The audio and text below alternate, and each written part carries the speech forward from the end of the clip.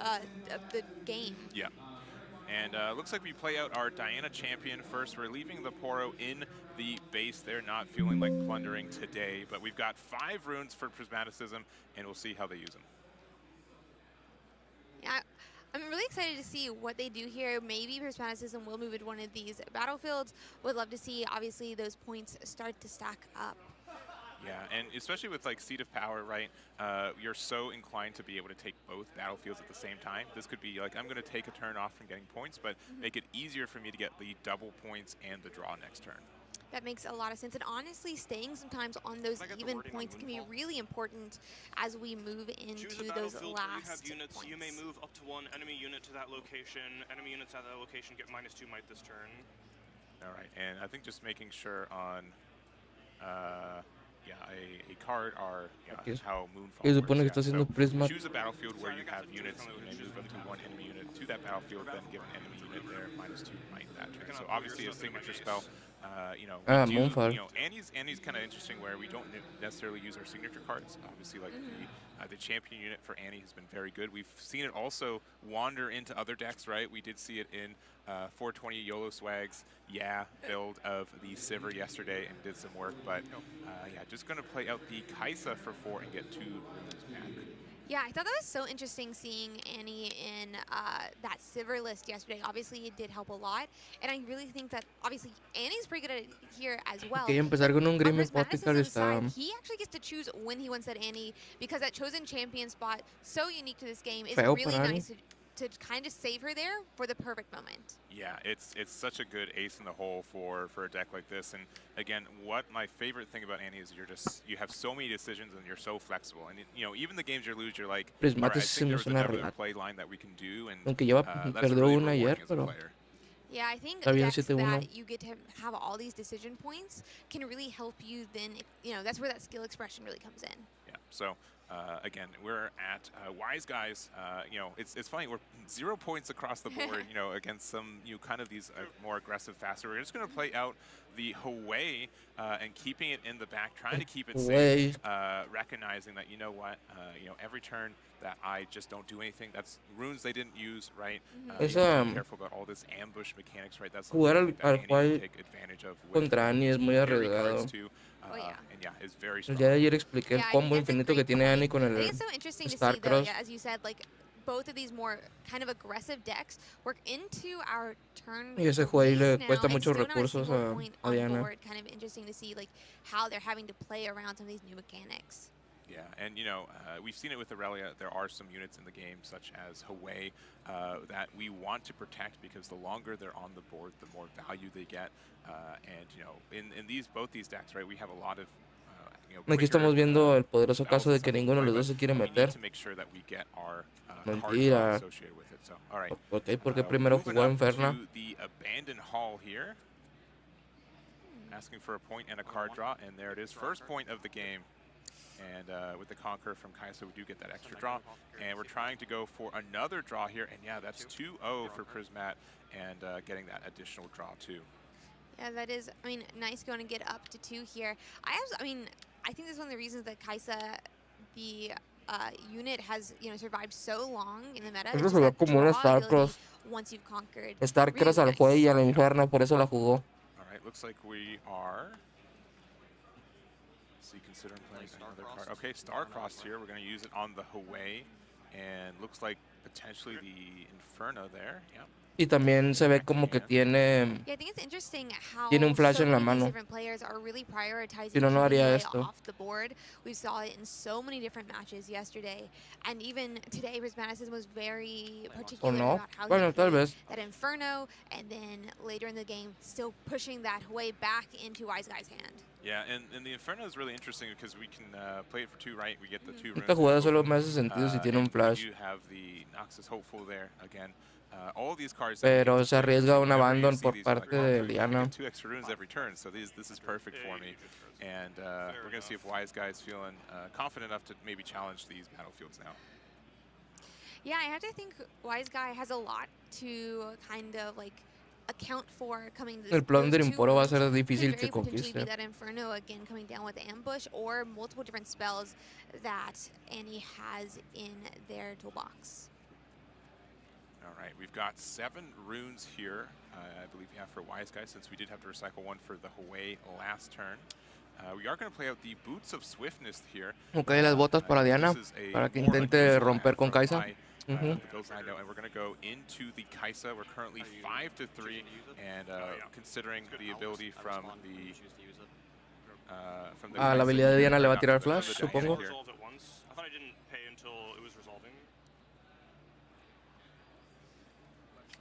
Yeah, and there is a new, I know, ruling for this Diana where it goes on the stack and then you don't pay it until it resolves. Deja de preguntar mamadas, Mary Jane. Se paga desde que lo quieres meter a la cadena. No existe nada ahorita en el juego que pague costos en resolución.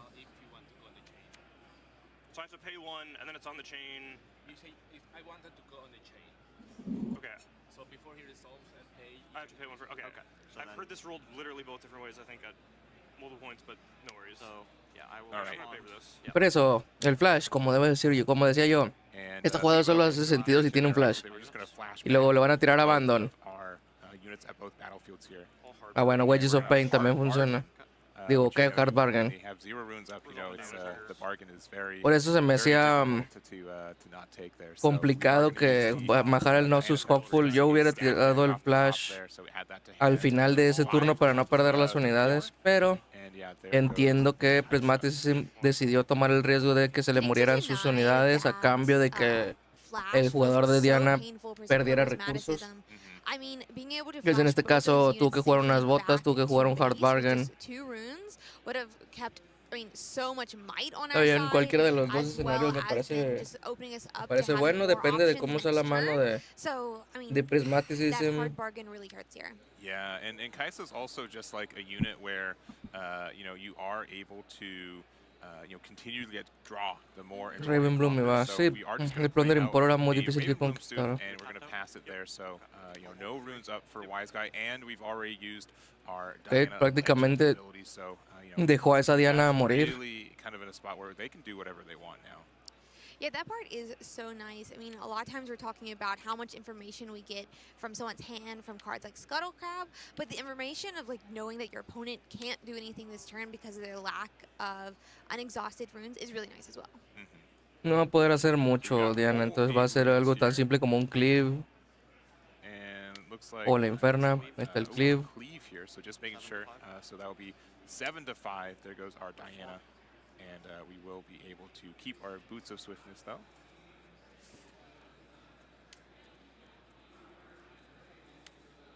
Y pues yo creo que si no tienes una mejor jugada, va a ser Annie. Y recuperar el Starcross.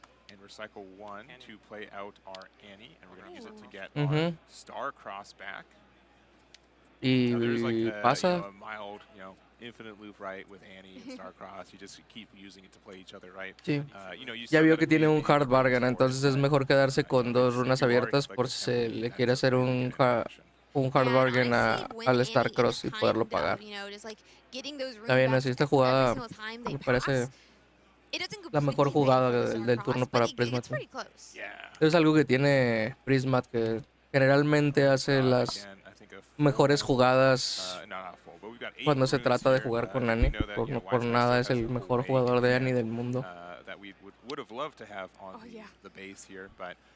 Not quite yet. We do have the Boots of Swiftness, but again, with 6 runes ready on the other side, there's so many things you have to play around.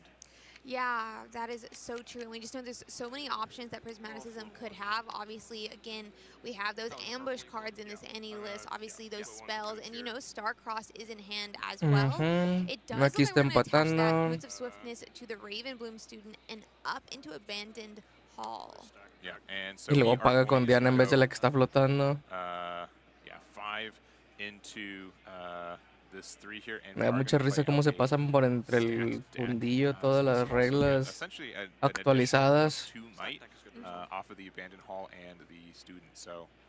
Siguen haciendo esa tontería de voltear una runa y dejarla ahí cuando dice que no se puede hacer en las reglas, pero bueno.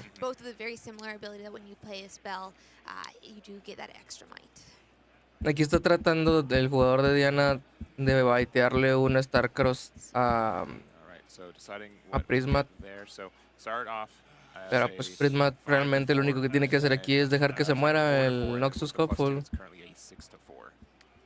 Yes, we are just above it here. I wonder if Prismaticism will have any options to try to even this Tiene out. muchas runas So obviously we do abiertas, have, Diana, you know, como para Fury, intentar hacer algo. Fury runes.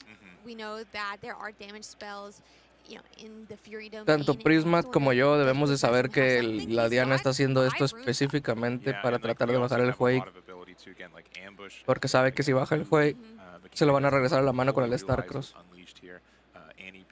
Have all these additional runes available means that we can play, you know, with these reacts that are a lot nicer here. And then also Wise Guy, I think, is doing a really good job. It's really tough when you know, you are just barely beating you know, a battlefield by might, and you have to kind of double invest into it. But Wise Guy ends up taking the second point here. Will offer a chance for the plundering Poro to not only start aquí es donde usas el Starcross. Seed of Power here, so that will be nice if it resolves, but Prismat looking at their hands. Pues es que entiendo la parte que no lo dejas robar una carta. Let's see what they decide to do, but obviously Wise Guy needs to start taking these points, bringing it back. Prismaticism was feeling pretty confident, I feel like, at the beginning or at the end of his own turn, being able to control both those battlefields already at 4. Tiene 6 cartas en la mano, déjalo que robe una carta. Because we also have this idea that we have extra runes and energy to work with, it's very easy for us just to use everything all at once and then kind of run out of gas. But both of them are kind of have to, you know, respect each other. They have to make sure, like, you know, I could, you know, dump a bunch of my resources here, but then I'm out of resources. So they're trying to find the best way to effectively use everything. And again, making sure you're applying the right amount of pressure. Like, it's just a 2-might Poro, right? But no es una decisión tan difícil, pero bueno, no sé qué tiene en la mano, tal vez tiene otra cosa. Yeah, and I think that point of, like, this is kind of like a resource game, right? Like, obviously we both have a lot of runes, a lot of energy, a lot of power to be able to spend, and spells to spend them with, or ambush cards to spend them with. But está mucho mejor que el Starcross. To do it, and kind of Seed of Power is going to be giving out all this card draw, especially when you already have control of the other battlefield as well. And so I have to wonder, like, at some point, do you think I'm going to spend stuff to starve them of resources if they're out, if they might get low on cards, and do I want to prioritize it or not? 8 runas, el siguiente turno va a estar en 8 runas. Está bien, ya de 7 a 8 runas ya se resuelve el infinito si... Si el otro no tiene un counter, así que perder el hard bargain en esa interacción puede costarle mucho a Diana.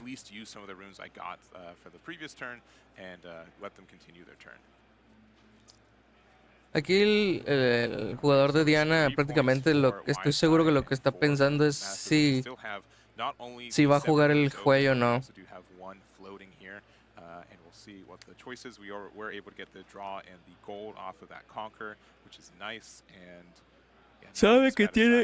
Sabe que tiene el Starcross en la mano, así que no creo que juegue el juego.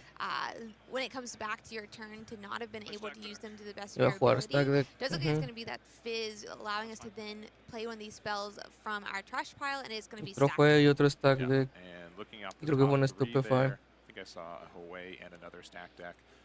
I think they got the one card I didn't see, so we'll see what that ends up being. But we got that there with the fizz, you know, obviously having to draw one off a card like. Y sigo diciendo que no creo que vaya a jugar el juego.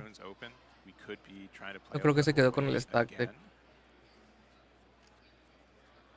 Does also just offer us really no interaction on the other side, but you know, having a Ravenloop student on a abandoned hall it is terrifying, right? Like it can just get so much might off of a couple spells. Yeah, for sure. I would definitely be concerned as Prismaticism, like how I'm going to deal with that Ravenbloom student. Obviously, plundering Poro. I mean, it's 2 might. It could be generating gold in the long term, but it's not going to scale in the same way that this Ravenbloom on Ravenbloom very well can. Oh, but it's got a buddy now. Está bien. Got the Ravenbloom student there. So we got mientras no bajar el juego. At both battlefields right now, but todo any chido. spell we play, Wise Guy will be able to get a lot of additional might with, especially 3. Y aquí qué va a ser Prismat. Yeah, that is for sure. So many options with those 3 runes. Está rudo, pero conquistar el Battlefield, el Abandoned Hall va a Back to estar muy Masses, and we've difícil got con 8 3 runes right runas now, 4 points enderezadas. to 3. Again, the other thing Un is that, you know, if Stupefy you es want to try to efectivamente un conquer más some of these menos 1 más battlefields, 3. we definitely want Bueno, to try to get más the Abandoned Hall first 2. and Seat of Power second. Just offers us a card draw, but, you know, we'll see. I'll swing in 5 Yeah, to 4. it's going to be the Rengar here. And I think Aquí lo está 5 forzando a to usar un 4 right spell. now with the Yo Assault creo que aquí boost. si tienes un Stupefy, usas el Yeah, I Stupefy. mean, 5 to 4, Si no, obviously un right now stack Rengar deck. is winning, but any spell can boost that Raven Bloom Mm. just right above that Rengar. Yeah, there's cards as we've seen stack deck. There could also be like a Stupefy, which would be great. It'd offer a 3 might deficit, right? 2 might to your Raven Bloom suit and 1 minus to the Rengar. Yeah, that would... Bien, Stupefy. Looks like we are going to be doing something here. It is going to be that Stupefy, just like you mentioned. Yeah, so, yeah, using it on likely the Rengar, but it could be anything really. This is going to offer a lot of additional might, but this does have to resolve to do so. We'll Y de hecho le falta un más 1, no solo ese más 2 no es nada más, tiene 2 Ravenbloom, entonces la Ravenbloom también gana más 1, la del Seat of Power, Ghost a esa Ravenbloom. Aquí va a tener que responder con otro Stupefy. Spell there, so that does mean that it will be too tiny, and you'd have to essentially play, I think, 2 more spells right now in reaction to be able to get rid of it. But Gust ends up working here. We do get the additional boost here from the student. We get the draw and the Porque Rengar no tiene el menos 1. +1 on the Rengar from the Abandoned Hall yourself. We're playing out the Longsword for another +2 might here, and we'll have to decide. We'll have to make sure what the total might totals are on that battlefield. Yeah, I think that was such like good forethought by Prismaticism reacting with that Gust to start decreasing what is No on entendí, the pero other bueno. battlefield, especially when Wise Guy. La Rengar es un 7, es un 6 y la Ravenbloom es un 6. Porque tradearon. ¿A quién le hizo target con el Stupefy? No se lo hizo a Rengar, eso se me haría muy raro. Y si no se lo hizo a Rengar, no entiendo la jugada, o sea. La verdad aquí no creo que vayas a jugar el Star, exacto, no creo que vayas a jugar el Star Cross para un Fizz. Or it must have been on the Rengar, and then you got the it was a plus on the Abandoned Hall. That's what it was. Yeah. So there weren't any dice because it got a +1 and a -1. All right. So we're back to Wise Guy again. Ah, okay. Pero es que esto solo me hace. And this is really key because a double conquer next turn. Es un 6, no, sí, entonces sí, así tiene sentido. Me olvidó que la Abandoned Hall para el Ghost le da más 1. Que sería un 7 contra un 6. Sí, está bien. Todo chido, todo chido. Yeah, I mean, Wise Guy obviously only does have to take one of these battlefields to stop Prismaticism from winning for the hold. Peace. But then Prismaticism has so many points, runes open, to kind of just take it back next turn. So I think Prismaticism is in a really nice spot. I mean, 6 is the magic number, I feel like, when it comes to Annie. Yeah. And right, yeah, it's 5 to 3 right now. So ¿Qué puedes hacer al respecto, Prismat? No mames. Jugar otra Longsword. With 7 runes open, there's so much you can do with it. Yeah, that is for sure. Mira, aquí al hacer esto lo único que está diciendo Diana es que tiene un Red de Wind en la mano. Do you want to stop the attack here? O un Starcross, cualquiera de las dos. I mean, you know there is, what is this? 8 Sí, runes pues, up se on lo Wise permites, Guy's se lo side. It permites. looks like we are just going to let that Grim Apothecary Pero lo die. más probable es que aquí quiera hacer un Ride the Wind. El Starcross no lo beneficia tanto. Y al Ride the Wind ahí sí le respondes con el Starcross para regresarte a la Annie y al Fizz.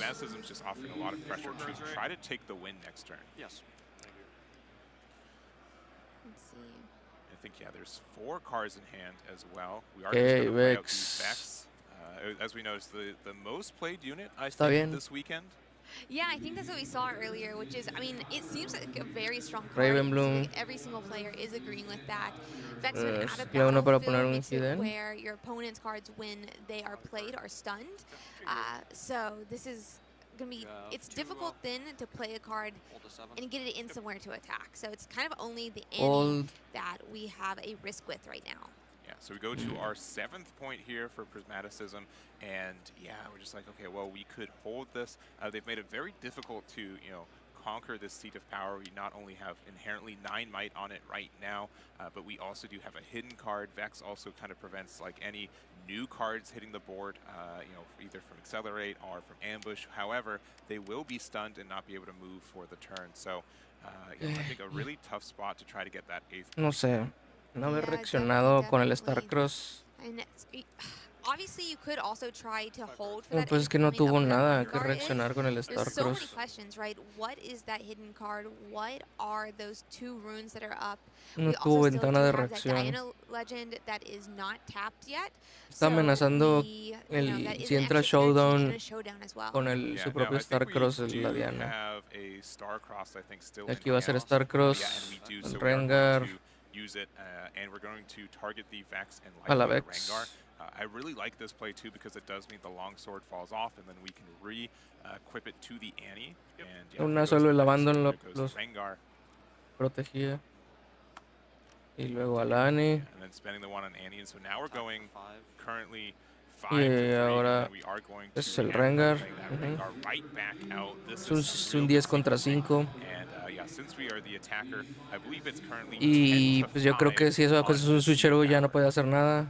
It's going to be difficult to deal with. It does look like Tide Turner was our hidden card, bringing that Raven Bloom student up. Y ahora esa Raven Bloom necesita el apoyo de un Stupefy y otro Spell. 7 to 10 right now, and we'll have to see what Wise Guy has with the 2 runes and the Diana energy. Ahí está, el Starcross que dije que estaba amenazando. Tide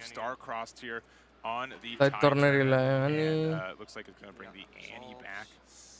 And this is going to offer another point for the Raven Bloom. So Ajá, ¿y por qué no te levantaste el Tide Turner? O sea, se le valió madre. Pero de todos modos se lo empinaron. What a fantastic job by Prismaticism. Prisma jugó excepcionalmente bien esta partida. Yeah, and you know, it goes back to like you know, I would say the Annie was played pretty Esta versión de Annie se me hace que roba mucho menos cartas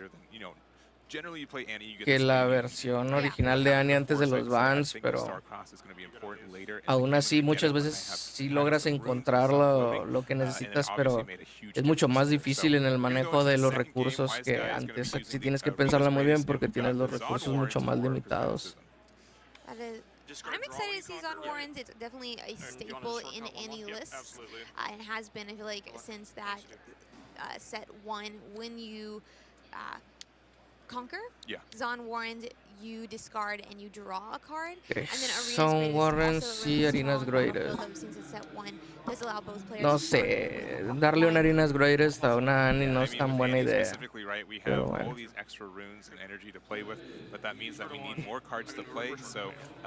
Ok, creo que estoy viendo que se ideó el Fallen Star y le salió.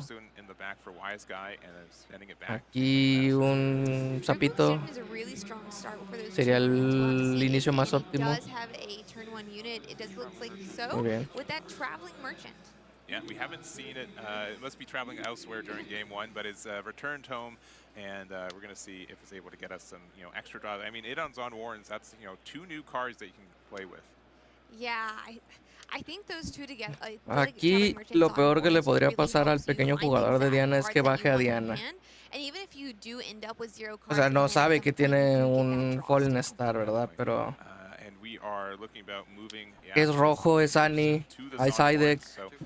Entonces ahí ahora sí se tiene que empezar a proteger un poquito del Fallen Star.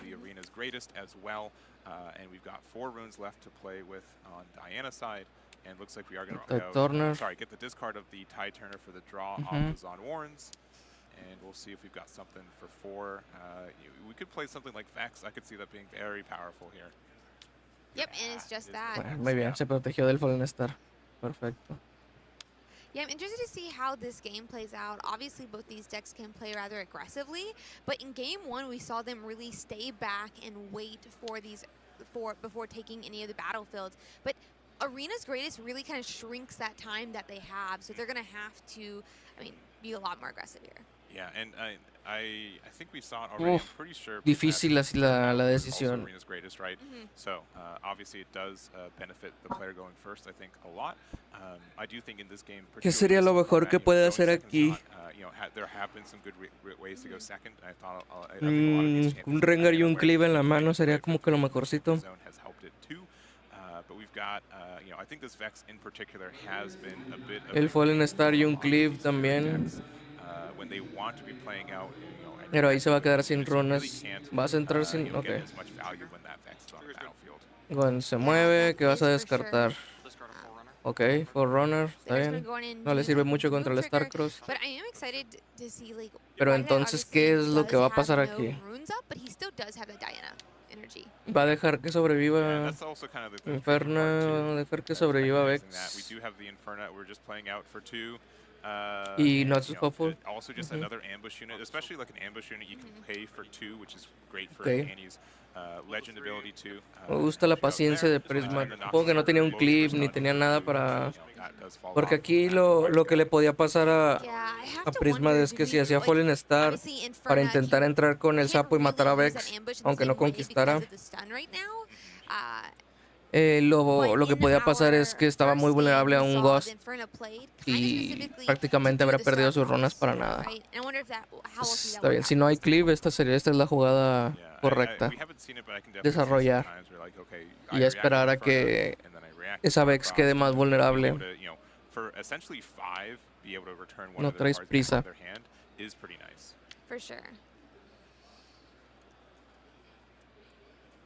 We're going to move the student back to the base here, and then for 3, looks like we are going to play out our Ok, ya tenemos los targets para el Fallen Star. Yeah, we're just like slowly building our board here on Wise Guy's side, keeping that Vex up there just to make sure that these stuns stick. 7 runes for Prismaticism here. We still also Prisma también tiene como que medio ese tic de los de Yugi, pero diferente. Él chuflea sus cartas de manera diferente que lo normal. No hace tanto ruido como los otros. We could just move into these on warrants and see if they do have a way to defend this Vex.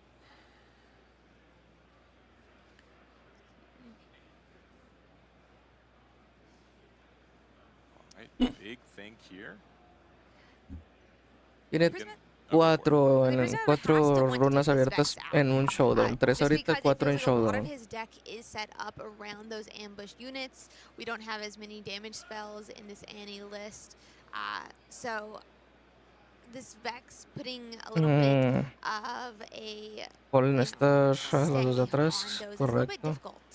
And the Falling Star, what a brutal card here. It's going to be a little expensive. Pues que va a tener que hacer doble Stupefy. Stupefy Ghost. Card to get rid of 2 of your opponent's cards does feel very good. So we'll see if there's any interaction here. Again, we'd have to like double react to save Necesita the Raven ser essentially. un doble Stupefy Ghost. Nada más es lo único que lo salva. Yeah, this is looking pretty tough. And yeah, Nada. Yeah, there they go. Correcto. Falling Star takes another 2.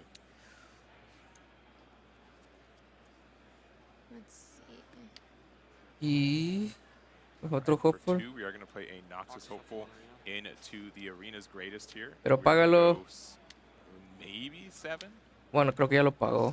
We also do have 3 open for potential. No ha jugado nada más. O sea. I could see you moving back. Sí, no ha jugado nada más. Traveling Merchant, and Está bien. we could play it again later.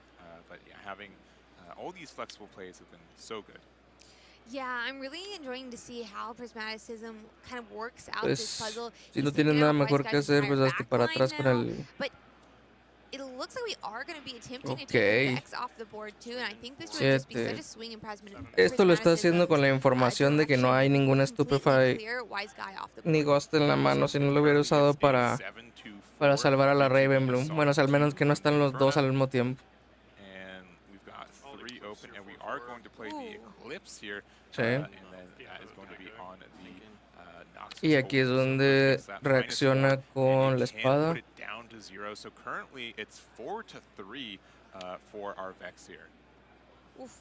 Yeah, I mean, that's going to be difficult. We can't really just bring in any of those ambush units, just like we mentioned Pues earlier, because of that sabemos stun. que So probablemente no tiene el Ghost. for Prismaticism. Así que podemos jugar un cleave aquí. You know, compared to last game, it's been a lot more of a grind. Obviously, the Seat of Power in Kaisa offered us like a little bit more card draw, and I think they're making sure that this is resolving. So Le permitió so we can look at the top card. Le permitió hacer un cleave. Digo, le permitió que resolviera para poder hacer el cleave.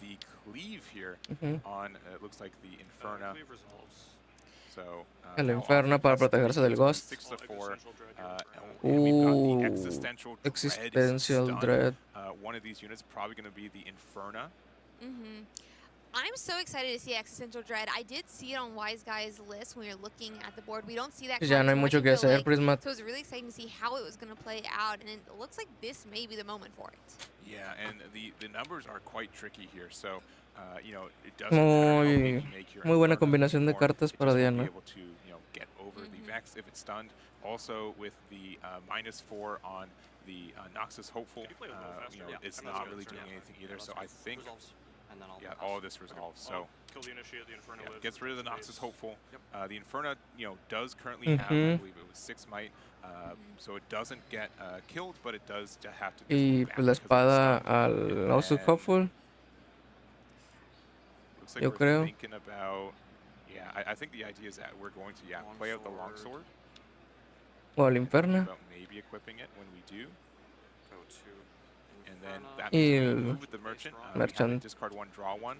And since our hand is empty, it just turns into Uy, fue un turno muy rudo para Prismat. Nice to try to build our hand back up, but that's got to be a Está- huge ouch for Prismatic. Está muy He did, muy clear out the atrás entire ahorita backline. en cuestión de Wise Guy cartas did en la not mano. react in any way to it, even though he did have So it's runes gonna be up, attacking us at and he 5, was right? so En smart in saving puntos those runes, saving realmente his cards to no be le able to costó mucho, protect pero en Vex. runas y And en again, mano these stuns un are doing turno so much demasiado for Prismatic feo para Prismat. because, I mean, Todo he's depende kind of just de built que around attacking. tenga Yeah.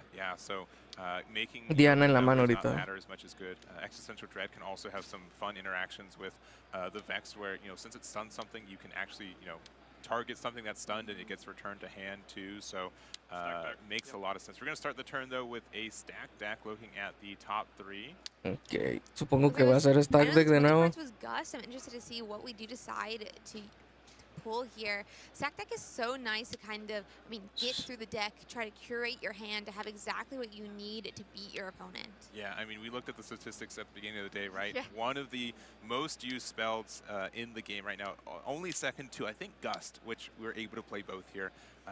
Very good for our consistency, and obviously we're playing stuff like Raven Blue Suit, Abandoned Hall. Paying 1 to give a +1 might and look and draw a card, just, irreplaceable. Yeah, that is for sure. I mean, Chingados. it looks like just looking at the resources pensando. of the two players, Wise Guy seems to have a lot more cards than Prismaticism does. Tres. Runes. Yeah, and again, Que va a Vex jugar can por just be 3. quite a bully here when it comes to preventing any, dramatic plays. It really slows down Prismaticism. I will say that Prismat's kind of in an interesting spot though, because it's going to be kind of easy for them to get these free draw 1s off the top of the deck by using their cards. But we'll see. Looks like for 3, we are going to play with the Moonfall. Para la Inferna. All right. I love this signature spell, Moonfall. It's kind of almost like a dual charm plus a double stupefy. Yeah, it just does so much. And also, it's gives everything the -2, and then also the fact that it doesn't have the down to a minimum of 1 might, so you can give stuff negative. All of that ends up, I think, being very. Usar el Moonfall de esa manera. Noxus Hopeful there, off Dice grita desesperación. Un segundo Moonfall. Eso ya sería decirle a Prismat que no tienes nada mejor. Ok, Fizz. Pero va a ser para usar el Moonfall otra vez. Kimon, de todos modos tienes que pagar el coste de poder. Oh no. Sí lo pago. I think this is great because it really just used the Fizz.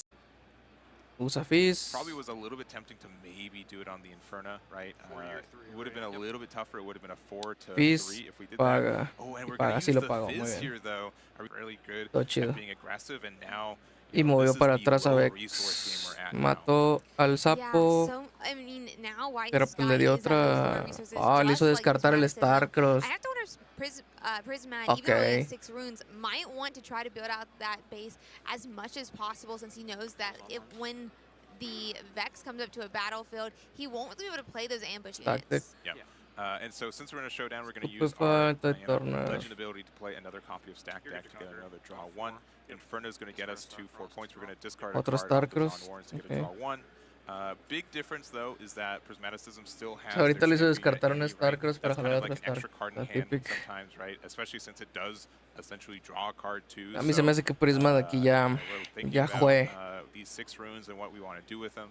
You know, obviously Annie's like in contention for one of our a jugar Annie para regresarse en Starcross, no. no. It's going to be a Kaisa on the Zon Kaisa. and pass. ¿Cuál es la otra carta que tiene? Va a defender por 7 en campo.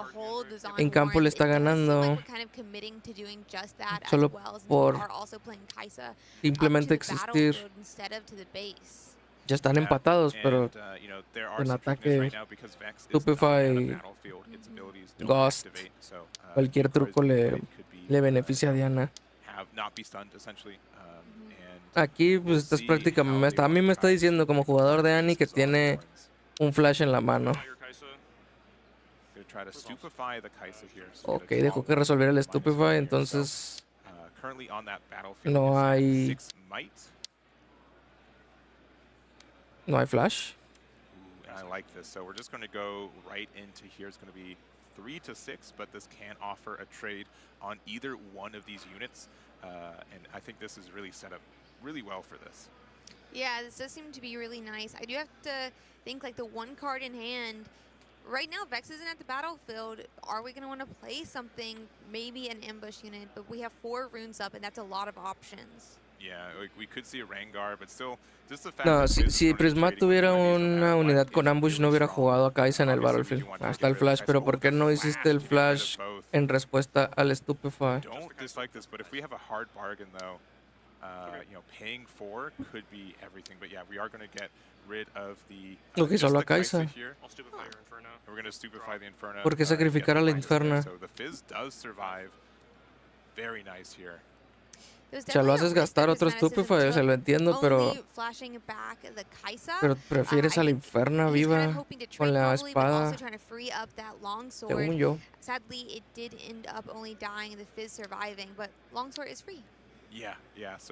Supongo que lo sacrificas para poner la Longsword en la Kaisa y atacar en tu turno.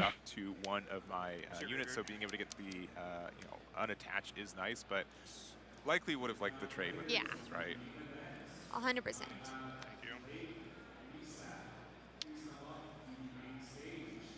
No, está muy complicada la situación para Prisma de ahorita. Entiendo por qué no se rinde Prisma. Todavía tiene trucos en el deck y aparte si se van a turnos yendo el primero con el Arenas Greater, lo más seguro es que gane por puntos, mucho más rápido. Yeah, all right. Finally, using the Zon Warren, so discarding the Poro, get the draw 1. Vex en el campo. Yeah, I really think, yeah, if we have a Star Cross for this Fizz, that could really wrap it up. We're tapping 3. Moonfall. Yeah, clearing out Prismaticism's board would be such a huge moment, just because, especially with that va a venir el otro Moonfall. No. Fizz, con el Fizz Stack Deck. Está buscando el otro Moonfall. O Abandon o algo, Starcross. We're going to have also 6 power here, which is enough to tie with a Longsword Kaisa, which is good as well. Se me hace que tienes que meter a fuerzas a la Vex en el campo porque tienes que saber que el combo con Annie te va de todos modos a regresar a la Vex a la mano. Ok, te vas a quedar tapeado, o sea, le estás dando puerta de entrada a la Kaisa para que conquiste. Y para que pongan otra Kai'Sa acelerada. No tiene mano, así que no importa mucho. Okay. Because 6 is such an important number, it does seem like we're kind of hoping to hold into that 6 with that double fizz. But if we moved up to 6, there is some world that we could have won next turn, where now that's not possible. Yeah, so stacked deck looking at the top 3. You know, one of the probably better draws, at least from a consistency, right? Like you get Tienes que chuflar, Prismat. A ver si no lo hacen que regrese. No tiembles, Prismat, qué pedo. Está muy nervioso ahorita. Annie. Starcross. Oh, el Fallen Star, ok.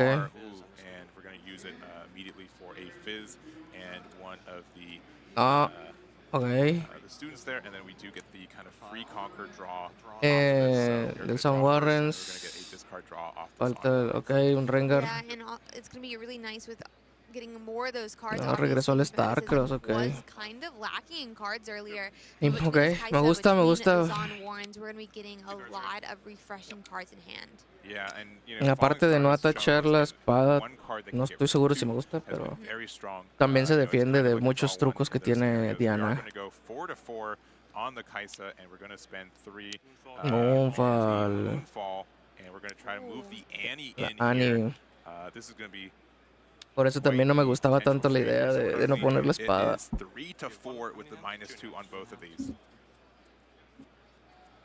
Con la espada estarías ganando este trade hasta ahorita. Que tienes en la mano como para no tachar la espada. Un Rengar.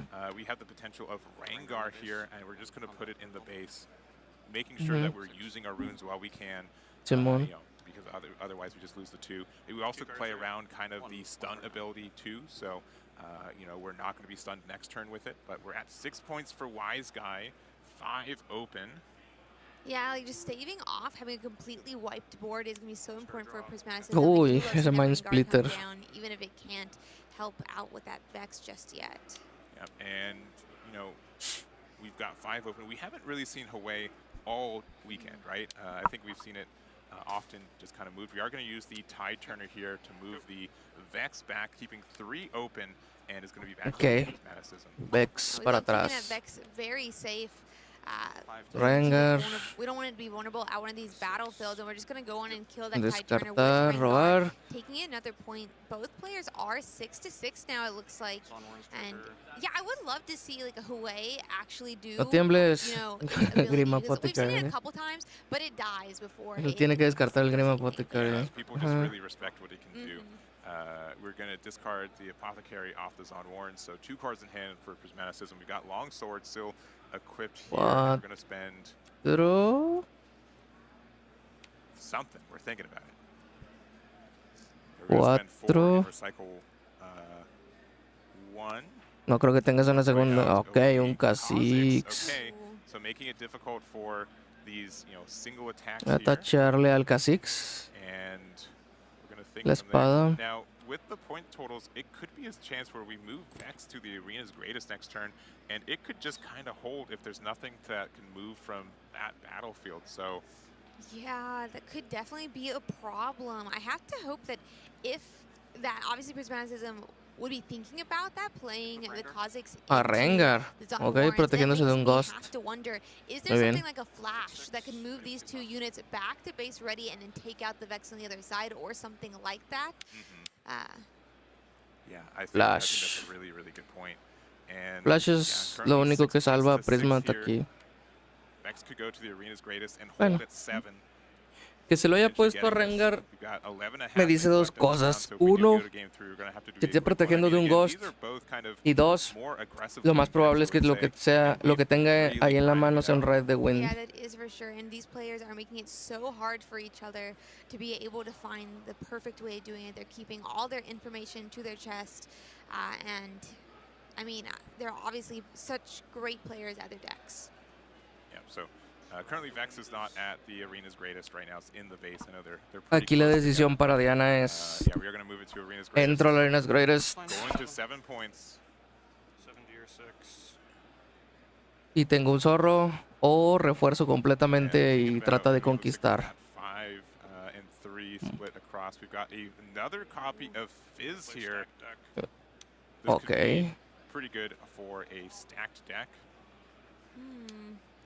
¿Por qué no volvió a jugar el Moonfall? Yeah, really nice to get that stack deck right here. Obviously, this turn coming up is Que se quite Rengar de encima. No, pues se va a morir Vex, no. Está bien. A lo mejor está buscando un juego o algo. It does look like we are going to keep reinforcing that arena's greatest, though, and spending a lot of those runes. It looks like we are going to leave ourselves with Flash, ahí está el flash, correcto. And that Diana, and luckily, Prismaticism at least does have that flash we talked about. Yeah, flash has been super good here, and I think we're going in one at a time. This is going to be a total of 7 might to 11, so we do get rid of the 2 units, and this is such good timing because now this gets to attack by itself. Al Kha'Zix, y eso es un 8.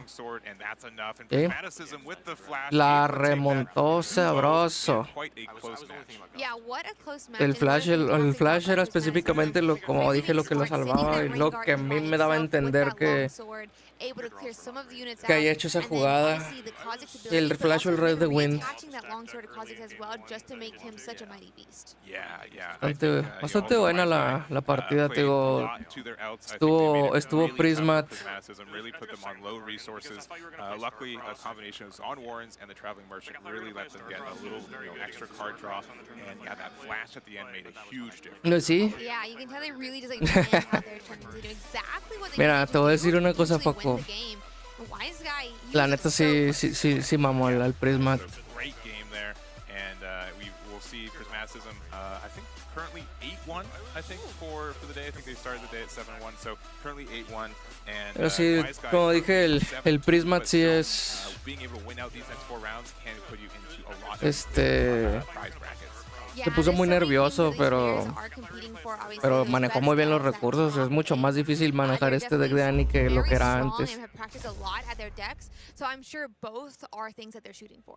Yeah, so again, we did have Wise Guy versus Prismaticism. Prismaticism able to take it 2-0, but again, quite a match. And again, I think Wise Guy really showed that they knew what Prismaticism was trying to do, was able to make it very tough for it. Prismaticism able to still find a way, but it was just so tight.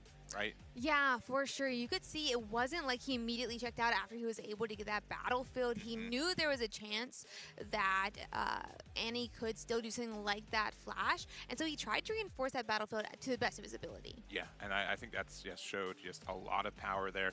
And we were playing to a lot of outs. I'm not sure if the flash move is the top deck or is the one they were holding, right? But without it, we definitely couldn't have moved things to that battlefield. Yeah, exactly. And I mean, like you're saying, there's only a few cards left in Prismaticism's hand. They did such a good job at really almost running Prismat out of those resources. Yeah, and I think one more thing too, Hwei never really made a bit of a presence. It showed up a little bit in game 1 just to get Starcross back to hand. Once that hits the board and stays on board, it becomes a totally different game, I think, as well. Yeah, I would love to see Hwei really do some action on the board in some of these upcoming games. Yeah, so obviously we also looked at there's a couple different ideas for how Diana could be built in this format, right? If it has the Frigid Jewel or not. So without that those might totals become a little bit more difficult. And when Annie and Diana have such similar might totals, right? The extra 2 might can make a big difference. Yeah, I think that's a really great point. I'm interested to see how these different builds really do continue throughout the tournament. Is one going to come out on top? Yeah. So I don't think we're going to be able to go to Table B, but we did have our other matchup playing at the same time with. But it was Diwali who was also playing Diana. We saw that build was the Frigid Jewel build for it too. So we'll have to see if they're currently, one of those players are currently 9-0, which is really exciting. Yeah, that is so exciting. I would love, honestly, to have that repeat, obviously, with Diwali.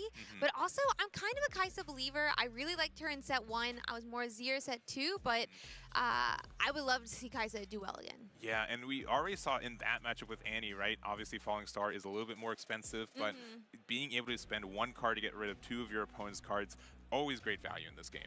Yeah, 100%. And I think Annie and Kai'Sa are both decks that, or a few of the decks can really harness that Falling Star because of how they can use the power, right? Kai'Sa with the legend ability to give a power, and Annie bringing back those 2 runes every turn. Definitely. And we do have an interview with Prismaticism, so let's see them over there. Thanks so much. I'm Bear Bryant, and I'm joined by the wonderful Prismaticism. It's always good to have you here on the desk. So first of all, I want to say congratulations on your match win. I know we were talking a little bit beforehand. You said, not entirely warmed up yet, but you still started the day with a win and pretty decisive, I should say. Not really. How are you feeling at least? It should have been better. Like, both games I misplayed. Game 1, I should have gusted his Plundering Poro when I had the chance, and then I also, when he went in with his Fizz on the very last turn, I needed to just develop my units to play around the Vex. I don't know, just forgetting about cards is really bad. And then Game 2, I forgot about Existential Dread. I was only thinking about Gust. So with the Longsword Cleave in my hand, I could have beaten that combat, and the game would have been over instantly. Like, both of those games should have been way more decisive. And you were kind of telling me, obviously, this is a deck that you have a lot of proficiency from testing against, quite a bit. And so, those are all these things that you already know and want to be doing. I played against Alan. I know what's going on. Like, I know there's hard bargain there. I know Moonfall is going to punish me if I stack battlefields, or if I'm too reliant on Flash, it can also pull me back in and clear me. Like, that's why. I mean, I made a good play at least Game 2 or Game 1 where I just kept. How was it? Whichever game it was. Oh my god. I'm out of it. It's like where I played Kai'Sa in base instead of accelerating her. Yeah. I believe that was Game 1, where I could have accelerated Kai'Sa out. I had the Flash. That's like the traditional Annie thing you do when you go second. Yeah. But it's too risky.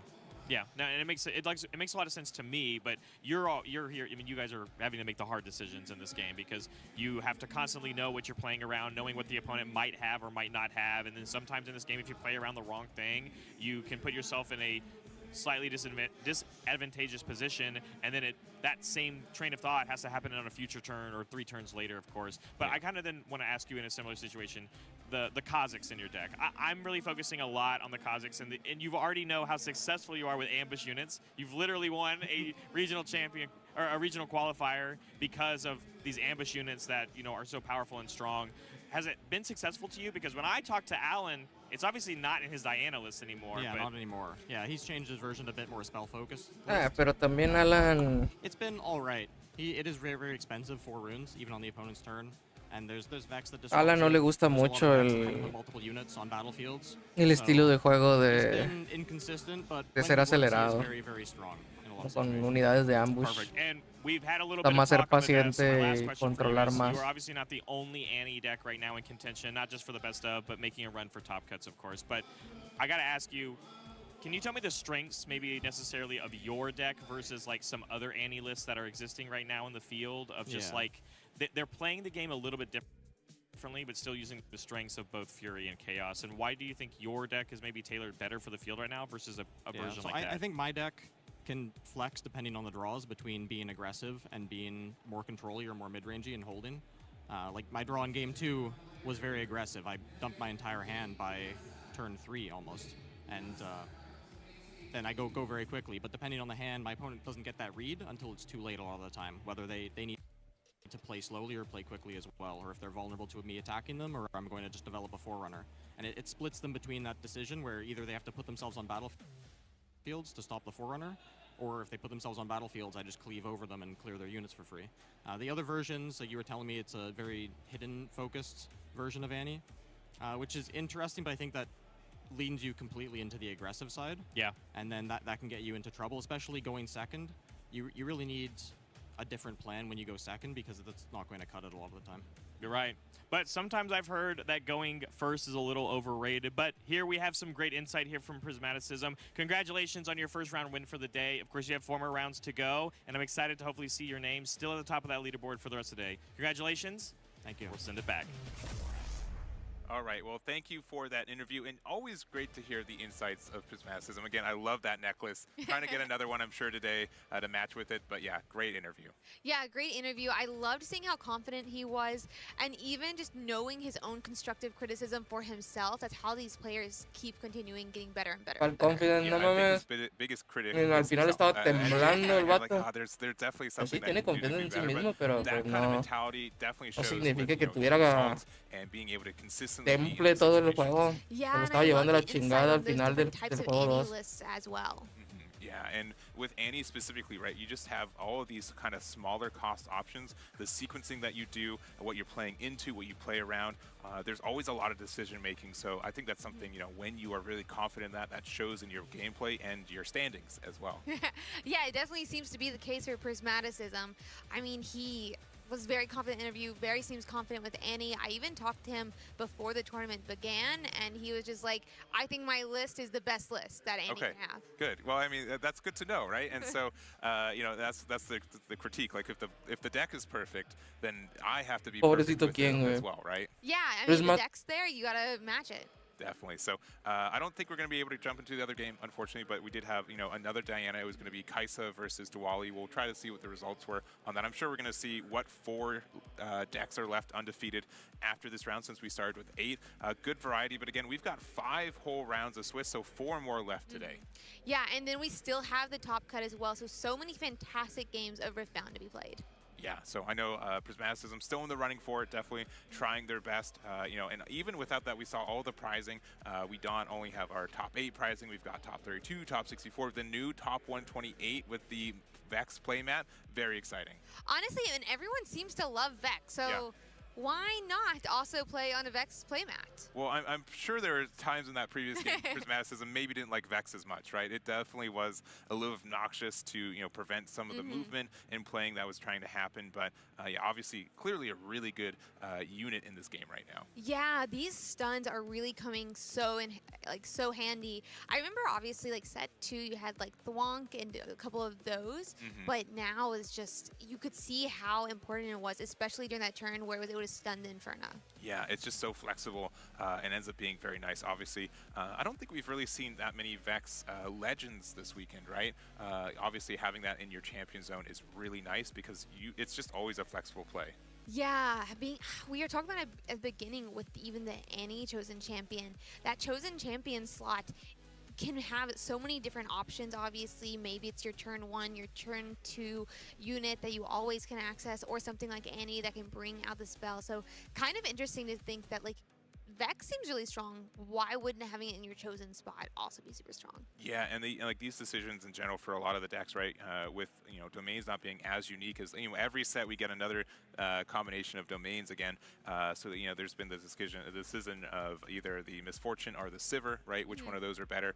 The champion, I think, makes a big difference because both of them have their own usage for it. But also saying, I have an idea for a deck and now I have to find a home for it. You know, one of my favorite deck building constraints for this game. Yeah, I think that's such a interesting part of it for sure. Like between the domains, can it synergize with your legend? Do you really care if it synergizes with it? Yeah. So we are going to go to a break. We've got 4 more rounds of Swiss, so looking forward to that, and we'll see you guys in round number 10. Alan está en la mesa 1. Ok. Pues probablemente vayamos a ver una partida de Alan. Duali está en la mesa 2. Puede ser que veamos las partidas de Alan y Duali. Los dos con Diana. I'm here with Challenger TCG, and so many of these guys have made it into day 2 with some fantastic decks. So would you guys like to introduce yourselves and tell us what deck you're playing? Yeah, I'm Daniel Zeidenberg, and I'm playing LeBlanc. El Master LeBlanc. I'm John Rossum, and I'm playing Pike. Coco Lopez on Aurelia. I'm Zane. I'm playing Kha'Zix. Colin Kaiser on set. Colin, claro. Alex Blandon on Azir. Trevor Coulomb, and I was playing Diana. Billionaire on Volibear, of course. How Volibear, okay. Minwin on Aurelia. So which of you guys do you think is going to make top 8 today? Ideally, all of us. 1, 2, 3, 4, 5, 6, 7, 8, 9. No, pues sí. Alex for sure, and 9 en el top 8. Perrote. Se ve que su materia predilecta no eran matemáticas ni...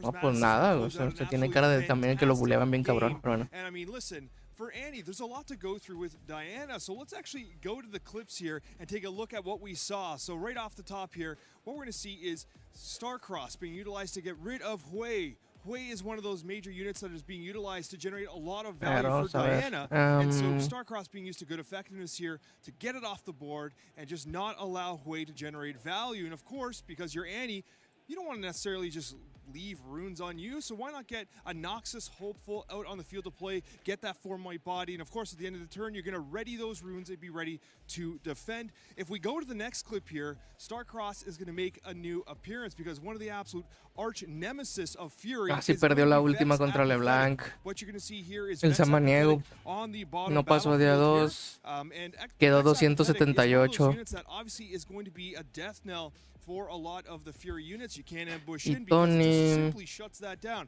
So we need to find a way to deal with it. Well, what you're going to do, you're going to play Starcross. Hola. You're going to get rid of that Vex Apathetic, but the key thing here is you're actually going to target the Rengar. Targeting the Rengar is going to Tony quedó en lugar 1400. onto Annie and bring Annie in. And now that Vex is gone, you get to ambush again. Rengar is Lo bueno es que se fue a pasear. Ay, güey. Play. Now, of course, you have answers if you're Diana. We have a hidden card there. Yeah. That hidden card might be able to kind of flip the script a Tres little bit. It is a tie puntotes. turner, so Al menos sacó una win. Ravenbloom student, which is going to have that like ramping might as you cast additional spells. Well, what spell do I think that Diana is going to play? I mean, spoiler alert, I do know what spell it is. I bet you know exactly what spell it's going to be. It's going to be Starcrossed. And again, Starcrossed is going to be used to target the Annie that has the longsword. It's going to release the longsword. And what's going to happen here is, okay, now the might is favoring Diana. What are we going to do? Well, Vex is gone. Prismaticism wants to win this game, so what do you think we're going to see? Another Rengar pounce in to close out game 1. You absolutely love to see it. I'm here with Team TSS, and so many of you guys made it into day 2. Would you like to introduce yourselves and what deck you're playing? Yeah, sure. I'm Nightingale, and I'm playing Vex. I'm Viggs, and I'm playing Kha'Zix. Okay. I'm Dizzy. I'm a villain, and I'm playing Sivir. I'm No Veggies. I'm a hero, and I'm playing Poppy. No veggies. I'm Houses Are Big, and I'm playing Master Yi. I'm Gale Wins, and I'm on Lilia.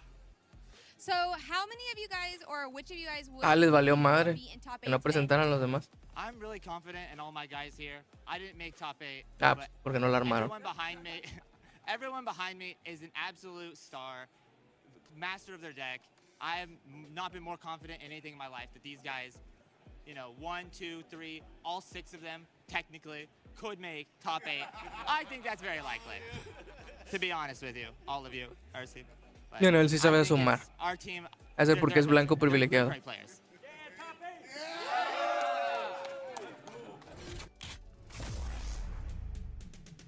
It's been an absolutely remarkable start to the action here. Day 2 in Vancouver. What have you seen thus far that has really caught your attention? Well, of course, we have a lot of meta diversity with the number of decks that we weren't expecting to get into that 8-0, the 9-0. Like, for instance, we did see the Kai'Sa start off really strong, and then we've seen Rek'Sai do well as well. So just seeing those decks that were under the radar doing extremely well. Yeah, the meta seems really solid here in Vancouver. And why don't we take a second to take a look at the standings thus far here. Diwali, 9-0 on Diana. Absolutely a remarkable result for someone who has been an absolute mainstay in the competitive scene. Absolutely. Of course, it wouldn't be a tournament without Irelia also performing very well at that 9-0 Okay, mark. We have Prismaticism. ZQ here at 9-0 as well with that Diana deck, too. Sí, lo más probable es que... Stage earlier here, 8-1, and I think that they're looking to take home another championship victory. Swag YOLO 420, yeah. O sea, ese blanco privilegiado es el baboso que estaba jugando Sivir ahora que le salía todo en las manos principales. You guys are going to get the opportunity here to be able to decide the next match. But before we dive into the vote here, we're going to dive into the vote right now. We got match A, which is going to be Alan ZQ on Diana versus Sketchy Man on Irelia. Match B, we have Diana piloted by Golden Monkey, and then Diana contra is that Irelia. Lux? Raid Bowser on Lux.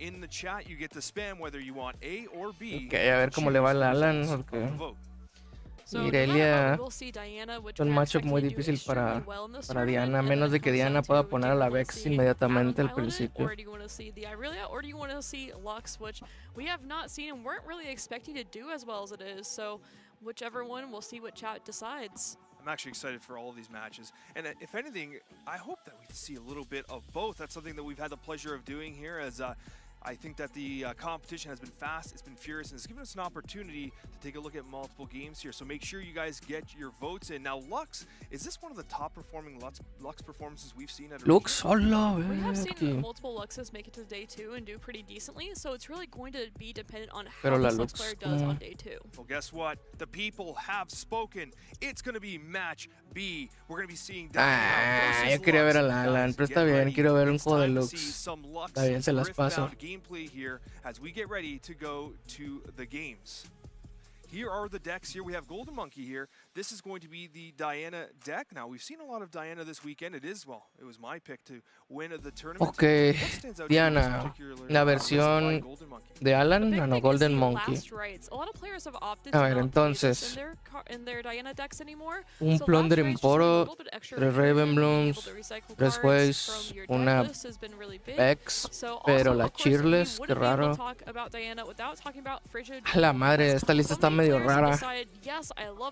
Elder Dragons, I love being able to sometimes instead draw with my way instead of discarding. Okay, en el main. So Jewel has been an interesting card because we've had decks of Diana perform very well with it, as creo well que as decks that just say no, I don't want it, and they're also performing well. Either way, no, la verdad no sé contra qué está buildeado este güey. Supongo que contra Aurora, pero nada más trae 2 formas de deshacerse de la Aurora en el main. ¿Por qué trae la Vex Cheerless en vez de la otra? Me hace muy raro todo esto.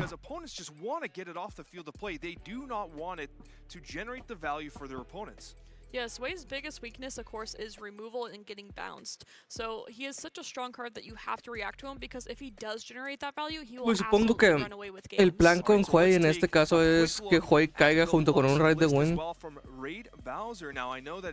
Time Warp tiene sentido, Sprite Burst tiene sentido. También tiene sentido. Absolutely, it does have a lot of value. We have 3 of the Ruination in this deck list. 3 Ruinations. Set the entire game where so many decks that once they get ruinated, they can't really come back from it. And of course, that is a heavy power cost. Chingados es esta lista. Generation here, even something like Wages of Pain. We've talked about so often that not only is this card incredibly versatile, ¿Cuál es el plan en sí? But that 3 damage on a unit as a battlefield can be remarkable. Pues esta es una lista excesivamente controlera, pero tiene muy poquitas unidades. Yes, and something Supongo que por eso juega el Ruination. Pain is because it is at a battlefield. Something that we've seen over and over again is Flash from our Diana decks do very well into responding to these Wages of Pain. So this at a battlefield can be a detriment at times. Pero bueno, va invicta. Algo le sabe el Rain Bowser. El Raid Bowser. Vamos a ver cómo se desempeña porque la neta no le hallo ni pies ni cabeza a esta lista. Fast attacking plays. You have the spray fountain, the spray burst, get on the board early there, but you have so much control. Even 3 of Call the Weak. Let's go creo que to mucho the robo action en here los at the tables spells. as we get started in our next round.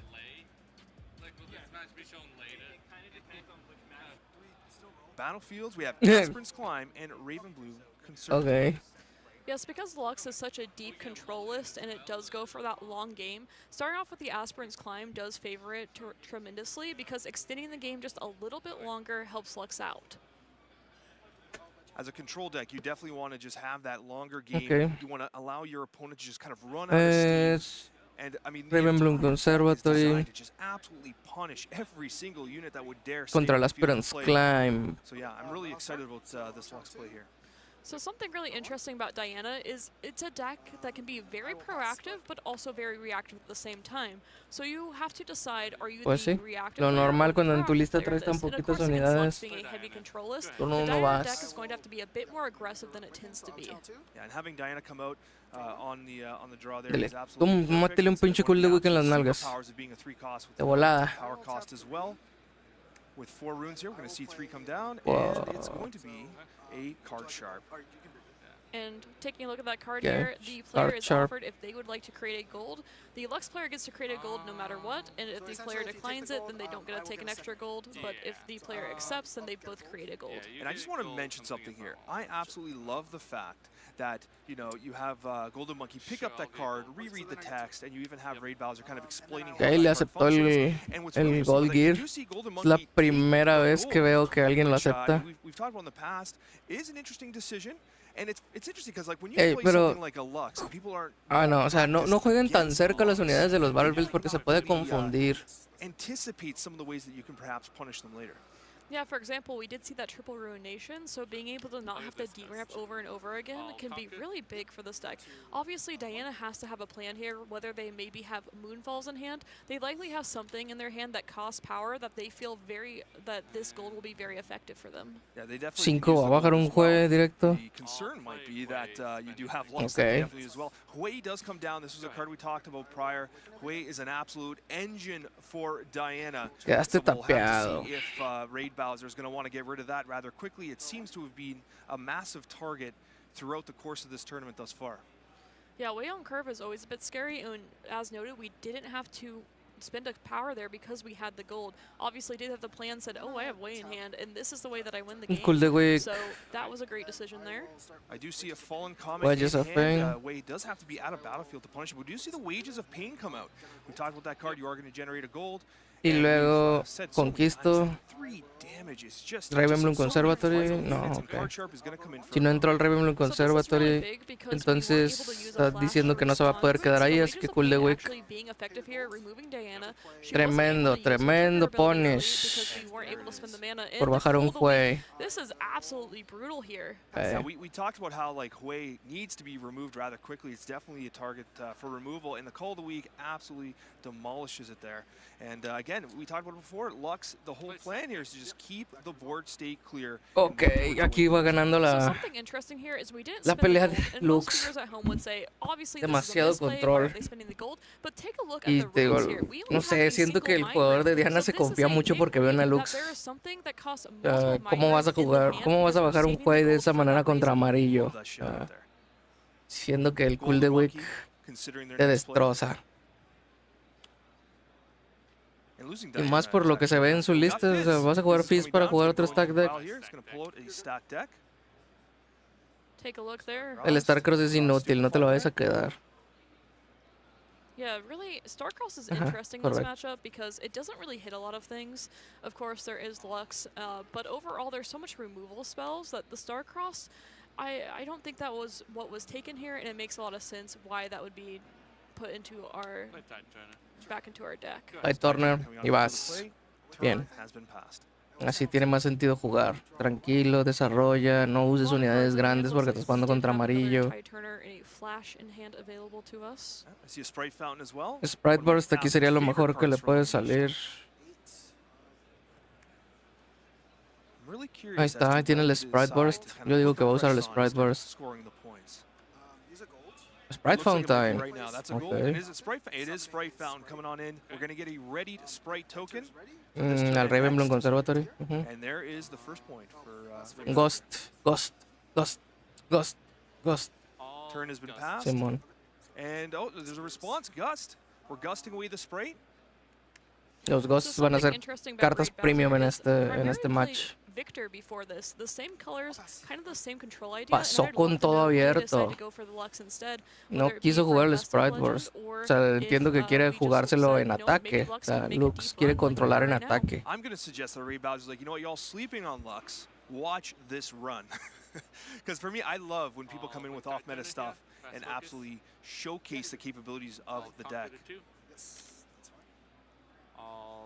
Ok, supongo que ahí es donde en el Fizz le van a jugarle el spell para matarlo al campo.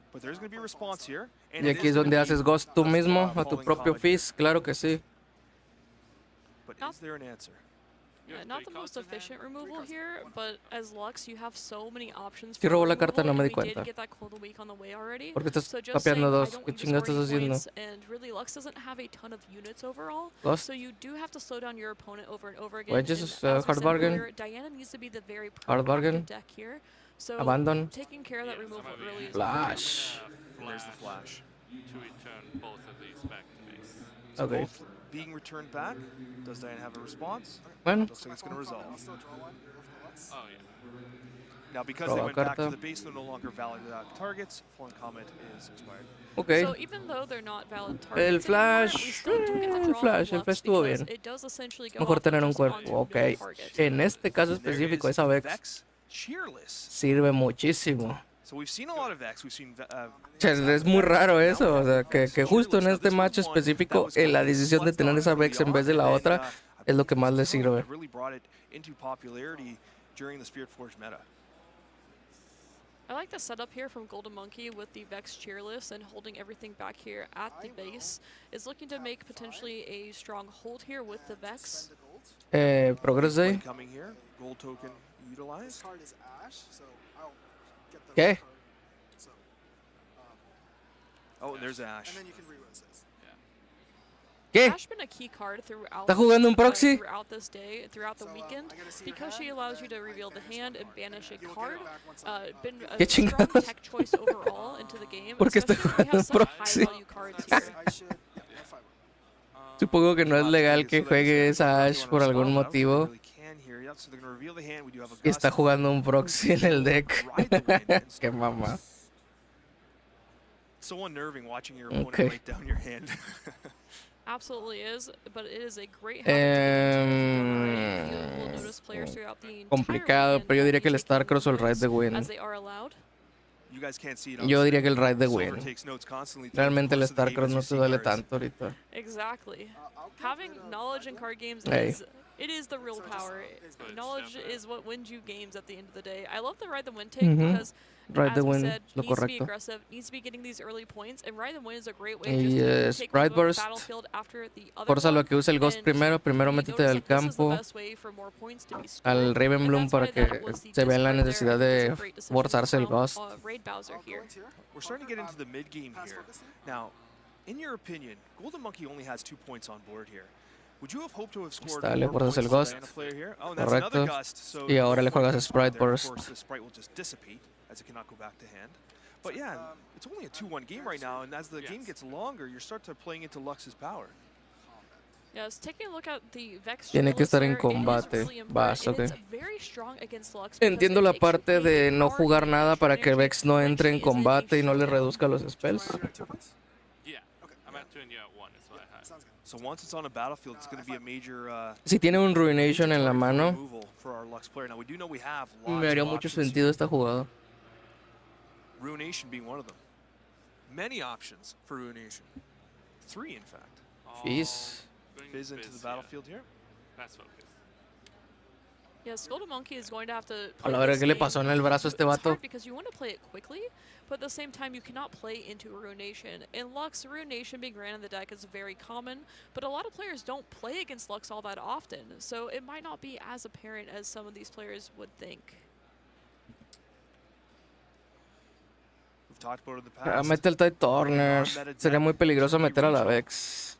And just Pero let bueno, the está advantage bien. you, as your opponents just aren't as well practiced against your lines. I'll tap 5. Okay, tap 5 here, response to the Vex.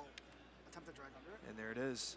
Yeah, so kill a unit. Drag under. It's Drag really just under. aggressive removal. Y supongo que aquí es donde vas a responder con Starcross. But it's literally just kill a unit at a battlefield for 5 and a 1 power. Is there a response? No la dejes morir, no la dejes morir. Usa el pinche. Que la verga. Draw 1 from my legend. And because she was not in active combat there, we Ah, were pero ¿te able to acuerdas, play campeón? Cuando te dije que era muy arriesgado meter a la pinche Vex primero al Battlefield. Tiene 5 runas abiertas siendo amarillo. ¿Qué esperabas? ¿Petróleo? Definitely don't want that Vex sitting on a battlefield. It is so detrimental to your overall game plan. Vex is just such a interesting card. I mean, we got Le acabas de dar Vex apathetic. ya gratis que mate a la única herramienta de tu deck que más o menos lo perjudica. We do have a lot of the sprites being generated as point generators, so for the most part, any Vex is just problematic for Lux. So a big thing from Golden Monkey on this Diana is we know that the hand is very low on units. Se quedó completamente and of course, abierto. Lux doesn't play that many units either, so we might have a slower Pero game conoce su go mano, overall, solo no conoce but una starts to carta. favor Raid Bowser as we keep going.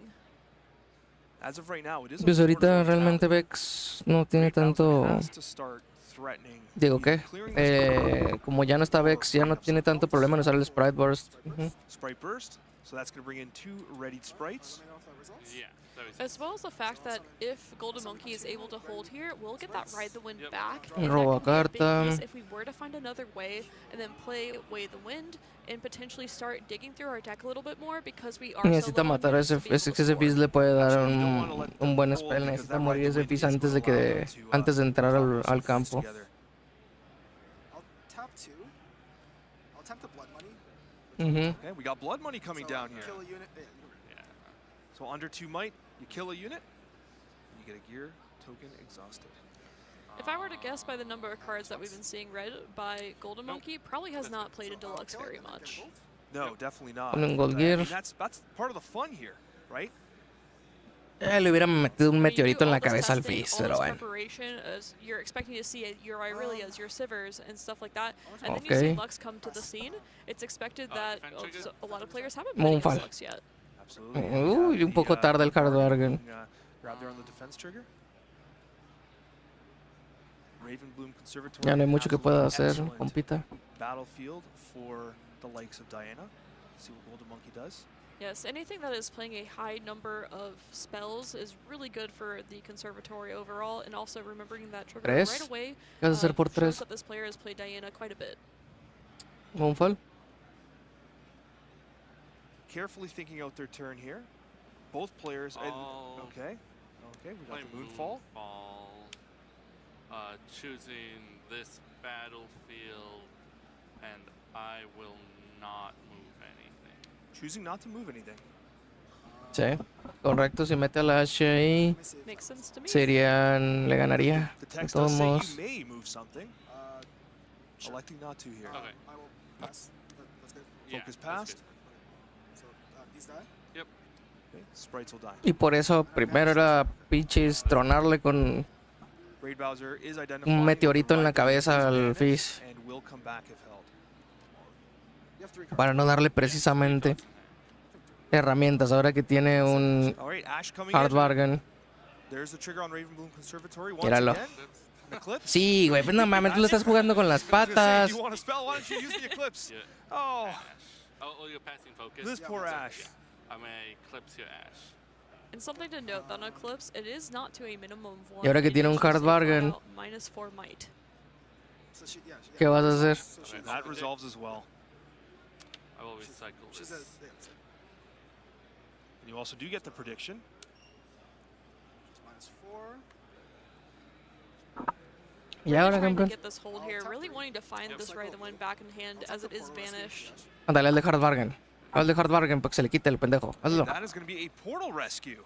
I will. Banish a friendly unit, then only play have it to one base, upgrade. ignoring its cost. I'll That is a card we don't see very often here. So this Yes, it is just a 1-up in the deck, so something that just comes up in situations just like this. That was a remarkable turn of events there. Sí, por Remarkable Turn of Events, pues la jugó de la chingada el pequeña Hard Lux. bargain, yeah, was devastating in that O sea, tan fácil que era antes de darle cualquier recurso, tírale un meteorito en la cabeza al pinche Fizz. Y ya, nada de esto hubiera pasado. We have 10 runes available to us this turn. Que le hiciste A lot of jalar things that 2 Diana cartas might que do fue lo que is te we should chingó en be el able to find turno. another unit here. No le puedes dar triggers del Riftbound Conservatory a Diana, ¿cómo se te ocurre? I'll play plundering. Okay, plundering plural. Y ahora recuperó el Ride the Did find a Wind. unit. When we're seeing a low value unit like this coming right away, we know that we didn't find those ways or those other strong units that we need, and that is such a sigh of relief ¿Otro proxy? for Raid Ah, Bowser here on ¿por this qué Lux. hay una carta roja Players ahí? will have all the removal in the world to deal with a lot of this, but you know that your opponent's hand is very low value overall. Yeah, and they've been getting a lot of value from the Ravenbloom Conservatory, literally pulling spells that they're using near immediately, as we saw with the Eclipse. But eventually, against a control deck, especially one that is starting to really build up its runes, Renation. Vas a decir que tu proxy es un Renation. and like just starting to take advantage of the game state. Es que no puede ser posible porque traes tanto pinche proxy. All units are going to be destroyed. ¿Qué chingados I está love the trade pasando? here of that there are almost no units in the opponent's hand. Either that, or we could have a really big brain play from Golden Monkey saying, I want to try to get one of these Ruined Nations out by baiting it out by playing a couple more units here, threatening to score 2 more battlefields and put myself up to 7 points. That's another thing that could be done here, and if that is the case, I would be so impressed. Stack deck. Okay, so that's a Vas a gust. tener That's que a quedar con way. el Huey. Okay, that was fast. That was double way. Was that double way? Okay. Because I was gonna say you don't want you want to grab that way, and I mean it was a really fast decision here, and I bet you that's what we're gonna see come down here. And I wouldn't be surprised too if we see it paired up with. Como dije, en esta lista lo más probable que se quiera hacer es Huey Ride the Wind directo. Yep, there it is. Huey, y luego va a jugar Ride the Wind. Al Riftbound Conservatory. Trigger por moverse, roba. Y yo digo que va a descartar un gear para enderezar 2 runas. Pasa focus y luego se hace para atrás. Y luego el trigger roba y va a descartar otro gear, supongo, si lo tiene, si no un spell. Un spell para robar otra carta.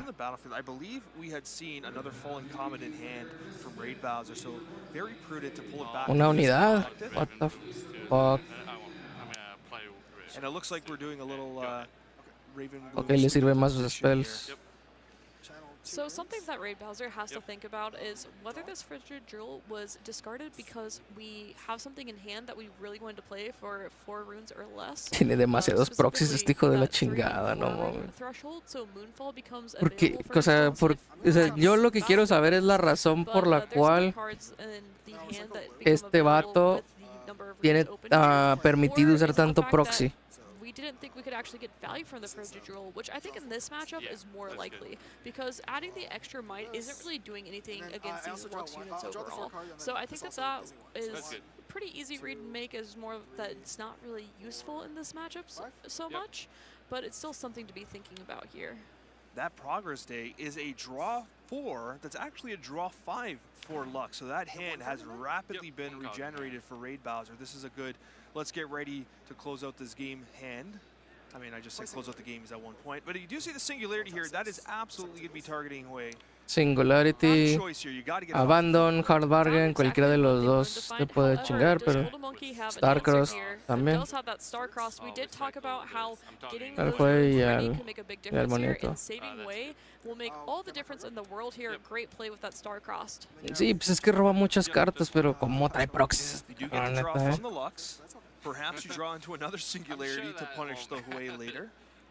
Really would love to find more Ride the Winds here, because we need to find a way to score. We know Lux has so many removal options. We're starting to get deeper into the game, and with that, it starts to favor Lux if it is able to stabilize here. We are going all the way up to 9 points, so really Diana's going to have to find some options soon. I agree.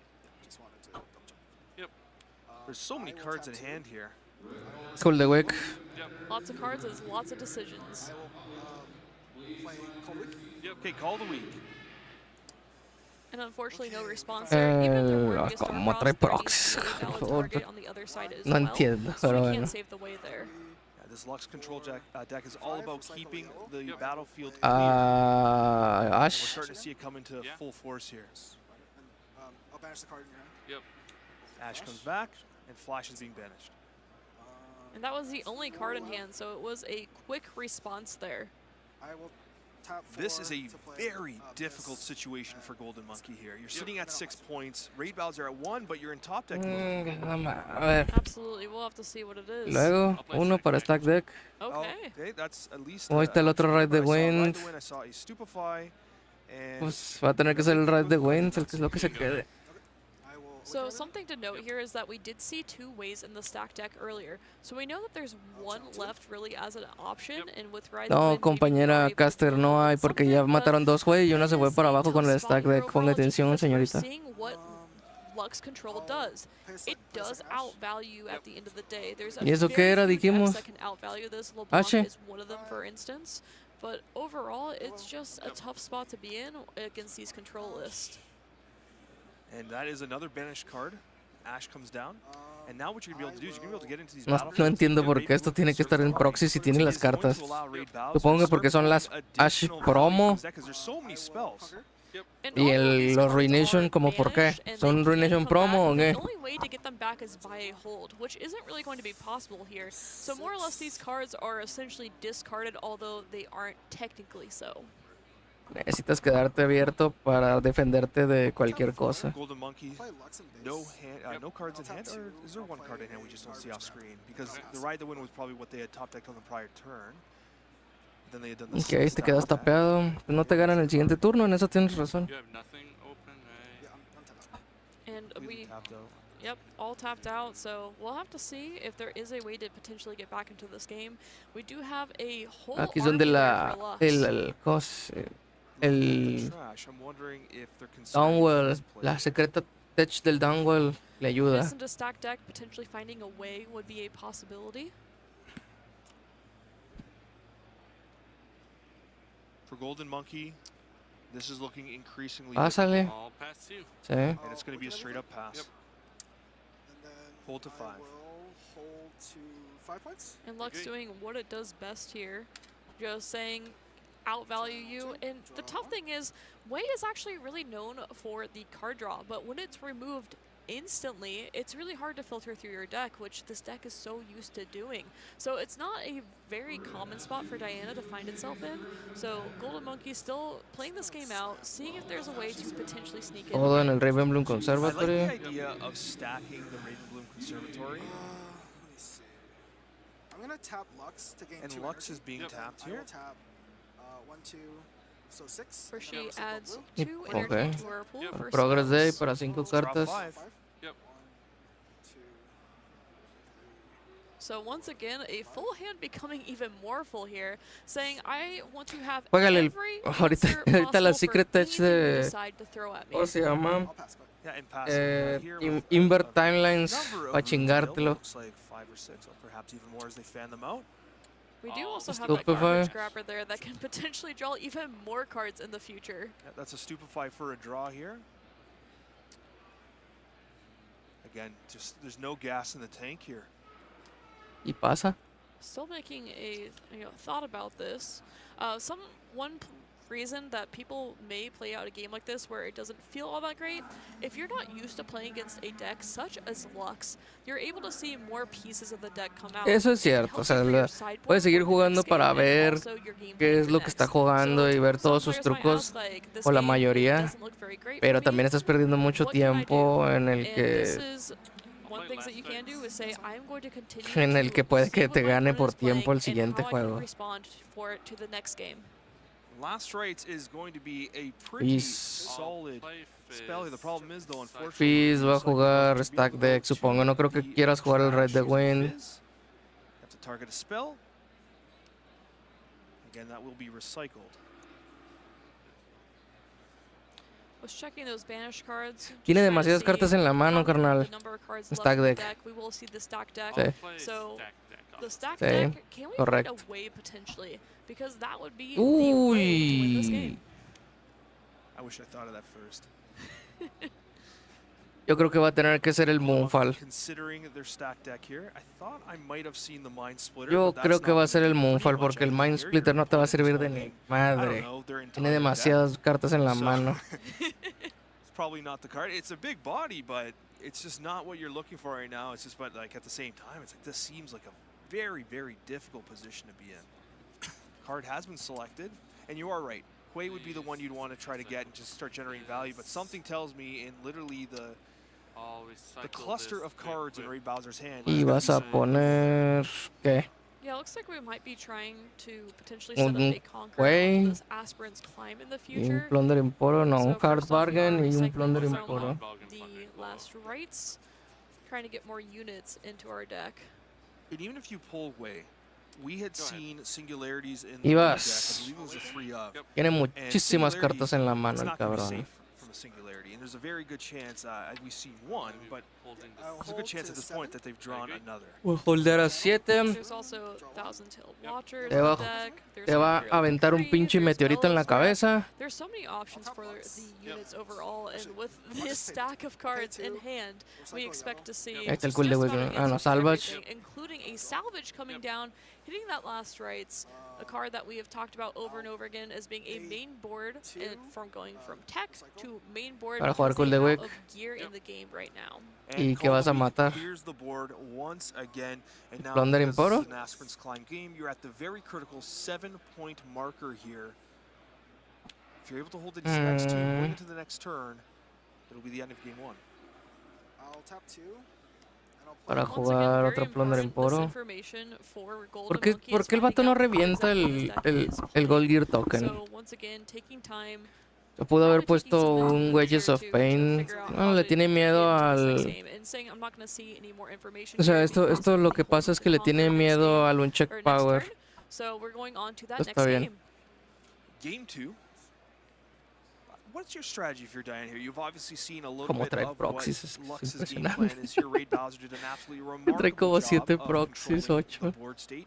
And unfortunately, even something like Moonfall, because Pero the bueno. board isn't necessarily wide and it's such a control-centric strategy, how do you catch up when you start to fall behind on the board? Because that's essentially what happened to Golden Monkey. You're expelling so many resources to try to stay in the game, and Raid Bowser is able just to punish. So if I were Golden Monkey, I would really be looking to add more units from my sideboard into my main deck. The big thing is we needed units over and over again to try to actually put pressure on the board. There's so many removal tools for our Lux on, so we have to find ways to say, okay, we will be fine even if all of our units get removed over and over again. A pesar de que este vato hizo una jugada malísima con ese Sprite Burst. If there is a third in the sideboard, you might consider it as well. Could be used as a save. Todos terminó ganando por puro control.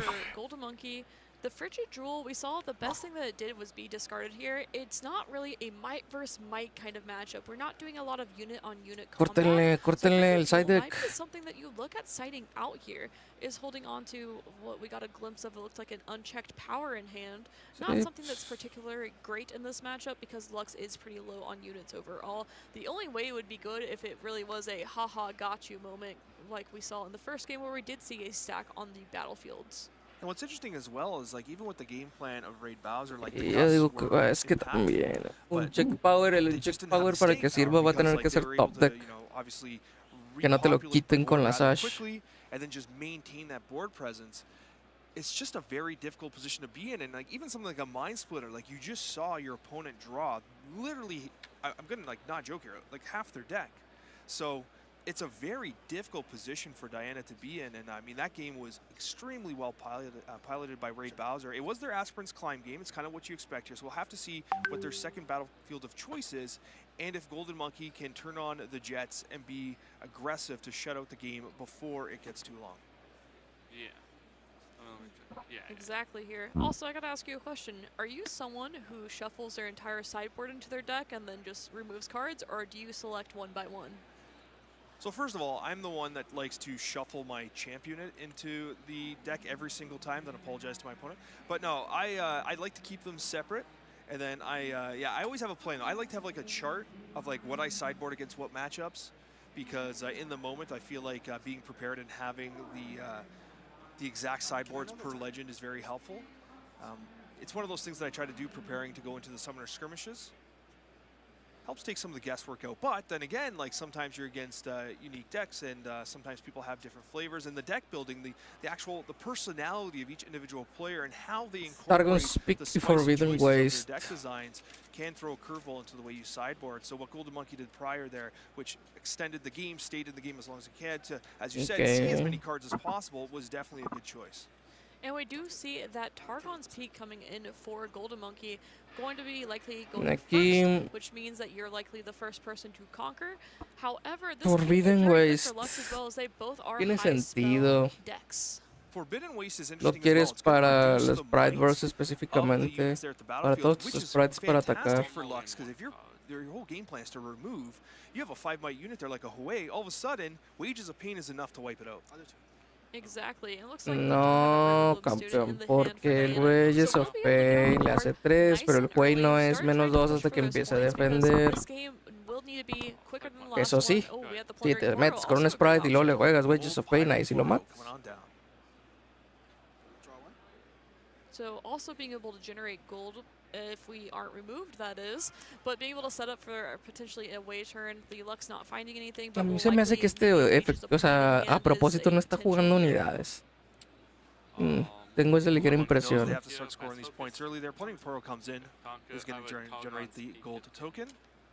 Gold Gear Token. Vas a jugar a la Diana y vas a pasar, ¿no? ¿O por 4? La Vex. Sí. Vex does come down, and that looks like Vex apathetic. Tiene sentido. Pero aquí aquí un Sprite. Un Sprite Fountain, ok, Sprite Burst. Abandon. Hard bargain. Tómala, papá. It's a hard bargain here. That hard bargain being completely tapped out is going to be enough to completely counteract that spell. Which almost feels like a bait, a trap that was just set up here by Golden Monkey. A very great play overall. I mean, it had to have been intentional at this point. If they know about this right. Sí, estuvo muy buena esa jugada porque al jugarlo en la base le estaba diciendo, si tienes un momento para jugar el Sprite Burst es ahorita que puedes. Con el Hard Bargain. Con el Hard Bargain en la mano. Muy buen bait. Muy buen bait.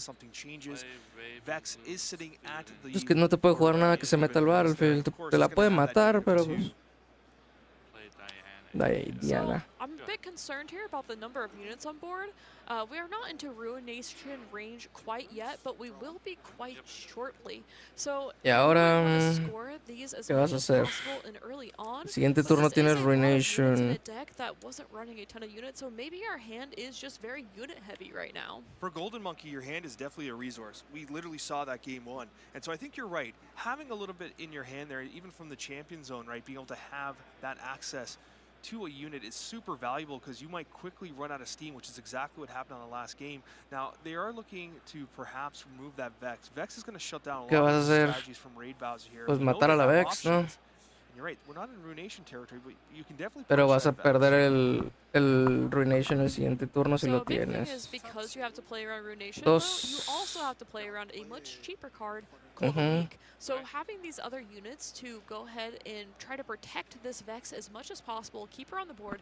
We know our opponent is running things such as Sprite Burst, so the Vex being protected by against Cold the Weak with these smaller units is really useful. So we have the Plundering Poro come on down for Raid. Y luego Plundering Poro al Targons.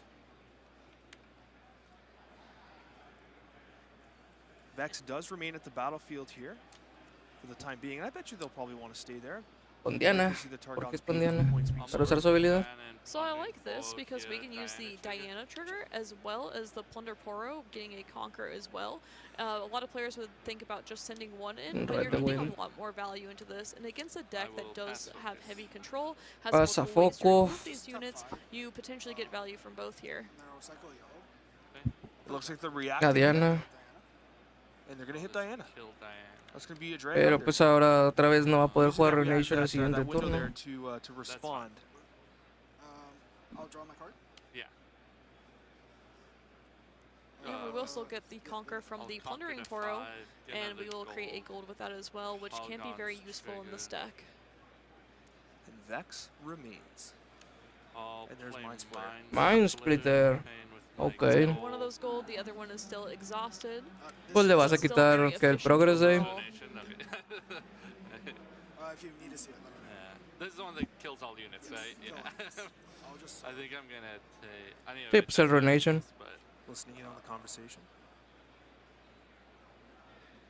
So we do have the Plundering Poros of our own. We have Cold a Week. We have Progress Day. I actually have to think about taking out either this Ruination or this Progress Day even. The Progress Day because we saw how much value it got, and if the game is going long, the other option you say is, I'm going to put so much pressure on you, you can never play this progress day. So I'd actually be less likely to do that. This Ruination is probably the scariest card in the deck. Sí, tiene que quitarle el Ruination. Y el Progress Day, pues al menos es otro turno completo que no mata tus unidades. I don't know if you want those 4 units to just disappear. I put one. Exactly, you can't Ruination. lose if you don't have units at the end of the day. And Raid Bowser, having that history on Victor, knows that very well, that usually on Victor you can always have access to a unit. Lux, not so much. Well, the monkey does choose to get rid of Ruination. I would tend to agree.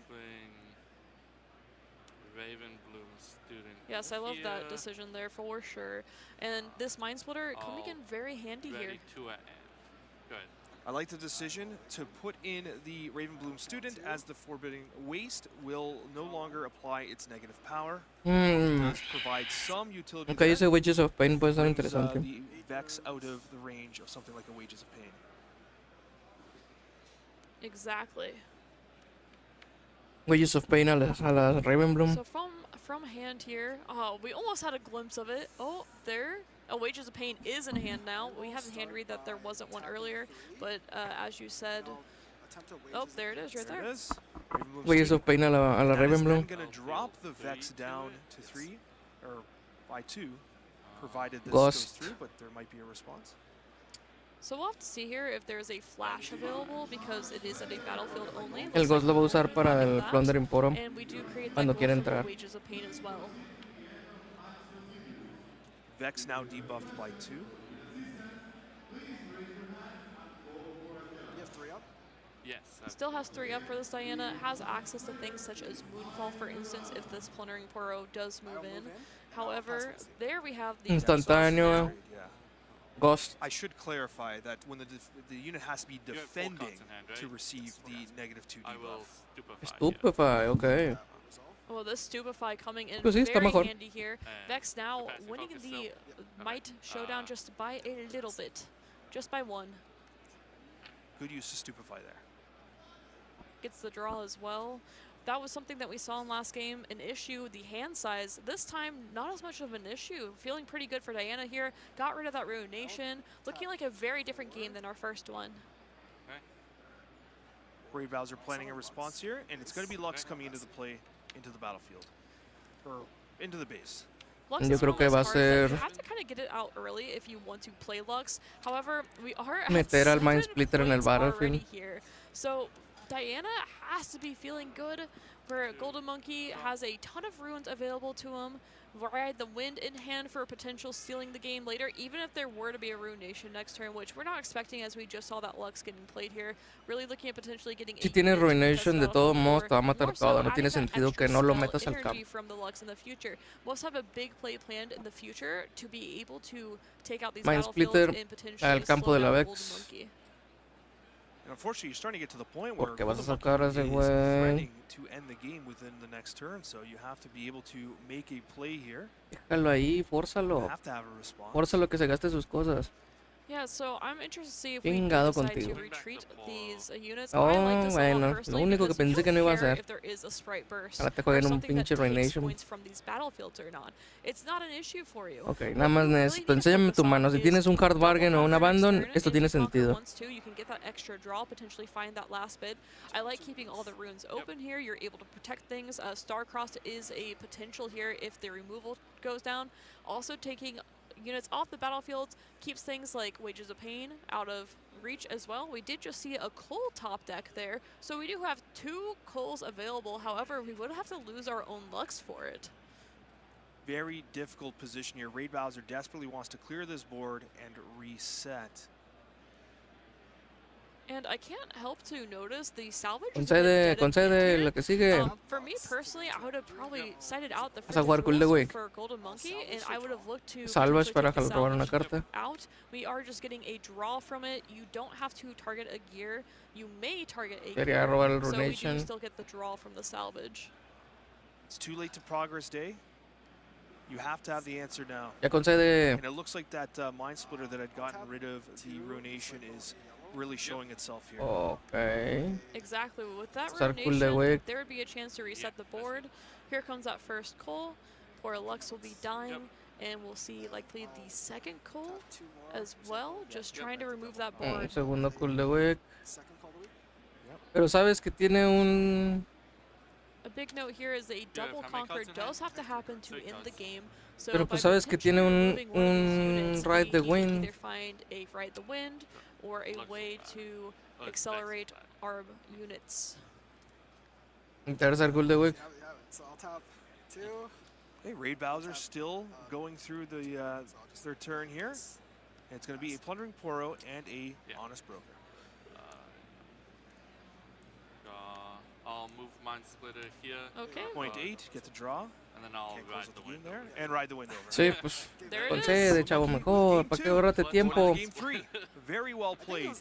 And I like that Golden Monkey clearly made some adjustments going into Game 2, not just with obviously their sideboard and stuff like that, but just the overall strategy they want to utilize. Sí, la estrategia de bajar quays no sirve aquí. Exactly, and did end up adding more Aquí units because te quedas con los counters, con las unidades baratas. So we did see that Vex Para no apathetic dejarlo que haga lo que quiera. for Raid Bowser to have to deal with, and so by seeing that, we know that the strategy of adding more units into the deck. Ese Mind Splitter era lo que le dio este juego al vato. Quitarle el Ruination. We kind of joked earlier about Mind Splitter being a little ineffective in the first game, and it was actually the key card of this game because what it did was got rid of the Ruination, which prevented that board wipe from occurring, and so ya no volvió a ver nada. Es que, bueno, aquí lo que realmente hizo la partida fue la secuencia de jugadas de Hard Bargain y luego Mind Splitter para el Ruination. Lo dejó sin robo, lo dejó sin su respuesta. Ya realmente no pudo hacer mucho. Nunca se quedó con una unidad realmente así como antes de que un juez y cosas así grandes. Unidades chiquitas para protegerse del pool de Wick.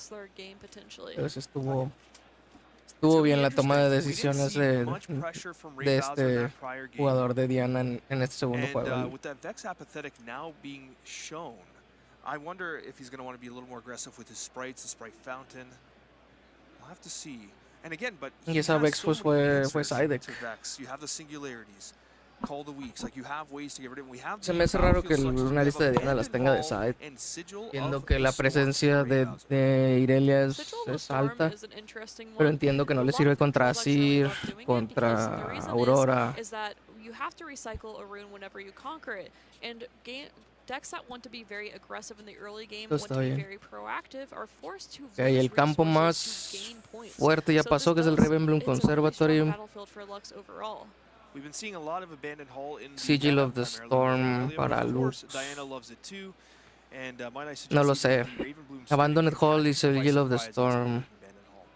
Yeah, and I would say Abandoned Hall is one of Diana's strongest battlefields here, so it does help. Sí es de los más fuertes, pero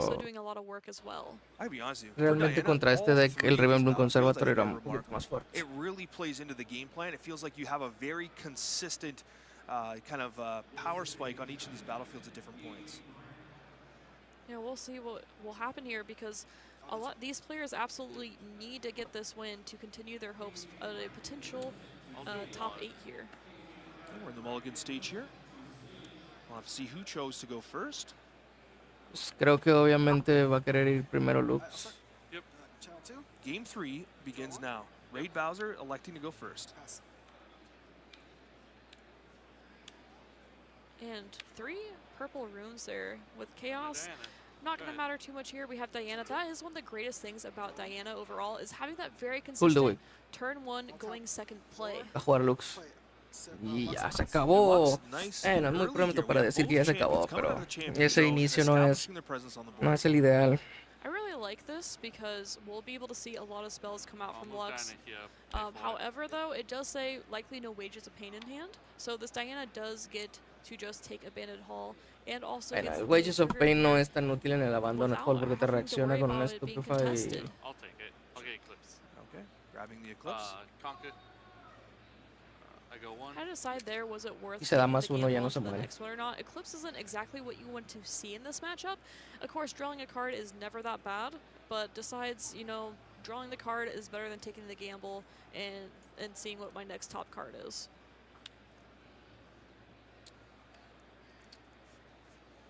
was potentially looking at 5 getting a stack para deck la there Vex since we saw the Cheerless. one, changed his mind, says I need Ok, to esto develop de nuevo more, es which I peligroso like this play quite a porque bit. estás dejándote a However, we rango are topped out, so de if Lux is able Singularity y to viste que lo activate juega. here and then add 2 energy to our pool for spells, we could be finding some strong removal here. For instance, if we do see a Singularity, this game would be I mean, it would be really tough from here on out, but it looks like, luckily enough, no Singularity in the hand. We have a Sprite Burst there, though. Yes. And that Vex Cheerless does, Pues yo creo que el Sprite Burst. make everything a little more expensive once it's in combat for the Lux player, Raid Bowser. Sprite Burst, Alright, we have 5 runes activated here for the Sprite Burst, yes. And I like getting this down nice and early too, because we know that Vex Apathetic is part of the deck now, as we saw it in the previous Te avientas con los dos contra Diana. Está tapeado. Y luego haces cool de Wick. Esa es la jugada. De nuevo para Dianita. Quedarte tapeado. De esa manera no es buena idea. Necesitas tener varias unidades y no quedarte tapeado. 2 sprites into Diana. Had to do a lot of math there too, because Sigil the Storm, although always bad for your opponent, it could be bad for you as well. Todopoderoso So cool they're de Wick. looking at their future turns as well. A lot of players get stuck on thinking, what is good for me right now? And a lot of players would say, just getting Matando the el point Sprite. right now. However, that's not the case here. I like that use of Call the Weak. Vex Cheerless is now in the trash. Yeah, Sigil the Storm is, if you're playing Control, right? You want to get to your major pieces as early as possible, but at the same time, it's like you want to punish these aggressive decks because you're going to be removing. Vas a necesitar unidades. Unidades, te quedas con la Ravenbloom, ni modo. It can be punishing. I want to point out here that Lux is only on Mind Runes right now, so is going to have to find those yellow runes to be able to potentially place some of the cards in hand. Cool the Weak, you know, recycling one of those yellows. Quedo con la So Ravenbloom. we'll have to see. There's no rune, or there is Ruination in hand. So if we want to play that in the future, which could be game changing, Para volver a jugar el stack deck. another Mind Splitter, we need to see those yellow runes coming up here pretty Uy, soon. Fizz on the stack no te deck. puedes quedar con el Quay. Pero te vas a quedar con uno porque pues ya se gastó un cool de Wick, entonces tienes el Ride the Wind, el siguiente turno puedes jugar Quay Ride the Wind. Ya está bien, te quedas con un Quay. Still allowing us to get a lot of value here. It needs to find a way to make this way to stick. Making way stick here just gets, it's our engine. We need it, and it will help us out a lot. However, against Lux, that is always a tall order. I will channel to 2. I'd be curious to see what Raid Bowser's plan is here. If you have something like a Progress Day, which I'm not sure we saw. Está el Singularity. There's Singularities. How many cards in it? 6. The Singularity is something that we would be looking at doing potentially, because we do know hard bargainers in the deck. Since we are tapped out, there's not always a great time to play Singularity because hard bargain existing, and if you are hard bargained and aren't able to actually pay for it, it can be a blowout turn. So the Singularity has to be a consideration. A la madre. Arriesgar de esa manera Lux. Golden Monkey considering perhaps. Okay, they're going to use stack deck on the trigger. Yep, a showdown has begun, so Diana can be used with the one. Una Ravenbloom, ¿no? Soft wave, Vex, and I think that might have been a Poro. It was kind of fast. Bueno, el Poro, lo que sea de You dos. found something good. I'll play Singularity. And there's a Singularity. I love the Singularity play, as mentioned Pero before, ¿por qué estás because tan it can be acelerado? countered, and we know that there's only so many units in Diana's deck. O sea, ¿por qué te urge tanto entrar ahí? Play for Raid Bowser. Pudiste haber hecho esto mismo sin tener que arriesgar a la Lux de esa manera. Y ahora un Ride the Wind, una unidad con un Ride the Wind te chinga completamente, especialmente si es un Quay. We start to get closer to solving the Ruination problem, that we don't have to play Ruination anymore. So the yellow rune is less of a problem now. Yeah, there's way. And we'll likely see Luego un Ride Ride the the Wind Wind. paired up with Way. There it is. Move him here. I just want to note here that although Lux's time is likely done with us, it got so much value these last couple turns. Was able to get it out nice and early. Y que descartar un spell para robar otra carta. Unfortunately, it looks like this Lux may be in danger here. Yes, I don't believe we have a retreat that we could play on Lux. It's not really a frequent card played on Lux. Y luego nos vamos para you say, atrás. oh, I got the value from her, I got a point with her, and that's about all I need. Y luego otro spell. O un Safe Gear. was another Lo mejor singular sería un from Gear, that pero position, el Gear. but Ujú. I don't think we see another in hand yet. Yeah, staying away from that drag under is the biggest thing here. We've seen that card come out multiple Okay. times now. Nos quedamos tapeados. Estamos protegiendo de un cool de Wick, pero nos estamos Lux quedando a is rango de un fine. segundo Need to find a bit Singularity. more removal here. Silver only at 2-2. Plenty of game to be played. And the power cost of the singularity being felt here on this next turn. Absolutely. A necessary one, but definitely being felt. Nice 7 runes available. Not many units in the hand. We have a Lecturing Yordle. It looks like that was sideboarded in just to give another unit and some draw. You definitely want to deal with these 2 units at base here because Golden Monkey is really going to start chipping away Cinco at para this jugar score a and you're Ashe. going to run out of time. The Aspirant's climb game was just absolutely phenomenally well done by Raid Bowser. And it looks like we have Ashe focused coming out. Reveal the hand. Eso es una pala. Flash. So we got the Stupefy, the Vex, Flash. Pues yo creo que vas a tener que quitarle la Vex. Still in the main, or still in the main board. Surprised to see that, to be honest with you, but Maybe saying because the game can last long, maybe this is exactly what I need, or more importantly, it can actually put way out of range of Singularity. it's actually an excellent point. It's okay if I look at it. Yeah.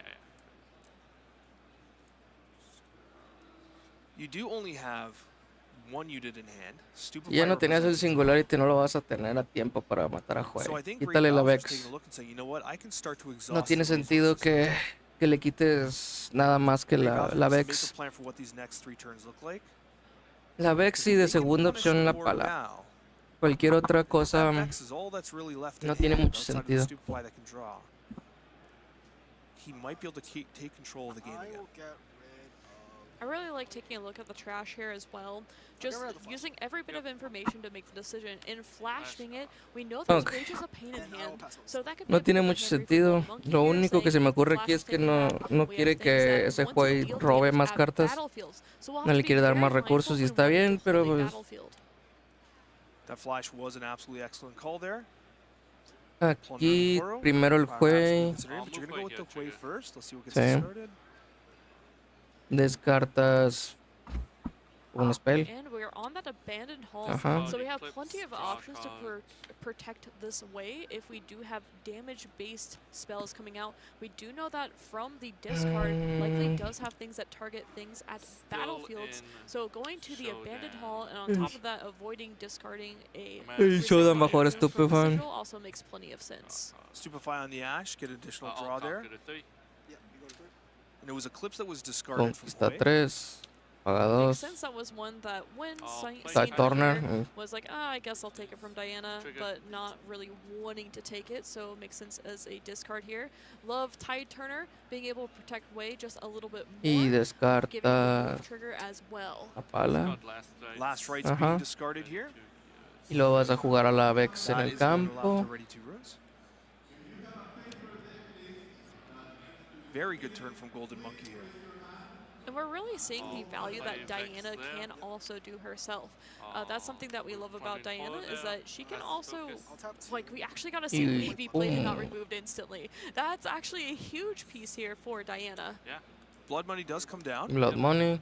And Huey so Y far vas. does Así quédate, chavo. thrive. We'll have to see. It might be a major target for this next turn. Vex Apathetic out obviously does negatively impact Ahora. the sprite-based strategies for Raid Bowser. No tiene conocimiento de 3 cartas en la mano. Represented here as we are wanting to protect Bueno, de 2, porque el Tide Turner fue una de esas cartas que robó. that great. On top of that, if Ashe were to want to Entonces, ¿qué tan probable es que sea un counter lo que tiene en la mano ahora? on top of that, Way can easily take her out. This Muy makes the poco choice for probable. Bowser extremely hard. Supongo que este sería el turno para hacer Ruination. Considering their play here.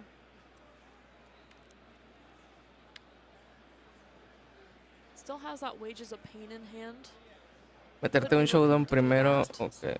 Dice que no tienes el They have Ruination, ok. focus, so Ashe does come in. Ashe focused. Oh yeah, there it is. Yep. And they just trade. Okay. They trade the Vex Apathetic.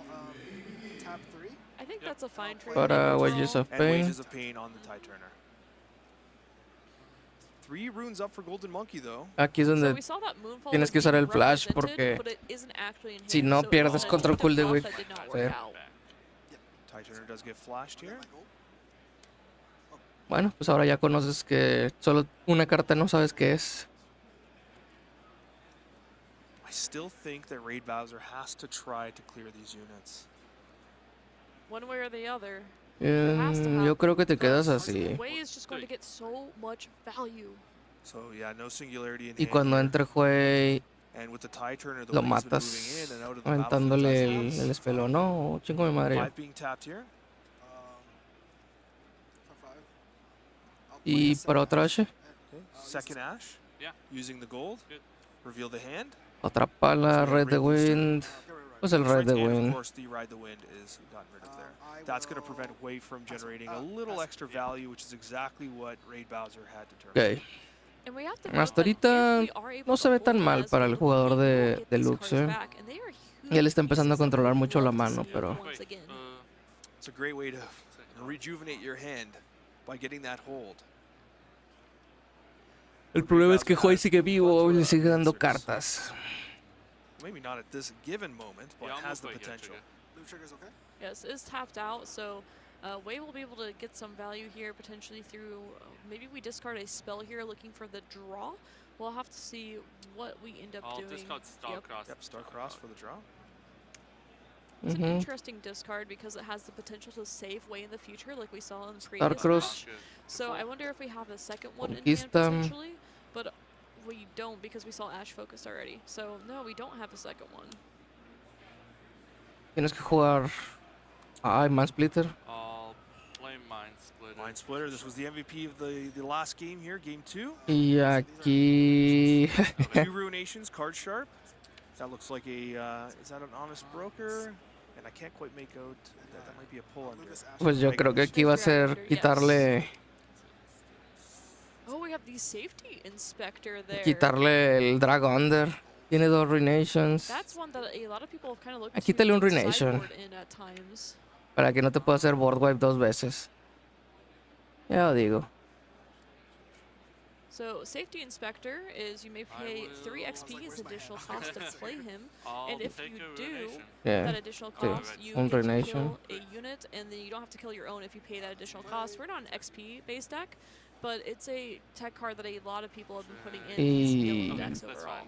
Joder, su máquina va a estar muy difícil. Sabes que vas a perder, es que ahí sabes que vas a perder tu campo, así que ya no vas a poner nada más. And of course, that Mind Splitter hitting one of these Ruinations. And I will pass to you. But this time, there's a second one. Yep. There is a second one. Channel 2? Yep. Now, this is a very important turn for Raid Bowser because you want to prevent the hold here. No, Ty Turner and Hui holding, either holding. es que no te puedes meter primero a ver qué pasa. No te puedes dar ese lujo de que use la habilidad de Diana para jugar algo y eso le lleva un counter. Si lo tiene, lo tiene. Tiene 3 cartas en la mano. But I want to see what Raid Bowser decides. Is looking at the trash here, and I think this is really important because you want to figure out how many units does my opponent have left. Am I getting the value I need out of this Ruination to be able to win the game or not? Now, do you think about perhaps trying to use the Ash, score the point on the Ty Turner, and then use Ruination? Oh yeah, definitely would have to look into that for sure. Because any extra point that you can chip away here makes a big difference. However, the one downside is with the Sigil of the Storm, you have to get rid of one of your runes. That's right. Drag Under. Sí, Drag Under. Drag Under para matar al Hui. The Ruination, yeah, it's going to be Drag Under. Hui does Okay. the price there. And that's a big piece of the board to get off. Ahí. Ash does come in to score the point there. Okay, so no hold Y ahora there. Cool the So Wick. Ride the Wind and Flash remains banished. A big thing of why not to play the Ruination No, no too Cool the here Wick. is you don't run that many units 5 para yourself. otra So Ash. killing off your own Ash, one of your bigger bodies that you have available, Ah, no, ¿qué es eso? makes a lot of sense here too. And we do have the Safety Inspector coming down here to kill this Mind Splitter. What? I gotta say, look at that art. I absolutely love it. And on top of that, of course, the 3 XP cost was not there, but he can just kill himself instead, and so he is in the trash, and Ash gets to remain on the board. What a great play here from Raid Bowser. Ok, es otro cool de Wick. Y sin counter. Now on turn. Ok, no, esa no la voy a venir. Looks like a Last Rites in hand, the Frigid Jewel in hand as well. We're seeing what we saw kind of in game 1 too, where maybe we aren't going to have the gas Aparte de available los here, sprites, but aparte stacked de deck, that helps us defenderse out contra quite a el bit. agro, también es para tener cosas que This third sacrificar con game todo is lo que turning tiene. out to be an absolute just example of what makes Riftbound Last incredible. Rites. It's so intense. And we do have the Ravenloon student come out alongside of the Last Rites. Are we seeing a Ride the Wind here, potentially? That would help a lot because we could get the Conquer and then add some units. But likely won't be seeing that. Let's see, we get the Last Regresaron las Rites Rites. from our Y trash. que Because to equip Last Rites, we have to take away. 2 from our trash and recycle them. So the Frigid Jewel also coming back as well. Esto va a terminar en un empate. Pero ya se les acabó el tiempo. Maybe we do see the cards again if we're expecting to have a long grind here. But that's why you see players do take that. On top of that, because Fizz Ride the can Wind. spells from Al the trash, Ravenloon Conservatory. Ah, no. put your spells back into your deck either. So that's Para why el you saw it spell, here there okay. instead. Ride the Wind does come in. Ravenloon student will get a +1. Yeah, no. And it's enough to take out the Ash. Necesita específicamente un Sprite Burst. Now been cleared with the exception of the Ravenloon student. And once again, we won't want that Ravenloon student to hold, as those banished cards will return to hand and give Golden Monkey a lot of options here. It is readied, and they could consider moving it back. I guess he passed the turn first, and now is deciding whether or not he wants to make the decision. No, I just awakened them. Yeah, he And passed let's turn take a and then look I at what these players are saying here. Oh, thank you. ¿En serio va a ser un judge call de esto? Getting further clarification. It looks like what happened was that Golden Monkey did Sí, pues dijo paso.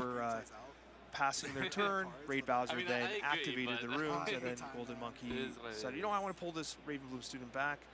And I think that the initial reaction from Raid Bowser was like, yeah, it's no problem, but then they're just doing their due diligence, checking with the judge, making sure everything's good.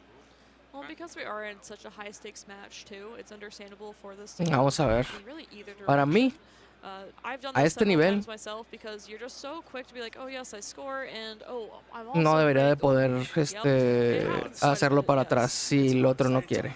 However, something that's Porque ya pasó, ya empezó toda la fase del otro. No sea... Sí, pues si está de acuerdo se puede hacer para atrás. Sí, estoy de acuerdo en eso, pero para mí sería decisión del contrario. De todos modos, en este caso no va a hacer tanta la diferencia, pero...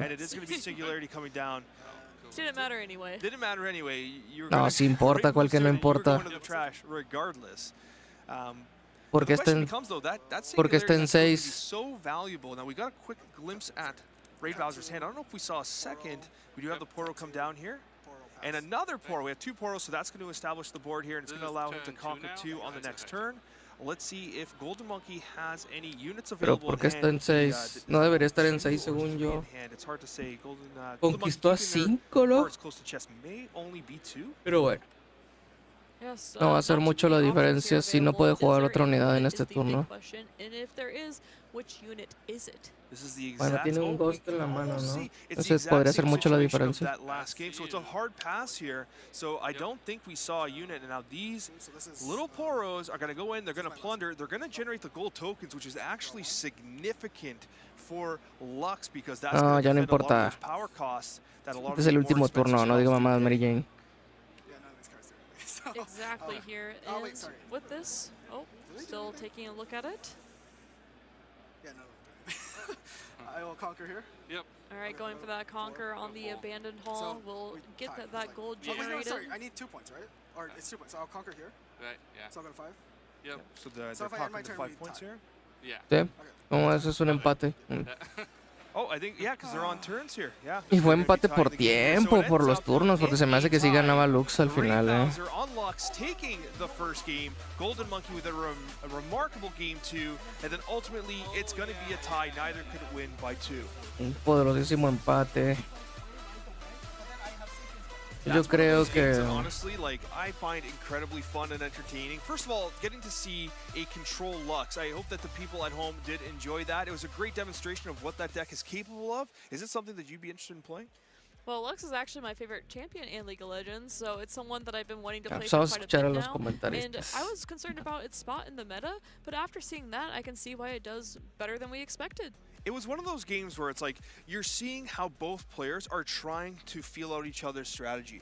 And it's interesting because like each game had its own flavor. The first game was very much a learning experience because you're taking the opponent's cards, you're reading the Lux cards for what might be the first time for some players. I'm not going to say the first time, but you don't see these cards very often. And then as a result, you have to start making up a game plan. You're seeing your opponent as a Lux control the board, go far ahead. They have 40 cards in their hand. You're thinking to yourself, well, how did this happen? How can I respond? And then we saw that in game 2. Exactly, and of course the sideboards came into play multiple times there. That safety inspector was a massive play that we hadn't really seen that card shine yet. For Diana, one thing I want to kind of pitch your way here, it's very clear that Hui has been an absolutely remarkable card for Diana. Why do you think that it is such an important target to remove off the board for anybody who's trying to compete against the Diana deck? Well, not only does it filter through your deck by drilling cards, it gets value from its discards as well. So being able to say, you know what, I get to look through my deck a bit more, and we saw how even discarding gear and readying runes to be able to have access to showing more on the table overall, saying like, oh, I could be Moonfall, I could be Star-Crossed, it made a huge difference in that game. Fizz is another card that we've been seeing quite a bit in Diana Shells. Obviously, we're seeing a lot of stacked decks being brought back, stacked deck being utilized to kind of take a look through and often pulling the Huis. For you, how valuable is stacked deck in these decks? Oh, for a lot of players have looked at cutting stack decks, especially like in Aurelia, but in Diana, it's been a key part to finding units because you play so many spells. We saw what it looks like when you lose out on too many units. You can't actually win the game anymore. So stack deck is a way to filter through your deck a little bit farther to find specifically units in specifically way. Something like Aurelia, you always have access to Aurelia, where you don't always have access to Wei.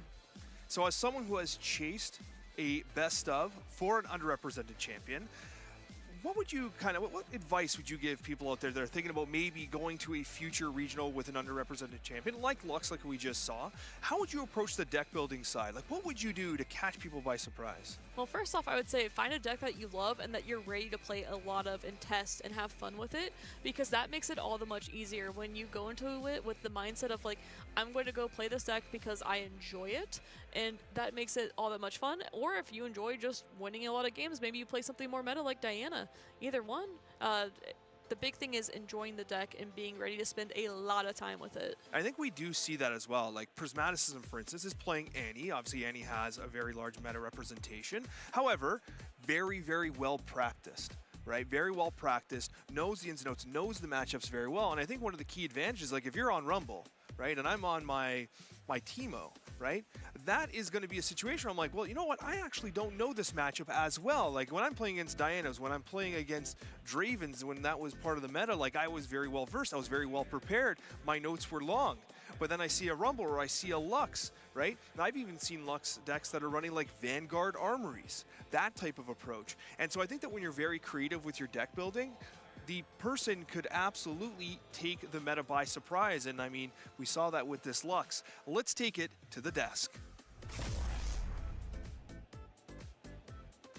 All right, we are back, and thank you guys. So I know we don't look at Lux games very often, but I think it just shows a lot of like the feast and family we get from this. At the end of game one, look at how many cards are in Raid Bowser's hand. Like we've got a whole stack of cards there, and really just this kind of idea that we're able to not only draw cards off of our legend ability here, but being able to use our cards to trade 1-for-1. Let's make us get to this end game scenario where we have cards like the Ash, which we saw being able to use that to get cards out of their hand and just make it so they don't really have any plays. Like it's 6 points to the 1 here. It's really behind for Lux, but since we were able to stabilize, you're able to just incrementally get those points time and time again and kind of force that game too. So that's kind of how the deck works. But we did see, you know, going into this round, Raid Bowser was 7-1-1, and with the, you know, infinite time, I do think Lux has a lot of chances to win games, but that's not just necessarily what happens in these tournament settings. So we can go into the last game that we had here, and, you know, it was pretty tense, a lot of back and forth, a lot of value, you know, especially in game 2, we did see the Mind Splitters come up and try to get that value, but we have to use the Singularity, right? We were able to use it to get the removal here, and we do have the Raid Bowser. We can keep going forward. The point totals right now, we're 6-3 here, and we are in time, so we kind of did stabilize for Raid Bowser here, and we were able to put out 2 of these Plundering Poros as seen, which will be able to offer a chance to get to 5 points here. But even with all that, no resources really for Golden Monkey, because we were able to get to the 6-point total. We just weren't able to close it out in time. So with that, right, no really interaction from Golden Monkey here. We could probably skip forward. We see Raid Bowser say, hey, I'm going to move these forward. We're going to get to 5 points, right? And given a couple extra turns, that could have changed the winner for this one, but you know, time is a resource in these tournament settings, and you do have to make sure to use the best of them. So that's kind of how the game ended. We see both these players at a 7-1-2 record, still in contention for some good prizing, and looking forward to seeing, you know, if that's able to be the best of Lux. That was awesome, Eggman. Thank you so much. And guys, that was an absolutely remarkable round 10, and we got more coming in round 11, so stay tuned.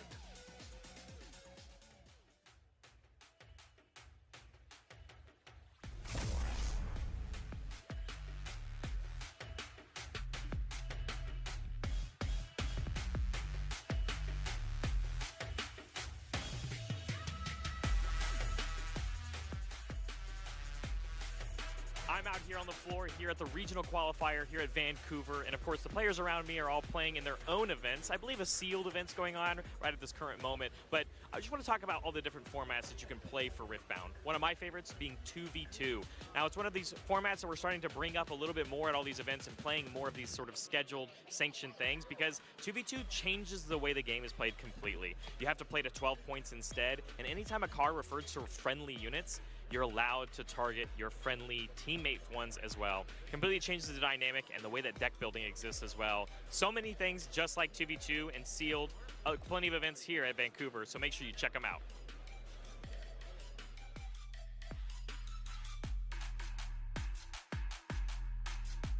All right, Nick, we have 2 new friends here. Your names? Brandon. James. And how long have you guys been playing Riftbound? Never. Whoa, whoa, whoa, hold on. Is that allowed? You must be into League at some capacity. Oh yeah. League, absolutely. Lots of League. So what got you into Riftbound? Well, I have a couple of friends who actually got into League in the first place, and they're big card game players. So I got them to League, League got them into Riftbound, and now they're trying to get me into Riftbound, so we have another thing to share between us. Yeah, I mean, I'm a Poppy main, and there's a Poppy card here, and I just really wanted that, to be honest. All right, I'm here for that, okay. That's awesome. All right, question number 1. First to 3 points is going to win a pack from our judge here, Nick. Question number 1. What is the name of Riftbound's first ever set? Origins. Origins. That's 1 point for you. I hit the buzzer first. There's no buzzer. You got to just yell it out. No clue. Sorry, I was assuming we knew that we get to just yell out answers here. You don't have to put up your hand. There's no buzzers. No invisible buzzers here. Okay, all right. Okay, whatever. You get that point. All right, you guys, now this is a bit of a lore question, a little bit here. Okay. What is the first champion to have 2 different legend cards in Riftbound? Draven? Lux? Now, Draven did have 2 champion units, but specifically the legends. He has a sword, Wuju Master. The Blade Master. Yi? Master Yi? Master Yi is correct. Why did you say Wuju? Well, hold on, Wuju Master is one of the legends, one of the versions. You guys are so close. Who gets the point, Nick? I gotta say this guy right here. All right, that guy right there gets the point. It's 1-1. Question number 2. This is a little more Riftbound oriented though. What is the name of the primary resource we use to put spells and units on the field of play? What is runes? Runes. What is runes? Yeah. What is runes is correct. I forgot we're playing Jeopardy actually. Question number, I can't remember. What is the highest rarity card currently available in Riftbound? Mythic? He's big. He's from the pit. Baron, Wait, you just got to finish his name. You said Nashor. Baron Nashor is correct. Nick, what's the score thus far? We got 2-1 right here. It's 2-1. I was going to say, see, I wasn't even sure. It's a little bit of a chaotic episode here. I lost track and you lost track too. All right, this one's for all the marbles. Whoever gets this one right is going to get an Unleashed pack here. What is the name of the League of Legends show on Netflix? What is Arcane? You lose, you win. Let's go. That's a pack. There you go. Let's crack it open. All right, guys, let's see what you got. Let's see. Can you open it? My hands are sweaty. Your hands are that sweaty? I was trying too hard. Okay, Jake. It's yours. Read them out for the people at home. Downstage Thematics. Prepare Neophyte. Double Trouble. Demacian Diplomat. Lunar Boon. Oh my god. Loyal Poro. Targonian Visionary. Enthusiastic Promoter. Black Flame Altar. Disposal Order. Ooh, Shining Disposal Order. Oh, Master Yi! Show the camera! So Master Yi Wuju Master. Answer the question. You know. Yeah? Never forget. Wow. Hold it up one more time, he said. No way. Lucky man. Yeah, and an Irresistible Faith Oak. Awesome, guys. Thank you so much for playing. That was a ton of fun. I hope you guys enjoyed it. Thank you so much. Hopefully. We're gonna now learn how to play. Yeah, we're gonna play right here. Good luck then. Thank you so much. Take care, guys. Thank you.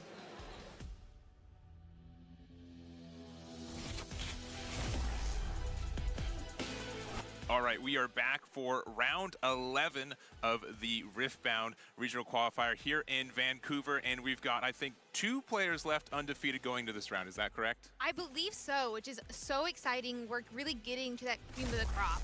Yeah, we're going to look at some standings real quick. We see Diwali and Alan ZQ both on Diana. Wow. I think the whole broadcasting team said Diana, right? Am I wrong? That's an error. I think that's an error. I think Has to be? Yeah, it has to be an error. Has to be an error. Well, we'll see if we can correct that. But we do also see some Sivers.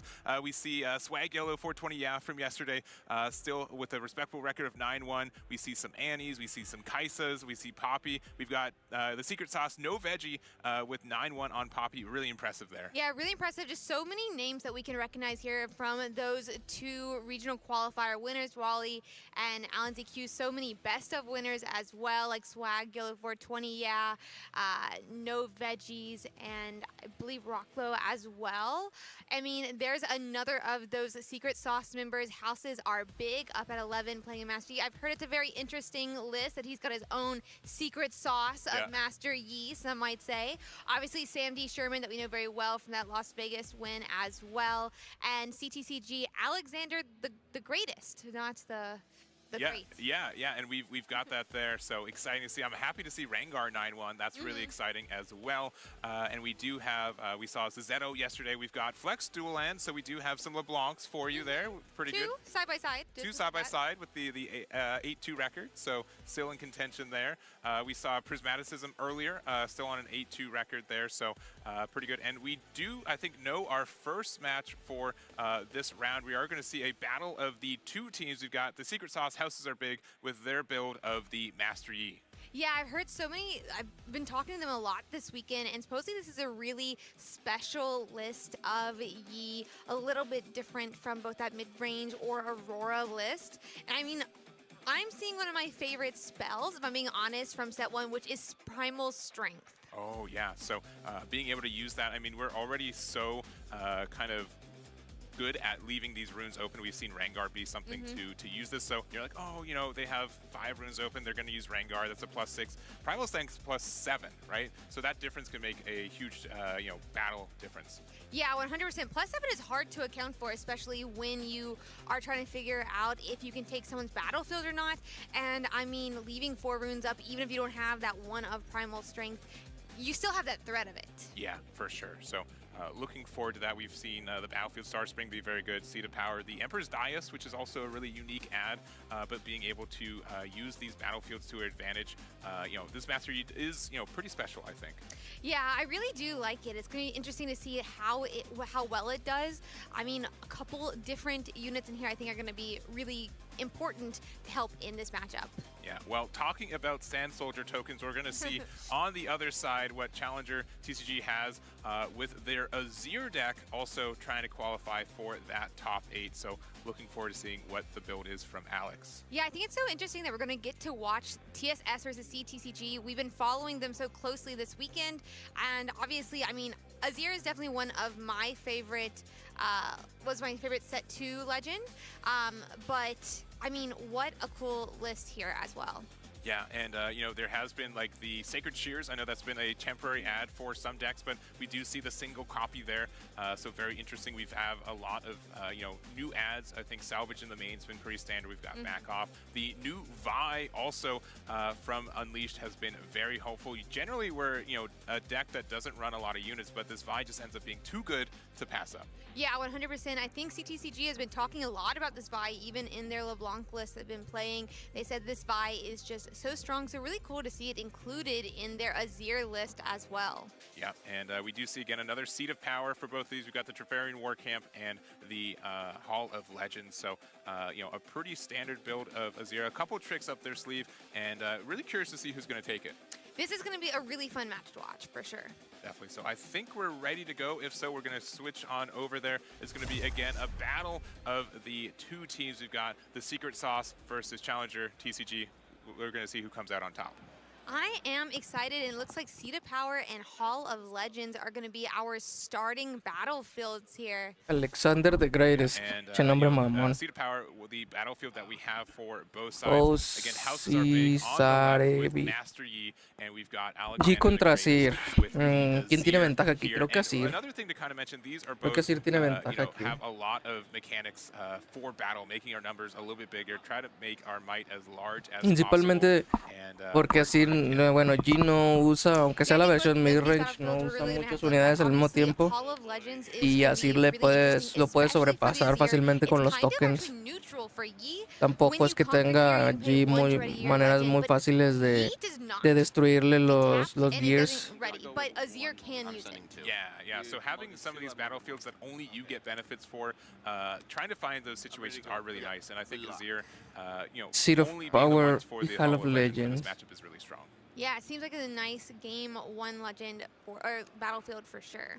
Inicio estándar. Our gear, and yeah, being able to have these additional turn 1 gears to then use with our Azir ability is strong. If you guys don't know how the legend works, it's A1 Kid Rookie o Tabernero. Yo digo que you have to have played a gear Tabernero. this turn. So having more options for turn 1, being able to have, you know, an early 3 might unit ends up being pretty snowbally, and I think Empezamos y hicieron un judge con lo que. aggressive because of it.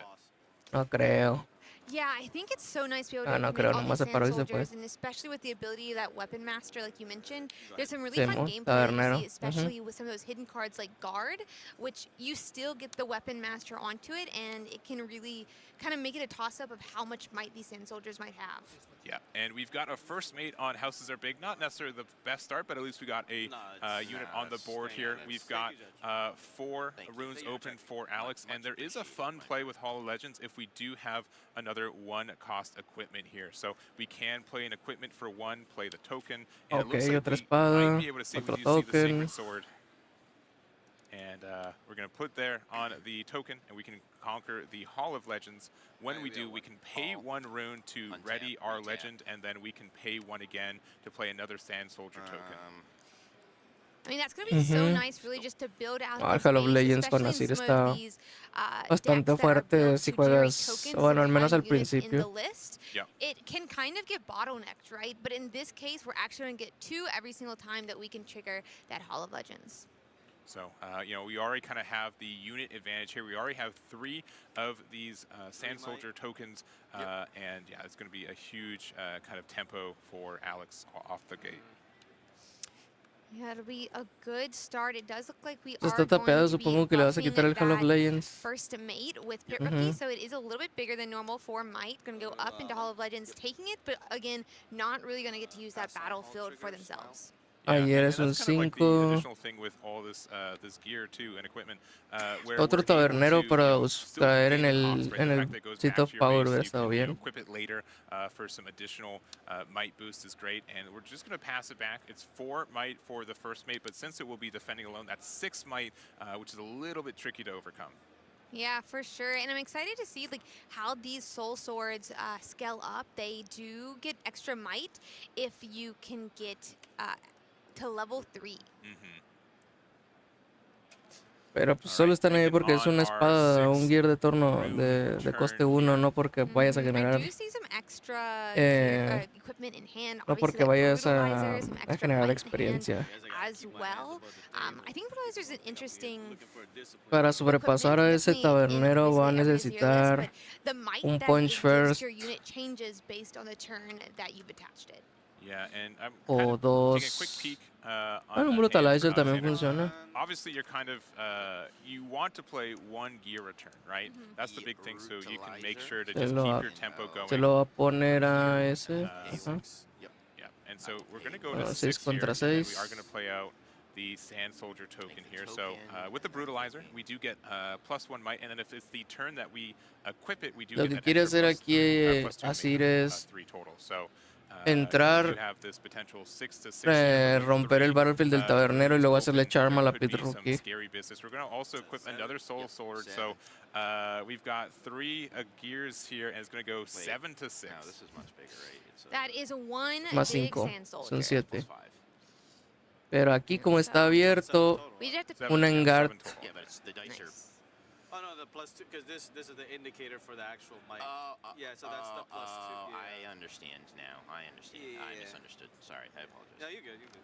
All right, so it looks like it is currently a 6 first might. Un engard, un discipline. Sand Soldier token 7 Ahí might. está el We have engard. the unguard here. Yeah, on guard is going to be nice, making that Ahí está el first mate just discipline. a little bit bigger. I mean, a lot of these comp decks do have that might in hand, and hopefully Alexander the Greatest will have it as well. Yeah, but you know, Mucha we're pinche able risa, to, dale el charm cancel ya. the unguard with the discipline there, get the card draw. Aunque no so creo just the ya, Hall Legend. Quedarse With only 1 tan. open, not really worth No lo using va a our hacer. the ability there, but we can. No. Yeah, I think you used the. Yeah, I think you made the token already. You already made one. Yeah. Okay, you could have paid 1. ¡Óvole, qué óvole! Not quite there. So Ya vamos a empezar con las trampirquillas en vivo. can get the seat of power to get a potential draw. But yeah, if we're paying 1, we can ready our legend, but we don't have the extra 1 to play out the token again, right? Yeah, that makes a lot of sense, and I think it'll be really important to try to get this seat of power. That draw is so important in Azir. I feel like when I've played the deck, a lot of times the problem that I have is that a lot of times I run out of cards. So we got 1 open. I think I see that there is. Supongo que el guards. Charm. If we charm the pit rookie, it really means that we kind of are safe on the next turn. It does mean we're Yo going down to 3 sinceramente creo que lo dejes saber qué being chingados able to hace. keep our pieces safe could be No te important. puedes So, quedar you know, sin Alexander tantas definitely runas. Thinking here on there, Sí, and yeah, está passing bien. pit rookie survives another day, and there's going to be 7 runes for Tienes que houses. cuidar para por siguiente turno poder jugar el espadón y Resources as un well, token. since we had to spend so much on Alexander the Greatest side last turn. We kind of hand attached some of those equipment, meaning we had to pay for it. And so the Entonces Brutalizer only son gets the 5. boost of might on the turn that you play it. So currently the Sand Soldier at the Hall of Legends is only at 5 might, so could be interacted with the pit rookies at 2, so you could collide with the Sand Soldier in the seat of power, but we'll see what Houses Are Big is going to do. Thank It looks you. like we may be playing that chosen champion of Master Yi. Yeah, so would cost 4 here for it. Uh-huh. You know, one of the new cards from Pagas Unleashed, which 4. is super helpful to have a, you know, just kind of a tempo champion kind of way of calling, right? If you've got nothing better to Ok, do, you can just nada, no play it hubo out, nada para but romper just los passing battlefields. from there and not going to interact with Alexander. So Alexander the Greatest here, 5 points due to the double hold. And we'll Pues see. entonces ahora es bastante But both of fácil. these, you know, battlefields really, incline you to conquer them, right? So when you're Espada, holding them like this, there's token. not really any bonus effects, right? Yeah, Y that's like el definitely token one con thing that is a espada bit of a problem. I a feel like defender when uno de los conquer battlefields. because do you then Yo retreat digo que back sería to your mejor base, or do you try el to Seat hold of it for another Power. turn? Because obviously, as you said, you kind of want the effects. Yeah, but then there is the decision too on Master Yi where, you know, once it's at a battlefield, it's more difficult to interact with them too. So like, Sí, yo creo que sería así. another like token activation, you can get another Defiende los draw from Seat of battlefields. Power if you want to. But then, yeah, you have to be worried. So it looks like we're going to put the Sand Soldier token Espadón. into the Seat of Power here. Vamos, hermano, es tu mejor jugada. Yeah, so it kind of seems, I mean, it definitely seems like we may be trying to hold the Seat of Power at minimum, trying to kind of like reinforce that top battlefield. But we ¿Cómo do la still dudan? need to find Es tu another mejor jugada, equipment. It's going to cabrón. be right there, that BF sword, if we want to generate Si el another vato tuviera Sand Soldier, Might and it looks Increase, like we will. tuviera roto un We're battlefield. going to play another one into the base there. Ok, and we're going to en la use the base. Weapon Master to equip the Eso BF no lo sword. veía venir, que fuera en la base. Pero pues ahora supongo que pones el Guards Hidden. Tienes runas para hacerlo. And looks like we are going Sí, to hide el the Guards card Hidden. at the Seat of Power. Ooh. Yeah, I feel like when you're Y going base, into está a bien, me Seer, gusta a lot esto. of times these hidden Te cards hace la can be jugada, so pero se vio dangerous. desde el principio, Their no one rune tan is dudarla up, tanto. obviously, so we do have to account for that as well. But if it's one of those hidden cards that could generate a Sand Soldier, you could pull one of the equipments off of another one, including like that Brutalizer, that BF Entonces, sword, and la suddenly jugada there's so aquí much more sería might tratar de onto that romper battlefield. primero It's, el you can Hall also of keep weight, Legends. right? Fantastic Porque si card eso for que está ahí quarter oculto two, es un so Hidden Blade you o have to un be really Guards, careful on what you're trying to play around. 100%. So I'm looking at 6. pues te perjudica mucho más que esté Would you like an indicator? Or que todavía tenga Yeah, as el mentioned, otro battlefield. the northern battlefield with Seat of Power does have 4 might across 2 tokens, and then the bottom one, the Hall of Legends, has 5 with a Sand Soldier with a mini armor. Si te metes primero al Seat of That is Power, for sure. It looks like a little mini armory right now. como mínimo debes de tener un Punch First y un Defy. All right, we've got a full, what looks like, I think, 8 runes for O un Houses Enguard y are un big Defy. here. Cualquier Might Increase y un Defy. Maybe even 9 runes, actually. It looks like 9 runes here. We've got some ways to interact, but it looks like we're just going to go... I don't know, it's tough. These numbers are so close, right? 4 is enough to trade outright without any interaction, but you like to win, not to trade. 4 is bigger than 5, so they can't immediately interact with that. That 1 could be an unguard as well to make the Sand Soldier at the Seat of Power a big 7, but looks like we are trying to aim and attack into one of them. Vamos, elige uno, hermano, ya. So many options here as well with O tienes o no tienes el Mighting. Ahí está el Punch First. I mean, Gracias. Punch First is another one Pero of usar un the Punch First spells they primero have that just allows me dice them que te vas a to meter buff up their primero units so large. al Hall of And, Legends. you know, normally we kind of see it more as like an action, but we're going to put it on the Master Yi. So currently it has 9 might, big plus 5 here, and we're going to go into the Hall of Legend here. And yeah, Alex thinking about it. Yep. And there goes the all the loot. You know, after you kill a unit, right, it just explodes with everything. So Tasty goes Faithful. back to the base with those. We do Se ve have a como un second Tasty point there Faithful. for houses are big. O And, Akshan. you know, if they're able to conquer the northern battlefield too, they will Akshan. be able to get a pretty strong draw 1. So we've got Akshan here, has Weapon Master, but you can pay Uy, the cómo se está additional quitando 2 runas, body runes and ¿Y qué vas a recycle quitar? runes. El... You know, move an enemy gear to your base. You control it until I leave the board. ¿Y aquí le vas a quitar el espadón?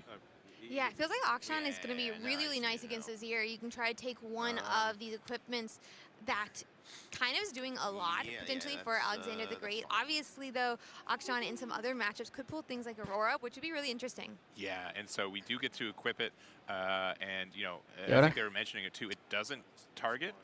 You just get to move the gear on resolution. So you know, nothing to really interact with. And we'll see. We might be able to hold the Seat of Power, though.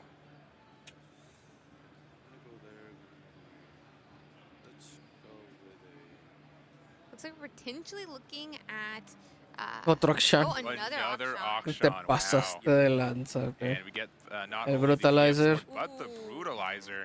And those are your big kind of might-driven equipment here. So Te quedaste sin runas, pero le quitaste sus dos gears más fuertes. Next turn, that's kind of the number we want. Offers a double conquer to 8, but we are a little bit kind of weaker in this spot. Yeah, 100%. I just have to think about how much potential might got removed from Alexander the Greatest's side. I'm just thinking like potential new Sand Soldiers. If we see a Rise come down, you have ones that could pull some of those equipments. But now they don't have access to it until we can remove these auctions. Yeah, now a couple things to note. One, these are definitely cards I think people would expect in games 2 or 3, but game 1, double auction. Está jugando actions en el main. Eso es muy raro, pero está preparado. Está bastante preparado para City y Aurora y Irelia.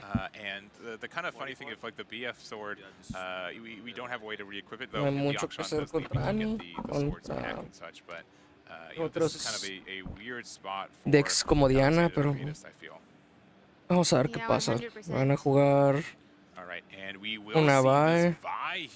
We talked about it, one of the newer adds to the deck. Esos decks creo que es específicamente contra Aurora y contra G. Contra otros decks tampoco le sirve la bye, pero ahorita sí está bastante bien en este match. Yeah, and it's so nice to get that battlefield back, putting us up to 7. This is additional like threat that we're putting onto houses that are big now, because next turn he's gonna have to take at least, well, he's gonna take both of them. Otherwise, we're able to win the game. Looks like we are gonna recycle one and put the Soul Sword onto Soul Sword en bye. Question. If I get my weapon back, does it count as playing a weapon? I assume not, but I want to make sure. No cuenta como haber jugado una. Solo cambia quién lo controla. Yeah, Akshan, being able to, borrow your opponent's cards offers some interesting ruling interactions, and just making sure on the playing. Likely there's a way to maybe remove it, and then you want to be able to use your legend ability again. ¿Qué estás dando a entender por el charm? Very smart for sure when it comes to Azir. Charm. We are going to use the charm here. I see. And so, yeah, so wanting to make sure, going to get rid of the Sand Soldier token, but we do get our Visor back. No quería que tradeara con B. Pero eso dice que no tiene Might Increase. Esa es una información muy interesante. My legend ability, and unfortunately cannot do so. Yeah, if it would count as that, otherwise we would do it, but we'll have to still play one this turn if we want to. Sí, pues es que si Holea gana. Está bien, avienta toda la carne al asador. I think I can hold here. We've got, 2 hidden cards. Y no runas naranjas, no hay punch first. Eso reduce muchísimo las posibilidades. They have no body runes, so that is a good indication. We've got 1 rune left open for Alexander. Si cualquiera de esos dos es guards, tienes que atinarle cuál de los dos es el guards. Para ahí tienes que entrar primero. Porque si se estampa la acción, el guards va a traer la espada al battlefield. Yeah, and I kind of got a little bit of a sneak peek on Houses of Big's hand. No copies of specifically, I think we've got Challenge in hand, which unfortunately does nothing here. Another spell that's going to cost a body rune that we don't have. Challenge, si tan solo tuvieras runas naranjas. Pero el vato quería jugar sus pinches 2 actions. Alright, and looks like Akshan, thinking about here, Akshan Esto es bien jodido, la que sigue campeón. is currently at 7 might. We've got 2 hidden cards. Is that in the rules? Yes, when you end the game, you get to see all hidden cards. I mean, Judge? All right, I think he's thinking about conceding and just confirming that you get to... You show him? Yeah, okay, It's yeah. like, you play Magic? All right, yeah, I can see just Hidden making sure the cards Blade. that are hidden are valid cards for it. So Y it guards. looks like House of the Big conceding, Entonces saying, I want to go sí era to buena the decisión hacer lo que yo quería hacer, que era hacer Charm, la vi para atrás. Iba a tener que reaccionar con el Hidden Blade si quería no perderlo, y eso iba a hacer que Tomás perdiera la vida, entonces iba a perder el Hidden Blade. Y luego ya el Action vas y lo metes del otro lado con todo. playing such a great game. Yeah, and you know they're discussing it. This is a game where a lot of players with a lot of backgrounds are coming, saying, you know, this game is really competitive. I want to play it. I'm having such a great time with it, and yeah, just like this combination of, again, so many players. Yeah, 100%. It's so cool to see, especially like sometimes you have friends from different backgrounds as well that like get to re-meet at the Riftbound event. And definitely we're going into game 2 though here. We're just finding out our battlefields. Yeah, so it looks like Houses Are Big has already locked in the Star Spring en G. Interesante. Sometimes movement's a little bit trickier. Supongo que pues está bien para estar manteniendo una unidad en el campo y estar metiéndote en los otros. Está bien, está interesante esa tecnología. Yeah, I was thinking earlier, obviously, it seems to synergize well with LeBlanc, but it also seems to do so well with that Master Yi Legend ability because you only want one guy at the battlefield if you want to get that +2.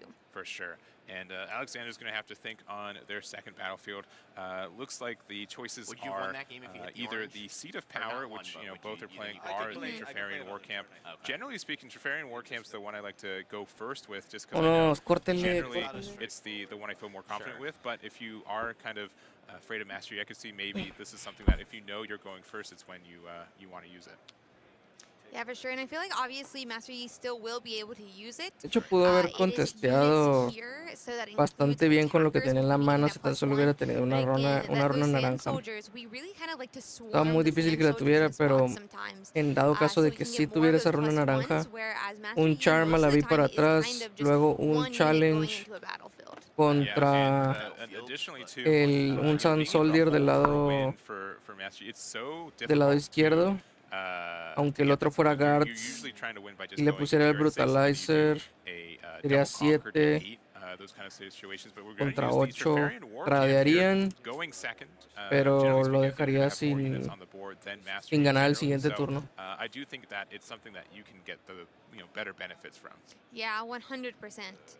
I definitely think so as well. I'm interested to know or try to figure out here what maybe what Houses Are Big is doing to kind of beat Azir, right? Yeah. Obviously, they had a little bit of difficulty in game 1.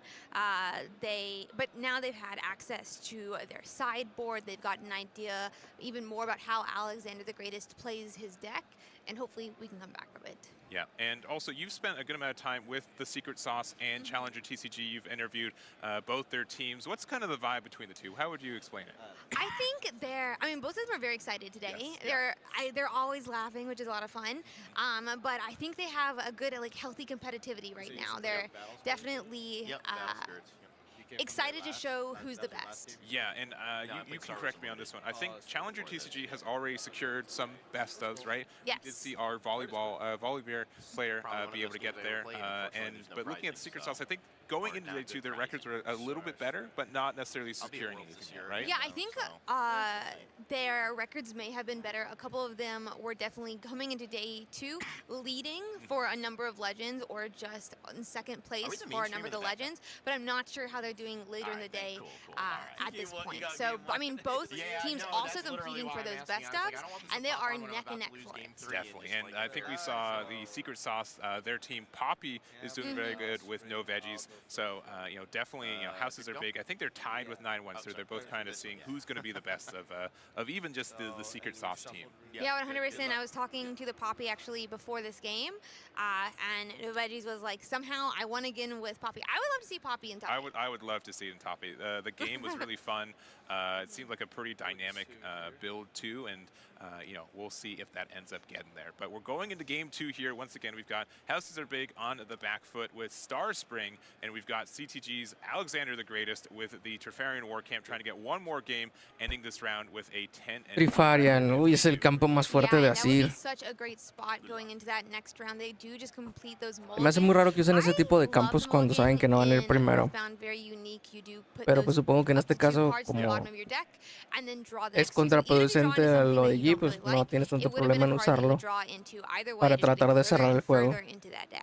Yeah, and it's I find it's interesting how many cards you see just from it too. You have a lot of ways for openings, and obviously with more and pues te more vas a ir al cards, Star Spring, ¿no? No quieres ponerte en el Trifarian War Camp de gratis. 100%. We do luckily get those like starting units for both players here. That equipment for Alexander the Greatest to be able to make a Sand Soldier and that Lonely Poro. I love Lonely Poro. I wish he wasn't so lonely. Yeah, well, unfortunately, almost every card in Master Yi's deck, I think, is lonely, right? We're Very just true. so, pressed to only play one card in an area. It looks like we're going to try to play our champion here. And either into base or into Star Spring to push back the Lonely Poro. Que se gaste cosas para romperte. Yeah, we're going to pass it back to Alexander the Greatest. Yeah, it did look like we were kind of thinking there for a moment if we did want to play it into Star Spring, but Lonely Poro's Death Knell is kind of why we like that Poro just so much. Does help us draw some more cards. Drawing cards means consistency, and consistency means a happy card player. Yeah, and right now we're at 4 might with this Lonely Poro due to the Mastery. When we're in a combat, right? Not in generically, but that is tough. Si tienes Might Increase, siempre te vas a meter a matar al Lonely Poro. Si no tienes Might Increase, te vas a ir al Trifarian Warcamp y vas a tratar de reforzar. At that southern battlefield, we'll have to see if Alexander the Greatest does try to just, Primero vas a gastar 2. Raro. Bueno, este tapeador realmente no es como que te pueda hacer muchas cosas, entonces está bien. Could be like a brutalizer or Brutalizer. And we are actually going to equip it to the Sand Soldier here, and we're going to go a big 5 to the 4.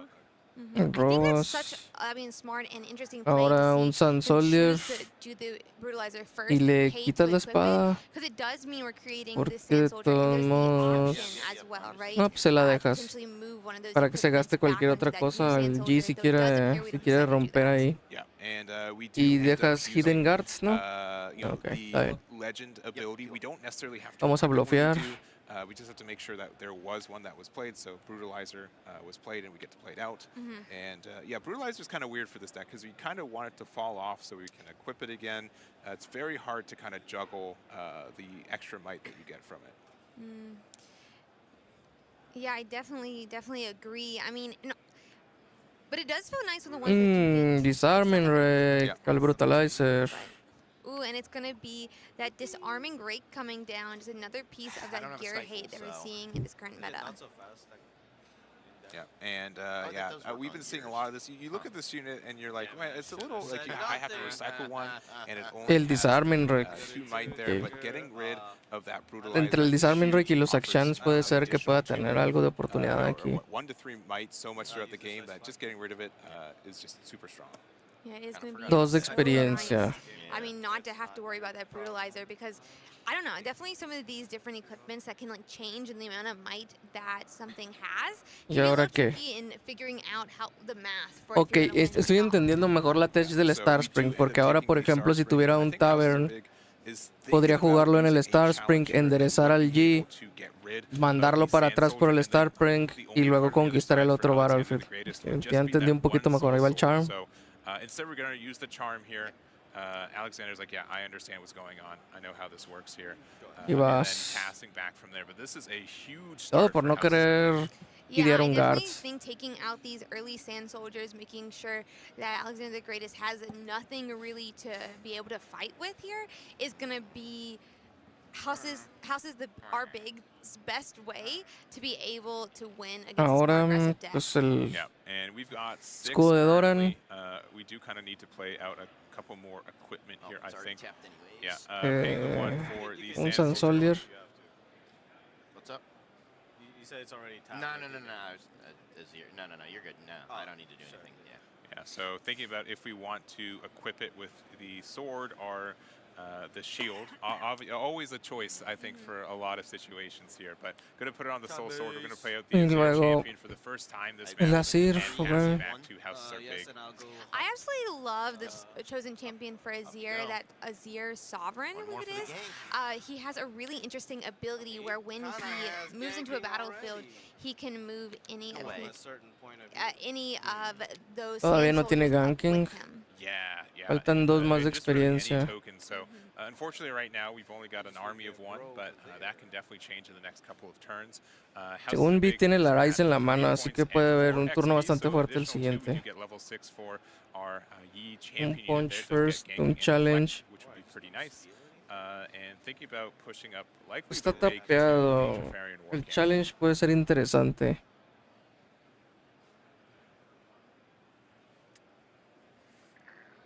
Aquí viene la estrategia. Ajá.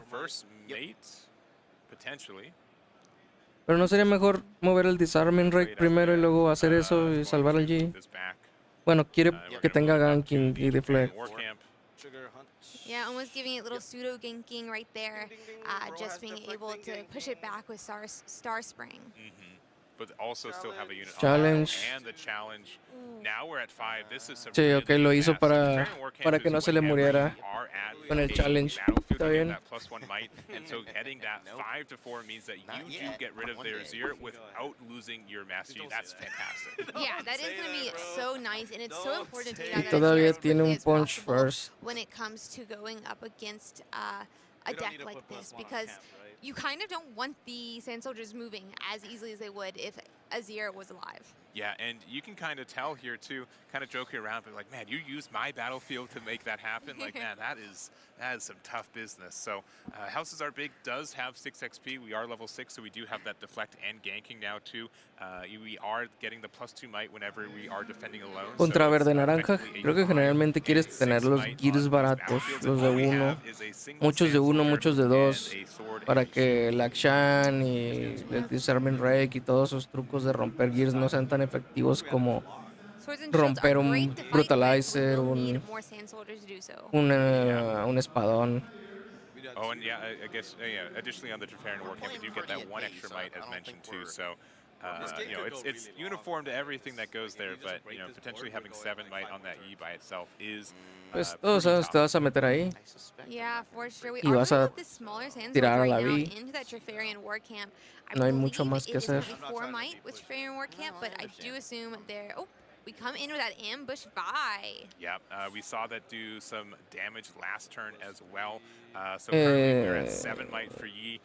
The Sand Soldier is at 4 might, and the Vi is at 6. So currently it is going to be Y eso es un 10. Un punch first evita que conquiste, pero no tiene It's going to be caso. a lot of might to deal with, but we have at least 1 rune up. I'm thinking mainly of On Guard with that number of runes, but I'm sure there are other options as well. El deflect. Yeah, I think it has to be a punch first if we are trying to get No, ¿para qué? C1 Que se kind muera. of sneaking in the hand there. It De would modo. make us a 12 to 10.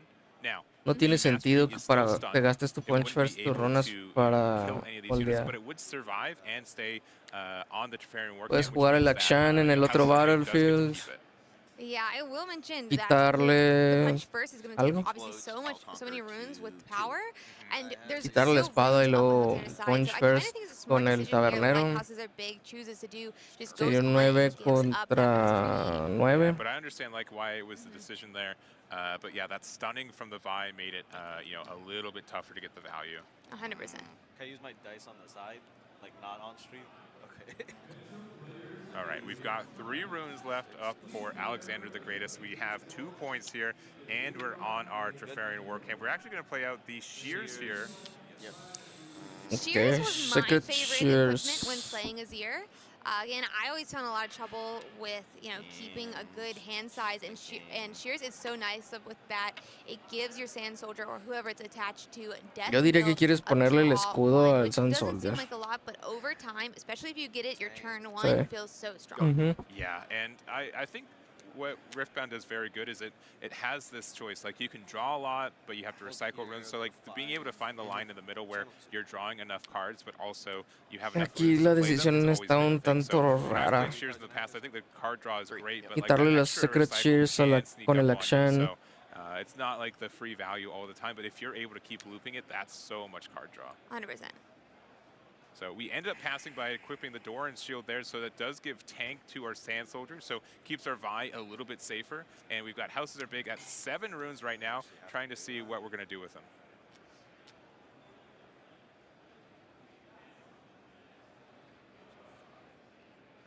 ¿Qué estás planeando hacer? All right, and thinking on here. So again, without the with the Trifarian Warcamp buff, the Vi is at 6 might, and then the Sand Soldier's at 5. So there's 11 might on the Trifarian Warcamp right now, and then we do just have the first mate at the Starspring, currently at 3, but 5 when defending by itself.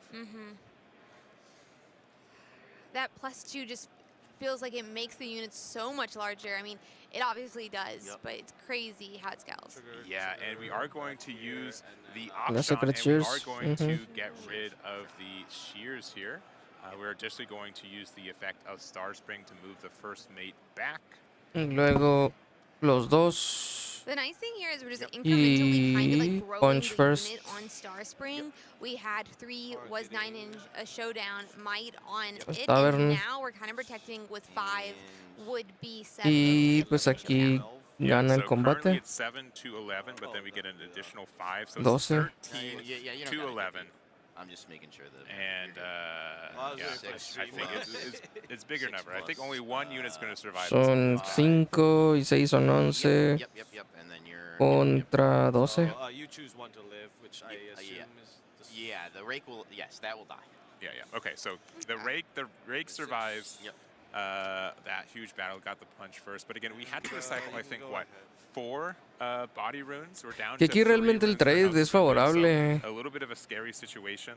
para G. Porque de todos modos quieres tener solo una unidad en el battlefield. Eso va a ser defender de 5. Y ahorita no le rompe el battlefield sin ningún tipo de algo extra. Al menos no tienen el campo lo suficiente para romper ninguno de los dos.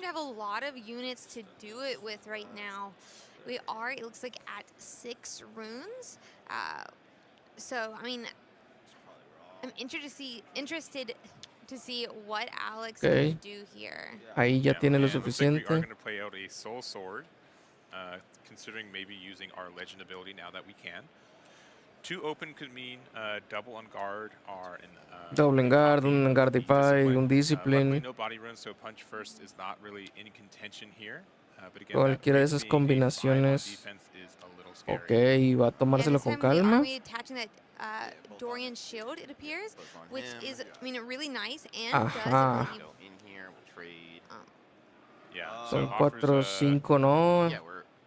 Sí, tradean. Yeah, there's so many additional numbers, right? There's the war camp, there's the Yi, Sí, tradean.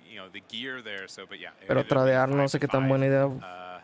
Pues bueno, no tenía para equiparle todos porque todos son amarillas. Digo, todos eran verdes, no tenía 3 verdes. Está bien. Defy. Qué buen value. Yeah, fingers crossed here for Alexander is great. We are holding up to that 7, like you mentioned. Definitely a bit of a 7, si tiene una unidad. Ya acabó este y vamos a juego 3. How much am I at? I have you at 2. Yep, perfect. All right. Good. Yep. All right, so going to 4. Yeah, just confirming on point totals. So holding to 7 here. Star Spring can Una unidad help para this jugar. Akshan move all the way over to the Trefarian war camp. Sabotage. Sabotage though. Arise, pues el Arise para abajo. Yeah. Triste. And but no. Y no tenía unidades. You do have these situations where you have to force your opponent to have it, and you kind of need to see it, right? 100%. Taking out that Arise, I think, is so important with it. We are at 6 runes on Alexander the Great's side, which means we could have potentially Sí, de todos modos roba por el Death Knell. All right, they're asking the question that I wish I knew the answer to. So Akshan did have the Sacred Shears. It does have this Death Knell to draw 1 when I die. But also, when Akshan dies, you give the Shears back. So we're going to have a judge confirmation on it. I don't really know. Va a tener que hablar al head judge para esto. Yeah, I actually was thinking about this, but I have no clue if he's the draw or not. But it's a really interesting interaction. All right, so it looks like we are thinking about a hidden blade I'm just here. making sure where it's going. I guess it has to go there. I'm dead. So yeah, hidden blade there on the Akshan. Yeah, saying Defy. Yeah, there's the Defy. Okay, I think that kills me. Yeah, and I think with the Defy, I think we're gonna force another game, perhaps game 3, right? It does look like we may be forcing that game 3 here. 2 runes is Sí, all ya, houses se are acabó. big has left though, but it looks like muy we are going difícil. to game 3. They're scooping up Y más here por- and just cleaning por up el the Defy. board to get into it. So do be like really that. exciting.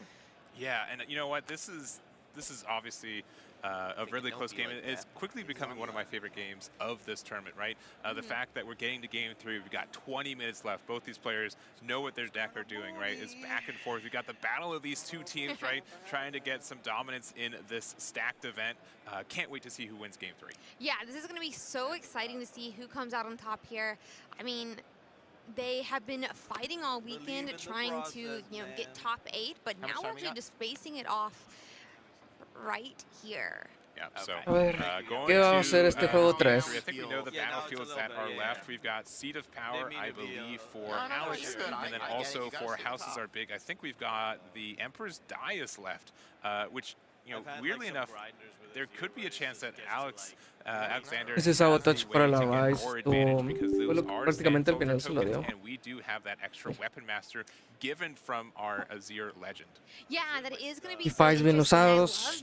En general fue un buen desempeño por parte de los dos. Realmente ya a estos niveles es muy raro que cometan un error así tan grande. Yeah, so we're getting shuffled up for that. Again, I think Alexander the Greatest will likely take first, which in a match like this one, I think that does give a little bit of an edge, but don't count Houses Are Big out yet. Yeah, that is for sure. And, you know, we're looking at, you know, potentially some sideboard cards that we've already seen come in, right? I think Disarming Rake definitely helped you control the tempo for that game. I think that's something that easily both players could be playing as well. And, yeah, that's just a great add.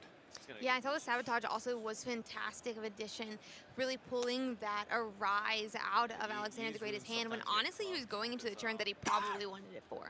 Yeah, and we do have, again, these last battlefield, Seat of Power for Alexander the Greatest here. You're able to get a potential draw 1 if you conquer it second, essentially. And then Emperor's Dais here, being able to create some more Emperor's Dais contra Seat of Power. From Alexander to have a unit to bounce back to your De hecho, hand, right? curiosamente, el Emperor's Dais no le sirve así. Al menos no la lista de así juegan. Le sirve a lo mejor si sobrevive su Azir Chosen Champion para mantenerlo seguro en la mano. It's kind of just killing it. Yeah, you're just kind of, you know, replacing it here. But I could see some weird situations where, like, maybe you want to unequip the weapon to then give it to something else to conquer the other battlefield. There could be some situations where you bounce your Vi back to then use it again next turn, since, you know, with that reaction and ambush, that is really nice. But we start with Alexander the Greatest just saying, hey, I have a turn to play. Ooh, and we haven't seen this gear yet. Honestly, one of my favorites for the deck. Yeah, this is another really nice gear when I'm No lo había visto, si es cierto, el Eye of the Herald. Generalmente es con lo que empiezan. Tómala, Disarming Rake de inicio. However, Houses Are Big says, no siree, my Disarming Muy Rake poco will value, straight pero to your trash. supongo que no tenía mejor jugada. Yeah, I agree. It's a really cool equipment. I need to get rid of it. We can't let you know, stay Ok, there. estoy viendo las intenciones de este güey. Conquistar el Emperor's Dais con el Disarming Rake y luego regresárselo a la mano y volverlo a jugar para romper el siguiente gear. Si así le permite seguir haciendo ese loop allí, va a estar en bastantes problemas. Playing that Brutalizer and getting another Sand Soldier out. Come here for one. Yep, going into the Seat of Power too. Go ahead. Not equipping the Brutalizer, recognizing that it's going to be stronger the turn that I equip it, so I'd rather do that instead. Emperor's We're going to Dais. go to the Emperor's Dais here, and La this is going levanta. to offer a chance to put this Disarming Rake back into hand, and guess what? I think this Brutalizer's not meant for this world. Yeah, this is going to be a bit of a problem getting to bounce this Disarming Rake. If we play it again, that Brutalizer may very well go to trash as well. It will, and I feel like Houses Are Big are saying, look, this house isn't big enough for all your equipment. Yeah, and that could have been a slight decision change for Sí, Alexander. saying, you know what, si le permite ese loop, removal for that. va Hold to 2 with the Seat of a Power. estar muy difícil que el Azir pueda tomar algún tipo de ventaja con eso, con los gears. Yeah, being able to have this access to reusing our on plays are really strong when the rake. We are losing a rune right every time we play it, but taking care of these 2 gears have been really strong. Yeah, for sure. I'm interested to see if houses are big will want to give up that Emperor's Dais for a turn to be able to reuse it again, because it seems just so strong. Yeah, and I mean we've got some decision making. Le tiene que hacer el charm al disarming rake. So it's a No va a little estar bit muy expensive difícil. to do so. We have potentially looks like another Vi as well, and we are just going to use the Vi there. We could return the Vi to hand, as we kind of mentioned, too. For me. Yeah, that would be really nice to be able to protect it again, not letting it stay vulnerable at that battlefield. But also, if we free up the battlefield too much, you're potentially sending that disarming rake back in Emperor's Dais, back to Houses Are Big's hand, back to the base where it could kill another equipment. Yeah, and probably thinking, all right, there could be access to a charm here. Ok, quiso romper con la V en vez del charm. Tienes que hacerle charm. O sea, tienes que hacerle charm si no vas a perder. Eso tiene que pasar ahorita ya. Sin miedo, padre. Está tapeado. Cards in hand. 1, 2, 3, 4, 5. All right, and we've got 1 point to 3, 5 cards in hand. Charm. Houses are big, and we are going to use the charm on the disarming rake. Yeah, and just say we know what's happening. 2 for 2.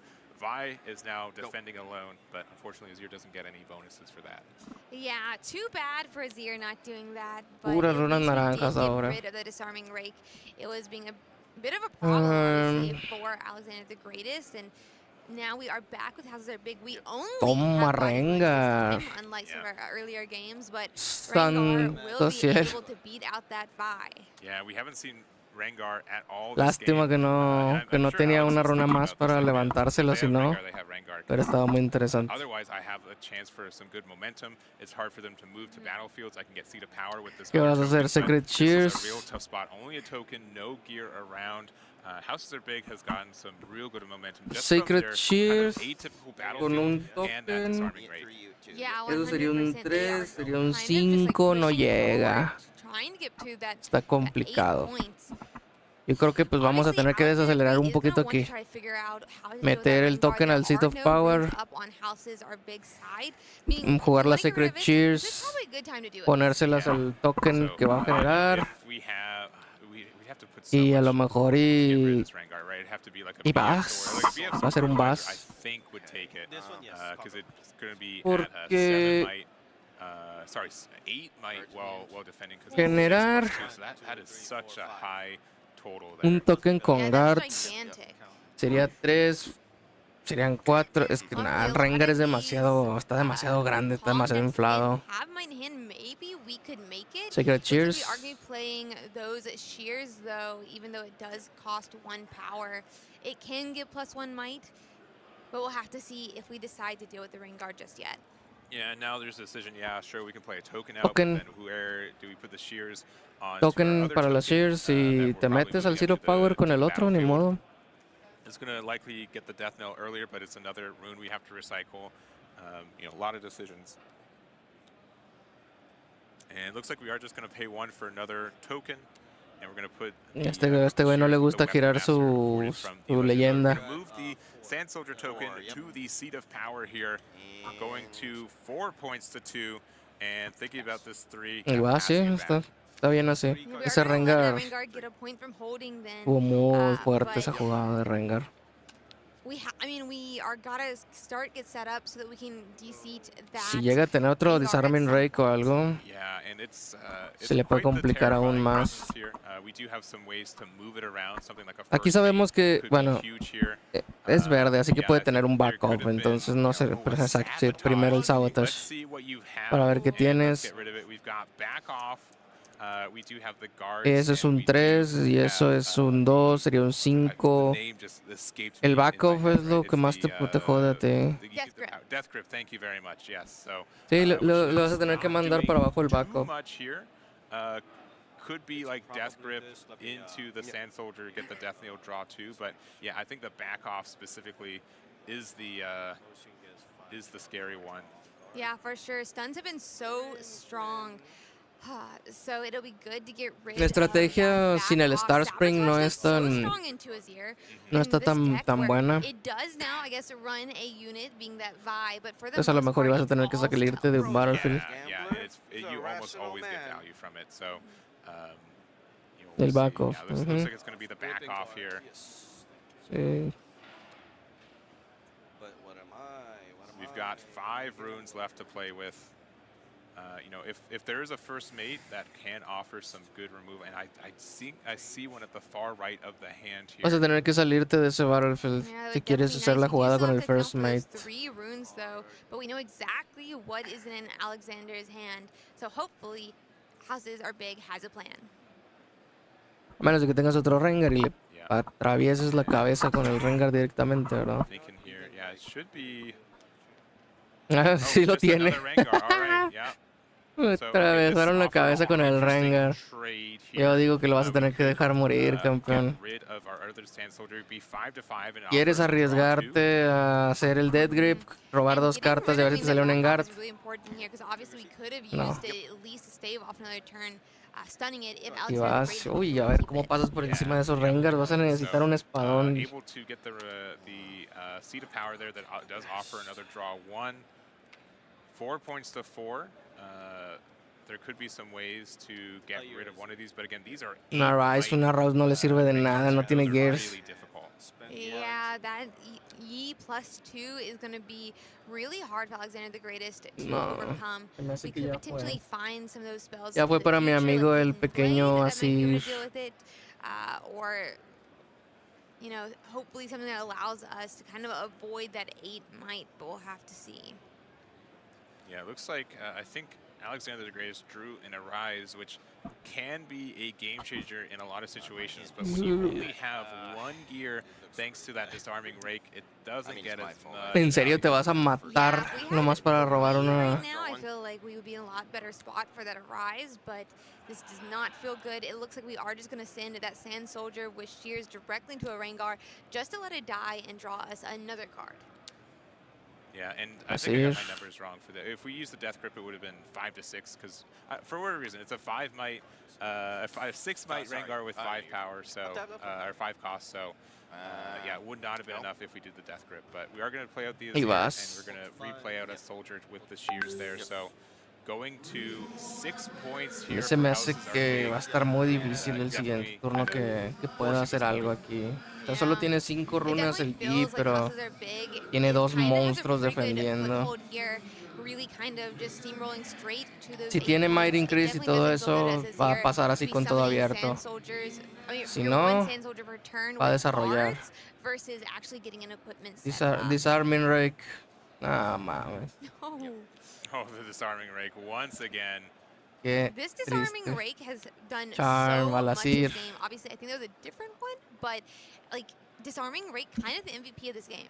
Yeah, and we're just going through the motions. You know, Alexander's still playing it out, but yeah, 6 points to 4.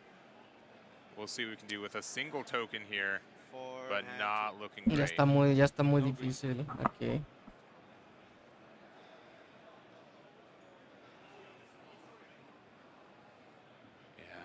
This is tough. You know, I've played a good amount of Azir. One of the kind of footholds for this meta is that, you know, Fury is less around, so you can dodge. Like, Thermo Beam is kind of a game changer. Oh, so yeah. It's not as present, but this Disarming Rake is doing its best to pretend that is a Thermo Beam, right? I think we've gotten rid of 3 gears, and it just keeps getting value. Yeah, who needs to kill all gears? Now You do it one at a time. He got me good. Yeah, bro got free information. I wish I could play Scuttlecraft for free, man. All right, thinking the Doran's Shield here, so will offer us, you know, another token. Sure, it's good value. Yeah, at least we do get the 1. Ya, Charm para el otro lado. Pues no tienes para hacer Defy, así que está bien. Another turn if we do that, which is going to be nice. it's a good use, especially of Charm. I mean, a lot of times I feel like Se mete el we think Seed of of Power. Charm being used to loosen up to kill it, but in this case we're using it kind of defensively to give us an extra, potential extra turn. Yeah. So we've got, 5 points to 6. Y luego, un toque, no, chavo, en el battlefield, ¿cómo que en la base? We've got 6 runes open. Oh, I pay one more. Sorry. That's what. Yeah. No, you're good. Yeah. Oh, sorry. 5 El vato que runes. nomás no le gusta pagar sus cosas, ¿sabes? El mañosito. Really tough, and this could be the house Y pues ya, ¿no? 7 points just Se to chingó, conquer ¿no? that seat of power.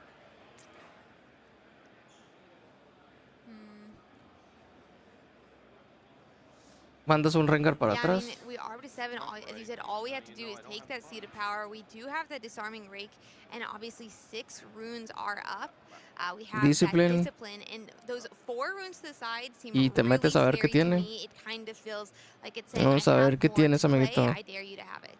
Yeah, and looks like we're going to try to press a 4-2 here with this Disarming Rake. We again have the +2 with the Discipline.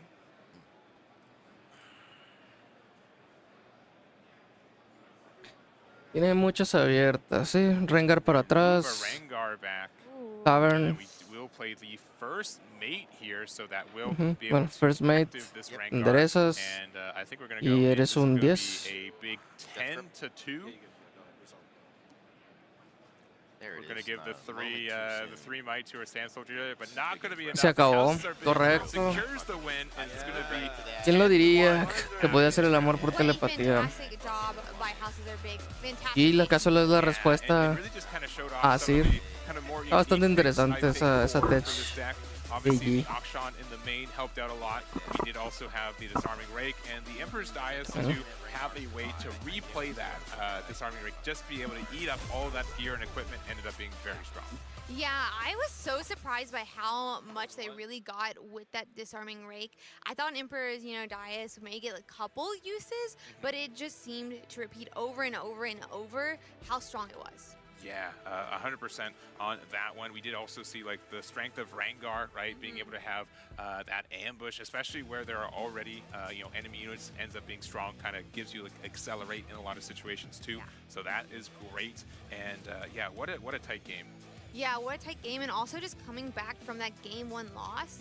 I feel like a lot of times when stuff like that happens, you can kind of get in your head and maybe have more difficulty coming back. But he kind of just he swung it, right? He got that game 2, and then game 3 was his. Yeah, and I think there was a decision on game 3.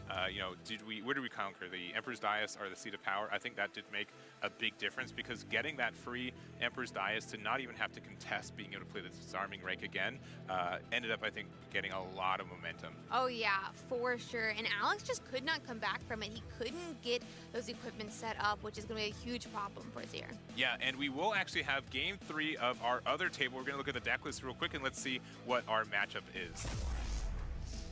All right, we've got Wisely with the Victor here. We haven't been seeing as much Victor. We have been seeing, a lot of blue-yellow. We've seen LeBlanc, right? We saw Lux earlier, and now we've got Victor. Yeah, and Victor's another one of those decks that can really just generate those tokens. Obviously, that is Victor's entire calling for his legend ability. Very similar to Azir in some ways like that. But in this case, it does look like Victor is deciding to play a lot of units. Yeah, we've again seen like the kind of spell heavy ones. We do see a lot of new cards too. We do see that Vi, once again, I think one of the best order cards from Unleashed, being able to get that ambush, being able to get that stun. Very hard to contest. We also do see the Sprite Fountain. We haven't made enough tokens already, so let's make some new Sprite tokens as well. Being able to get 2 of these across 2 turns has been really strong in a lot of decks. Yeah, I love Sprite Token. Being able also, like those ready sprites, sometimes you can be a little bit slow generating these recruits at your base, but not for Sprite Fountain. Yeah, and so we're going to look at the other deck. We're going to see Azir, and, it's going to be a battle of the token decks as well. We did see Alexander the Great on the previous one, and looking at this, there are some kind of minor changes between the 2 builds. Yeah, I really love seeing this Shadow's Call here in this Azir's list. You get to choose a friendly unit that doesn't have temporary. Obviously, our Sand Soldiers do not. You give it temporary, but you get to draw 2, which is, again, huge problem for Azir. Yeah, that card draw ends up being really important. we do see a lot of the kind of familiar faces with gear equipment. We do see the Vi. We didn't see it last game, but Arise also can be a kind of snowball card, the signature spell for the deck. So you get to play 2 Might Sand Soldier unit token for each equipment you control, and you get to ready 2 of them. So if you have 4 equipment now, that's 4 new units. 2 of them are also active, so that is really important. Yeah, that card can be so strong, either as you said, to like get the momentum going, sometimes to close out the game. And I mean, the battlefield's just slightly different here. Only difference is that Arena's greatest. Yeah, and looks like we're going to go into our 3rd game for that one, a battle of the tokens. Let's see who's able to take it home. I am so excited to see how these two do. Which of the token decks will come out on top? Right, and we are getting set up. So we saw for game 1 we had Rockfall Path and the Hall of Legends. Game 2 we did have the Forbidding Waste and the Arena's Greatest. So I think on game 3 it's what, Arena's Greatest likely. I think we're jumping to game 3, but maybe we are jumping to game 2. Oh, game 2. All right, there it is. Good luck. You too. All right. And no spoilers. We actually do not know if there's game 3 or not, so don't. Oh no. Yeah. Yeah, I mean, I'm really excited to see how this plays out. We saw Azir is just so aggressive in our last match, so that Arena's Greatest is really going to help shrink the game size and try to get this game finished as quickly as possible. Yeah, and we do see that Wisely was able to take game number 1, so we do have Azir going first on the second one, which makes sense with Arena's Greatest. We are going to play out, again, the Doran Shield, play out a token, and we're going to pass it back. Both at 1? I love these alt art runes though on Thunder Tree's side. They look absolutely great, and it seems like this is a person of your own flavor choosing to have different types of runes. There's so many good art pieces, right? You gotta, show the variety of them. Agree to disagree on it, but yeah, when they keep adding new ones, you gotta collect them all, right? True. That does make sense. Maybe I'll slowly move towards it, but it does look like it's going to be a really early Sprite fountain here, going that Sprite up into Arena's Greatest. That would bring him up to 2 points, since both players did get that Arena's Greatest trigger, putting us at 1 point at the start. Yeah, and I really do like this Sprite fountain. Also works really well with our Victor champion, Victor Legend, or Victor Leader, sorry. So being able to use that, so the Sprite token gets killed, and then you get to make a recruit off of it, ends up being nice. But again, we've got a sword and shield with our Sand Soldier there, so going 4-3, and ends up taking the Arena's Greatest. Yeah, and we're just slowly building up these Sand Soldiers. You can see we're kind of trying to avoid this Forbidding Waste off of that north battlefield. If a unit there is defending alone, it gets -2 might, which does not feel good. Yeah, and I honestly, it's kind of one of my battlefields I just keep in rotation often. The fact that it is a, if you're playing against these hold decks, they really get disincentivized from holding that one, right? It makes it difficult for them to hold alone. Getting that extra -2 might is strong, and I don't believe it's to a minimum of 1 either, so there can be that extra interaction. But we do have the Pickpocket here, being able to get rid of the Doran Shield and offer a gold gear token. We're going 3-3. Yeah, I mean, we saw just last match how strong some of these gear killing units are, and Pickpocket already doing that, also generating a gold token for Wisely, which just seems like we're getting more and more resources. Yep, and deciding to just pass on the opportunity to get that extra point here, I think that's fair. I think Victor kind of has to be on more of the control and value side for this deck. Thunder Trees here, though, going into the Arena's Greatest, once again going to 3 points to 2, and then playing out the BF Sword. Ooh, at least we are getting BF Sword down, even though we did lose that Doran Shield, which could have given different units tank. However, I mean, BF Sword, so strong, +3. Fingers crossed they don't have another Pickpocket. Yep, and so we do have the BF Sword, and then we are hiding 1 at the Arena's Greatest. So not equipping the BF Sword, to me, kind of means that we might have the guards there to be able to play out a Sand Soldier token and equip the BF Sword. So, a little bit telegraphed, but it's still a good combo there. Yeah, for sure. All right, thinking on our, I believe this is a 6 rune turn. Paying the 3. I love Xin Zhao in this list, in Victor list in general, I should say. Xin Zhao has tank, and also if you have 2 other units in your base, it comes in ready. And honestly, when it comes to Victor, oftentimes you're going to have those 2 units, meaning it kind of just reads I come in ready. Yeah, and we're at 7-7 here with the guards. Once again, get to play a Sand Soldier unit token, and since the Azir gives Weapon Master, you do get to use the Weapon Master to immediately equip that BF sword. So there needs to be an interaction to try to get one more difference. I do think that there might be a Stupefy in hand. Might just not be, you know, you might have wanted that 3rd rune for something, but going to use the Stupefy on the Sand Soldier. So now it's going to be 7-6. Get the draw there, and we will be able to win this arena's greatest. Ooh, I mean, that is going to be nice, just slowly building up these points. Again, we are kind of avoiding the top battlefield here, and both players just, not anymore. No, we need that extra point. Again, it is important to be on these even numbers, so like a double conquer can offer a win, and we are going to put one more unit in our base and pass it back to Thunder Trees. Yeah, now Thunder Trees has 2 battlefields that they kind of have to contest here. They only have 1 Sand Soldier that is ready right now, and obviously we'd need to find another equipment if we want to create another Sand Soldier. Floating one. Yep, and it looks like we are going to recycle 1 to put the BF sword on our Sand Soldier, so we're currently at 6 might, and we do have 1 floating. And yeah, we do have, you know, a big 6 to their 3. If we were just, you know, conquering only the arena's greatest, we're just saying we're the best. We gotta keep proving it, right? We are the greatest. I mean, I think it's a game plan. Yeah, it's you know, it's a mental thing, right? He's just making sure, like, hey, just keep saying it. I conquered the greatest, right? That has to keep happening here. And we do also get another Sand Soldier token out with the Doran Shield. We've got 4 runes left active. But, you know, we're still kind of going back and forth with these kind of token economics. Yeah, 100%, and it does look like our Azir Sovereign is going to find its way from the chosen champion spot to our base.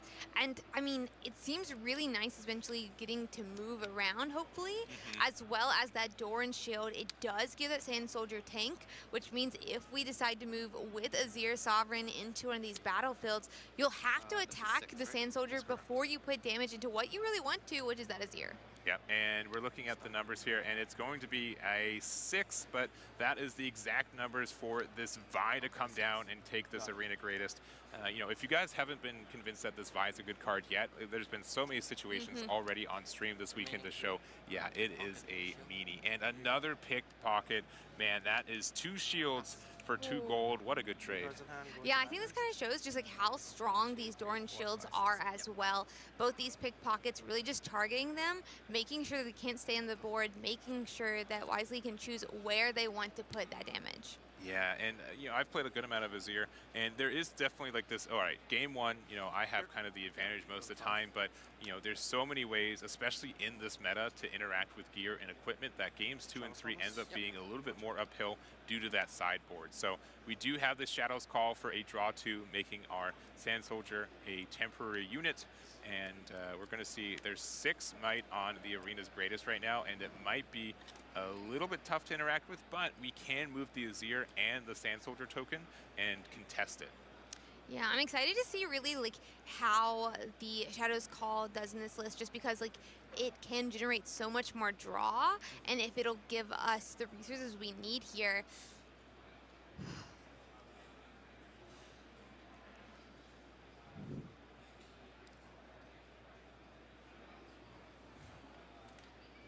All right, thinking about it, we've got 5 runes left open. I mean, there are some, like, you can equip a gear and you can make it a a 7 or higher, but then you're going to lose your Azir. Unfortunately, if we had the Doran Shield, that would be the best usage, right? Being able to give tank to our token that we know is going to lose anyways is pretty strong. Yeah, it would be so nice, especially, I mean, the Vi is just such a big baddie right now. Obviously, if we can also play another equipment, we could make another Sand Soldier that we'd be able to bring along with Azir as well. Because even though it wouldn't be ready and it would move by itself, that Azir Sovereign is able to move tokens with it to a battlefield. All right, so still thinking here. I think I did see like an Ashe in hand, so getting that knowledge, I think there's only 3 cards in Wisely's hand, so reducing that to 2 would be strong. Yeah, and it's just saying, okay, do we, yeah, what do we do here? There's just too many options to really have it be automatic. 100%. And I feel like Forbidding Waste is like doing a really good job here in the fact that because that Azir was -2 by itself, because now it is not defending alone and therefore it does not have -2. Cards like Charmed can't really be used to bring the token over, but now I guess it doesn't really matter. Yeah, so choosing one of the 3 here. The thing is that if they hold, they do you know, lose out on, they get the card right back, right? So we are kind of pressed to now take this battlefield. Yeah, and I think Bells is a great choice to try to banish here. I think especially if you try to move into these battlefields, if you're trying to be at different spots, it could be kind of dangerous, especially with these Sand Soldiers that are only 2 might. Yeah, so we decide to double equip with the Azir here, so that's going to be 7 might to 6, so that means they don't get to hold. The other thing about having Ashe at the northern battlefield means that we don't get the negative effect of that Forbidding Waste, so all that is strong, but we don't have any runes up, and getting rid of that token here could spell disaster. Yeah, that's gonna be bad because even the yep, and there's gonna be yeah. There it is. Wisely's, you know, putting it together like, man, I really can't interact with this. You have so much tempo on your side, and Wisely gonna enter the next round 10-1 with what, 2 more rounds left of Swiss to go? Yeah, I think only 2 more. So, I mean, Wisely is in a fantastic position right now, and they did such a great job against that Azir. Yeah, so a bit of a tough round for Azir fans on stream here, but we did see both the Victor take the win there as well as the Master Yi for, you know, the secret sauce there. Yeah, I would definitely say as an Azir stan, my heart hurts, but really exciting to see such a cool Yi be doing well. So cool to see as well that Victor, who's continuing on X&1. Yeah, and you know, we've seen Victor obviously be played a lot. Honestly, probably one of the most played legends in this game in particular, and I think we've got an interview with them, so we'll see why they're continuing to play with Victor in the set 3 meta.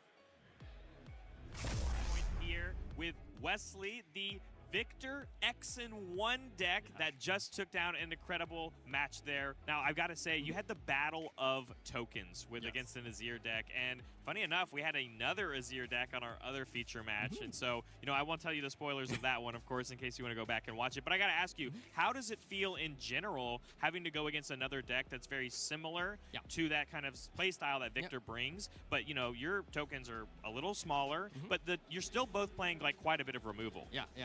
I think in this matchup, it's whoever gets 6 points first is usually the person that's way ahead.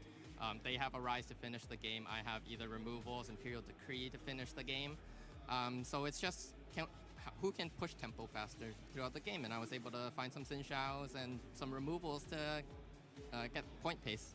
And it's good to see cards like Xin Zhao because, like, I think a lot of people were interested in that card as soon as it got revealed, and people were trying it out in a couple of decks. I think we've even seen it in one other deck across the weekend. But in general, you know, the fact that you get to play such this heavy removal, and funny enough, we just had another Mind Order Domain deck in Lux in last round. So I heard you actually went against that specific deck earlier. Yes, during Swiss. And that's got to be really interesting because I want you to kind of tell me, like, why did you end up bringing Victor this weekend? Because I think it's always been a deck that people are talking about, but it never actually is getting the results we need ever since Bologna, where it got a top finish. I think Victor is one of the most aggro decks in this meta. So in a room full of Auroras and like maybe even Diana, it's okay against.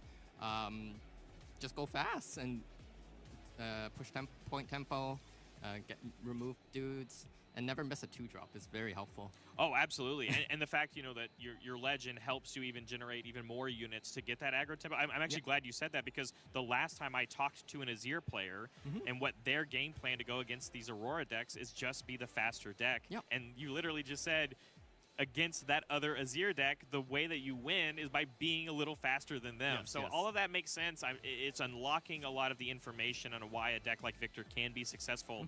And Wesley, you're currently X1 with only 2 more rounds to go. Very close. I'm not going to say you've locked in a best of, because I don't know that information right now, but I've got to say you've got to be pretty close, because I don't know any other Victor decks right now. But I've also got to say, if you keep winning, you could potentially also represent Victor in top 8 as well. How does that feel? Amazing. This has been my one-trick deck since day one, so to see it be able to go to this heights would be, and me piloting up it to there would be amazing. Yeah. And I also just wanted to shout out, Wesley, I hear you're also from Vancouver, That's so correct. the hometown, buff is really coming into full fruition here. And you've also been playing Victor since the beginning in Origins, correct? Yeah. Well, it's really working out for you. It's really proving that if you put in a lot of extra work, anyone can win and do well in Riftbound, even if you're the only Victor deck amongst a field of other legends. Wesley, congratulations on your win. Thank you I very wish much. you luck in the rest of the tournament, but we're going to send it back. All right, thank you for that interview, Barrett, and congratulations to Wesley once again. Good luck on their next 2 rounds, and yeah, we're really just getting down to it. Yeah, it is so cool to see someone who has been playing a deck since day one succeeding here in Vancouver, especially as a Vancouver local as well. So cool. Definitely. So we are going to take a quick break, but we're going to be back with round 12 of 13 of Swiss here in Vancouver. We'll see you guys then.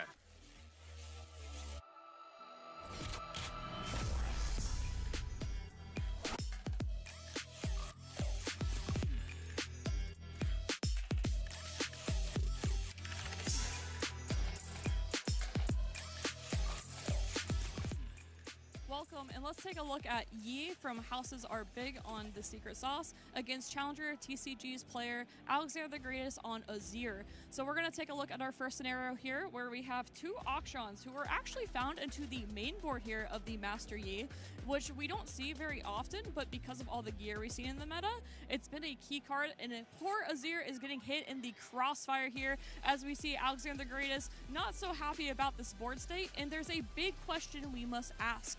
The big question is, if we kill one of these Auctions and the gear does move over to the Azir once again, can we use our legend ability, Emperor of the Sands? And the answer is no, we cannot. So even if we kill this Auction, we are not able to make a Sand Soldier. Let's go ahead and take a look into our next scenario, where we have the hidden cards question. And with that question is, do we have to reveal these hidden cards right here at the end of the game? And because of the rules, you must reveal the hidden cards if your opponent concedes, or if the game is at the end, to confirm that these are indeed legitimate hidden cards that you can play. And after that, we will see those hidden cards revealed into our next video. I want to highlight an amazing play that we had by our Houses Are Big. And what we have here is the Yi is at the battlefield ready to go. And we are playing a first mate, which doesn't actually have to ready this Yi. And what will happen is we'll have a Star Spring bounce from this Yi, which is a fantastic play. He is still at 4 might, but at Trifarian War Camp, he goes up to 5 might instead. And what will happen next is we really want to kill this Azir.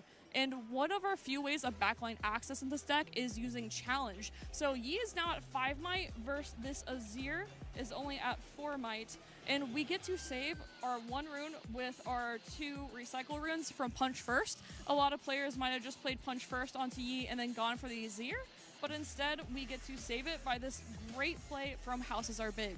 That's all I have for you today, and I hope to see you for the next one. I'm here with 2 members of Challenger TCG, Rossum and Coco Lopez. Would you guys like to tell me what deck you're playing and how y'all's rounds are going? Yeah, I'm on Aurelia today. It's been going pretty good. I just picked up my first loss in round 5 to Aurora. Feel like I played well, but hey, high roll deck. Sometimes you see it and you can't really do nothing about it. But it was still a good match, and overall, I'm happy how I've been playing today. So. I'm playing Pike, the Blood Harbor Butcher, the mid-range deck that I wrote about. I'm very excited. The deck's great. I'm 4-1 right now, so I can't really complain. I beat Master Yi once today. I lost Master Yi once today. The match was a little bit difficult, but it's, you know, not the end of the world. So I'm just glad to be here. It's fun. I love tournaments, so doing it for so long. How did you guys join Challenger TCG? I joined Challenger TCG after the win in Houston at the CCS 25K. They reached out to me and Min and picked us both up, and like basically we got some insights to like how they do things, and it's like, to me personally, it's like a big family. So I was like super down to get into it, and I loved it ever since. So. Yeah, so one of my friends, Alex Blandon, who's on the team, kind of knew me from Magic. I come from Magic. I'm 27 now, but I've been playing TCG since I was like 12, and I was competing like when I was 18 or whatever, so everyone knew me as a young guy. But I kind of swapped over to Riftbound. I met with Blandon and talked to all the boys, and it's just, yeah, it's just been good. You know, it's a great team dynamic. We're always hanging. We're always having a good time. Team dinners are great. That sounds like a lot of fun. Obviously, it sucks that you guys did lose this round, but how does it feel like in a team in situations like that? Usually if you take a loss and your team, you know, your teammate's gonna be supportive, so you always have that system that's like supportive. And if honestly, it's like they see some mistakes, they'll let you know, so to also help you, you know what I'm saying? So it's pretty good. Everybody usually supports each other. Yeah, I would say that post-round, just like trying to talk about things, especially things where like if you messed up or like something could have gone a little bit differently, just asking for advice, it really helps, especially in situations like that when you start like really reflect, and that's just to get better as a player. So it's just a great dynamic. Yeah, team dynamic is good that way. Sometimes you turn the vision on stuff. They're watching your games. They're gonna give you insight what they think you maybe should have done that you could have done differently, to give you a different perspective. So it's pretty good. That's awesome. We love to hear it, and hopefully you guys will have a good team dinner no matter what. 7-1. Let's go 7-1 first. 7-1. I believe it.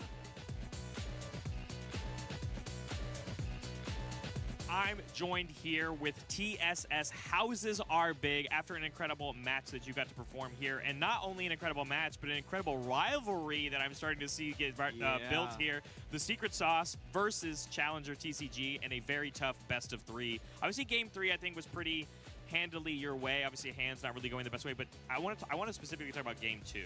Game 2, when you removed the Azir Sovereign off the board, I genuinely thought the game was over at that moment, because once you get that sort of tempo advantage against the Azir deck, it feels like the deck slows down significantly, and you are already in Game 2 when you had things like Disarming Rake to help you get rid of the gear removal. I think it was perfect play. So can you kind of speak to your approach to that match in general? Because Game 1, you ended up not losing, right? And then you had to come back and get that kind of reverse sweep. So how'd your mind go when you had to do that? Yeah, so first of all, like I feel like when you lose like Game 1, like you lose a year off your life like easily. I'm probably getting a gray hair just from losing that game, but I had to really lock in and figure it out. I was happy to have Disarming Rake pretty early in in both of those games. Azir's a very tough matchup. You know, like the statistics say, you know, it's supposed to be good for you, but there's a lot of weird things that happen. Sometimes you just have Brutalizer at the right time, or Vi is a really nasty card. They have a lot of really nasty things that you need to play around. But yeah, I was trying to figure out like how I could get my Yi over there to get him to 5 so I could challenge and keep him.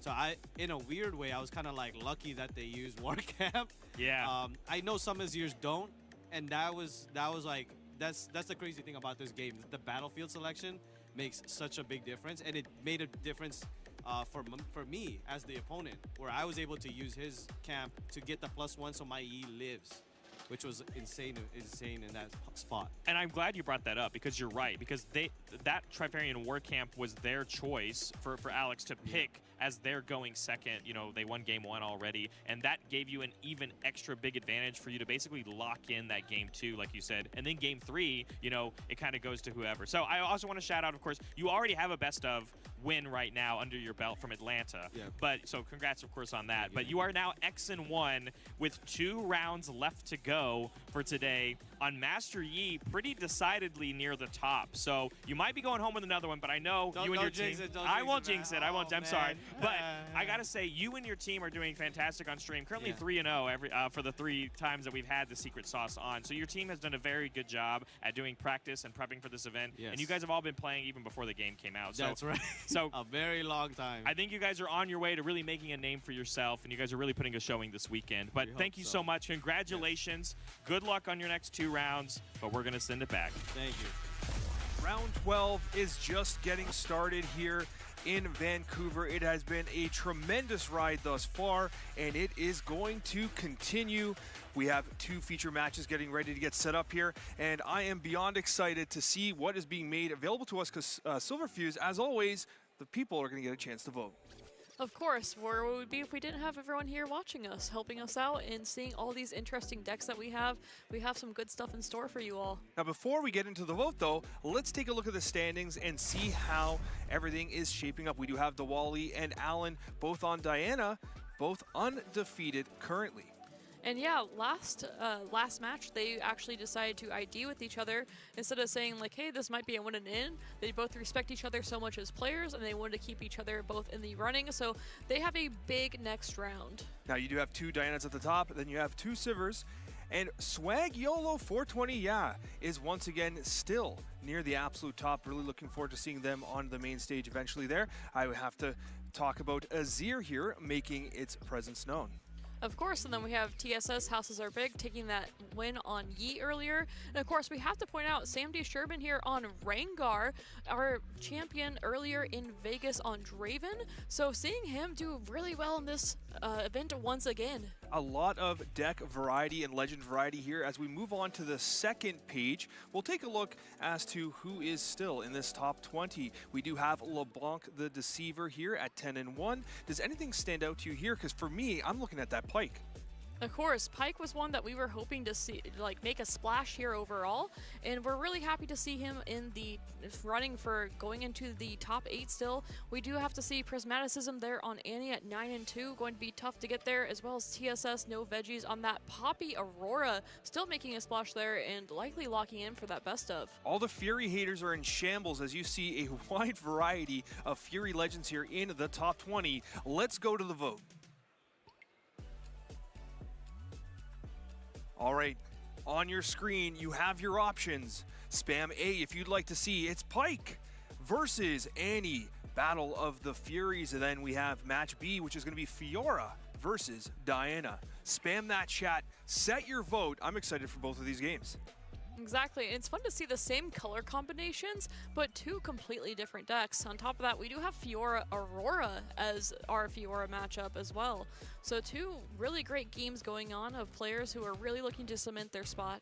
Now, for me, I was actually asked earlier, okay, who do you think in Fury is going to make a splash? And I was all in on Pyke. I think that Pyke has had decent results, but I feel like it's an opportunity for it to really cement itself in the Fury archetype. Pyke is one of those legends that I think has multiple variations of its playstyle, and with Roy, I think we might be looking at more of a disruption style build. Ooh, the disruption's a lot of fun with Bewitching Spirit, being able to bounce that back and make your opponent discard their cards. It's one of my favorite things that we've had in this new set. So, Refuse, I got great news. Are we seeing it? We are going to be seeing match A. It is Pyke versus Annie as we get prepared to go to the main tables here. Let's get ready for our next round. I have to tell you, Pyke is one of the most anticipated game legends that I am looking forward to seeing here on the main stage. And here is Roy's deck. Roy has come to this year with a particularly unique list. There is a lot that stands out to me as particularly interesting. Silver, what do you see? Well, a big thing is the number of one-ofs in this list. We have a lot of one-ofs. We haven't seen players really cut down on Kai'Sa, for instance. Most players have said, this is one of the best cards in Fury. I need to run 3 of these. But that's not what we're seeing here. Instead, we have things such as the Ezreal, just allowing us to filter through our deck a little bit extra. Seeing him outside of Ezreal himself is really cool. We are seeing 3 stacked decks there. They are particularly valuable. And in this current meta, we're also seeing a 3 of Falling Star. There are a ton of one-ofs in this deck, but Falling Star is being played as a 3 of, likely because you have so many high-impact 3 might legends that are making their way into the field of play. And I also want to highlight the Treasure Trove and the Pack of Wonders overall. This combination just allows Pyke to draw so much more. Really smart choice by Roy here. Roy is also main decking 2 Vex Apathetic, which could potentially be problematic for our Annie player, who we'll see on our next deck here. Annie wants to be as aggressive as possible, and what we see here is a deck that is designed to do exactly that, while also utilizing those extra runes that are readied at the end of each turn, alongside things like Flash. Flash is incredibly defensive. It's going to help Annie to protect its units and ensure that nothing gets picked off so they can continue poking away at the score. Yep, and both players have a lot of reps on these, as they have been playing them in our pre-regional qualifier as well. So the pre-regional challenge. We are ready for the match. Let's dive in here. I'm actually super excited. We have a Fury versus Fury showdown. It is sure to be one for the books here in Vancouver. A lot at stake as both players get ready to stake their claim. We have Ripper's Bay and the Seat of Power. That's us, right? Of course, seeing that Seat of Power has been such a great choice for Annie. It's really become the go-to for a lot of players because the way that you're able to be so aggressive and draw additional cards, along with Son Warrens is also very commonly played. But I love this choice from Annie, from Keiko. We're getting started here. We're in the mulligan stage. We'll have to see what their selections are. One mulligan from Roy. I'm mulligan 2. 2 being mulliganed from Keiko. I'm mulligan 1. Okay. All right. Are we good to go? And also too, we do have the Ripper's Bay. If when a unit is returned to a player's hand, that player may pay 1 energy and channel 1 rune exhausted. It works really well with Pyke's legend power of being able to use Pyke to bounce units back into hand for a very cheap amount. Keiko getting started with the Inferno being played. Discard card. And we're getting the immediate discard here. Bewitching Spirit is one of my favorite cards of the new set. It doesn't show hand, so it doesn't get all that much value from the knowledge it gains. However, it does force your opponent to discard a card, of which we just saw that switcheroo go to the trash. And because of Pyke's legend ability, we are able to play the Bewitching Spirit, attack in, and then get a conquer, and then we can even use Pyke to put it back into our hand and continue forcing our opponent to discard their cards. And why that's so good in this matchup is because Annie doesn't usually run very high on cards overall. The Seat of Power may negate this Bewitching Spirit a little bit, but we'll have to see what happens here. What I would expect here is I wonder if they're going to bring in that Bewitching Spirit. There it is. There's the Conquer. You're going to get the point. I would expect them to bring it perhaps back to hand, but it looks like we're going to get that trigger there to do a stacked deck. Yep, a showdown has begun. Not expecting too many answers here on 1 rune. However, we do just get to be very efficient with our runes here because we can use that that Annie power very well. Roy establishing what their next play is going to be here. Forgot it last time too. Let's take a look. A lot of options. I did see a Falling Star there. We got Mind Splitter as well. It looks like a Tide Turner. Lots of options here for this turn. Yep, Ezreal's there as well. One big thing is this Bewitching Spirit is a pretty low tempo play overall. It is at 3 energy for 2 might, and as much as we want to bounce it back over and over again, it is quite expensive. We will go ahead and do that. We'll see if we get another one played. This Kaisa will be looking to potentially draw a card off the Conquer, so we'll have to see from there. There's 1 for this, and then you pay 1 for... Yeah, I'm thinking. I haven't done it. Oh, you're thinking. Okay, gotcha. Okay, yeah. Sorry, my bad. Clarifications between the 2 players there. Yep. The stakes are so high, they have to take their opportunities to think out their plays here. It looks like we might see the Bewitching Spirit come back down. Wouldn't be surprised if... And it is coming right back down. Star-Crossed being discarded there, and Keiko was ready for that. Keiko was like, you know what, yeah, I don't have to think about this. It's Star-Crossed that's going down because realistically, you want to bounce the Spirit back to hand so it can be played again? I don't think so. So a big thing here is we do have a double Conquer opportunity where we can draw an additional 2 cards with Kaisa as well as the Seat of Power. So we're likely going to see that. The Bewitching Spirit getting a lot less value here because Seat of Power is going to be giving us a lot of cards along with Kaisa. Because Pyke has to play this pretty low tempo game overall, the Annie might be able to take advantage of this. Seat of Power has been consistently one of the best battlefields that we've seen this weekend. It's been used to excellent effectiveness. And a great example is what you just saw there, as you mentioned, with the Kai'Sa getting the double draw. I wouldn't be surprised if we were to see the Pike be played this next turn, because we can make it ready and potentially contest this Kai'Sa.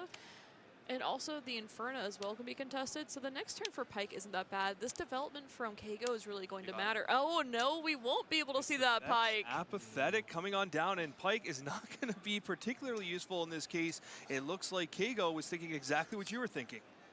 Really strong play from Kago here. Oh, and the Noxus Hopeful. This is a card that's come up all weekend long. When you get to play with that Legion effect, that 2-for-4 might is absolutely insane. You get that incredible value there. You have a strong board presence here. That Bewitching Spirit is not going to be able to effectively contest either of these locations. And when you can't contest the battlefields there, you're not going to be able to get bounced back either. So we'll have to see what Roy does. And also, this board from Kago is very Falling Star resistant. A big tool for Pike overall. We have 4-bite units, we have Deflect. These 4-bite units are causing so much trouble for Roy right now. He's planning his next turn here. He's going to go with a big play here. Let's see what it is. Thinking it through. Oh, changes his mind. Yep, no information was gained here, so we'll be able to see what he decides to do, and is going back to that once again. A gold token being, and it's going to be a Mind Splitter. Let's take a look at the hand here. Another card being discarded here. We have Star-Crossed, and it looks like 2 Rengars. Mind Splitter has been a key card that we've seen throughout the weekend, and it looks like the Star-Crossed will be removed. Both Rengars remaining in hand. Yes, big thing here is the Star-Crossed pretty much has to be the removed one, because Mind Splitter was just played. Getting that bounce back isn't the best thing that you want to see. It is just a little bit too low tempo to play it twice. However, though, the surprise factor of the Rengars, you know, since we've been into the set a bit now, everyone kind of knows about them. However, knowing that there's 2 in hand, a lot of players will play around 1 Rengar, but now seeing that we know there are 2 in hand, a big difference. And I want to note too, we do see that Void Seeker from Roy. It is in hand. It is very costly if we were to hit that Vex, but it might give us a window of opportunity if we are able to use it on Vex and then accelerate this Pike. We did see a Tie Turner in that hand as well. Very interesting board state that we have here, and what's been happening is you see this constant little just chipping away at the hand of Kago, but this board presence is incredibly strong, and you're right, that earlier turn when Kai'Sa was able to secure 2 additional draws was absolutely massive to mitigate the impact of the discards happening prior. Absolutely, and still having to make tough choices here. Both players carefully considering each turn.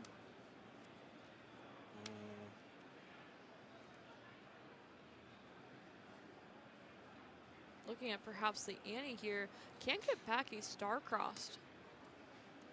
And I believe in Roy's hand we did see a Fizz as well. Yep. Annie. So Annie's going to come in from the champion zone. Star-Crossed. Star-Crossed, sorry, he's going to return from the trash. Star-Crossed, targeting Inferna and Mind Splitter. Inferno, Mind Splitter. Returning Inferna, use this, pay Makes 1 and get a sense, channel. as it is very cheap. They're going to use the Ripper's Bay to channel an Exhausted Rune. And then we're going to return Kai'Sa to base. And pass on that. And we have so many ambush cards in hand now. We have Inferna and we have the Rengars there as well. So lots of ability to put Might Out on the board very quickly. I love this pullback from Kai'Sa as well, because then we're able to potentially conquer with Kai'Sa again, draw another card, Seat of Power also ready to be there as well. And because that Vex is still on board, it is the only valid Void Seeker target as well, and it does have Deflect. So a lot of tough choices here for Roy. Yeah, Void Seeker would do the job to take out the Vex Apathetic, but unfortunately you will be paying 2 power cost, which will deramp you quite a bit. Going through the rest of the hand there. Yeah, I do see that Fizz there potentially. Looks like they're thinking about this Void Seeker. That's 2 paid. It's going to be the Void Seeker onto the Vex Apathetic. And no longer the target for Pike on the battlefield either. Bottom 2, for the We'll have to see if there's a response here. Remember, Void Seeker is at a battlefield, so a flash would be pretty devastating here. lucky for Roy, there was no flash, or if there were to be one, Kago decided it was worth letting go of the Vex.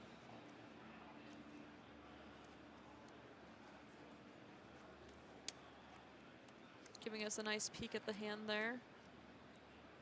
Just the options are tough because there's so much might on the board for Kago here. Anything that's played isn't going to be accelerated, it's not going to be readied, so it's really tough here. Of course, we could try to do something with a double conquer with the pike. However, that's just kind of delaying the inevitable at this point because the might that we have from Kago is just too much. Ezreal does take the board here.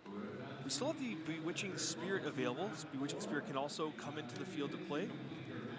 But you're first going to do the discard and draw 2.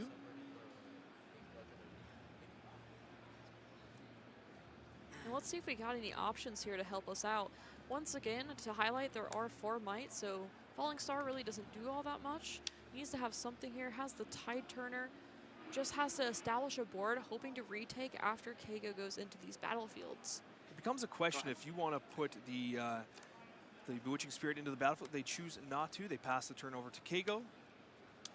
Now, Kago does have a really strong board state here. You'd expect perhaps they double draw on Kaisa once again, take the Ripper's Bay. Perhaps, do they actually do the Channel 1 Rune Exhausted? It'd be very interesting to see whether or not they choose to take that line, but you're definitely going to see the double draw on Kaisa, especially when you're working against someone who is consistently discarding cards in your hand. You know that they have the Mind Splitter as well. You're going to want to keep a pretty solid hand.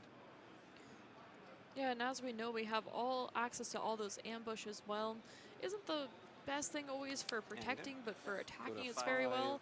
And if we go up to 6 points here, as well as drawing 2 cards, being able to potentially retake here will be really, I mean, should be quite easy in some ways. We'll have to see what happens if Pyke does have the resources. We have here a situation where Kago has gone to that vital 6 points, while Roy does still sit at 1. They'll have to start staging their comeback now if they wish to get back in the game, because Kago will be able to threaten victory on every given turn going forward. Yeah, it has to really figure this out, exactly what they want to do, because you really don't want to give Pyke an opportunity to come back to this game. Roy has had a very calculated game overall, and of course, it's been lower tempo, but if they're able to find some of these higher tempo options, then it could be a tough game for Kago if we don't finish it out, because Annie is running out of cards here. Ultimately, we do have 2 holding, threatening to be able to win the game here. You have the Noxus Hopeful, Kaisa, Inferna, and of course the Traveling Merchant in base. 3 runes up for Kago. Lots of options for Annie as Roy takes over here and tries to make some magic happen. Yeah, we did see a couple options there for Kago. Did have the Forerunner in hand, has the Raingars, and then we already played the Inferno, so just one question mark there. Roy has a lot of information to operate off of here. He's got a lot of information, a lot of runes as well, but not much time. Oh yeah, because you used Note in my hand. Yeah, that's fine. Yeah. So we are reading the Raingar, which was shown earlier, so that's why we were able to read it there, because we knew it was already in the hand. It was open information. Yeah, it was like, that was set 2 and ambush set 3. Okay. We do see that Mind Splitter, those bounce back as well. Fizz is not the best options. Yeah, this is going to be tough overall. Pack of Wonders is there, and it won't do anything. It's just one of those things where Pyke really... Well, Annie's the aggressor here, and Roy has to play very reactively, and Pyke can kind of do either one. It can be aggressive or it can be reactive, and we had the more reactive game playing with this Bewitching Spirit, and this, well, of course, drawing Kaisa, and then the Seed of Power has just given so much value through the draws, so the Bewitching Spirit plan didn't really happen because we just had ways to draw more cards. However, in this typical matchup, the Bewitching Spirit can be absolutely lethal. I've actually played this matchup myself several times, where if the Bewitching Spirit gets online and does discard your hand, you just have no resources. But because of the way this deck was built, and starting with the Seed of Power, we were able to get around that. Yeah, once you start discarding your hand, if unfortunately you get lower and lower, each additional discard just does that much more additional damage. Fizz is being used to bring back the Void Seeker, which will target the Kaisa. Is there a flash available here to perhaps save the Kai'Sa. We do have like a ton of power in base here, still capable of certainly securing the win on the next turn, but it looks like it's going to go through. On top of that, no hesitation there to play that Fizz at the Rippers Bay battlefield, and the reason being is that we cannot allow a double conquer to happen, so that was the best choice that we had. It'll be interesting to see if we see the Spirit be there as well. The issue is that we can't let Annie hold either, which is also really tough. And we're going to be adding Vex ourselves over to the Rippers Bay, trying to definitely secure that battlefield and hopefully hold on for another turn. And as you suggested, it is going to be the Spirit going into that battlefield. So a full hold position here on Rippers Bay from Roy. It'll be interesting if Kago can do anything to take the game here, or if we look to win through that Seat of Power as well. If I saw my opponent start stacking, I would assume that they have something going on there, and I'm going to have to go for the hold game plan myself instead. And I would be very suspicious of seeing the hidden card as well. So there are a couple options there, such as Pike himself, and there's, yep. A tie turner as well would be an option. Yeah, tie turner is a big one, but there's no, it would be a bluff at that point because there's nothing to actually switch locations with. So I think that bluff, if it is the case, is really good.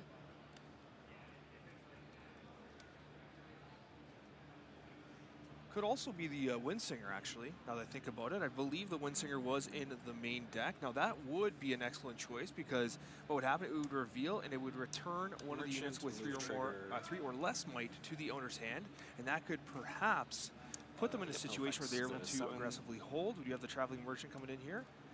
Do the discard draw one, see if they can get an answer for this position. Potentially a game-winning play upcoming from Kago. And because Roy knew about all these Rengars in hand, that's why we stacked this so much, is because Rengar, when it does attack, it does get 2 assault. So it's actually deceptively strong. Just having 10 might that can come from your hand out of nowhere, and then on top of that still have runes available. It's a very efficient card and has really pushed Annie to the next level as a champion. The question now does become, do you try to pile into this, or as you suggested, do you just try to hold Seat of Power? Because I mean, we do have, like, we don't have that many options here, so I'm just curious. Like, it's Kago's game to win here, and it's all about, perhaps, the strategy as to how they achieve that. There's nothing crazy about holding Seat of Power, as all these units are at the battlefield. They are going to send in Inferno and the Noxus Hopeful. This is a decent amount of power here, going up to 7. Okay, damage. Just looking for some trades here. Rengar is a reaction, so could be played before these trades. However, we are going to keep that hidden card a secret for now on, and Kai'Sa looking to potentially make the trades here. I was going to say Vex being taken out allows for the Rengar to be pounced in with the opportunity to perhaps take this battlefield here. We do have the hidden card. It is going to be, as we suggested, that is the Windsinger. So the Windsinger is going to bounce. Well, nothing, because nothing is under the 3 might threshold because they were having the assault. So Kago does take game number 1 in 8-2 fashion. Roy's probably going to want to look at perhaps how they could kind of gain the tempo back there, because they were kind of on the back foot the entire game, which I think was potentially problematic for them. Yes, when Annie gets established, and especially drawing all those cards, like I said, the tempo wasn't there for Roy. This deck can play either way. It can play tempo, or it can play a little bit more on the control side, but because Annie is so quick overall, Roy didn't really have the options they were looking for.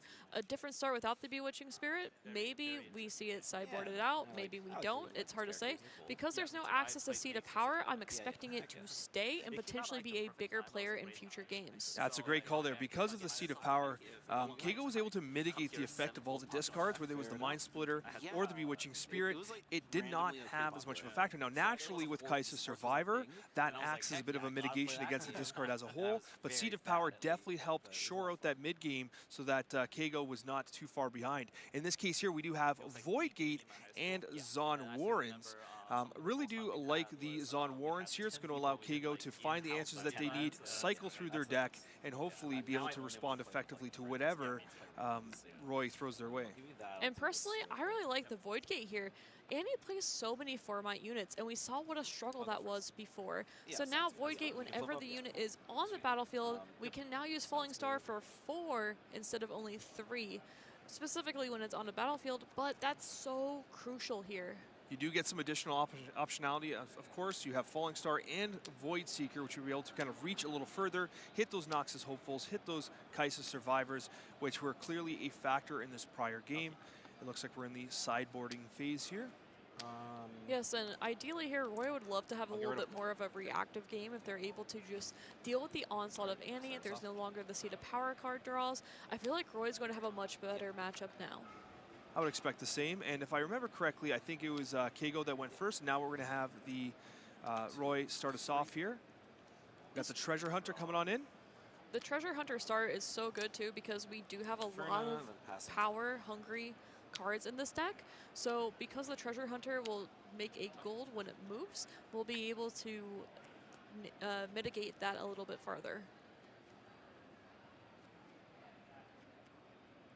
Roy with 4 runes, sorry. Thinking through their play. Is that a double Rengar we see in hand for Roy or for Kago again? We have Starcross and Noxus Hopeful in hand. It looks like a potentially Void Seeker as well for Roy. That's good. Go to 1. First point is scored on Zon Warrens. Yep. We're gonna get the trigger here. This is interesting because Roy, I actually like this quite a bit because the Inferno is going to be coming in to conquer this. And what happens is Keiko's fine with these on Warrens overall. However, value here allows Pyke to draw so much more. Really of course, seeing that Seat of Power has been such a great choice for Annie. It's really become the go-to for a lot of players Annie contra Pyke, because the way that you're able to be so aggressive and draw additional cards, along with the Son Warrens, is also very commonly played. But I love this choice from Annie. Okay. Un Pyke 9-1-1. Eso es raro. We're in the mulligan stage. Bastante raro. Pyke no es un deck que pueda competir One mulligan from Roy. De manera tan pues contundente en el meta. Consistente, no es un deck muy consistente. Me intriga, no alcancé a ver bien el deck que está jugando Pyke, pero no sé si es la versión de descarte o la versión más agro. And channel 1 Rune Exhausted. It works really well with Pyke's legend power of being able Inferno. to use Pyke to bounce units back into hand for a very cheap amount. Kago getting started with the Inferno being played. El Sprite, ok, es la versión de descartes. And we're getting the immediate discard here. Bewitching Spirit is one of my favorite cards of the new set. It allows Bewitching Spirit. El switchero no le sirve de mucho. Está bien, buena decisión. However, it does force your opponent to discard a card, which we just saw. El problema aquí es tiene que tener maneras de matar a ese Sprite antes de que empiece a regresar a la mano, si no se le puede complicar mucho a Annie. Annie en estas nuevas listas, después de los bans y en Unleash, está jugando una versión que no tiene tanto acceso a recursos en la mano, que tarde o temprano se empieza a quedar sin recursos. Entonces, controlarle con el espíritu la mano a Annie le puede salir muy a favor a Pyke, puede poner en muchos problemas a Annie. That trigger there to do a stacked deck. Yep, a showdown has begun. Not expecting too many answers here on one rune. However, we do just get to be. Y pues aquí obviamente vas a regresar a la mano el espíritu, poner un Gold Gear Token y volverlo a jugar. Roy establishing what their next play is going to be here. Pero en este caso poner 2 Gold Gear Tokens. I did see Falling Star there. We got Mind Splitter as well. It looks like a Ty Turner. Lots of options here for this turn. Yep, Ezreal's there as well. One big thing is this Bewitching Spirit is a pretty low tempo play overall. It is at 3 energy for 2 might, and as much as we want to bounce it back over and over again, it is quite expensive. We'll go ahead and do that. We'll see if we Gold Gear get the Tokens. play. This Kaisa will be looking to potentially draw El campo no le da un Gold Gear Token. So we'll have to see from there. There's 1 for this, and then you pay 1 for. Yeah, I'm thinking. I haven't done it. Oh, you're thinking. Okay, gotcha. Okay, yeah. There's sorry, my bad. Clarification. Está pensando si va a jugar para poner otro Gold Gear Token. Yep. Ah, no, para eso chanelear runa. Ok, yo pensé que el campo ponía otro Gold Gear Token. Entonces sí vale la pena. Y de nuevo, el StarCross, correcto. El StarCross es una carta completamente muerta en este matchup. Entonces yo digo que Inferna del lado derecho, arriba. So a big thing here is we do have a double conquer opportunity where we can draw an additional 2 cards with Kaisa as well as the Seat of Power. Inferna ahí, muy bien. Y Kaisa al Seat of Power para robar 2 cartas. Muy bien. Y aquí, ¿qué más? Pues tiene que empezar a jugar unidades. No tiene de otra. Las unidades son lo que lo va a ayudar a salir adelante en este juego. Porque si Pike quiere continuar con su estrategia de estar descartando la mano, pues no va a tener tanta presencia en el campo. 4 para otra Kaisa. No creo que vayas a jugar el Nox full por todo el value. Vex, ok, muy bien, Vex. Vex y por 2. Por 2 el Noxus Hopeful y vas. Sí. When you get to play with that Legion effect, that 2 for 4 might is absolutely insane. You get that incredible value there. You have a strong board presence here. That Bewitching Spirit is not Mind Splitter será contest either of these locations, and when you can't contest the battlefields there, you're not going to be able to get bounced back either. Pues, we'll have to see what Roy does. Yo creo que no va a ser Mind Splitter. Yo creo que aquí va a ser Void Seeker para tratar de matar, de acabar con Kaisa. These 4 might units are causing so much trouble for Roy right now. Si lo que quieres es continuar todavía con tu estrategia, pues ok, va a ir con el Mind Splitter. Está muy peligroso ahorita jugar un Mind Splitter. Ahorita para mí sería un Void Seeker. Si quiere continuar con su jugada, tiene que ser Void Seeker a la... ¿Y por qué no usas el Gold Gear Token? Ah, porque está usando el Mind Splitter, sí. Rengar y Starcross, pues está fácil. Un Rengar menos, el Starcross. Tú quieres que te juegue Starcross. ¿Por qué le quitaste el Starcross? Tú quieres que te juegue Starcross. Yes, big thing here is the Starcross pretty much has to be the removed one because Mind Splitter was just Entiendo que le tienes miedo a que te regrese el Mind Splitter porque es un value impresionante de que tienes una unidad de 7 menos, pero pues le sigues quitando la mano y al final, como dije, Annie pierde muchos recursos. Y ahora que tienes los 2 Rengar, ¿cuándo le vas a conquistar? Lo que va a hacer aquí es... Yo lo que haría aquí como Annie es hacerme para atrás.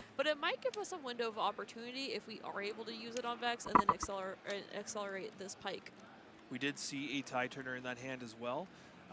Very interesting board state that we have here, and what's been happening is you see this. Me hago para atrás con todo, sigo desarrollando campo, juego mis Rengars en la banca.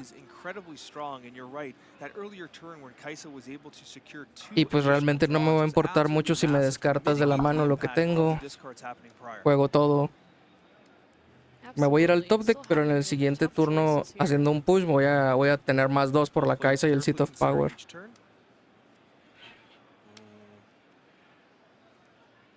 Annie, ok, para regresarse el Starcross. Si hace esto para regresarse el Starcross a la mano, significa que va a regresarle el Mind Splitter. Se va a regresar Inferna. Starcross. O sea, tu estrategia ahorita va a ser holdear. Vas a tratar de holdear ahora. Starcross, te regresas a Annie a la mano. No sé si lo hizo con Inferna. No va a ir por el loop infinito. Quiere tener runas extra. Está bien. Y para atrás. And we have so many ambush cards in hand now. We have Inferna and we have the Rengars there as well. So lots of ability to put Might Out on the board very quickly. ¿Por qué quiere tantas runas disponibles? ¿Por qué quitarse el Inferno de ahí? Pues aquí no vas a poder jugar el Mind Splitter otra vez. It is El the Mind only Splitter sería una reverenda tontería. target as well, and it does have deflect. So a lot of tough choices here for Roy. Yeah, Void Seeker would do the job to take out the Vex Apathetic, but unfortunately you will be paying 2 power cost, which will deramp you quite a bit. Going through the rest of the hand there. Yeah, I do see that Fizz there potentially. Looks like they're thinking about this Void Seeker. Void Seeker. It's going to be the Void Seeker onto the Vex Apathetic. And no longer the Sí, sí pagó el deflect. on the battlefield either. Yeah, bottom 2, yeah, for the We'll have to see if there's a response here. Y Flash. Remember, Void Seeker No. is at a battlefield, No hay so flash. flash Está will be bien. pretty devastating here. Lucky for Roy, Eso era there la was no jugada del flash, turno or pasado, if there campeón. were to be one, Kago decided it was worth letting go of the Vex.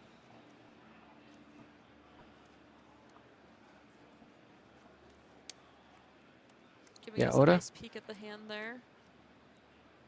Just the options are tough because there's so much might on the board for Kago here. No hay nada que Played, realmente que se pueda hacer ahorita con el Fizz. So Va a tener que meter al espíritu. try to do something with a double conquer with the pike. However, that's just Con el Pike acelerado al Seat of Power. at this point because the might that we Ok, have es from real. Kago is just too much. Ezreal does take the board here. We still have the Bewitching Spirit available. Y Bewitching Spirit can also descartar el come Tide into the Turner field. o algo. Sí, Which está of bien. course going to do the discard and draw 2.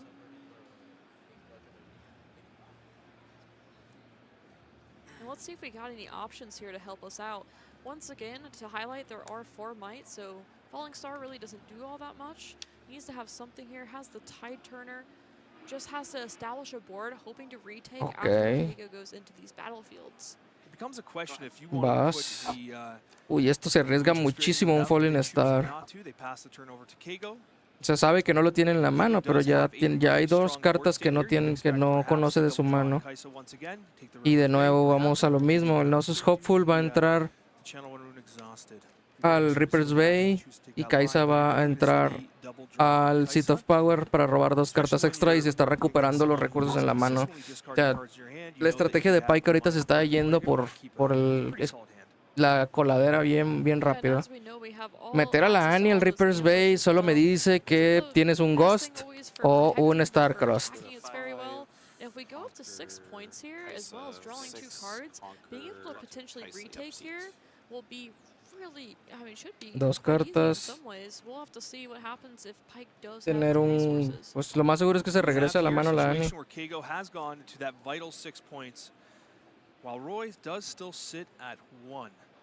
They'll have to start staging their comeback now if they wish to get back in the game, because Kago will be able to threaten victory on every given turn. Aquí o hay un Flash o hay un Ghost o hay otro Starcross, pero... Otra Kai'Sa, sí. Por 2 os drone sapo, ok. Otro 2 is Inferna. Y vas y tienes runas abiertas para un Starcross. Aquí estás amenazando Starcross, estás amenazando Ghost y Flash. Estás amenazando bastantes cosas con 3 runas abiertas. Un Rengar que sabes, el otro sabe que tiene Rengars. Pero si ir a sacrificar a la Annie al Reaper's Bay en vez de al Gnosis Hopeful. Es muy raro. Yo creo que aquí estás forzado a jugar el Mind Splitter primero. Prácticamente estás forzado a saber qué tiene de respuestas. Pero entiendo la parte en la que quieres jugar el Mind Splitter en uno de los campos para que no te haga doble conquer. So we are reading the Rengar, which was shown earlier, so that's why we were able to read it there, because we knew it was already in the hand. It was open information. Yeah, it was like, it was set 2 and ambush set 3. Okay. We do see that Mind Splitter, those bounce back as well. Fizz is not the best option. Yeah, this is going to be tough overall. Pack of Wonders is there, and it won't do anything. It's just one of those things where Pike really... Well, Annie's the aggressor here, and Roy has to play very reactively, and Pike can kind of do either one. It can be aggressive or it can be reactive, and we had the more ¿Lo vas a meter al Reaper's Bay? Bewitching Spirit, and this well, of course, drawing Kaisa, and then the Seed of Power has just given so much value through the draws. So the Bewitching Spirit plan didn't really happen because we just had ways to draw more cards. However, in this typical matchup, the Bewitching Spirit can be absolutely lethal. I've actually played this matchup myself. Y ahora pues supongo que va a ser Fizz para jugar el Void Seeker a la Kaisa. O Mind Splitter para reforzar. Sí. Ahí va Fizz para jugar el Void Seeker a la Kaisa.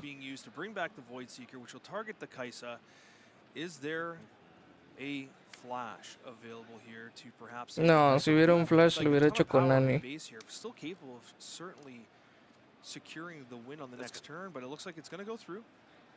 On top of that, no hesitation there to play that Fizz at the Ripper's Bay battlefield, and the reason being is that we cannot allow a double conquer to happen, so that was the best choice that we had. It'll be interesting to see if we see the Spirit be there as well.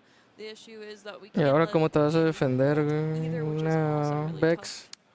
And we're going to be adding Vex ourselves over to the Ripper's Bay, trying to definitely secure that battlefield and hopefully hold on for another turn. And as you suggested, it is going to be the todo el Ripper's Bay. Going into that battlefield. So a full hold position here on Ripper's Bay from Roy. Y poner a Pike Hidden. Or if we look to win through that No, el Windsinger, va a ser el Windsinger. I would assume that they have something going on there, and I'm going to have to go for the whole. Yo creo que la jugada para Annie aquí va a ser meterse con el Noxus Hopeful primero para matar a la Vex. Tie Turner as well would be an option. Y luego después con la Vex muerta ya puedes ahora sí empezar a meter cosas con ambush. Bueno, ya puedes empezar a atacar con los Rengars. La Kaisa puede ir primero al Seat of Power sin problemas para tener una carta extra. Ok, ¿quieres descartar? Es un buen descarte.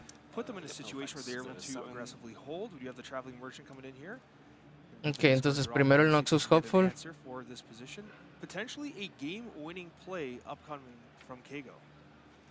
And because Roy knew about all these Rengars in hand, that's why we stacked this so much, is because Rengar, when it does attack, it does get 2 assault. So it's actually deceptively strong. Just having 10 might that can come from your hand out of nowhere, and then on top of that still have runes available. Sí, está bien, tiene una runa. ¿Qué te puede hacer por una runa? Nada.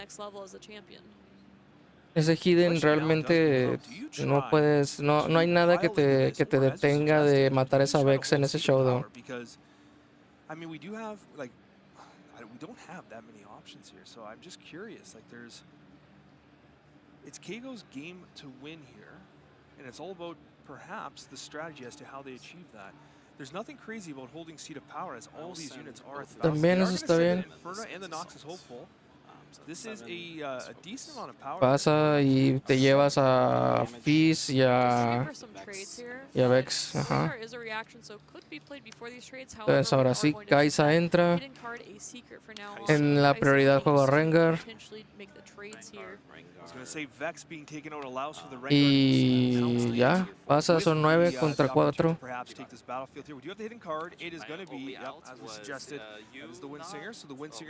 Esos Rengars, Nothing is under the 3-might threshold because they were having the assault. So Keigo does take game number 1 in 8-2 fashion. Roy's probably going to want to look at perhaps how they could kind of gain the tempo back there, because they were kind of on the back foot the entire game, which I think was potentially problematic for them. Yes, when Annie gets established, and especially drawing all those cards, like I said, a little bit more they were maybe. Did not have Void Gate is on Warrens. Start us off here. Que inicia con Treasure Hunter. Sapo. No, Inferna. Okay. Hungry cards in this deck. So because the Treasure Hunter will make a gold when it moves, we'll be able to mitigate that a little Void Gate. En Roy Pike. with 4 runes. ¿Por Sorry. qué? Thinking through their play. Is that a double Rengar? ¿Para I qué see quisieras again un for Void Roy- Gate en for Pike? Kago again? We have Starcross and Noxus No in sé. hand. It looks like he potentially Pues, Void que Seeker tienes as Fallen well. Stars también en el deck. First point is scored on Zon Warrens. Yep. Son Warrens. ¿Qué vas a descartar? This is Switcheroo. interesting because Roy, I actually like this quite a bit because the Inferno is going to be coming in El to Switcheroo conquer es this. And what bastante, happens is Keiko's fine with these on bastante Warrens útil. overall. However, because Roy forces the Inferno over to the Zon Warrens, a bigger creature will likely have to come in to conquer the Void Gate instead, so he'll be able to generate ahora? more value from his cards, Pressure. such as this Void Seeker. Start deck. It is notable as well that Switcheroo Ah, was levantárselo. discarded on the Zon Warrens Conquer. It's notable because that was not in the main deck, so Y that lo would vuelves be a a jugar. sideboarded card of the Switcheroo. And it's going to go ahead and essentially Okay. save that Treasure Seeker since Inferno would always get the proper trade with it. Kago now has the option to take these Zon Warrens if they do want to filter through their deck a little bit more. Void Gate would also make a lot of sense for the reason that I stated earlier, is that you have a one might unit, the Como Void Gate una isn't getting the value that it pseudo wants to get. habilidad del retreat del azul. Como que el retreat con pasos extra. The cycle here, going to the Zon Warrens. La habilidad de discard Pike, one, draw lo one. menos It's gonna be a fuerte. cleave. Pero pues, que tienes And that acceso a él makes a todos lot los of sense turnos. as a discard because we aren't really playing the Might game as much with the Pike deck Stack overall. deck. Overall, we are looking to Ahí está el remove things Fallen Star. El as Fallen Pike. Star va a ser So playing the absolutamente cleave and saying, necesario I en don't este need to get matchup. over a giant hold like we do Yo creo against que es lo things que te such vas a as quedar Vex. al Fallen Makes a lot Star. of sense. There's a chance that this is a stacked deck into a stacked deck. We'll have to see here. I'm not Nah, esto es un precisely sure stack what was deck drawn. I think I saw a stack para deck un and then Fallen a Star. Void Seeker. We'll have to see what Kago decides to hold on to. Ya vio que su estrategia es Stack estar being key jugando card, para especially in descartar. 80 where Entonces you don't el usually have Fallen the same amount Star, of card draw as some of the other Chaos el Fallen domain Star decks. es lo que más lo va a tronar a Pike.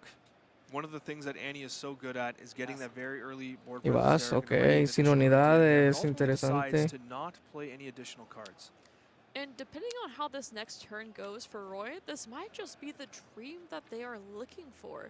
For the reason that Andy has Un 5 turno, uy, zones, es Fallen does have Star. access to multiple ambush creatures, and I think one of those units there looks like, I still think that is 2 Rangars there. And it looks like we do have a Forerunner in hand as well, getting a little peek into that hand. The treasure is going to be making so much gold here. Wow. Ok. That hunter Lo is va a ir a hunting, there's no sacrificar. doubt about that. So priority ¿Cuál es el does still plan stay with Roy. Are they looking después for de a eso? trade? Are they gonna make Jugar un Noxus Hopeful, pues, bueno, no. Supongo que va a ser Treasure Trove. And Void Seeker in hand, Starcross as well. Okay, longsword being played. Inferna getting the additional 2 might. Aquí va a haber, ok. Le dio Looks like there will be a el Void response, Seeker. and it will be a Void Seeker onto the Inferna. That is a very costly play for the Inferno, or killing this Inferno overall. Kago a little bit surprised by this, but still. Realmente no fue así como que tú digas súper costoso. O sea, realmente el que está perdiendo más ahorita es Annie porque no tiene otra unidad para responder el siguiente turno a menos de que acelere. So we do see the Rengar come into Sí. play. So it looks like that they do not want to give up on this fight yet. Rengar pounces, as you would expect to see. It's going to get that as additional Assault 2. Can be a play to any battlefield that you're attacking at reaction Yeah, it's speed. basically normal playing rules. Yes, and the important thing is that it is a reaction, so this is a valid play here. Oh, because I control it. Yeah. But then that means what's the point of this text? Well, if I'm attacking, I don't control it. Oh, you don't. Ah. Yeah. So that was like the ambush before ambush thing. Okay. Yeah, that happens. So yeah, that resolves. Yeah. Awesome. Doing the casting for us. Again, the players are sorting it out together as a team, which is ¿Y always ahora? great to see. And we do see that resolve with the Rengar there. O sea, realmente el que salió perdiendo en este intercambio fue Annie. So right now, what you're going to see is the opportunity for the Rengar. It is overpowering this this treasure hunter. Void Seeker already been used. Thankfully, that was mitigated the cost slightly by a gold token. But it looks like the treasure hunter is going to die there. It did its job. It generated 3 Jugar gold tokens. Fizz, We do have Fizz va a jugar el coming Void on Seeker. down. Let's take a look at the trash. Not many options there. You're Sí. going to take the Digo, Void Seeker. It's gonna realmente be en este used to intercambio hit the Rengar.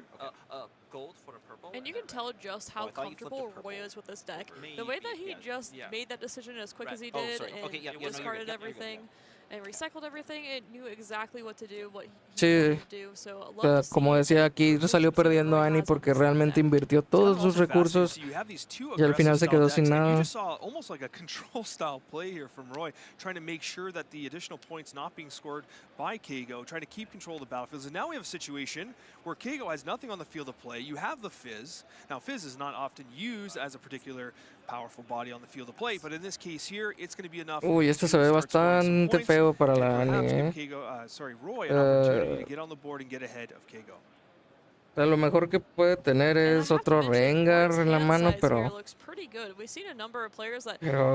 y se ve muy feo. Second point is going to be scored here. We're going to go into the Zong Warrens. We're going to get the discard draw trigger. Is this a plus trigger? Yes. Descartar, ¿qué descartas? ¿El Starcross? Yo creo que va a ser el Starcross lo que va a descartar. O alguna unidad barata que ya no necesite jugar. Well, I mean, Starcross is not going to be an option in this case, but it is in hand. Es real. Ezreal that gets discarded. ¿Vas a jugar el Starcross en serio? Ah, no, Bewitching, ok, perfecto. Es muy buena jugada eso. Quítale recursos. Play a power and then discard and draw 2 more cards. Instead, we can just do it with the Zon Warren. So this actually being very useful for Roy. And we do see Bewitching Spirit, one of our favorite cards that we have seen. It does not reveal the hand, but when it is played, a player gets to discard a card. They must do it. And it makes a tough decision for Kago here. I like your phrasing. They get to discard the cards. Like, yes, I'm so excited to blow up my hand. But this is actually huge because I think we only have about 3 cards in Kago's hand. And so this is actually pretty damaging. This is where you start to get to the point where, especially with the lack of Kaisas on the field of play, it just, there's no way to really mitigate this damage, especially if you top deck a Kaisa and then like you're unable to play it, then comes out again. Estoy de acuerdo en eso. Esta estrategia de las Kaisas son lo más importante. Ahí está el otro Rengar. Rengar being discarded. Yeah, that is tough overall because we're just going to bring the Bewitching Regresar al Bewitching Spirit y luego lo va a volver a jugar.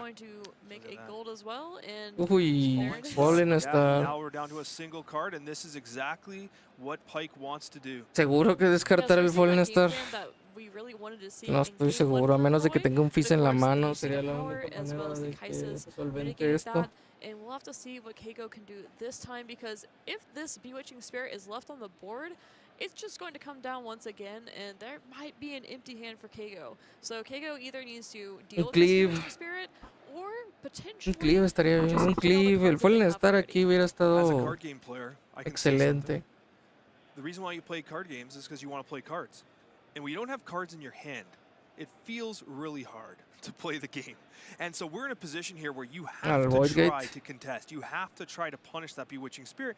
But what's to say that another Bewitching Spirit doesn't just come down later, right? It is a 3-of in the deck. This one has done a tremendous amount of damage. The Overzealous fan does go in to the battlefield. Scores a vital point here. Annie, vas a recuperar el Fallen Star, luego el Fallen Star vas a usarlo para matar a esos dos. What it's capable of.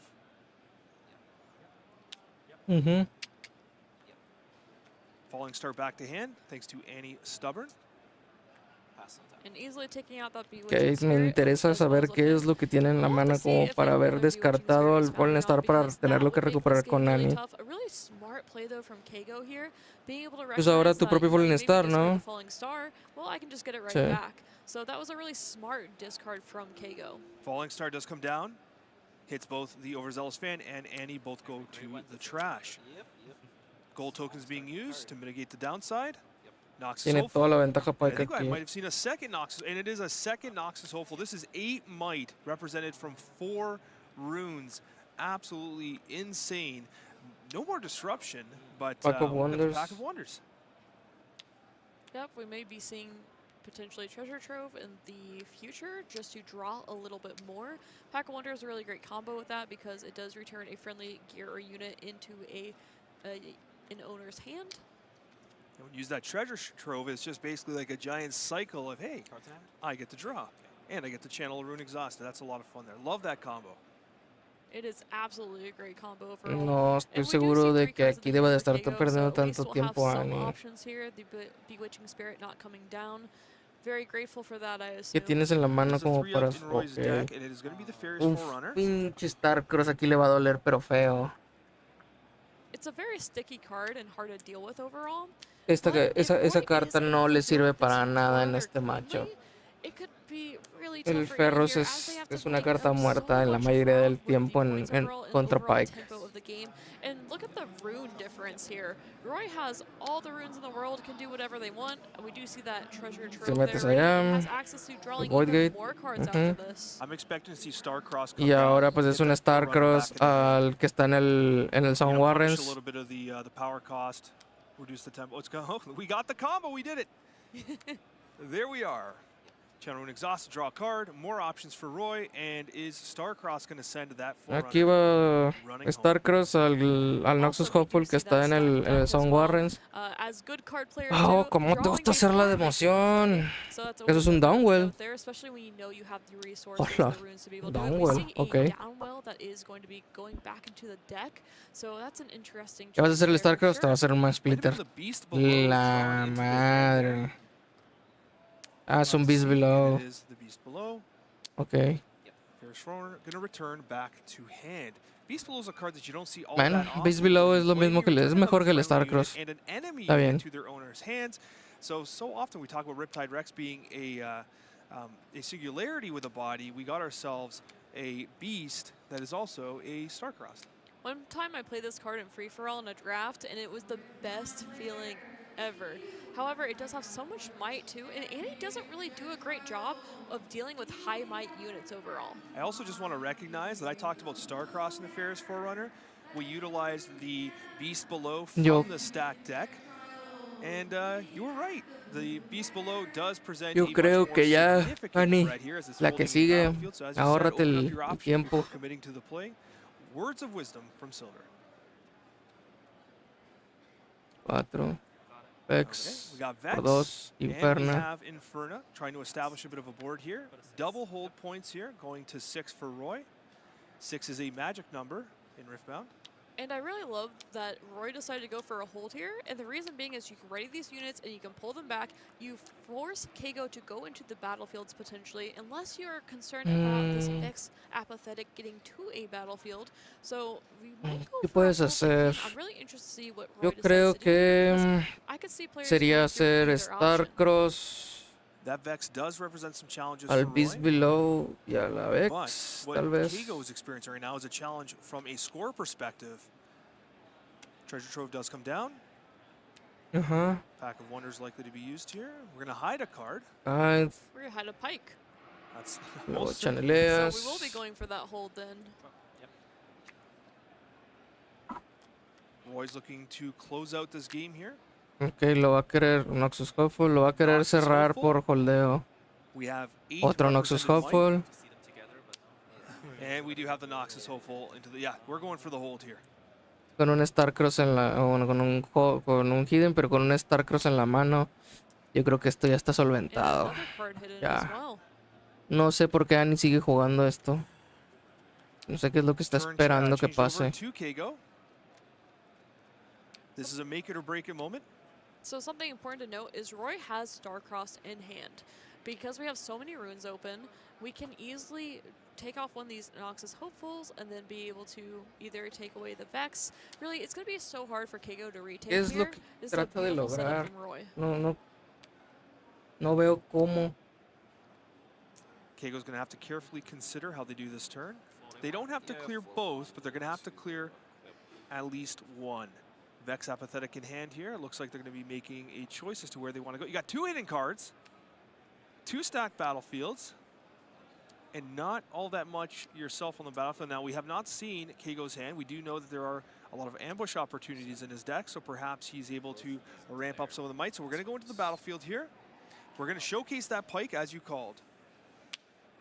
Yes, Pike is ready to go and also can pay that extra to gain that might if needed. Actually, I do have a question. I think I might have screwed up. It is stunned. It is stunned, Yeah, right? it is stunned, but it's still there for might. So if I don't kill everything, You bounce back. Yeah, so it's still card is revealed in the battlefield as Vex is already present. So an important information that these players just discussed is that because Vex Sí, is el on Pike, the el Pike battlefield, the Pike entra is cuando revealed, es it revelado is stunned. estuneado. Pero de Although todos it modos does está still ahí. represent the might on the board, Entonces so if sigue there's not siendo enough might might que no from puede Keigo, pasar a ni. then it has to retreat, and that O is sea, exactly what we're seeing no, there. no sé qué es lo que as- estaba intentando yes, hacer Roy ahí will be el taking jugador de that Ani, la second verdad. match, a much better match for Roy overall. Yeah, much stronger. And I think what you saw there was the start, too. Debió haber Keigo concedido dropped to, hace what, two cards, 3 single card minutos, almost? más o menos. That early pressure that was applied was absolutely fantastic by Roy. We saw these two back-to-back games. The first game, Keigo definitely had control. Roy wasn't able to do correct, but Hay Forbidden Waste contra el Arenas Greatest. Tough to sit pretty by. Roy's beginning phase. Grab the point. Arenas Greatest. Va a see ser if un he juego does. rápido o As lo of intenta now, hacer. We have not. Stack deck. Still has time, so hopefully we do. Al grab parecer that Pike point. no inició con una unidad, tal vez. Creo que sí veo una Come on, unidad. Roy. Noxus Hopeful. We believe in you. We do.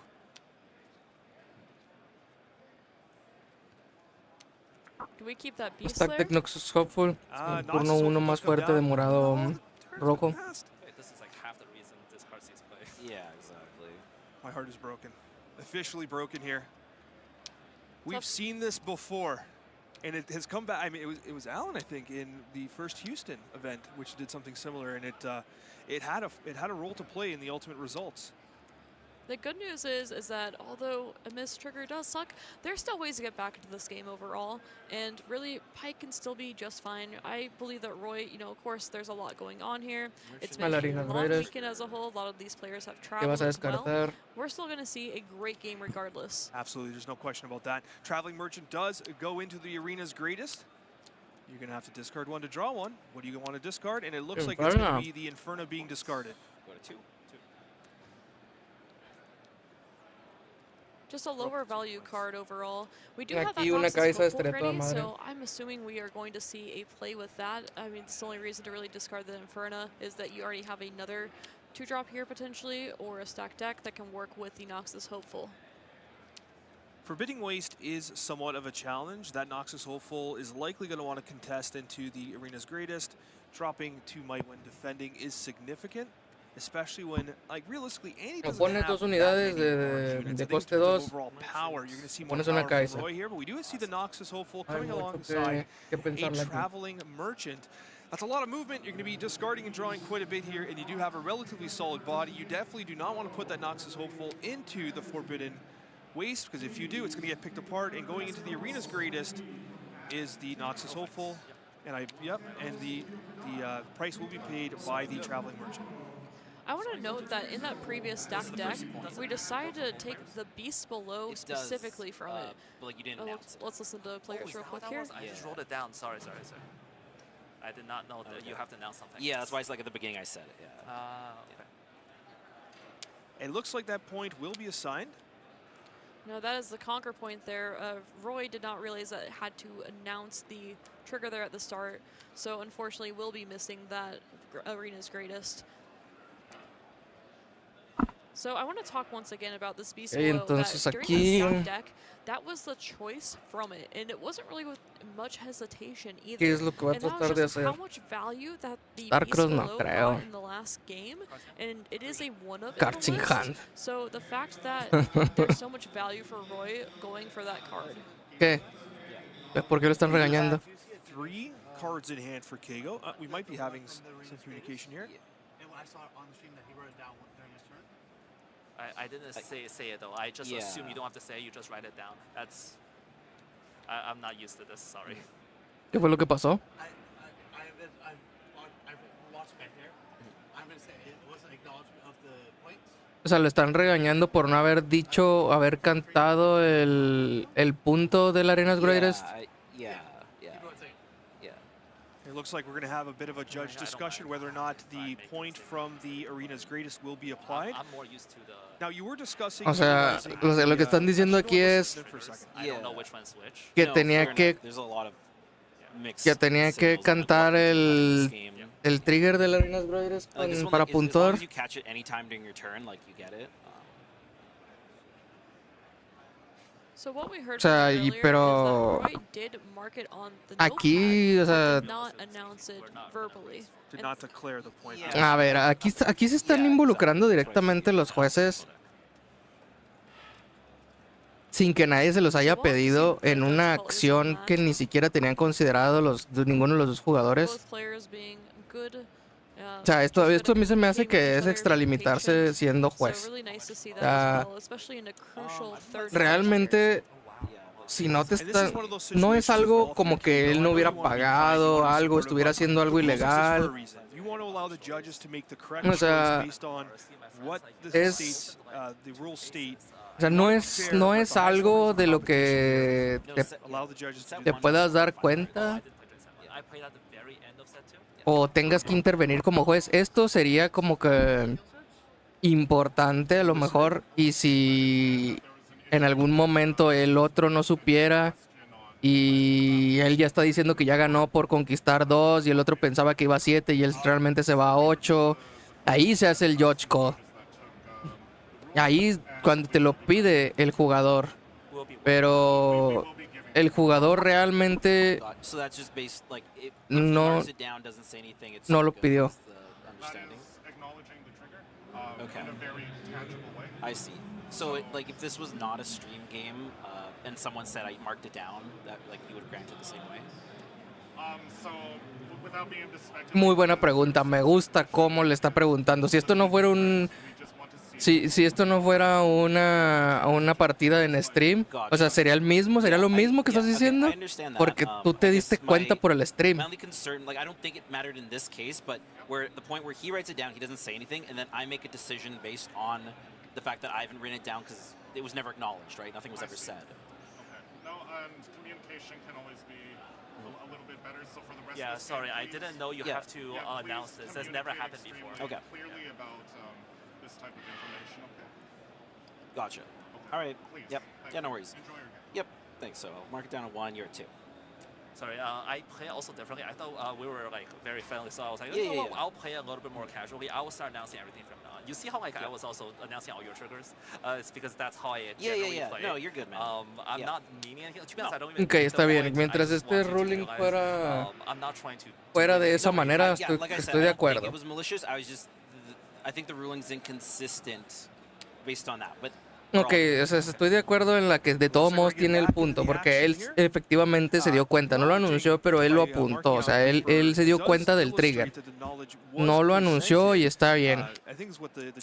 Pero para mí lo único que está mal es que esta situación salió por el stream, ya que en este preciso momento los jueces intervinieron en el juego, dándole oportunidad a que si la otra persona fuera un poquito más mañosa y se pusiera como que agresiva o muy así, muy renuente a que le dieran ese punto, porque es importante. O sea, él dijo que en este momento no importa, pero claro que lo hace.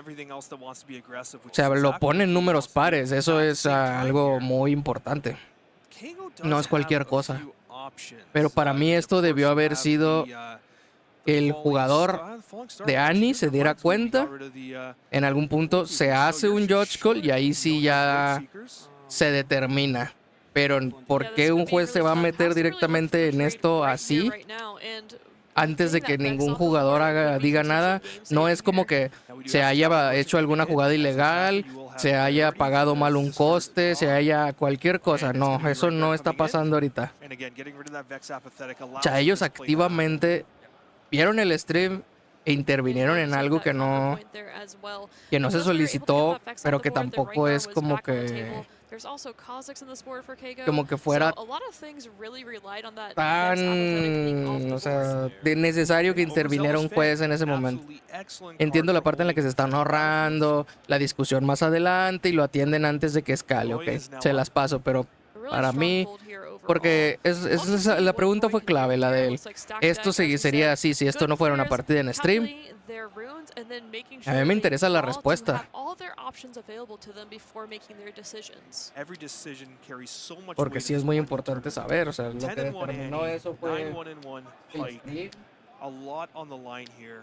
They want to get it right. Para mí debieron It was a haberlo tough choice from abordado these como stack si no decks fuera en because stream. whatever gets shuffled at the bottom, especially in a deck like Que Pike, saliera la you're situación probably de not después, seeing it porque again. esto puede pasar en cualquier mesa y que marquen un precedente. Looks like the decision's being made. Slowly but surely. I'm thinking so well. They're all garbage. They're all garbage, is what Roy said. We do see a Bewitching Spirit, and I think we saw a Star-Crossed as well in hand. Oh, no. He was kind of going through them rather rapidly. Which one of these will Just put them all back at this point. What looks the prettiest? Exactly. Beast Below.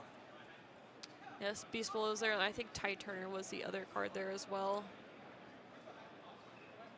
Aquí de todos modos no creo que el jugador de Pike vaya a ganar.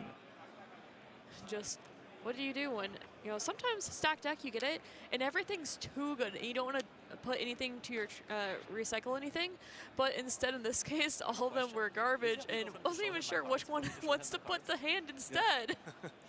Just for banter. So judge interaction here.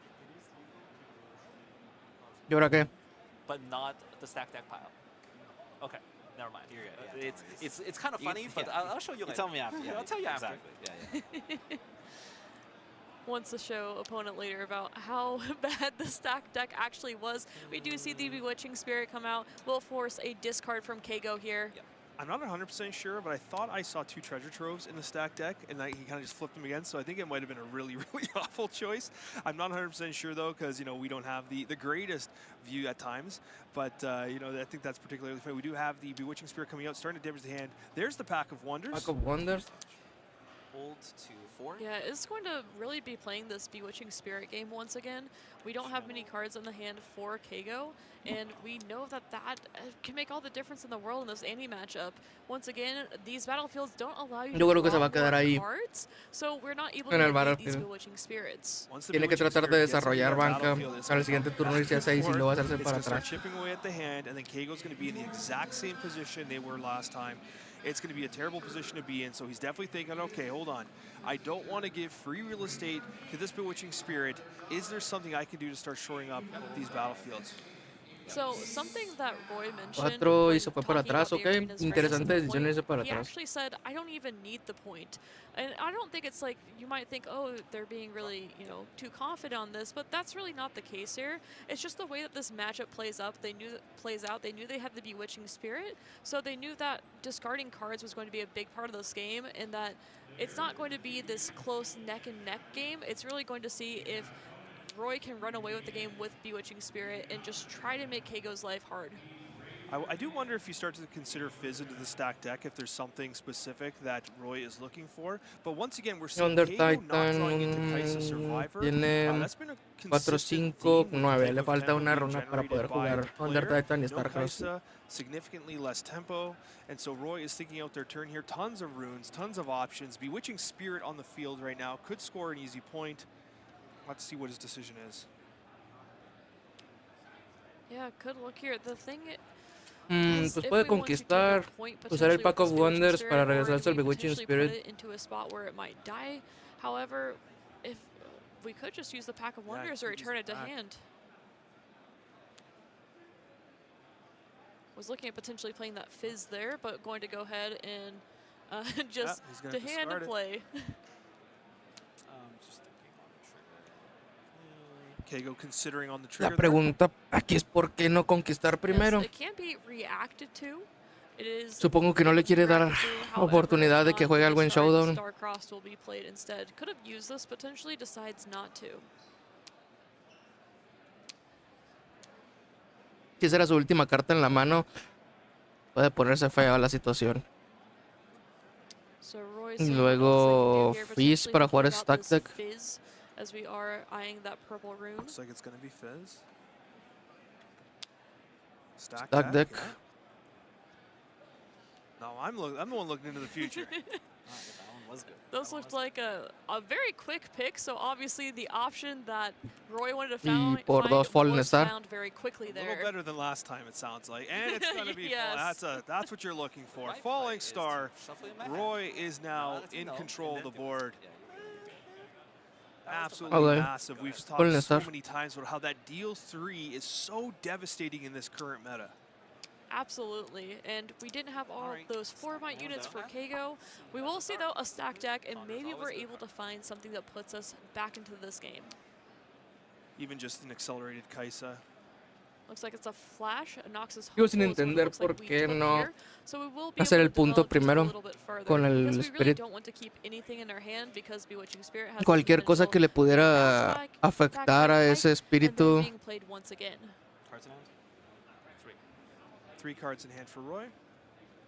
Supongo que fue extra safe, pero con una carta en la mano. No estoy seguro de que haya algo en el deck de Annie que pueda actuar como acción que afecte a la interacción con el Bewitching Spirit. Y todo lo que sea reacción, de todos modos se le iba a jugar en reacción al Pack of Wonders regresándoselo a la mano. Entonces, no entiendo muy bien la decisión. Especially on 2 Fury decks, which means these players have absolutely done a great job not only building these decks, but also piloting them to the stage. I honestly didn't think I'd find myself in a position where I'm cheering on Fury after months and months of Fury dominance, but here we are. And in particular, Pike is a legend Fury that I've been dominance. really hoping to see some solid performances for. And of course, Annie is synonymous with championship-winning performances. No tanto fue So la either way, dominancia rooting de for Fury as the Furia, sino que last 9 fue minutes of this específicamente game Caos. elapses. Caos fue lo que sigue dominando, de hecho, hasta el día de hoy. Because Vex is such a key part of the deck, and Desde there Spirit is Forge, Pike Caos that is ha actually dominado el still meta. pretty accessible here. So it can be readied if Vex is not on a battlefield. Vex is going to come into the battlefield, score the 5th point. The question is, do you try to go after the 6th point now? 5-2. The score is moving against Roy, but the battlefield and the hand on Kago is starting to dwindle. And this is the Van a tratar de holdear. Cartas en la mano. Did end up paying 4 for that there. I do believe they played the stack deck before this. Yes. So might have just a little bit of a miscue. It's been a long Aquí game la jugada es overall. un poquito obvia. But there's no cards in hand, so it doesn't even Metes matter al anyway. espíritu al campo de arriba, al Forbidden Waste. Juegas Starcross y le regresas la Vex a la mano con el espíritu. Vuelves a jugar el espíritu para que descarte la Vex. On the deck there, so unfortunately it looks like he is out of cards in top deck mode. And Bewitching Spirit has just done its job in every game but the first game. Every game but that first one. When it comes right down to it, it's this 3rd one that's going to count as Roy considers their options here. Now, unfortunately for Kago, if he gets into top deck mode, he still has to get to 8 points. This lead is going to dissipate rather quickly as Roy starts to just slowly pick apart here. You have the Beast Below in hand, Starcrossed as well. Lots of options. The funny play would be to play Starcross on Bewitching and Vex, and then play Bewitching again. It would be very pricey acting as a removal there and having to pay a deflect cost, but it does make me laugh. Okay, it's going to be a Ty Turner. Okay. Not quite as exciting as what you had described, but it's another body on the field. Saving it most likely for Forerunner overall. Starcross, pero ¿por qué no conquistas? Porque adds a lot more consistency that way, and it just there isn't much other ways to deal with. Estás tratando de perder activamente. Oh, we are going to see it. Noxus Hopeful. Noxus Hopeful going back to hand here. Okay. And 2 in. Card in hand is Noxus Hopeful. Yep, go to damage. Can't do anything on that. We're going to go damage. Okay. And so Quería la Vex muerta. Does he hate Fizz or does he hate Spirit Birds? Well, they've both been quite annoying overall. Tiene que matar al Sprite. Fizz is more annoying, I think. You think Fizz is more annoying? I would take Fizz out. Fizz just has like that grin on their face. Let's see what he decides. Ah, went for the Spirit Bird. Okay, I understand. It has been more annoying over the course of this game. Oh, yes, it's been game-changing overall. Si el espíritu se quedaba, se lo levantaba con el Pack of Wonders y le descartaba el Noxus Hopeful de la mano. You can gain in a card game, the better. Still has that Beast Below in hand. We have the Noxus Hopeful coming out here as well. It's going to stack the arena's greatest. Turn pass. Qué raro. So the reason, too, why we were thinking about that Fizz versus the Bewitching so much is because we do have Pack of Wonders on the board. Just a reminder that it is there, so it can bounce a unit back to hand without it even being on a battlefield and being able to get value from it. Roy has so many options to just continue generating value that Kago does not have. Looks like we do see a stack deck, and I think I see a stack deck and flash. And flash, yeah. yes, options. Will we see another stack deck here? Another stack deck. All the stacking out of the way. Okay, long Necesito una sword, Kai'Sa. maybe a Rengar. Really needs to find potentially units here, I would say. The only way you're going to score points is by finding more units. We have to remind ourselves that we do have access to Annie down there at the bottom as well, so we could potentially find more things, but we don't want to have it in hand if possible because we are still worried about another Bewitching Spirit potentially. The Bewitching Spirit is a 3 of, and at some point you're going to be able to play the Mind Splitter as well. Absolutely. Really has to take a look at this discard Te robaste, overall because campeón. we do run ¿Qué Fizz piensas? in Kago's deck. Porque aquí estaría bien interesante hacer tiempo hasta que sean turnos, ¿eh? If we are able to, actually no, we do not. Annie. No Fizz, otro but stack deck. the Annie Stubborn might be able to pull something. Ojo el Star si lo jugó, no estoy seguro. Pero va a ser stack deck, lo más probable. Kago is slowly running out options, but as you suggested, that champion zone, it's there for a reason. You got to use it. And on that note, you still have Pike there too, which could obviously represent a serious issue when it comes into play. Yes, as they can be ready to take that next battlefield as well. And we are starting to wind down here a bit on our time, so we'll have to see what these players can do from here on out. Tactic. Starcross. Thinking about the Starcross. No creo que sea buena idea el Starcross, pero bueno. It's going to be hard to get it back on board here. Stack deck is another option. Ok, Starcross. Y luego Noxus Hopeful. Y vas. You don't want Fizz going back to hand. ¿Y ahora? Yeah, I mean, regardless, something. Or it's Entiendo que quieres hacer el combo con el Starcross con Annie. So he chose not to play 4-5. Okay. The way he positioned it on the table, it looked like perhaps he was considering playing it there. Yes, he does have to reveal what he does take out of the trash to his Pero, opponent, so just making it nice and ¿qué clear le vas a for Roy regresar to el see what it Hopeful a was. la mano? You did Pues mention aquí es prior fácil. that, Primero que nada, you don't have much of a board state here if you're Kago bouncing this back to your hand just to make it susceptible el to removal Tide of Turner. these cards. It's probably not the greatest idea either. It looks like Kago's running out of good options though. Time is ticking down though. This might become a factor. Roy is going to want to try to get ahead here before we go to turns. el problema con el Tide Turner Yeah, over time I would definitely say this is Roy favored. es que se lo puede regresar a la mano en reacción. Igual el Under Titan. Cleve was our next draw, No which está tan really fácil. isn't Supongo all que that estuvo useful. bien la So elección Kago del might be able Starcross. to keep continue sneaking in a few more points here. We do have access to Tide Turner for one, but Beast Below also is a possibility, but you aren't really hitting Pero pues that es great Tide of Turner al targets. Fizz, si te Beast Below lo, probably likely being saved once again for Forerunner. si te lo Yeah, if you're regresa not going to beast below the Annie, you a don't la want to mano, bring something pues back. Noxus Hopefuls te regresó a la mano eso. I mean, it does Y va a slow it perder el down. It'll Starcross have to be realmente. replayed, so then it'll have to Va a come tener que in volver a jugar a Annie para base. volver a That hacer does slow Starcross. down the general game plan of Okay. Kago. Considering perhaps bringing back Fizz. No estoy de acuerdo con esto, pero bueno. Playing Fizz. And a lot of options from our Stack deck. trash here. Stack deck going to be the call. 3 cards. Switcheroo, Nox is hopeful, I think, and I think that was Ezreal that we saw there. Ezreal's not a bad choice if you want to start searching through that deck for some answers. Yo here. creo que va a tener que hacer el switcheroo. Lo que quieres es foldear.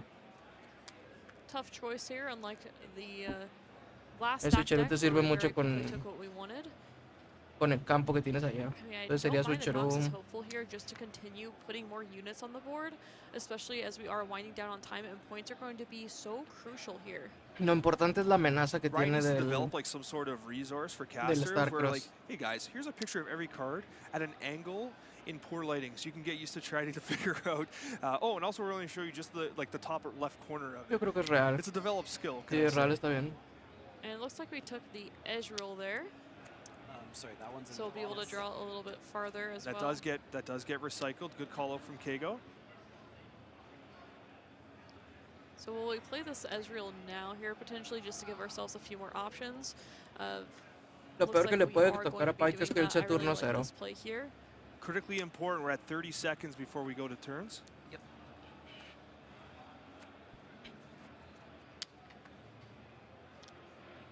Now, in your opinion here, does Roy want to get this turn done? Like, I don't think it favors him to... No, no le favorece nada hacer turno 0. No, I wouldn't say so. I would say even this current turn getting done a little bit quicker on it would have helped him out.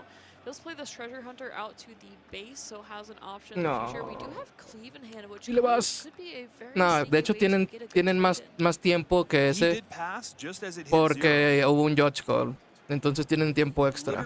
No siguen el mismo reloj, según yo. Sí, fue turno 0 el otro. Muy bien. Exactito, para. Sí, el Judge Call fue justo lo que les dio el tiempo extra. Will be able to take a couple more turns here, and we'll probably see these players think these out quite a bit because we are no longer on time. We are only concerned about the turns themselves. So these players will be taking their time to make these entonces aquí choices, as it is win by 2 after these turns. Pues se me hace que pues aquí va a ser Annie al Forbidden Waste, Starcross a la Annie y al Hopeful. It's a very different game here. Yes, overall, I mean, this battlefield is stacked and ready to go. The other issue here is it is forbidding waste. You don't want to just send a Noxus Hopeful to stand there by its own, on its own here. Mandas a la Annie porque te la vas a regresar a la mano. Mandas a la Annie, Starcross, al Hopeful. Luego vuelves a jugar Annie. Recuperas el Stark porque... ¿Qué está pasando? The Noxus Hopeful sitting by itself in the forbidding waste. Si de todos modos te vas a regresar a la Annie a la mano, ¿por qué chinga? O sea, le tienes miedo al Ghost. Es lo que está pasando, le tienes miedo al Ghost. Pero de todos modos, si al Ghost reacciones con el Starcross, independientemente tendrías el Hopeful para tratar de pelear y quitarle unidades del otro lado. It's actually legitimately kind of hidden there. So we'll have to see what Kago does. Each turn incredibly important. Take a look at that discard once again. Donde uses el Starcross estás bien puñetas, ¿no? Bueno, te vas a regresar aquí al Hopeful. Chinga. Y desperdiciaste el Annie que pudo haber conquistado de aquel lado. Ya te quitaste la posibilidad de hacer todo esto que vas a hacer y tener el Hopeful libre para moverse donde quisiera.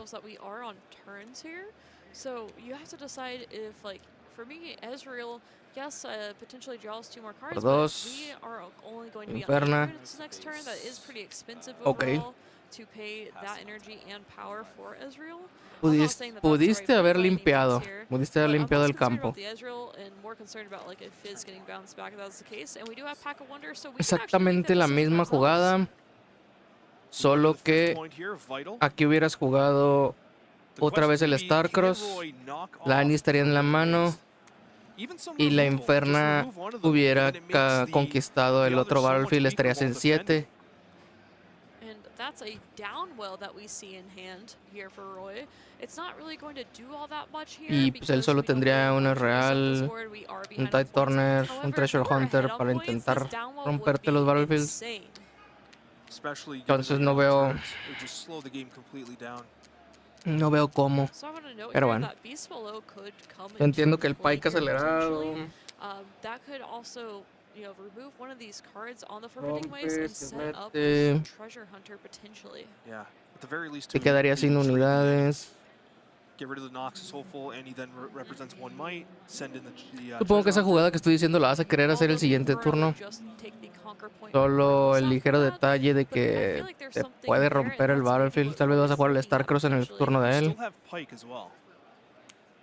Pike from the champ zone. Yes. Está jugando Falling Star otra vez. Okay. Oh, yes. Starcross aquí. That is heartbreaking there. Aquí es donde haces el Starcross y le regresas al real a la mano. So do we have Starcross in hand for Kago still? I believe we do. Yes, we do, because we put it in hand that last round from Annie. Could consider using it for Annie. Puedes jugar Starcross y jugar y regresarte al infierno a la mano.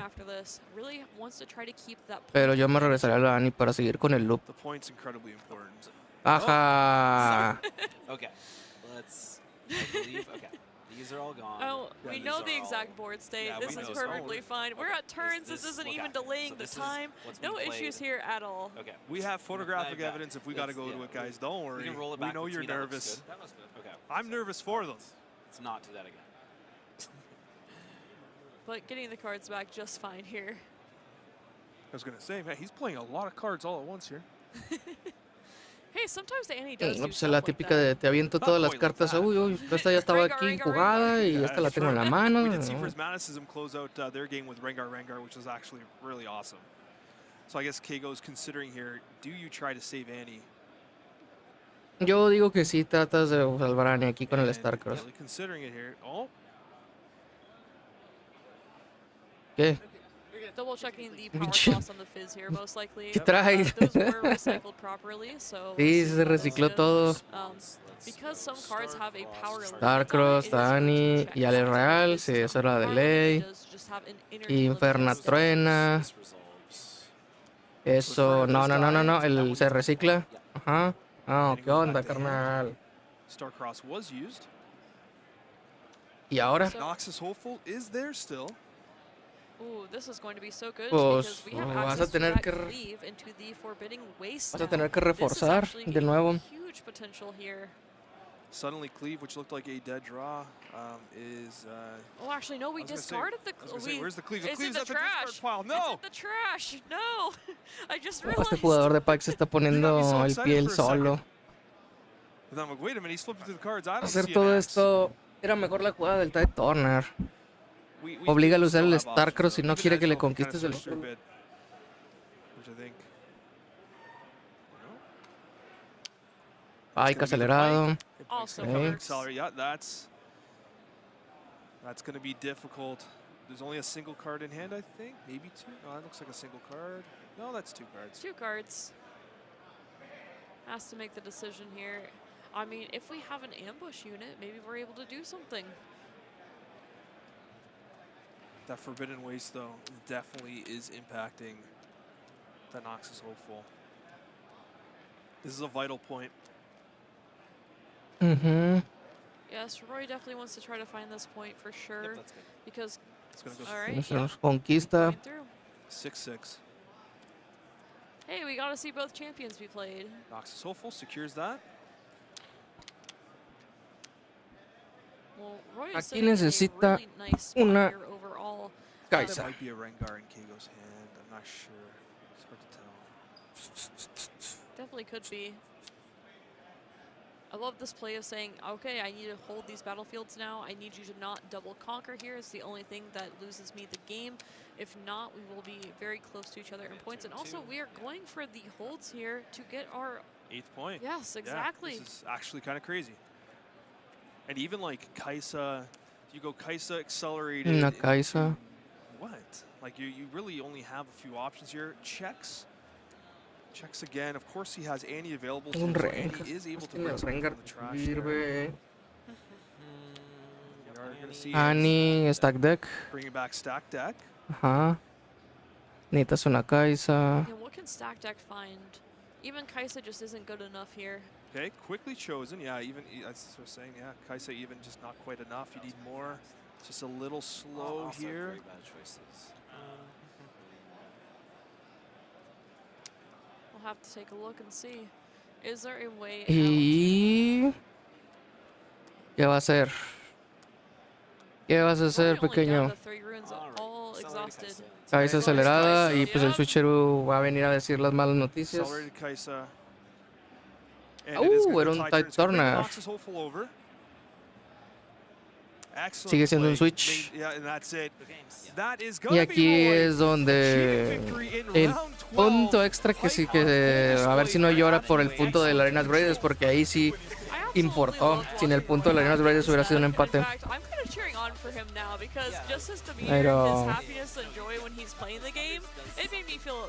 Pike salió victorioso. Pay the additional cost. Holding on the trigger. So I have to do the death knell first? So Well, I'm thinking on reacting to this. I do this first. Oh, you do this first? Okay, Yes. yeah. Sure. yeah, we'll listen to the players on that one. As they And say, this is we on do the chain the still. death knell I first will here before we target- look at the card. So if you actually Wait, did he choose targets for Starcross first? Yeah, I chose Fizz Okay. and Rift. Let's listen in here. So Fizz recycles the Starcross, right? Is that what it says? No. I play this from hand. Oh, okay, I see. I'll kill the Fizz then. Okay, thinking on the trigger. Okay, let's go ahead and get back into it, as we do have the Elder Dragon sandwich was assigned to Fizz here. Gorka considering their action on top of the sacrifice. Frozen did pay the additional cost. Tough decision here overall. We do have the Abandon in hand. However, that was not going to do all that much. It's hard to see what else is there, what other options. We have another Fizz in hand, and that looks like maybe a wave. Sorry, I'm pretty sure I lose, but I'm just gonna think it. Yeah, no problem. Take all your time. Gorka doing the correct thing here, saying, you know what, I'm in trouble, but this is a big game. I want to think it through. I want to make sure I go through every option here. Don't want to watch the replay back and regret not taking the time needed. Exactly. The number of times that I've seen players concede and then realize they could have done something else is really high, especially in these games that there's just so much to think about. So making sure to take the time to really make sure that you know that whether the game is over or not, or what you need to do to get back into the game, potentially get a tie. I really like how we're taking our time here. There aren't really any options, though. The card I couldn't see there was a flash, and the flash is not helpful here in any way, shape, or form. Yes, another Fizz would probably have to be the play here, but has to decide if they can do anything with it.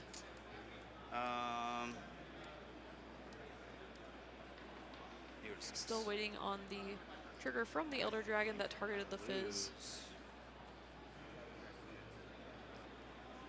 Frozen would win here on the hold.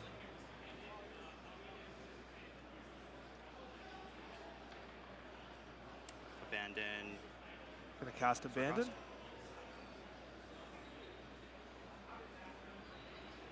Okay, so this will return to hand. Once this resolves, this will return to hand. Yeah, does my damage go through? It's where it'll, so once it goes back to hand, it'll go back to the damage, okay, and then I can react again. Okay. Yeah. Good? Yeah. All right, predicts. Yeah. Bottom. Okay. To hand. Okay.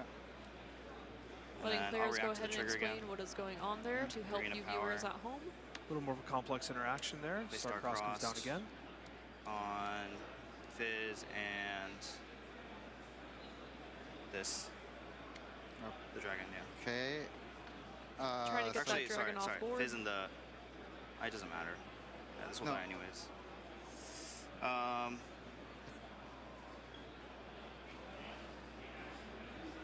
It'll prevent the hold point, but you still win by 2. The Elder, sure. Okay, and then this goes back, and then this resolves.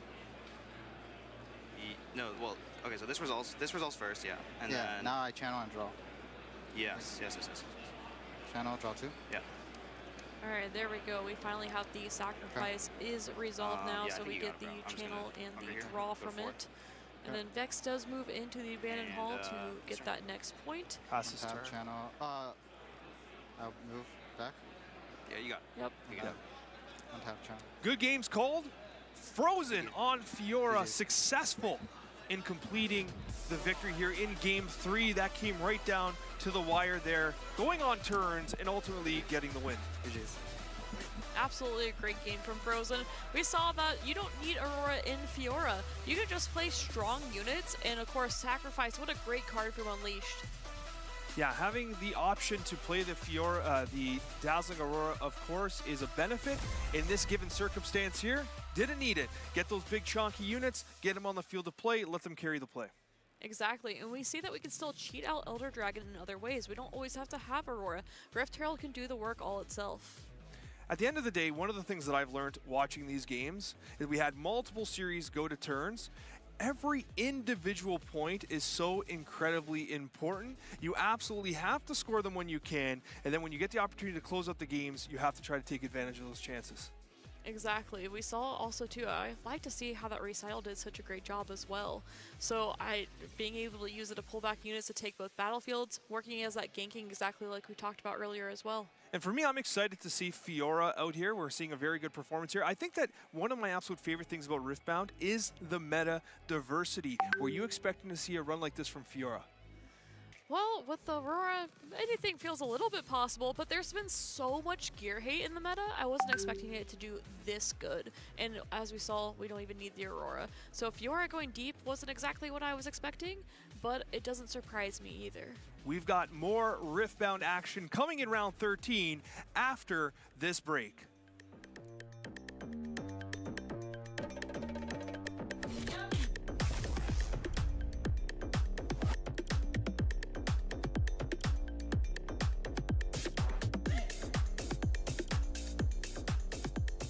Welcome, everybody. I'm Barrett Bryant, and I'm absolutely humbled to be joined by two very prolific players. We have Ali Adrazi as well as Alan ZQ. Joining me on the desk, we're doing another deep dive, and specifically we want to talk about tournament and player journeys. Of course, we're going to play a little bit of footage in the background. Spoilers for everybody at home. They got paired against each other in round 12. But I want to talk about how we also got there. Alan, you've been piloting this Diana list, not just for this event, but also before into Sydney for that first ever Unleashed event. I want you to kind of talk about some of the matches that you've gone across. And then, of course, we're going to go to you as well, Ali, afterwards. So after this is going to roll. Incredible match. I got to witness some of the B-roll getting filmed. And just two professional players playing against each other at such high skill levels, making the most intense decisions possible. I want to talk to you. As we've got to about round 5, I believe you played against the Lilia. How was that sort of matchup, and how do you think your deck was tailored to go against that sort of match? Because I know you came into this tournament prepared to go against quite a few calm decks. That's a very unfortunate matchup for the Lilia because the deck is heavily tech to deal with those type of the decks with just triple Gust, the purple Vex, and Lilia just doesn't get to play the game against the Diana. The only out they have is pretty much unchecked power and hope I don't have hard bargain or the flash, so it's rather one of the easier matchups for the Diana. Yeah, absolutely. So for everybody at home, we got this graphic right here. So that was actually round 4, so my mistake. But as you can see, for your first 8 rounds, that embodies your entire journey for day 1, and including the beginning of today, having to go against Dulon on LeBlanc, and he was doing very successfully, obviously. Another X&O going into the day. What about the LeBlanc matchups particularly? It's very like Lilia. When I see my pairing, I'm like, oh, looks like a buy. It's just like so bad for the LeBlanc that it's a great deck, but it has the main weakness is Diana and Annie for the LeBlanc, and the deck is just not suited to deal with it, so it has to sacrifice all the cards that are good into the Diana to make sure they beat all the other matchups consistently enough. And then we only had room for the 10 here, but of course in round 11, I also heard that you got paired against Diwali himself, also piloting Diana with a lot of insight and discussion from you. How did that round go? I believe you guys ended up drawing? Yeah, we intentionally drew because we end up thinking one of us won't make it, might not make it if we have a loss, and instead we have 2 shots at just winning one of the 2 matches. Since we prepped together, Sean is playing the different version of the list that pretty much we worked on for like 2 weeks, a week or something between Sydney and now, and the other list I was just kinda taking idea from the China and adjusting it for my own playstyle, which I liked more into the top the tournament when you get to XO parts, while Joel version is very good into the jungle meta. So I think that my version is favorite to go into the top 8. However, the Joel one is better if you want to have a consistent results up to top 64. And we have seen that, seeing as how you two met at that round, right? Now, we're going to hold off on the round 12, obviously. Ali, I want to turn to you. we got to witness your match at the end of round 8 on day 1, and it was one of the best matches I've actually seen in a very long time, just for the amount of intricacies and level of play that it takes to play this Aurora list. I want to talk about your journey. So we have your graphic that we want to bring up, but in general, your run, I know you had one loss going into your matchup against Alan, and it was against Diwali, yeah. So this same sort of Diana list, is that a struggle for the deck, would you say, right now? It's a struggle. I think they're probably favored, but it's not by much. All our games were really close. They all went to game 3, and it was all decided by like, micro decisions, so it was very, very close. Yeah, absolutely. I can also take a quick look on here. You actually had to play against a lot of Calm this run. Azir, Lilia, Azir, Irelia. How's that feel as well? I mean... Well, in the beginning I had, like, I don't say buys, but I had Master Yi, which was very good for Aurora, obviously. Yeah. Round 2, 3, 4, Master Yi.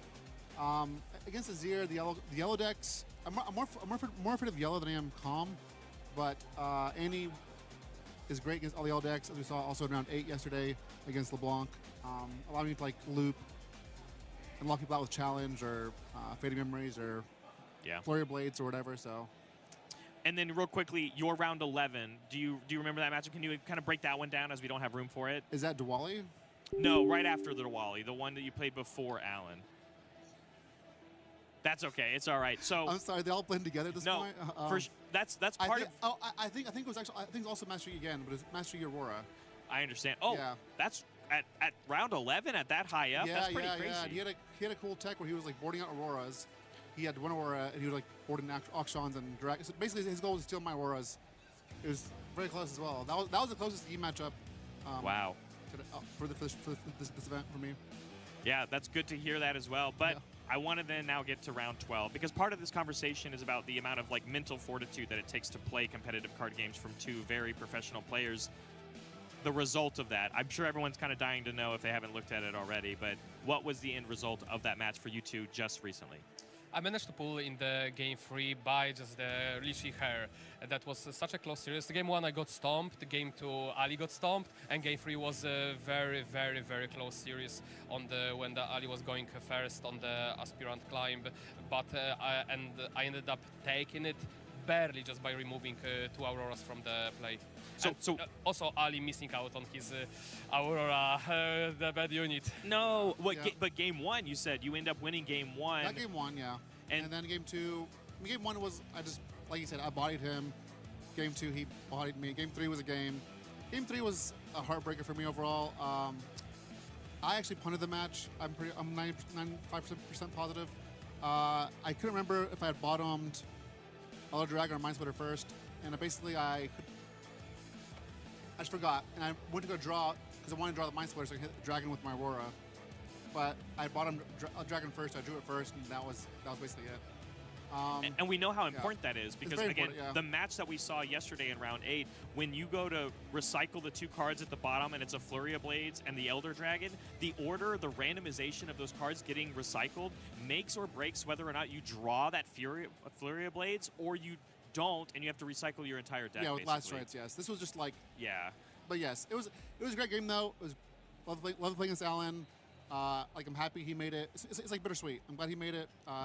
Sad I didn't make it, but overall, it's it's good. It's good.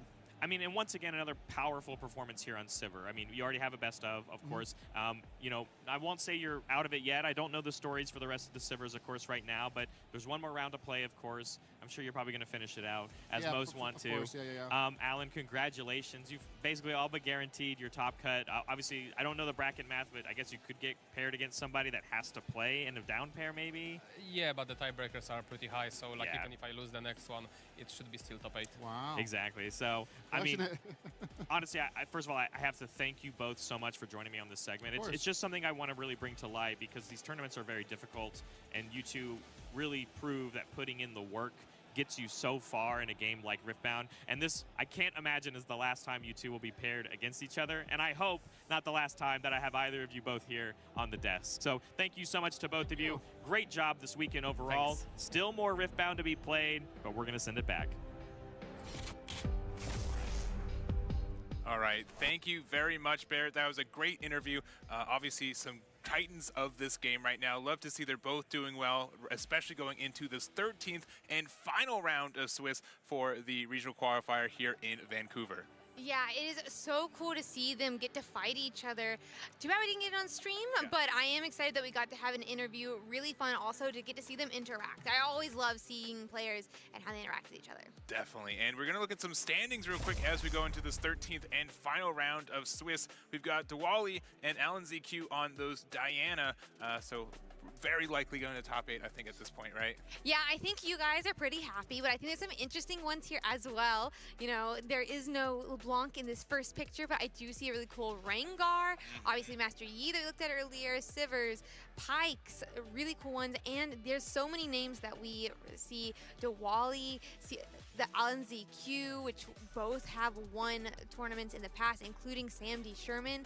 And then names like Houses Are Big, like we saw earlier today. Yeah, I think Diwali and Alan ZQ have 2 of the spots, but that means 6 more spots are available for our players. We've got another page of standings to look at too, but yeah, everyone's trying to fight for it. That top 8 finish would be, a highlight for sure. Yeah, 100%. And so many great names still in this top 20 here. Seeing Prismaticism, No Veggies, all names that we've been seeing. KGO that we just watched on stream as well. But Irelia's, Kaisa's, Annie's, so many cool decks. Yeah, and the Poppy, right? Another kind of dark horse here. Honestly, Prismaticism has like so much of experience with being best of Annie, and now there's quite a rush for that top placing now. Yeah, it seems like we're going to be really competing for that best of Annie this weekend. Yeah, so we're going to go to a community vote for our last round of Swiss here. Both of these matches are win-ins essentially for getting this top 8. We've got the secret sauce, Houses Are Big on Master Yi and Ryan Ferris for the Sivir. And then match B, we've got Arito and Roy. If you put A in the chat for match A and B in the chat for match B.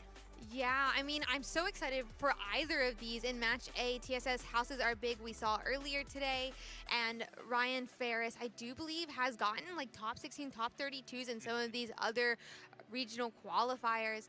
Arito also did really well in Lille, I believe it was, and Roy, obviously, we saw earlier as well. What a cool Pike. Yeah, and to be able to get that into top 8 would be phenomenal, right? A legend that hasn't really been able to do so far. So I think both matches are fantastic. Yeah, make sure that in chat you do put A if you want to see match A, and B if you want to see match B.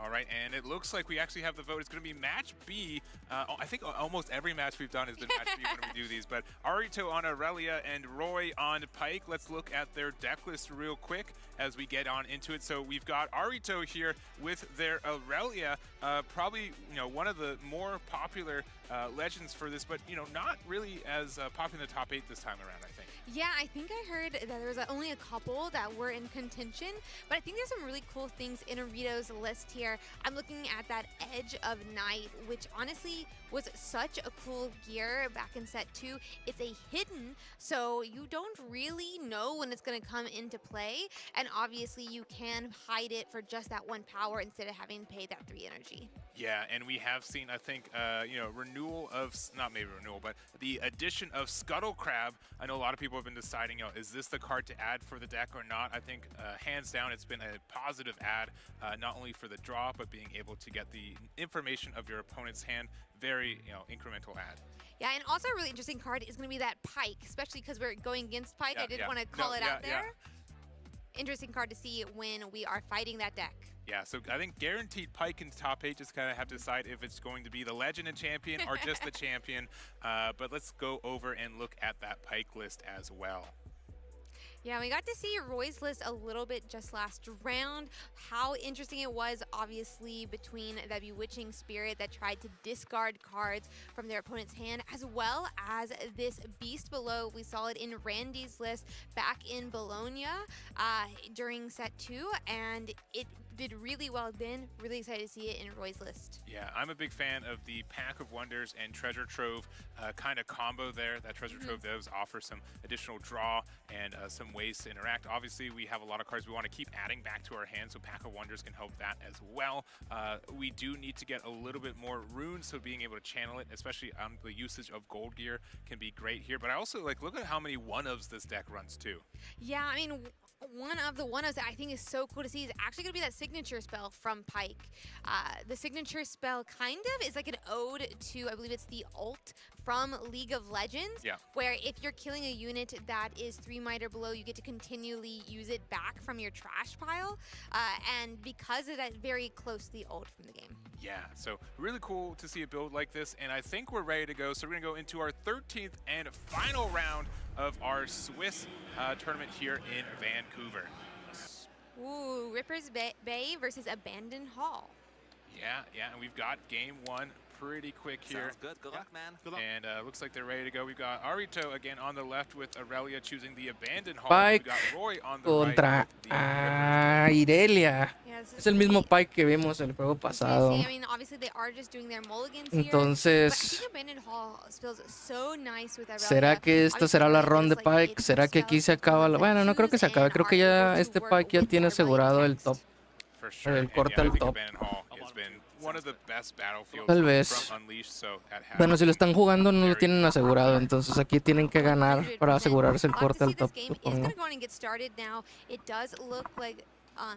¿Cómo le va a ir a Pyke contra Irelia? Pues a lo mejor y bien. Si le logra hacer la estrategia de estarle descartando la mano. Ya empezamos. Channel 1 rune exhausted, so by being able to do that, you are able to get that interaction with the Pyke, but having the Bewitching Spirit here, this is a really obnoxious card if you're able to see it. No. Por 3 que es botas. First card from Roy starting to discard some of Arito's cards, and especially with the fact that these Irelia lists oftentimes these early turns are trying to build up how to protect some of those protect the princess, protect the queen, protect the president cards like Irelia, and Guardian Angel so strong, but we're stripping away their options they have by making them discard. So we're going to move the spirit to the Rippers Bay, and then that will give us an opportunity to use our Pyke Legend ability for Roy here. And again, if Roy decides to, they can pay 1 to bring the spirit back. They can also channel a rune off of that effect, but deciding instead to just use the Pack of Wonders to do it for essentially cheaper here, and then we do just play out the Bewitching Spirit. Yeah, it's going to make them discard again, I believe, and I mean, just a really nice kind of synergy between what is ¿Por qué no usar la habilidad de Pyke? well with Pack of Wonders, but synergizing well with this Pyke. Supongo que quiere tener el Pack of Wonders disponible. Yeah, so currently sitting at 1.20, playing out Aurelia with the 2 gear. We could be a little aggressive here if we want to, but Esto puede estar un poco... Let's see. Here we already do see that Irelia in play, which is going to be really nice. And un poco interesante si lo va a querer hacer con la pura Irelia. Protect Irelia if needed after it's attached to her. Yeah. Sounds good. All right, so we are going to attach the Guardian Y Angel. no creo que tengas tanta prisa por ponerla ready. Hand here for Arito, so we do have to be careful. You know, 2 more Bewitching Spirits can pretty much decimate your hand, but we are going to attach. Sí, pero tienes que tapear a la Irelia. We are going to be able to, you know, ready Sí, pero tapea a la Irelia. legend ability, and we'll see on where we're moving it. Está lavando Net Hall. Ok, no abandones el juego. No te creo que vayas a hacer una jugada de dejarte sin runas y moverte al arm. Battlefield text just yet with Irelia, but we do see that Charm come down, bringing that Bewitching Spirit up and going on and killing it before it can discard anymore. Yeah, so being able to get some removal for 1 there, super strong. There could have been a choice where we, you know, readied our legend and then we could have equipped the boots and then move over to get the 2 points. But I think the sooner we get rid of the Bewitching Spirit, the better. Yeah, 100%. And I think it's a great idea, especially just trying to get ahead of what Roy is trying to do. Esto para dejarlo fuera de rango de Fallen Star. 7 runes right now.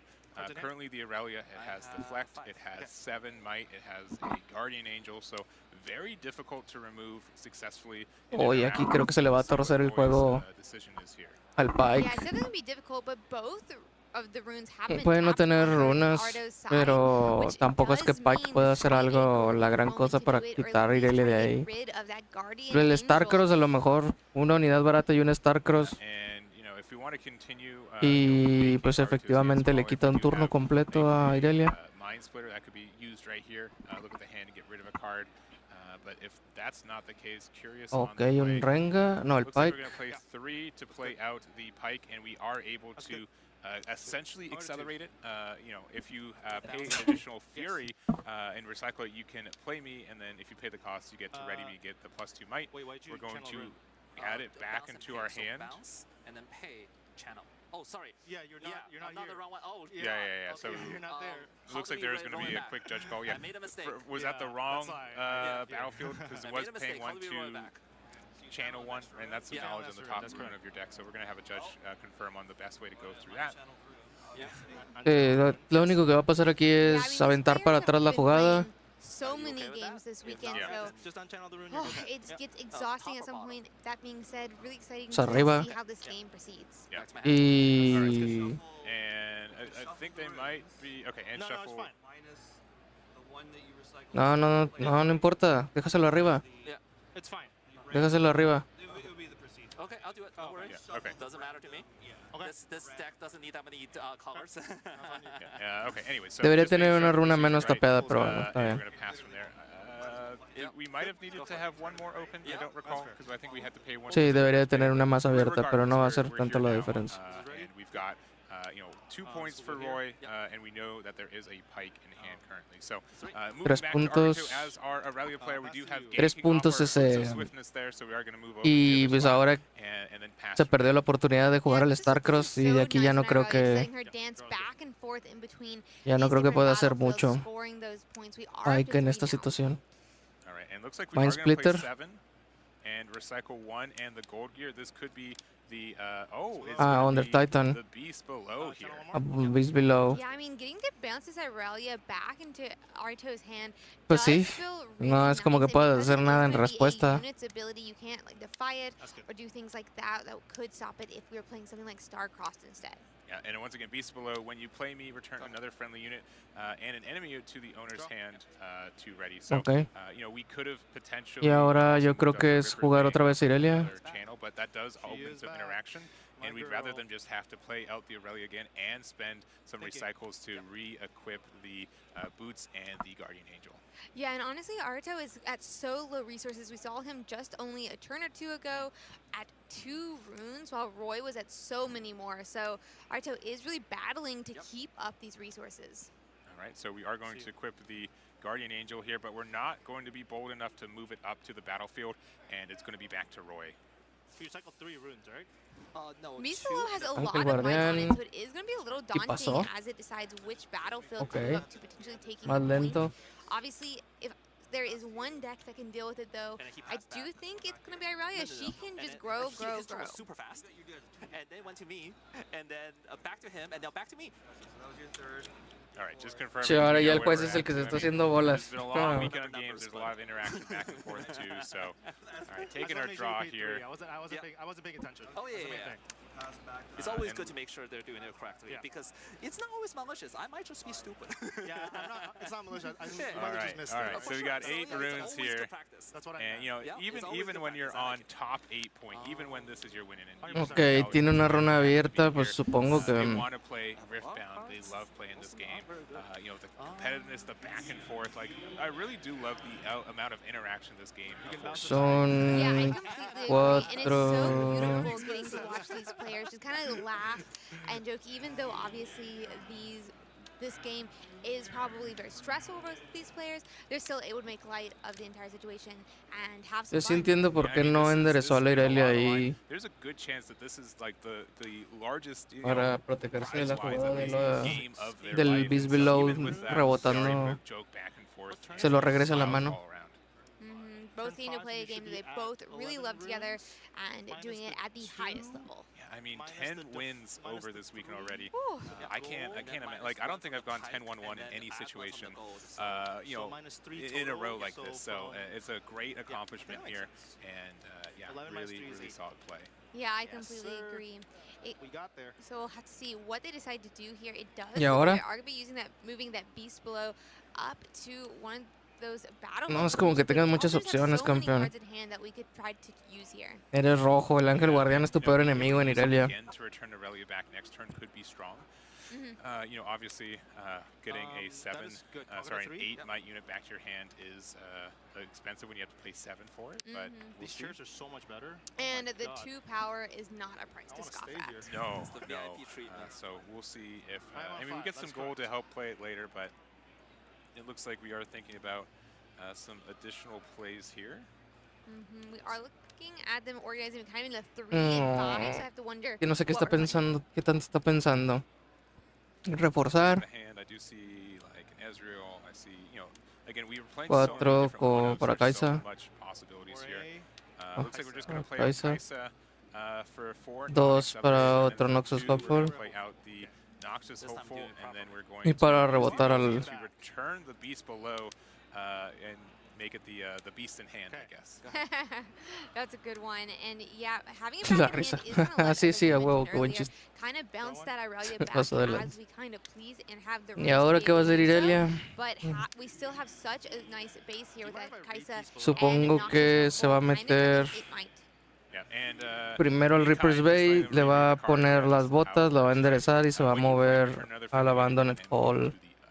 Necesita tener un... We do have the Irelia. The other good thing is that for Roy is that Arito, our Irelia player, is only Aquí lo que necesita tener es un not so fast. which we're allowed to with like the Boots of Swiftness and being able to use our Legend ability. We're still like 2 turns away from being able to win. Yeah, being on odd numbers is a little bit awkward here because of just that situation. But, I mean, it does feel good for Roy. We obviously have a couple of options. But for the Irelia player, right, all those runes are tapped on Roy's side, which means we can kind of dance in as we need. The other thing is that, like, well, I have... they don't have any units in any battlefields. They have no runes up. So, like, I guess I can just do my Irelia thing, right? I can just, like, conquer my battlefields, right, get my points. Like, there's no interaction. I guess I can just do it. It does feel like that for this moment. Irelia seems pretty safe. We'll pass here. Oh, and we're actually going to pass here. We could have been more aggressive by getting another point. We also could have been a little bit safer by putting the Irelia back in the base by, again, using an equip and then moving it back with the Legend ability. But feeling confident with it here, currently at 5 might, and does have the Guardian Angel, so a little bit tough to interact with. But if we've got another, if we decide to use Beast Below, I'm not sure what the interaction from Arito would be. Yeah, we do have 5 runes up on Arito's side, so we could potentially have some type of response that we would want to reply with.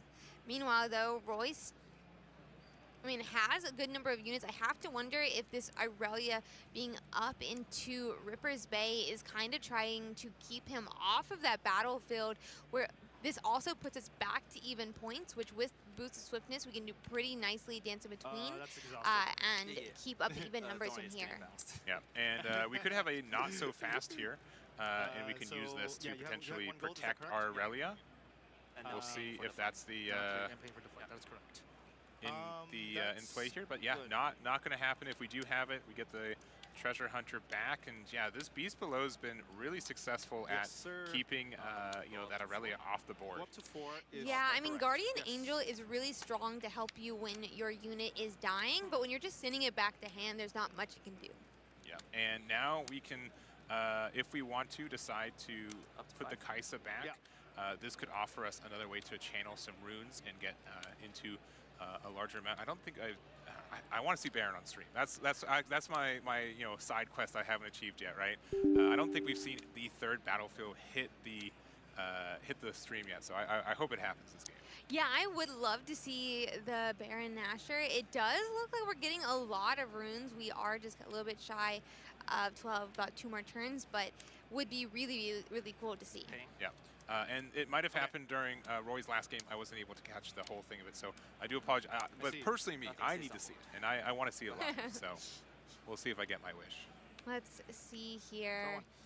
I mean, wow, Roy has such a full hand as well. So many runes, so many cards potential to play. It does feel like even though we are at similar points, we still have a pretty commanding presence right now. Yeah, and you know, the Beast Below being at 8 might is a little bit tough to interact with. Now, I think we could get to a point where Charm is enough to interact with it. Arito is going to do the Aurelia things to be able to get the equipment and the attachment. We're going to go to 5 points. Going to ride the wind over to the abandoned hall, and that's going to get us to 6 points. Go back. Yep. Move it back. We did a lap around the base and battlefields here at 6 points. Threatening game next turn, runes are you gonna go and we'll see what Roy is going to do from there. That's a lot of runes. Yeah, I have to wonder if Roy has some way to bounce that rally again, or if we're going to be trying to hold one of these battlefields to stop Arito from being able just to win in a similar fashion next turn. Yeah. We're going to equip one more Guardian Angel just in case. Just in case. Just in case. And we're going to go to the full 12 runes, and we'll see what we've got in store. Let's see here. It would be really cool to see Pike do well here. Looks like we have, we do have a lot of runes to play with as well this turn. We may want to leave some up if we're not able to completely wipe Aurelia off the board, or even if we are able to, just to make sure that we have some response if they do something that we don't expect. Yeah. Now, there could be a possibility where we just put a lot of might on one battlefield, right? That could be strong. I think we do have, we have some of our own spells that we could be using during their, reaction steps too. It's 4 cards in hand too. I think Roy has like what, 8 cards in hand? Honestly, something ridiculous like that. I wouldn't be surprised if it was more. Yeah. Now, we do know some of them, right? We do know that Kaisa is in there. We know Treasure Hunter's in there. We do know that the Noxious Hopeful's in there. But there's a good amount of unknowns that are in that hand right now as well. Yeah, completely true. A lot of good options, though, for sure. It does seem daunting to do anything with damage type removal on Aurelia right now with those 2 GAs. It would potentially remove some of the might on her, but we know she can just grow so large with those hand spells.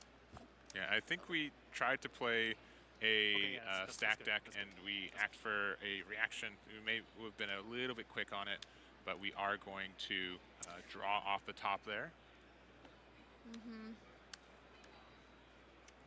I saw that signature spy I really liked, but I don't think we chose it. Yeah, I think it's not necessarily strong enough here. Could have been maybe a Vex, I think I saw off the top. Yeah, I do think it was the Vex that gets stunned, which would be kind of nice, especially if we can take a battlefield and maybe send that Aurelia back to hand so that it doesn't have the potential where it can do damage to win a battlefield next turn. Yeah, I just don't know if we have enough runes to do so, unfortunately, right? We'd have to play 7 for Beast Below. We could pay 2 for like a Treasure Hunter, and then 4 for the Vex. Yeah, it's just, I think, a little bit too expensive, unfortunately. Yeah, definitely too expensive. It does look like we are going to be sending Beast Below up into Ripper's Bay. 5. You're at 4. I have myself at 5. Okay. Yeah, just confirming. Huh? Oh, I'm wrong? Yeah, that they are. Yeah, they are going to 6. I must have missed one. Uh-oh. Conquer's last turn. Yeah, and Judge agrees. Yeah, RUI agrees too. So shoot. Yeah. I thought you were. My bad. Yeah. So 6 points apiece here. Right, obviously not something that would have lost you the game on the spot, right? If they started the turn at 6 and they thought it was 5, maybe a little bit more urgency, but still in the game here. Looking, I'm not sure if they're going to activate Ripper's Bay or the Pack of Wonders here, but again, 8 might on a battlefield is quite strong, and now maybe deciding what other cards could we put here. Good notes. Yeah, we have so many cards to choose from. Obviously, that Vex does look so strong. It looks like we are going to be sending You get no runes, though. The Treasure Trove backhand. It does let us draw one and channel a rune, but we, I think, have channeled all of our runes already. Yeah, we are going to play with the Vex. We're going to play the Noxious Hopeful for 2. So currently we've got 16 might on the Ripper's Bay. That does seem like a lot here, potentially trying to hold Ripper's Bay so that Arito cannot win just this next turn. Also, an Ezreal now as well, adding another 3. Yeah, and probably trying to find a hidden card to interact with as well. On me? Not yet. Looks like we have potentially used all of our runes now, though. Yep. So, one more. Yeah, there we go. And there's the pass. So 19 might. Honestly, that's kind of a record for me on Unleashed for holding. So we also have a hidden card. Could be a good amount of choices here. And we'll see if Arito can beat through this Ripper's Bay. Okay, so that's yeah, we'll have to see. It's a lot of might here with threatening. We also have to wonder what is that hidden card. And I mean, Arito is going to have to figure it out, hopefully find a way into Rivers Bay and be able to take both points for a win. Maybe. Oh, +1, not -1. No, there's a plus. Yeah, you wish it was a -1, but it is that +1 here. So right off the gate here, we do have this Aurelia that is at this, 7 points, I think. 5 + 2, 7. We can also attach the Boots of Swiftness for an additional. The other thing, too, is that even though we're not at the Abandoned Hall, what we could do is we can move the Aurelia to the Abandoned Hall, and then we can start using some spells, and then equip the Boots of Swiftness, and then move on over to try to capture the Ripper's Bay. Yeah, I mean, that could definitely be an interesting way to do it. We know Roy has no runes up, so they don't really have any options other than that hidden card. But Aurelia only has 7 runes to work with here. Yeah, man, I wish I was as confident as Roy with just saying, I don't need these runes open. We can, I've done everything I can do. Do whatever you want. I don't really mind that much.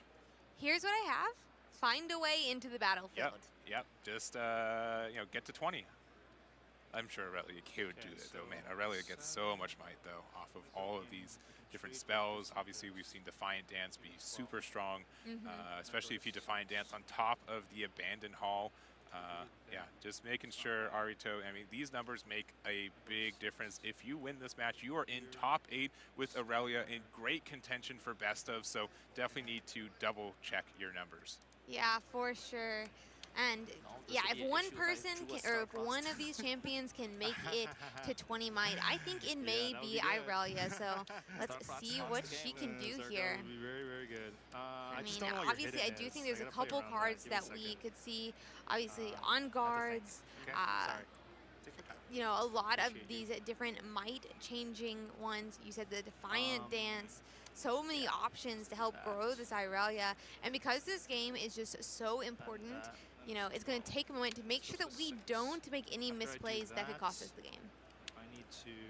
All right, and again, we've got 1, 2, 3, 4, 5, 6, 7 runes there. And I believe we've got about 5 cards. So again, Defiant Dance is the kind of most bang for our buck, I think, for that. We're going to move the Aurelia just straight into the battlefield. Wow. Oh, wow. Pass focus to you for 7 might. Okay, Vex and Ezreal. All right. Oh, this is going to be interesting. So it looks like we're sending Aurelia in specifically just to take might off the board. Yeah. And then it pops a GA. Aurelia is still alive because she has another GA as well. And now we can still grow Aurelia more as needed. Yeah, I think that's a really cool interaction with these GAs here. We will have to try to, make it active again, but we do have ways off of our legend ability. But, already chipping that down to 12 is a little bit more manageable. Yeah, from 2012 feels a lot better. 12. This is at 6. I will go to 9. Okay. So I cycle 2 to ready her and equip. So she gets, so she's ready, and I get another +2, a +1. Okay. So she's currently at 4, 6, 7, 9. Yeah, so 9 there, as mentioned. I did want to just hear their math for it. Again, this time with an on guard. I can't do this, right? Sorry. So I need to have 2. So this will go to 1, and she's going to 12 to match her 12. Oh yeah, and 12. So we are currently even. 12 to 12. We have that hidden card come out though, and it's Pike. Yeah, this is the champion unit, right? Hidden, you can pay an additional Fury as an additional cost to play me. 16 to my 12. When you do, 16 to get 12, the additional +2 might, and it's active. If I do this, that's will be important here, but being able to add an additional 4 might to this battlefield. Yeah, I got this. I'll do this. To ride the wind Aurelia here. Yeah, I mean, that's just enough not to be able to fight it. And it looks like we're just going to ride the wind away. 1 for we choosing, can 1 get for that 7th point right and now, +2 for Abandoned Hall. So she will go another +4. Can I borrow this? All right, so they're going through it, but they do get a good amount of additional might 15, from 16, not only Ride the 16. Wind, but all the additional triggers. And we do get to goes back in. Yeah, move back, gank back again, and then Defiant Dance. Yeah, that's enough. There it is. Okay. All right. I couldn't tell you the exact might numbers, but I know the Defiant Dance seals the deal. Yeah, I mean, I think even just the stuff on Abandoned Hall, I think was pretty good. I mean, it was definitely pushing it. Defiant Dance, the icing on the cake. Yeah, and that's why like this Aurelia can be so strong. I mean, again, 19 might. We just had our single champion unit. I think that's the only unit we've played all game. Is that right? I do believe in this case it was the only unit that Aurelia played. It felt really, I mean, it felt back like in set 2 with our Protect the Princess list. Aurelia's in set 3. Obviously, you kind of have more units nowadays, but not that time. This time we are going into game 2, though. It is going to be that Sunken Temple versus Void Gate. Void Gate, I'm not sure we've seen too much this tournament, just because we don't have as many Fury decks, and Void Gate gives an extra +1 damage when doing damaging spells. Yeah, and we were looking at Roy's hand, you know, as they're going. There were a lot of falling Yo stars, todo el tiempo estaba muteado. and they just never felt worth it, especially with those 2 copies of the Guardian Angels, right? Yeah, 100%. So we'll Esa última jugada, Switcheroo estaba protegiendo del Switcheroo al haberse movido de todas esas maneras. Tenía todo en la mano, pero supongo que el Switcheroo lo jodía si primero se aventaba la banda en el hall, se sumaba y luego se movía, el Switcheroo lo frenaba. Entonces pues, estuvo bien. Estuvo bien la jugada. A little unfortunate, but kind of understood for it. We've got our Scuttle Crab hitting the board there, getting that draw 1 and putting Roy to 4 runes. Yeah, Scuttle Crab, I mean, it's so nice. Obviously, it gives you that draw, but we've seen so many times this weekend just how important that information on your opponent's hand really is. Kaisa de inicio no tuvo nada de inicio. We're going to go to 5 runes for Arito here, and we're going to, we'll see if we're going to scuttle to either the Void Gate or the Sunken Temple. Just scuttle on over? Yeah, I mean, it's tempting, right? I mean... What's that Void Gate doing? It's not going to be that crazy, right? It's just, you know, a gate to the void. I mean, but if you're already 0 might, does it really matter if it gives a +1 damage? Yeah. I mean, and you get to get the information of your opponent's Entonces, hand, right? We'll see what the... Irelia directamente? Okay. Champion, and we're just going to pass back. Scuttle Crab going to be safe in the base. It feels kind of risky just playing Aurelia here, though, if I'm being Sí, pues está muy arriesgado para el Falling Star. to protect her from being killed. And right now, we're at 6 runes for Roy, which definitely does open up some options to take out that Aurelia. Moverte al Sunken Temple no te va a hacer daño, entonces oblígalo que intente meterse o no. Bueno, si se movió al Sunken Temple. To get rid of Aurelia is kind of worth it. Yes. Especially when she was so integral last game, you could see that just from Aurelia alone, that could take out your entire game plan. Yeah, and I think we're thinking about. I think I do see a falling star. I think I do too, and it does look like we're potentially looking at those 4 runes to recycle. Like, hey, no, you're not doing this, right? Okay, all right, yeah. Falling Star. Are you floating too? I'm floating too. You're floating too? Yeah. Sorry, can I just see the runes you just cycled? Yeah, I just want to know just confirming on the runes. Yeah, it has to be 2 reds, 2 Furies, 2 Chaos there. So yes. Yep. There goes the Aurelia there. I guess that's got 2 floating. You've eaten her face. 2 floating. My goodness. It's very interesting to see, like, very fast how, like, No, players who really know their deck can play at some of these faster paces, and it is, I mean, really cool to watch. Con el Tide Turner puedes sacar la Kaisa de ahí. We've seen this weekend, getting 3 games in just the 1 hour period, really nice. Yeah, and it looks like we're gonna end the turn by playing the Tide Turner there against. Buena jugada. Keeps the Kaisa safe here. We got 6 might on the Sunken Temple, and you know Kaisa can then move and draw again if it gets another Conquer next turn. Yeah, I mean, Kaisa's already done her job. She's drawn 1, she's gotten us a point, and she's going to be really nice to draw more again. Nox is hopeful, and that Tide Turner posing 6 might at that top battle. All right, Arito thinking about this next turn. I think they're at 7 runes here. Play 4. Looks like 4 for 7 Stella Corn. Coming down. No, ok, Adaptatron. ¿Por qué no los hay de Kyo, siendo que Spike? Yeah, Roy's like, bueno, supongo que para el Treasure Trove y el Pack of Wonders. This could be for a different deck, but we are actually going to use the Adaptatron Man. Definitely wish this was a Stella Corn, but we are going to press it into the Sunken Temple, I believe. Yeah, it will make this Adaptatron. Good? Yeah. I think it was tapped to the Adaptatron. A 5 might unit, making it looks like 4 might potentially at that top battlefield. Yeah, I've never seen Aurelia. I've never seen Aurelia hit that high. Yeah, all right, and there it is. So we got the double removal there with the Adaptatron. Not eating gears this time around, eating units. And we do have the Sunken Temple. We're going to use the Charm. Oh, man, what a good interaction there. Scuttle Crab finally feeling safe enough to go to the Void Gate. And it's going to be 2-1. Bueno, ahí va el segundo Fallen Star, chingue su madre. Yeah, that felt like a huge tempo swing for Arito there. Obviously, it kind of felt like for a moment, even though we had to spin so much to take out the Irelia, we took out Irelia. Yeah. But, I mean, look at this now. Roy has no units. Chingue su madre. Segundo Fallen Star, vámonos. No creo que le vayas a hacer. No hay nada más que puedas hacer. Void Seeker. There's also a Void Seeker if we want to be less aggressive with losing our runes, because again, we're only at 4. We've been mildly, that Falling Star I think was a fine play, but was very rune greedy here. Yeah. 5. 5 cards. And we'll see what the decision is. Already. Pues ahí va el... Oh, sí, supongo.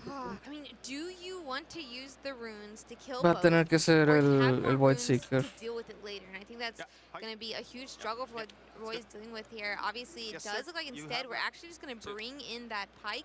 We did recycle 1 rune, so that did mean Pike was accelerated. Yeah, and it looked like it had like an ambush ability. No, the ability instead is once again we will be able to pay the extra 1 Fury, and then we're able to have it active. It was a 4-3, and we were able to get another point and get rid of the Adaptatron. We'll start with this. Yeah, at least we did get it off the board, and it does keep our hands still a secret for not going for that Scuttle Crab. Otro cangrejo. Second Scuttle Crab is going to be a menos de que sea un Tide Turner. Which is going to be a draw, as well as, I mean, just another unit. Y el cangrejo va a conquistar. Yeah, and with the Tide Turner, we are able to get another double point turn. 1 from holding, 1 from conquering.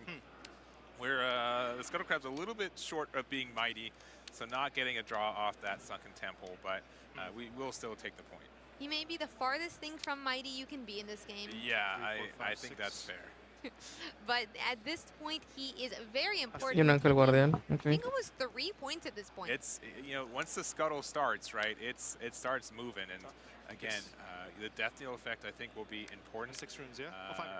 Yeah, 5 runes to, I think, 5, or sorry. Julio, vas a hacer un Fallen Star. ¿Qué va a hacer? Fallen Star y Pike. Not looking super great. Does look like we're getting back a little bit even in resources again, which is going to feel a lot nicer. I mean, Arito did show last game that even though Roy sometimes had 10 to 12 runes, he was still able to take the win. So 5-5, I'm sure he's feeling far more confident. Yeah, and the tempo for this game is a lot. Fallen Star y Pike. Fallen Star y Pike. A little bit poor on runes here and a little bit tough to interact with. So I think Roy's thinking we did get the Sprite. We could get like a discard 1 and the Falling Star, but another. The Scuttle Crab in the back can offer, another point. Se viene el Fallen Star y Pike. Yeah, it looks like we are going to get another Falling Star. Targets? Ooh. 2 crabs? Hitting both the crabs, actually. Very interesting. It's something. I kind of like the idea of hitting both crabs, even though it doesn't free up the Void Gate. It does mean all the information that we have to give happens at one time, instead of, again, having to show that hidden information of what is in my hand at a later point. Yeah, and if they're going to 5 next turn, it's not as outrageous. I definitely would have thought about hitting the Void Gate, though, just in case it made a difference, because I think we are going to play out the Sprites from there, but yeah, we'll see what Roy's doing after this. That is good. Yeah, I mean, obviously Sprite could be nice. We know a couple of different cards as well. Okay. But it looks like instead Pike is going to be the answer here, and we are going to play it where it can come in ready. Pues dependiendo de qué tenga en la mano. Si tiene en la mano otra unidad, pues ya de plano ya va a valer madre. Irelia no tiene tantas unidades en el deck, así que... So we get the removal, we get to 2 points, and we do get to clear the battlefield.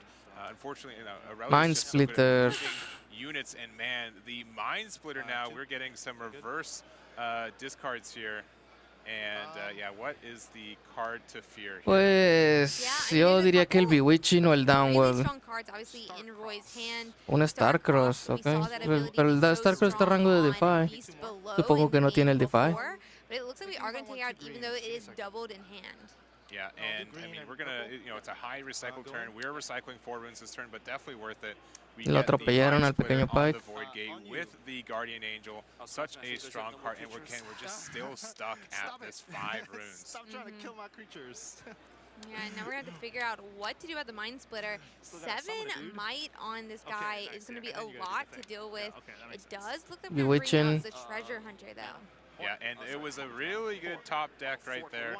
And thinking about, if we want to play around the Defy or not, or if we want to try to play the Sprite, I mean, they're going to go to 6 points next turn, which is scary, but not in contention for winning next turn. Yeah, I mean, Bewitching. 6 definitely scary if we can hold here, but obviously max you can get to is 7. Aquí que voy a tener que descartar. Other battlefield is why it's just so important sometimes staying on those even numbers or trying to force your opponent off of the even numbers. All right, so we're going to get the discard 1. A ver, ¿qué descartas, compa? And I think there's only like 2 Un charm. cards, so yeah, we get the charm out of hand. And we're going to hold to 6 as Arito as we draw We're going for to turn. 7 runes, right? Correct? Not 8. Correct. Draw 1? Yep.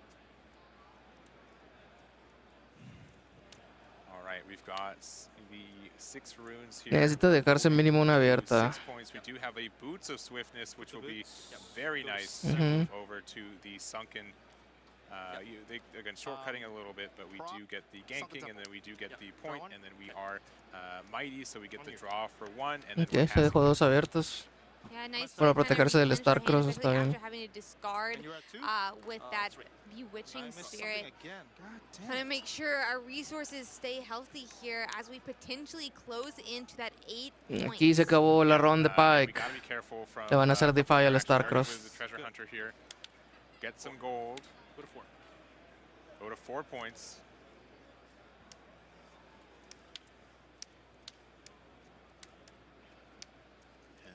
Yeah, I think like the choices we have to Starcross, you have Defy, and that's going to be Correcto. Arito ends the day. Defy, el poderoso Defy, nada le gana. And should be in that top 8 contention. Estaba muy difícil Irelia contra Pike. Generalmente cualquier rojo morado que quiera interactuar con monos en el campo batalla mucho. Principalmente se fue en Star de 4 runas. Está muy complicado. We were behind on runes for a lot of the game because we did get that force interaction for the Aurelia. But, also after game 1, when Aurelia was the MVP, the only unit that hit the board, getting that off the board was a priority, right? Yeah, it was such a priority. It did seem to kind of set us back in resources, which was a bit of a problem. But it was kind of interesting to see between the 2 games, completely different ways to win, but we still got there. Yeah, well, so we know one of our likely top 8 contentions, but we still have our table A, so we're going to look at those decks real quick before we jump into that match. We do have the secret sauce. Houses are big. We saw them earlier on their rank climb here, and we've got the Master Yi. Yeah, what an interesting list from TSS. Houses are big. I mean, we saw so much fun with this deck. Obviously, those rain guards were so important. That Sabotage was used at one point. Obviously, Punch First did a lot. And just, I'm excited to see how they deal with this next match. Yeah, and another kind of key card is the Battlefield Emperor's Dais. Not usually seen in the Master Yi list that I'm used to, but was able to reactivate some on-plays and get some really good results here. So a really interesting battlefield that I think has caught a lot of people off guard today. Yeah, I think so for sure. And we saw that earlier, just how much it could and how much damage it could do lifting those units up and getting to play them again. All right, so that is our Master Yi deck, and let's see our opponent for Houses Are Big. It's going to be Ryan Ferris here with their build of Sivir. Yeah, I mean, Sivir has been crazy this weekend. She definitely seems to be getting played a lot, especially with that Dazzling Aurora. Yeah, and there has been kind of a race to the top on what is the best Dazzling Aurora deck, right? Its synergies with Elder Dragon have been talked about time and time again, and with the consistency when it comes to not only the Chaos side with some card draw, but also having alternative ways to ramp with stuff like the Pack of Wonders and the Treasure Trove, as well as how it interacts with the Legend ability. There's a lot of reasons to play Sivir as an Aurora deck. Yeah, I mean, she's so nice as well, just with that legend ability where when you recycle a rune, you get to generate a gold. And we've seen some really nice resource plays throughout this weekend on how Sivir Aurora. Yeah, and I think we're ready. We're going to go to, houses are big versus Ryan. Ferries here, Okay. And it's going to be game 1. Looks Es like el juego Seed of 1. Power on the Que ahí van a left side, mostrar and we also do completo have el Sigil of the Storm. el Yeah, juego. Sigil on the Storm on the right. Yeah, I Que mean, es Sigil Master Storm Yi is a contra battle that Sivir Sivir has really Aurora. enjoyed even in that second set. Creo que este Meanwhile, es el Seed of Master Power, Yi we've seen a que, lot que today, también ya honestly. hemos visto antes. I will say that this is a bit of a tough matchup for Yi at times, which a little ironic because sometimes Yi has been an Aurora deck in the history of this game too. But just the fact that the amount of damage from Elder Dragon. Vamos a ver si este güey también está aquí porque tiene todo en curva. Uy, uy, uy, ese Akshan. Yeah, 100%. Though I will say when we watch Ese Akshan lo va a hacer todo cuando caiga la Aurora. job against the Azir and really controlling the gears and the equipment that Azir Rookie. has. So I'm hopeful he'll be able to do something similar here. A Even ver, if Aurora can Tag come into Deck play. y Mobilize, ok. Pit Rookie hitting the base here. We've got Ok, the Treasure for Trove. 2, and we are just going Sacrificarlo. to immediately use the effects to ramp 1 and get a gold here. Y se queda para... In the base, the gold. Yeah. Oh, yes. Yeah. So one of the cool ways, it just kind of Y luego quedarse con el allows for, Ghost like, a para draw frenar a also, ese Pit Rookie. lets you now kind of recycle 1 in the future too. So which means if you need to play out your champion, you're not actually unramping yourself. Yeah, that makes a lot of sense, and I really do like these more like consistency, resource building. Y yo digo que aquí lo versions of permites Sivir. Really nice to see. We'll have to see how y it juegas works. It el does Chosen look like Champion. He tried to Sí, move up into the Seed of correcto. Power, but that Jugadas Ghost is gonna come down óptimas. and send her back to hand, which honestly doesn't Lo seem malo the worst es since we'll el get to use Catalyst her of ability Power, of buffing el Catalyst of Eons, ese. No tener el DeFi para eso. The new power, I think, of Master Yi, where we're able to play out that champion for 4, and just helps makes our play, a little bit more affordable and playable. Yeah. Sí, Does el look Charm like also generalmente, that digo, Catalyst el and DeFi Aeons quiere adjust ir on ahí turn, generalmente, making us al ramp Catalyst. up as quickly as possible on these runes. Y ahora... All right, looking at 6 for G the a conquistar. TSS. Houses are big here. We could offer a point from conquering. We do know that there is Por 2 lo vas a bufar. hand as Con la Pit Rookie. Con la Pit Rookie. Which could be nice Okay. in making this Yi a little bit bigger. It does look like we're going to play that Pit Rookie and buff Yi. It's good. We're good at 5 might now. Y luego We al, are going al to move Battlefield. into the Seat of Power, which again is kind of awkward. Seat of Power, you want to conquer second, but the having to recycle a rune from the Sigil of Power is so tough that I understand. Seat of one Power. decision. So we're going to put Master Yi Seat of Power, no conquering effect, but we do get Pasó 1 point turno here. We con also get 2 XP, so 4. just 4 XP away from level 6 and going to Ryan Ferris here. Ok. Aurora en curva, Aurora en curva. Yeah, and it looks like we are going to hit that Aurora just on curve here, which is going to be, I mean, nice for Ryan Ferris, but not so nice for Houses Are Big, who's going to need an answer for it Okay. next turn. But first, we will get to go on and use that Aurora. More than likely, we Otra are going to be Aurora. hitting, I believe, that Ahí Elder está el Elder Dragon. Dragon. There it is. Just these decks are built so that you can very consistently hit them by running only 3 Elder Dragons, and I think it was 1 Mind Splitter. Yeah, that's kind of the ratios I'm used to Lo seeing. importante es el robo y la otra Aurora. Un You see Flurry of the plays when you Blades. see the ramp, and then when you see the Aurora, you get these plays, and with Houses Are Big not being that aggressive early, it means that Se ven toda la cantidad de it's runas. just a 1 point difference right now. ¿Por qué te quedarías tan abierto So, I mean, you entonces really si no wanted tienes to get respuesta a la more Aurora? points before that Aurora comes down. That's the one that I feel like one of the main game plans is just trying to get maybe Bueno, to 6 entonces ahora, ¿qué va a before that hacer? Aurora appears, Va a and then, ser like, Primero que nada el trying to action, gallop ¿no? those last 2 points. Lo tiene que pasar. Houses are big here. We've got, I believe, 8 runes to play with, and we are going to start off a little tentatively, but we are going to Akshan. for the Akshan. We are going to be stealing the Dazzling Aurora. We did see Akshan wreck Sí, se la havoc in tachó. the Azir matchup, but now No we have mames. our own copy of Dazzling Aurora. I don't think it's equipped. I think it's just, yeah.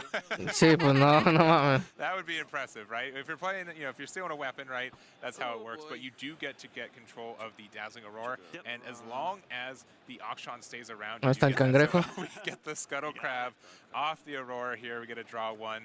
Y vas. Just a lot of goofy. Ahora yo soy el G Aurora, I cabrón. love it though. I mean, it's not equipped Akshan, but it is kind of tied to Akshan in some way. Yeah. As you said, when Akshan dies, that gear will ¿Ya una return segunda back to Aurora así Ryan de camaradas o qué? who I'm sure he wants his Aurora. He paid a lot for it. You did, right? Yeah, it is.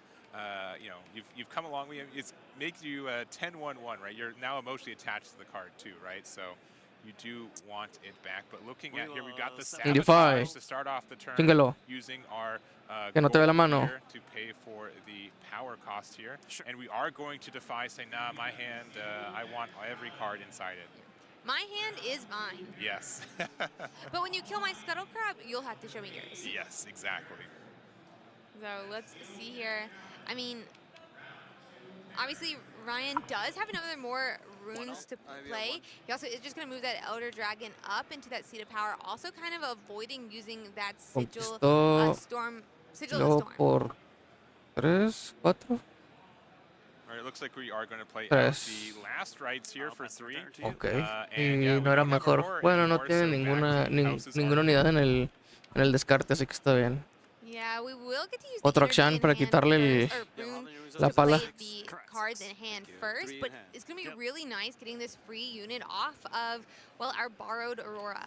Yeah. Pues probablemente lo que quieras es meter al escarabajo contra el dragón, a ver qué tiene en la mano. O le puedes jugar tu propio sabotage para la mano, eso es mejor. Being 4 might, and if it stays in base, I don't think there are some quick interactions with it.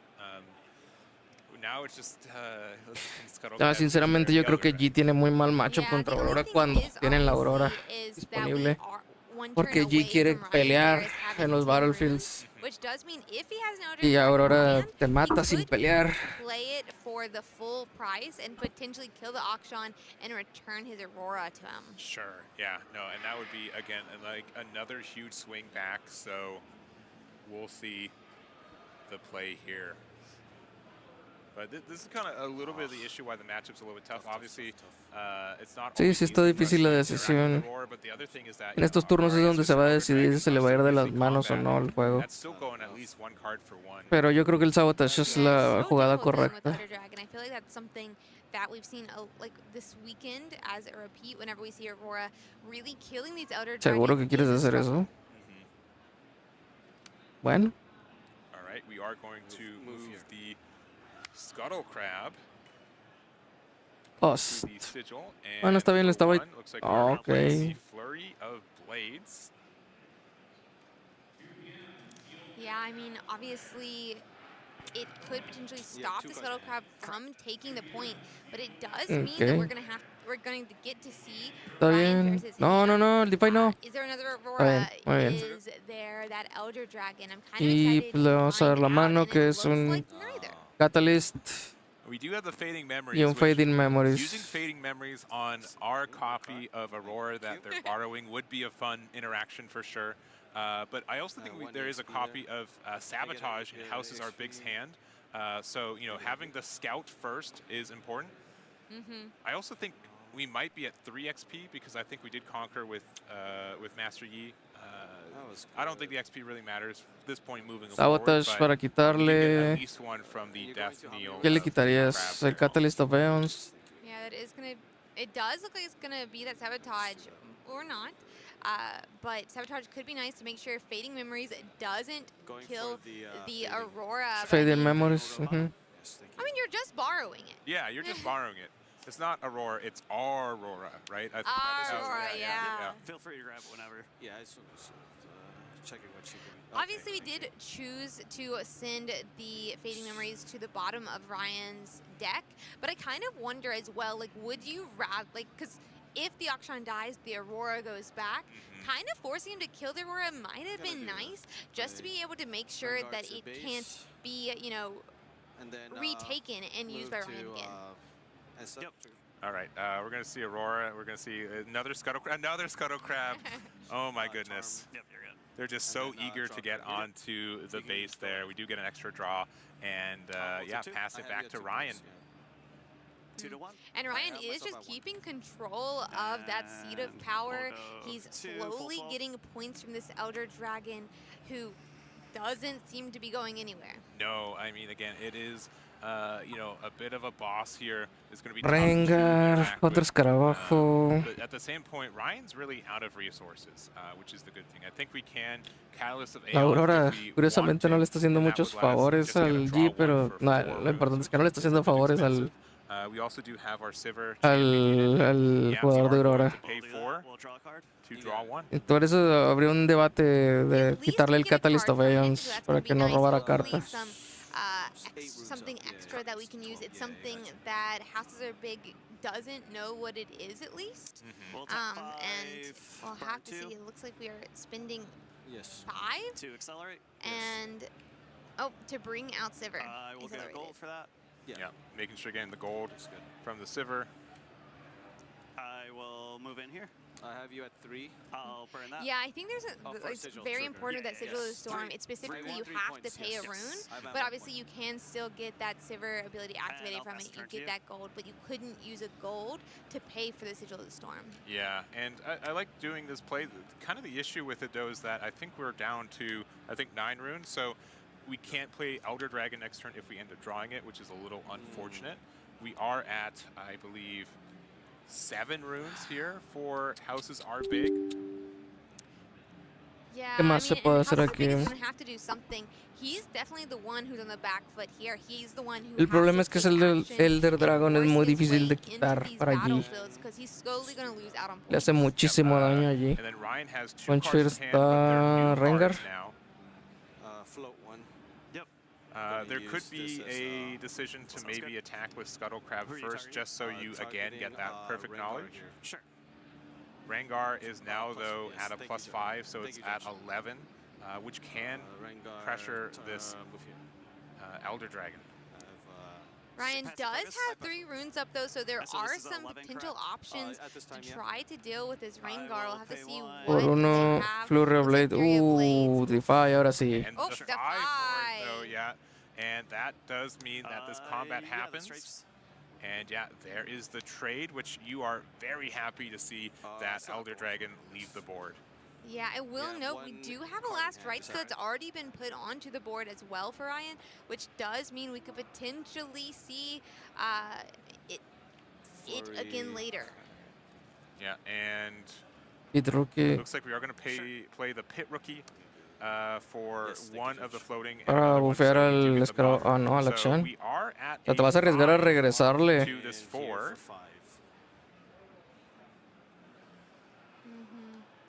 Yeah, and that is the removal there. So we are now deshacerte de las... recycle off the sigil. Looks like we're going to float a Okay. calm rune there. I would definitely have been nervous, I feel like, to some extent, moving our Akshan up into that Sivir. I mean, if it dies, you lose access to that Dazzling Aurora. You just robar una carta. Uy, el problema es cómo vas a defender ese Akshan. Aunque ya no tiene Flurry of Blade, se le fue uno abajo y ya utilizó 2. Entonces, el Bullet Time será lo único. Could have a first mate. We could play it on the Akshan since we have 1 floating. Move it back to safety. Yeah, I think I like this. Oh no, the Scuttle. ¿Por qué el Scuttle? ¿Por qué no Akshan? Instead saying I want to try to conquer the seat of power again next turn, and we've got the Rengar. Play it anywhere. Yeah, for sure. That you could. Look at my. Yeah, and thinking about it. Yeah, it could be either put it in the. I think putting in the Akshan is fine. ¿Por qué? I'm gonna go here. You can go ahead. ¿Por qué no hiciste el Akshan para atrás? No entiendo. Pues entiendo la parte que ya no te quieres estar reciclando runas, pero dejarlo vulnerable en un battlefield para que el otro recupere su aurora también es muy arriesgado. And that's going to be really tough as, you know, Houses Are Big is kind of climbing up this matchup here. Yeah, it feels like, I mean, we definitely gotten so much value off that Dazzling Aurora. It did feel like, though, when we were getting Scuttle Crabs, that we weren't really a Dazzling Aurora deck yet. But now that we got a Rengar, much more Dazzling Aurora. We'll discard. That resolves. All right. Uy, el otro Elder Dragon. Have to get rid of this Elder Dragon. Unfortunate here. 8 runes. Yes. And now at 8 runes. Yeah, getting that extra cycle, I think, is hurting more than helping. Because, again, if we had the Elder Dragon, we could Y have descartar el gotten otro. that extra draw. Another copy of the boon there. Ya se acabó el We're moon. just trying to draw into something here to play with. I mean, it's getting a bit difficult, though, because we've drawn so much and still not found what we're Mira looking cómo for. It busca looks esa like we're Aurora. gonna try Míralo stack cómo lo deck busca. next. So we will be able to look at 3 cards and pick one of those 3 to put into hand. We still have 4 runes up, but obviously we haven't found whatever it is yet. Yeah, and this is, yeah, it's going to be really tough to stabilize, I think, for Sivir here. Not impossible. Again, like, Elder Dragon can offer a lot of value, but again, we need to maybe set up another Aurora and hope this one sticks around on our side of the board a little bit longer. I will take this. So it does look like we chose our card for ¿Cómo roba ourselves. cartas ese cabrón? So we are going to play that Catalyst Catalyst of of Aeons. Aeons here. Does mean we are going to get a couple more runes, and I think because we didn't get all the runes off the Aeons, it does mean we'll be able to draw a card. Yeah, as long as you don't channel 2 runes this way, you Se holda 4. All right, pass it back. We will be holding to 4. We will be getting 2 runes. We can get Meter al escarabajo al Seat of Power para robar otra carta. Moving, or really anything moving into the Seat of Power. Which is nice that we are finally going to get to use Seat of Power for that actual card draw. It does look like it's going to be that Scuttle Crab, like you mentioned, but it's kind of funny seeing that Houses Are Big, even though he's got such a well-built board here. He only has 5 runes up versus all those runes. Y ahora sí vas a sacar al... Scuttle Crab continues to scuttle as the first. ¿Y ahora sí vas a sacar la acción de ahí o no? We are going to play the Lonely Poro. Lonely Poro. Into the Sigil of the Storm. Move Y ahora sí hay que sacar la acción de ahí. Y al Rengar también. Maybe the Rengar stand, keeping the Poro a little less lonely. Looks like Rengar is going to move back though as Y el well. escarabajo, muy bien. Mr. Lonely Está bien Poro, así. you're going to have to be lonely at the Sigil of the Storm. Aurora Triggers. Se va, se va. Se va. Y se queda. But we do get the first mate here. Yeah, there's the 3. We can activate any of our things. It looks like it's going to be. Endereza el Poro, claro que sí. I'm sure it feels like his Aurora right now after he's gotten so many cards off of it. Yeah, I mean, but we've gotten, what was it, Rengar, Scuttle Crab, and first mate. I think, like, cost-wise, I think Ok, ya no hay dragón. Está buscando la Aurora desesperadamente. Creo que ya la encontró. Bueno, no está instantáneo, así que tal vez no. Yeah, that is very true. They're not as energy efficient, but we only paid 4 for our Aurora, where they had to pay 9. Okay, you know what? That's true. When we think about the full cost for it, yeah, Houses Are Big is just a little bit. Está, encontró la Aurora. Yeah, Aurora time. Let's see here. We'll do 2. All right, we're going to do the Aurora, and we are going to recycle 2, knowing that that the, you know, since Aurora. Sí, ya era normal. Eso es normal después de tantas cartas que vio. Era normal que pudiera jugar a la Aurora. Ahora lo mejor que le puede pasar es que le caiga un Mind Splitter. As far as I've seen, and this is also another interaction that I wouldn't know 100%, but I would assume that if we Elder Dragon into getting rid of the Akshan, the Aurora only activates. Chinga, ya le dio la vuelta, ¿no? Está el Mind Splitter. El Mind Splitter es lo mejor que le podía pasar al Ryan here, because it definitely was hoping. Es el Charm, ¿no? Tiene que quitarle el Charm. We don't have a copy of another Akshan, which would be a bit debilitating, but there will be a couple more draws afforded to Houses Are Big here. And yeah, we are going to take the Charm. charm just because it can offer a little bit more scariness. So At least he would get to discard the Akshan if it was in hand, though. sure, yeah, that's what yeah, you're right. Yeah, I think we would have liked to get rid of the Akshan outright. Yes, and then 100%. I guess now, though, we do. Lo que lo tiene el otro Elder en la mano es ese As long as último we can carta. keep this Dazzling Aurora, the next card is Elder Dragon, which so many I mean could potentially mean we'd have our two Aurora back. Yeah, and kind of as I was saying, I would assume it works out this way. We'll see if it happens. If we do play out the Elder Dragon and we do kill the Akshan, I think the Aurora that we get back does not see the beginning of the end step. So because of that, I don't think we get a second one. I could be wrong on that, but that would be my assumption. But we've got judges there to confirm how that works. Yeah, we have some fantastic judges watching our games this weekend. Definitely. I don't like it. Let's see. We have 1, 2, 3, 4, 5, Pero el 6, escarabajo. 7 units here in our base, up against only one Mind Splitter, and we are currently, I think, held to 6 points. So, I mean, we can get to 7 here. And it would offer us a draw, which would be great. It would offer us a draw, but I think part of me feels like you have to hold with a good number of units somewhere, and that could potentially get us to 8 points. I think I understand, but I also think that it's not going to be too outrageous to get a double conquer next turn too. So, especially with how wide our board is. So, we'll see what interaction we get. We've got 2 unknown cards in hand. You know, since we did see the Mind Splitter previously. You need to do that, but you can't do that. You can do that, but you can't. Sure.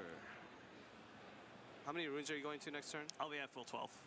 Let's see, full 12 for Ryan on the other side. But you can do a lot with 12 runes. You really can. Thinking about moving the Lonely Portal back, asking if we need the card draw.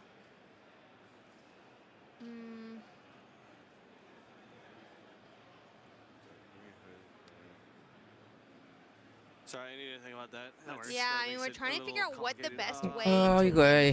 Sí está complicado porque el siguiente turno va a caer un Elder Dragon. Pretty good idea that unless Ryan top decks that next Elder Dragon, that it could come in off that Dazzling Aurora. That being said, there are, I think they said the full 12 is what we heard, which means even if he does top deck it, he could play it from hand, which, I mean, that could be a huge problem trying to, you know, hold or double conquer into that 8 points. Yeah, what also something I could see is that we could have 2 units in both spots. That means if Elder Dragon comes down, you still don't get a clear battlefield for free, and there'd have to be some other interaction. Charm. But we are going to charm. ¿Qué? Oh, this is an interesting interaction. Okay. Yeah, so charm it to the Sigil of the Storm, and since they conquered, Que conquiste para que recicle una runa. So that does stop Ok, esta jugada. Ah, ok. Esta jugada estuvo preciosa. I was like, what else are we thinking of? Obligarlo a que conquiste para que no pueda jugar el Elder Dragon de la mano ni del descarte. Yeah, can't be selected by.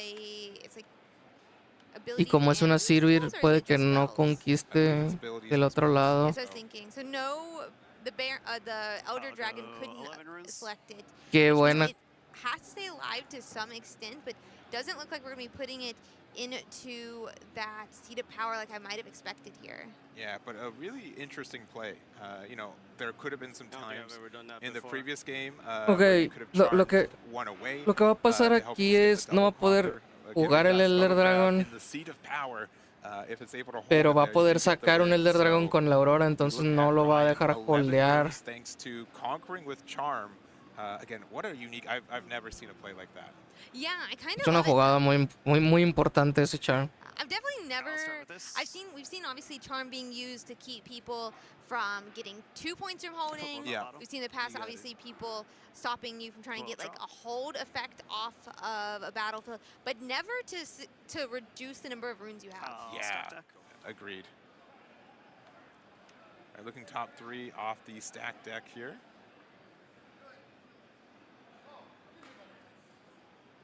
I'll do this one.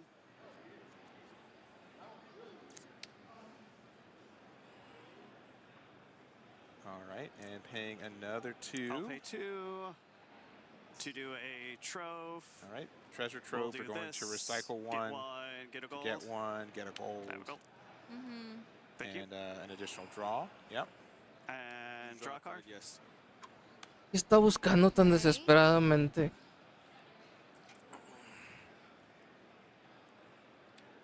Bullet time. And we've got, I think, about 8 or 9 left. We're going to equip the last rights here, so we will be able to Y put pues un Elder 2 Dragon cards y otra back cosa. into our deck. Tiene que regresar un solo Elder Dragon One interesting interaction by charming y alguna otra up cosa. the Mind Splitter as well. Flutter Is you Blades. don't get the conquer effects. Is when I conquer or hold, you can play a unit from your Un trash. stack deck So también. here, Eso está Mind bien. Splitter is not conquering, and therefore that last rights effect does not get triggered. Yeah, and there could be like the Sivir champion unit that we could accelerate if we play off of it, so that could offer like a double conquer and get rid of that top we'll go battlefield. trigger. But now, like, it's going to be kind of tricky to, you know, get the conquer on the other side. Looks like we're going to just go searching for, again, likely an Elder Dragon. I think there's only Elder Dragon Yeah. at this point, and it does look like I thought I saw the Elder Dragon in hand earlier. I wasn't We will fully sure. target I definitely thought that there was ability So I'll from get the this back? rune, but Yes. from how I'll get far one we got in the yes, deck, that other Elder Dragon is in hand. Yeah, and we finally get our Aurora back. I was looking. Okay, I'll shuffle and you can go. Yeah, and then we should be able to get the Death Kneel from the Scuttle Crab to look at hand. This. That buff was see. the Oh, it was auction. yes, very good. Yeah, and that was the buff off the auction from a bit ago. I'm good to channel. Yeah, and House of the Big might have forgotten that they can look at their hand off the 19 Scuttle Crab. total, right? Yeah, but we'll have to see what else they can do here. I mean, we have just a couple cards left in hand. Obviously, both of, the Elder Dragon and the Mind Splitter are on the Sigil of the Storm. Seat of Power is open, but we can't get 8 points just by conquering. We do have to get it basically by holding. You have me at 7, is that right? Yes, I'm at 5, you're at 7. That's what I heard.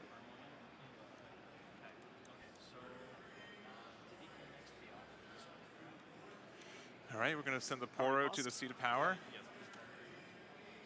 Judges might have caught the Scuttle Crab. Unsure, but might be a bit pause here. Y que le tuvo que haber visto la mano con el escarabajo, pero de todos modos ya. What's the problem? We'll see. Yeah. And again, like, you know, Ya when es un poquito Aurora tarde. happens, all this stuff happens. Si el escarabajo dice May, ya se la peló. Si no dice May, pues sí, tiene que revelar la mano a fuerzas. So we're going to confirm on this again. I think it's likely, yeah, my guess is it's probably due to the Scuttle Crab. Yeah, that's my guess as well. And I mean, there's, as you said, so many different interactions happening at the same time. Obviously, as well, we are just getting to the end of those Swiss rounds, trying to make sure everything is just perfect because this is a really important game. All right, looks like we are jumping ahead a little bit here. We verbalized the trigger, so we've remembered it. We've done part of it, and the only problem And we is are we getting haven't done, final confirmation the here. entire trigger. Sure. So instead of saying that you've missed your trigger, which you haven't because you've done all this stuff, this is just instead going to be a general error instead of a missed trigger. What we're going to do is you'll receive a warning. I'm really excited to see what Houses Are Big can do here. I think he obviously has a lot of options for Aurora. We've always seen the one auction. I don't remember if he had a second in his list or not, but he's got answers for gear. Obviously, he knows how to deal with Aurora if he's gotten this far into the game, and he has so many units in his base. He has to have an answer here this close to the goal line. All right, easy. One more question. Has any cards entered? And since Yeah, I think they're just confirming, yeah. I think there might be a warning associated with it, but there was a judge call for it. Yeah. No new cards, I think, have entered hand either for Ryan since the Scuttle Crab, so getting a confirmation on that. So like my hand is what it should be when the skull crab died. I understand. Thank you.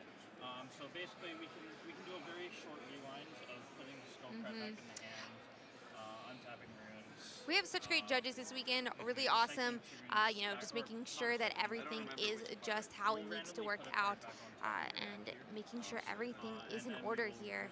Yeah, I think there is, you know, decision of, you know, we have drawn another card off the Scuttle Crab here.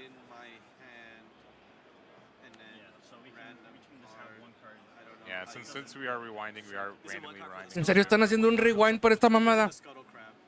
Basically, we're rewinding to the point of. Solo muéstrele la mano, joven. So it should be 2 cards then skull crab and drawing per turn. But I know the scuttle crab's in my hand. We'll just put 2 back. Yes. Okay. I understand. Yes. No, but the problem is if the scuttle crab we know is in my hand before I drew this card. Yes. So we'll put one card that is not scuttle crab. Yep. Yeah. So we've drawn 2 cards since the miss trigger. So judge is just confirming the cards to put back, and it would be randomly. So they are doing it. We're just going to put those 2 cards back. Yes. Yeah, 1 for turn and 1 ¿Qué dice? for. Just shuffle and yeah. 1 for turn, 1 base for the Scuttle Crab as well. We'll see how this goes. So this is drawing for turn. Oh yeah, I see. Yeah, okay. Yeah, they put 1 back, but then they're just going to say they're going to draw for turn. I kind of know where the skull crab. I'm not A sure, ver. but maybe I do. Dice All right, there it is. All right, we're back to it. All right, this is going to be Deathnail, choose an opponent. They reveal their hand. Now we do have the You Death can Nail look at from their the face Scuttle down Crab card here. this turn, We do see ok. a Gust, Es un trigger the obligatorio. Elder Dragon, and the, Nada más enseñen las pinches cartas de la mano. ¿Para qué le haces un rewind? Shouts to the AC in this room right now. But all right, so obviously that's some good news or information for Houses Are Big, because now we are knowing that the only card we're really playing around is the Gust, right? So if we've got some numbers that can get around it, we're going to be in a good spot. And I definitely think we have enough units to kind of get around it in general. We do have just so many units already set up in base. We are going to go in and continue into A ver, House tienes of 10, Arcade's turn here, I do believe. 19. We have our draw for turn, and then we're going to have that Scuttle Crab draw as well. All right, so we do 19 have, y tienes 11, we do 20. know that on the southern battlefield there is 17 might. Pues aquí ya ganó mi compita. Which is a lot to contend with. Yeah.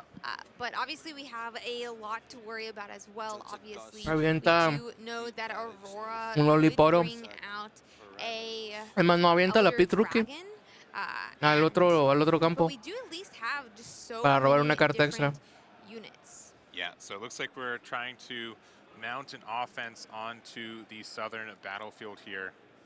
Looks like we've decided to go a 2. 9. Yeah, I think it's going to be 8 plus 5, so I think 13 right now. And again, there's 17 on the other side. Ya sabes cuál es su mano. Aviéntale todo el pinche marrano. Primero a un lado. Así. No, okay, Si te so usa el Ghost, te lo usa aquí. Organizing in the base. How many cards in hand? Yeah, just organizing before we get everything played out here. I think one big concern, other than, I mean, obviously looks like we may be going into a showdown here in a second. I was just thinking of ways that you do obviously still could kill like the Ruben Ghost. Runner, because Está obviously bien. you cannot select her with the Elder Avientas Dragon. el otro We Lonely have some Poro. cards like that Flurry of Blades that doesn't really select, that could still cause some of those Elder Dragon triggers, I believe. Yeah. Sí, déjalo. And we're going to let that Poro return to Y el hand. otro Poro ahí. We're going to put the other Ajá. Poro here. Yeah, get the draw. And then I think we need to get Robas uno 18 on this. y le I think we avientas. could've maybe on guard to get out of the Tienes Gust que here. aventarle muy bien. A ver, haz las cuentas, campeón. 5. But now that we've got kind of this 11. perfect knowledge here, if we're able to go 10 first and then 8 on the second one, that could be enough. Not this hard, man. It's a long Necesitas matar al dragón primero, entonces son 10. El Ruin Runner. El Ruin Runner. That doesn't work. I almost died. Yeah, because Son el Ruin Runner. forth of like what the numbers need to be. Yeah, you need to make sure to put 10 first. Oh yeah, and there is the extra 2. I forgot. It was Okay. in, the last rights here. So We've got the Primal for 4. Primal Strength es un 10 para matar al dragón. Y luego el Ruin Runner, el Rengar, de todo. All right, you know, a lot on the line Estuvo bien la here. decisión. Finds the math that gets there. Obviously Ryan. Lo peor que podía hacer era aventar todo al mismo tiempo al Battlefield. Porque le iban a matar todo de regreso. Por la habilidad del Elder Dragon. Estaba bien así meter inclusive 2 primero para matar al Elder Dragon. Quería el Rengar y otro de 2 y otro de 3. O 2 de 3. Y luego ya nada más el Run Runner con el Primal Strength también funcionaba. Obviously, Emperor's Dais does give you the option to potentially make a Sand Soldier if you can bounce that unit back to hand. So, you know, both of these battlefields really interesting. But Emperor's Dais, I think, is pretty unique in this list. We saw it earlier and did really well for Houses Are Big. Yeah, and I think another point, too, we got 26 minutes left. That first game took about 34 with some compensation from judge calls, right? But, you know, Houses Are Big is in a really good spot. I think at this point, you can mildly say that you're going to tie or win, right? As long as you keep going forward. No fue el inicio ideal, pero es el inicio bueno si no tienes la Aurora ya en la mano. Pit Rookie. Entonces, ¿qué necesita aquí? El Catalyst of Aeons es muy arriesgado. Necesita tener un Ghost.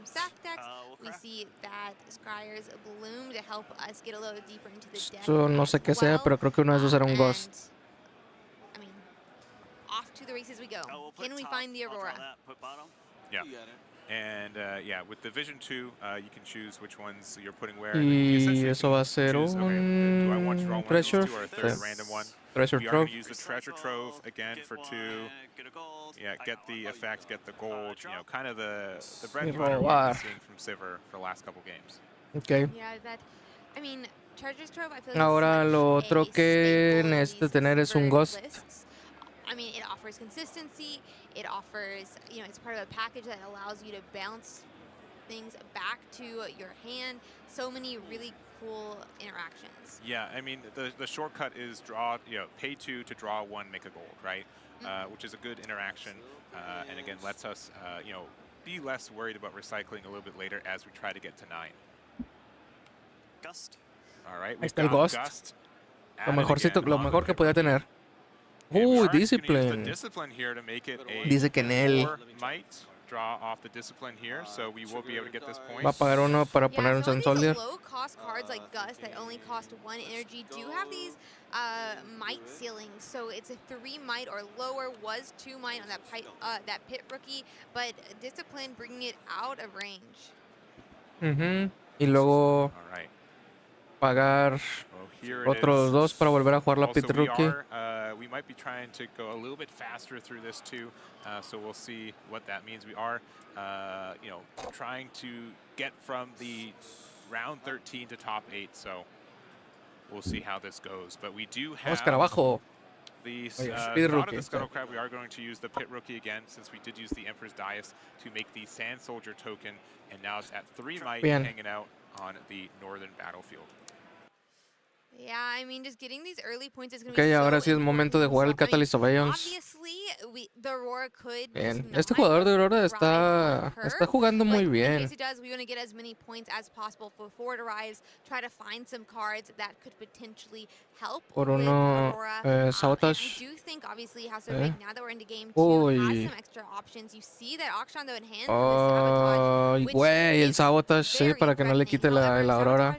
Only hits non-unit cards, meaning Akshan is safe in hand right Tiene now. muchas cosas para quitarle la Aurora. Want to play Aurora. So again, this was recorded as we were watching our first match of the round, right? So we were watching our second match, so we are able to fast forward through a little bit. Okay, están acelerando porque ya va a empezar el top 8. Así que están acelerando el juego. 2 points with the buffed Sand Soldier token. We are going to move the Pit Rookie to the bottom one, going 3-0 as the timer ticks. Yeah, I mean, looks like we are just going to be moving that Sand Soldier safely Creo back que está en to base. un We got that 1.5 de velocidad o and, 2. I mean, Pit Rookie also taking a point off that Aspirant's climb. Y Cangrejo. The Scuttle Crab, Roa. one of our, I would imagine, favorite cards at this point. And then, yeah, Ryan. Ok, entonces aquí tiene que jugar la Aurora y esperar a que caiga un Mind Splitter. El Mind Splitter para quitar el Akshan. But yeah, we're going to say, that's fine. We're going to play our Aurora. And let's see the card we hit. If we do hit Mind Splitter, though, that could be strong to get rid of the Akshan first, and then the Elder Dragon could come down on a second. Uy, las dos Auroras para abajo. Si no cae no cayó el Mind Splitter. And it's going to be the Pit Rookie and the Master Yi. Las dos Auroras para abajo. Pues ahorita el Akshan va a ser Diosito porque no va a tener acceso a otra Aurora en mucho tiempo. In hand, can very well take that Dazzling Aurora and make it his own. And if last game was anything, he can use it to its full extent. Oh yeah, so we'll move through this here. There is also some cool interactions, like we can move the Scuttle Crab to the Emperor's Dais, we can return it to hand. Bueno, pues todos sabemos que va a caer un Akshan, ¿no? Again to get a draw 1. And then we could play the Akshan. Yeah, so many good options here. It does look like we have okay. one rune up on Ryan's Sabotage. side. So just making y le quitas. We're gonna grab this information here from Sabotage. At least one Elder Dragon in hand. Yo creo que le quitas el Flurry Blade. If a future Aurora comes down, there is only one Elder Dragon and one Mind Splitter left in that deck. Yeah, and I do think Blades of Flurry could be strong. Looks like we are also thinking about, there's so much draw cards. Stack deck is still very difícil la decisión, pero yo le quitaría aquí el Stack Deck o el Flurry Blades. But looks like it is going to be the Stack Deck, going to get recycled there, going to keep the Flurry of Blades there, and we are just going to play them immediately. ¿Cómo se te ocurre? And we are going to ocurre? defy. We said this crab is too important to us. We got to keep it around. He said, I already saw your hand. I don't want to see it right now. Yeah. All right, so we do have the choice on the Emperor's Dais. Looks like we are going to do it and play a Sand Soldier token. Very nice. Yeah, it's pretty nice to just get these Sand Soldier Y tokens lo vas a volver a jugar. at this point. And so, I mean, building out Vas a meter del otro lado. without even really having to put our own units down yet. Yep, and then we still can for 4 play out Akshan. the Akshan. Yep. Back to, again, our Aurora here, and we will be able to... Muy bien, esta es la lista del G comunista. Nuestra Aurora. And we're going to leave it in hand. We're going to look at the top. We're going to play out the first mate, and we're going to, I guess, activate our Akshan. This time we did not equip the Aurora, though, so that's a step forward. That is, the intended functionality, so that is helpful. We are going to play likely the Tres, descartar. that we knew was in hand, getting rid of. No, pues a ver, necesitas un last rights aquí. New 2 cards in hand here. We still have the Elder Dragon, which we will be putting on the Aspirant. El hecho de que se hayan mandado las Auroras para abajo. Sand Soldier, get our first point of the game here. And then we are going to play the Challenge. Para mí por eso era un poquito mejor guardar el Defy. Te hubieras dejado morir al... Te hubieras dejado morir el escarabajo. No damage this turn, and we do keep our Sand Soldier healthy. We do hold to 6 points here, and then we've got 6 runes to start the turn. Yeah, I feel like the Yielding Spirit Disarmen, is Rake. a overlooked card. It seems so Pero al menos ya le sacó strong during set value 1, al Elder Dragon. strong when you have a lot of damaging No, spells la Aurora, in the pues. meta, but it hasn't been seen a lot lately because there haven't been a lot of those spells. That being said, it does look like we're going to be playing another Elder Dragon from hand. Yeah, and so we had not only this disarming rake to get rid of the Aurora, and you're like, fine, you can get rid of it. I already have my 3 dragons on the board. This is going to be really tough for houses are big to interact with this terrifying 3 dragons. Yeah, 100%. This is so Y much dejó un dragón de manera de la mano. the same amount Y ahora payoff from the Aurora that we had taken over. But now we're Cangrejo. going to try to find our way back here. We are at 6 points, so we made a nice journey forward, but it's not over yet. Yeah, and I said that houses are big was a little bit advantageous going into this, but now we're like, man, we are a lot of points on Ryan's side. They are going to climb to 9 pretty quickly, and we're going to play out our Rengar, but we are kind of terrified what's on that other side of the board.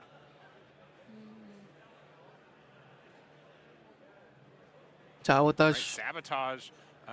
Pues el punch the charm first. on the No, left, the ¿cómo? charm on the right. Looks like the charm on the left is the call there. Yeah, which charm? Bueno, okay. But it is potentially gonna. I mean, let's see what they have. We are slowly building out our base again. Obviously, that rain guard's coming down.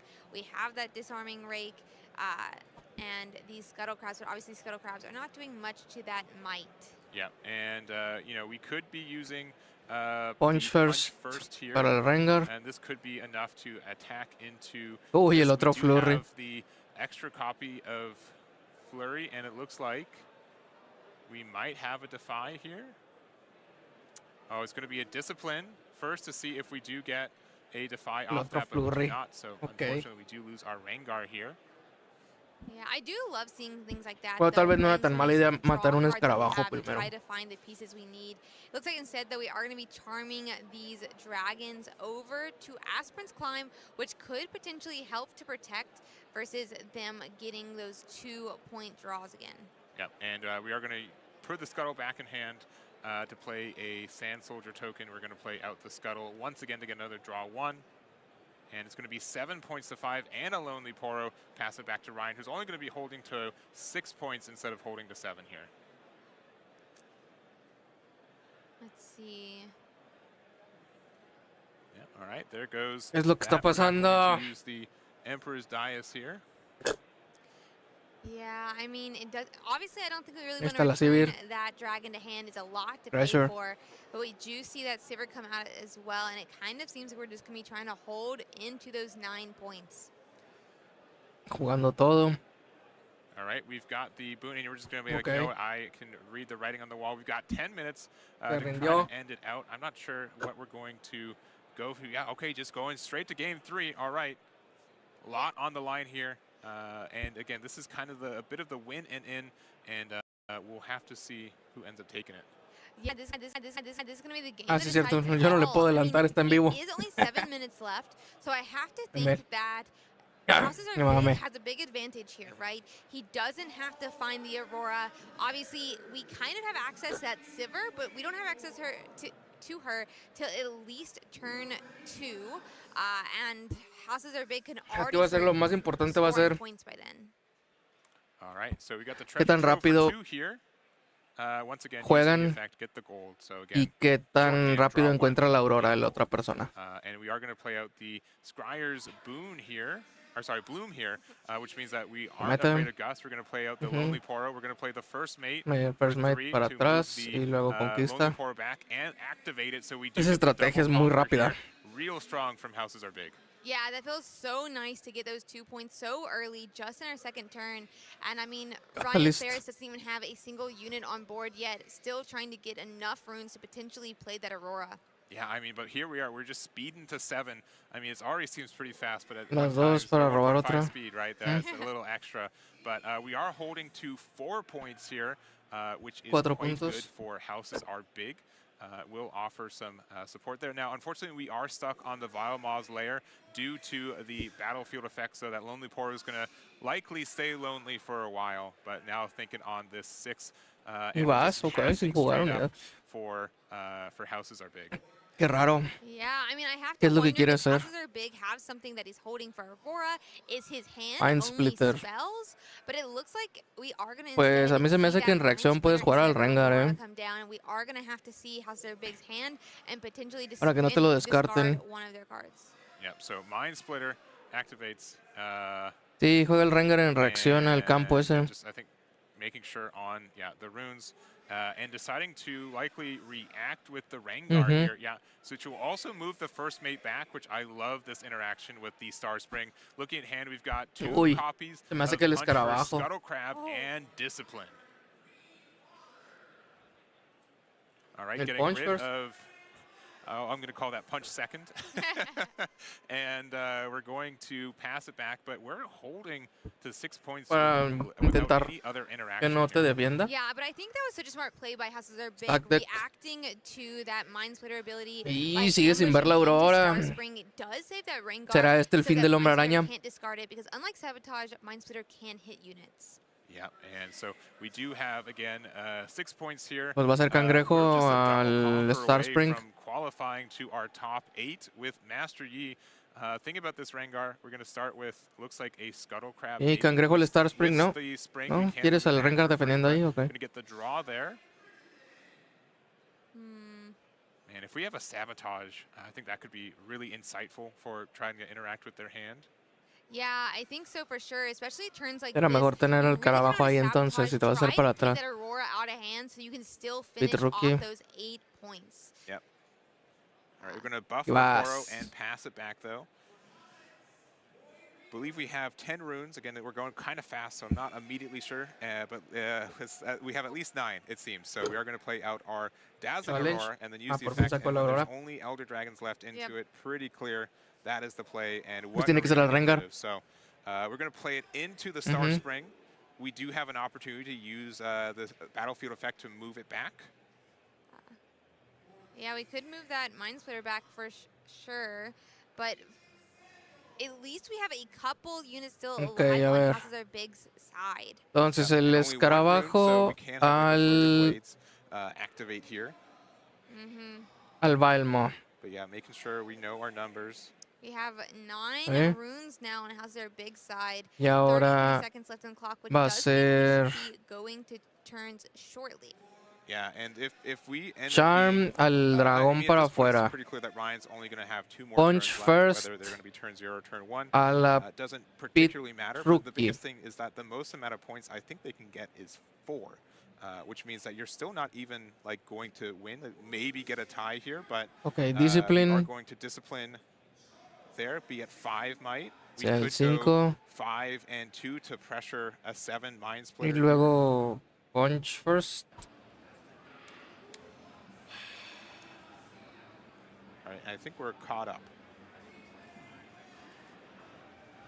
You took the breath for me because we were we might have been zooming through that one a little bit, but this should be turn 0. Pues si él es turno 0 ya ganó. Top 8 point on the line here, getting a win Porque here. el otro solo puede llegar a 5 máximo. And you know, a big finish for the the secret sauce. Yeah, that would be absolutely huge getting a player into top 8. But honestly, either player would feel really nice securing the top 8. Oh yeah. Okay. All right, and we are playing out the discipline. Looks like on the pit rookie as well. So it will get us to a total of 5 and 4.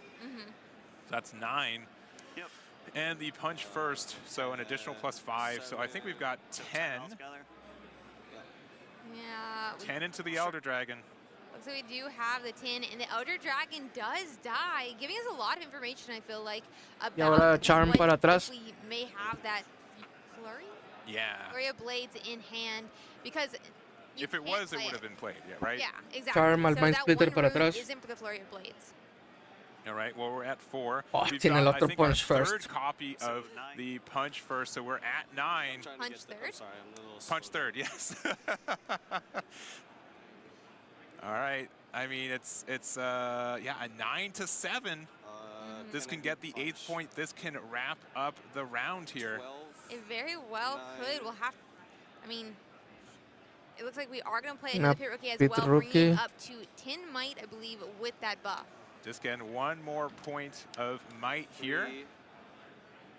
O sea, ¿qué no tenías un charm en la mano? Yo vi mal o qué chingados. 9, 10, 7, 10. Yeah, Sorry, 10 into the Mind Splitter, 10. to So the this 7. is 10 altogether? That's right.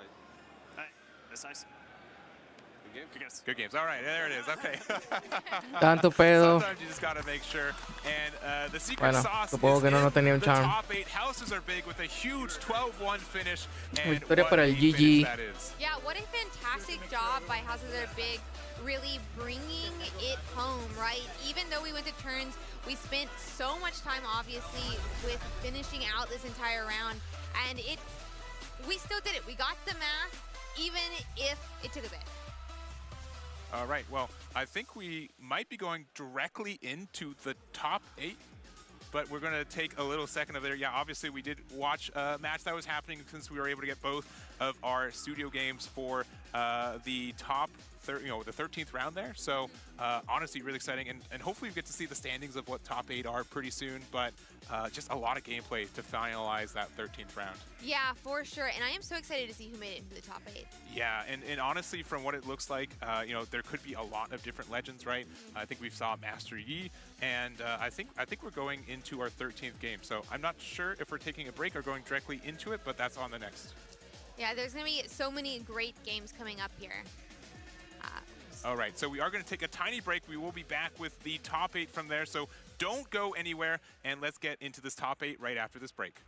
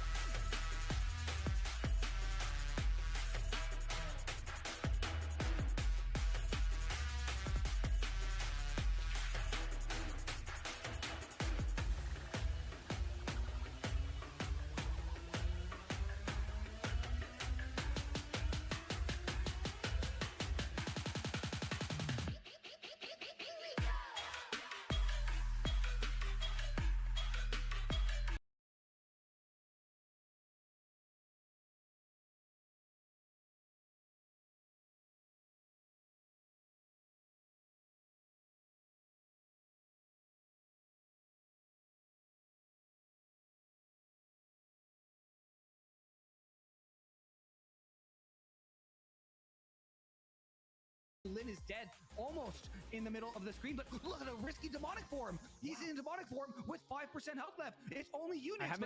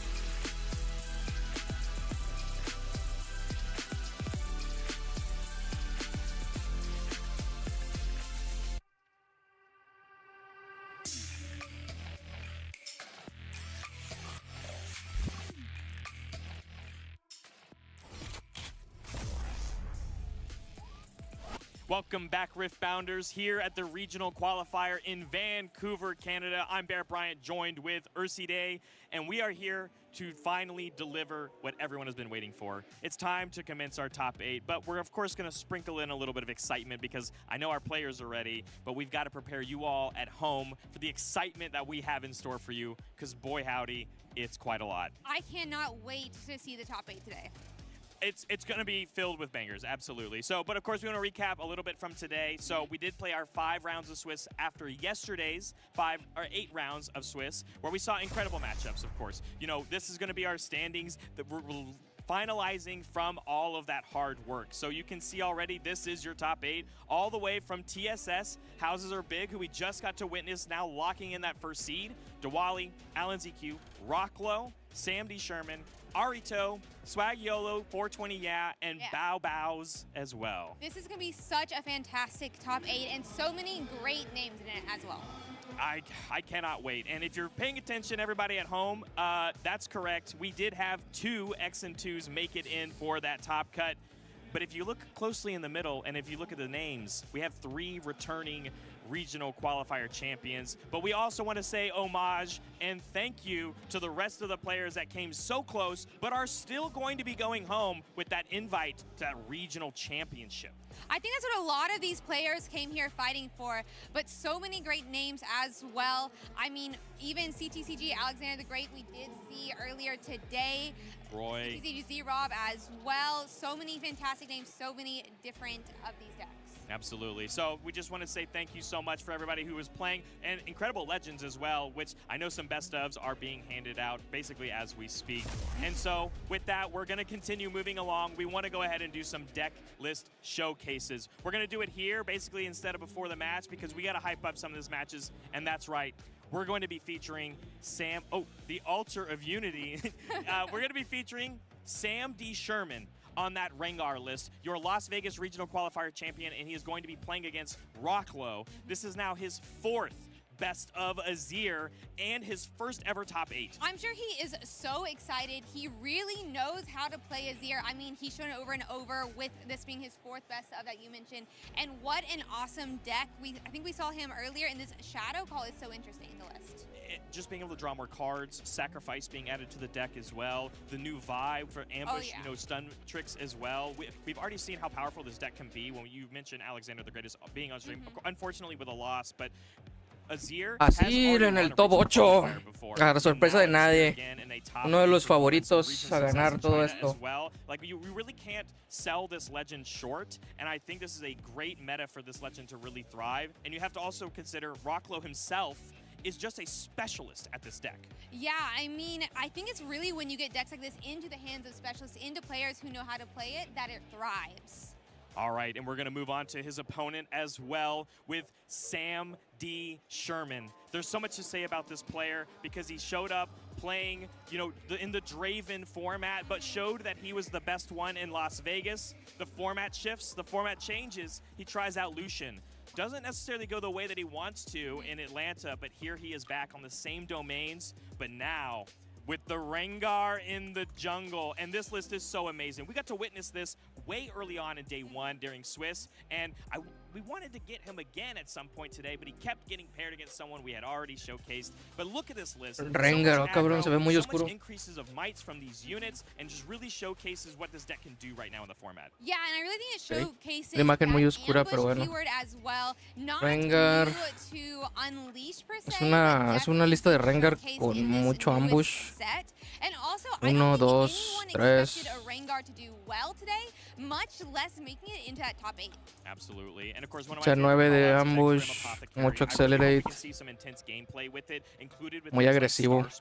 The battlefield, because you can do some crazy con Darius y con Kai'Sa. You played your own flash in the deck, but you save those units that you might have onto the battlefield by returning one to hand and then also bringing something back to your base. So we've got an incredible matchup here for your first one in top 8 here in Vancouver. But ¿Qué va a ser Rengar contra Azir? We did promise the people something a little special. Ooh, what's that? Well, we do have some more sets in Riftbound coming out later this year. And Okay, van a anunciar Radiance. With Trick from Riot to give us a little preview on some upcoming Vendetta and Radiance information. Okay, Vendetta normal, pero información de Radiance. Hello everybody, I'm Barrett Bryant, and I have the wonderful pleasure to be joined by Ese vato tiene cara de que te va a violar a la stuff to tell us about some upcoming sets. Now, of course, Unleashed is in full force here at the regional qualifier, but I hear you have some fun stuff to talk about. Why don't you introduce yourself? I do, thanks, Barrett. I'm Trick Jarrett. I'm the editor-in-chief for Riftbound, so I oversee oversee a lot of our content and community and all of those activations and fun stuff.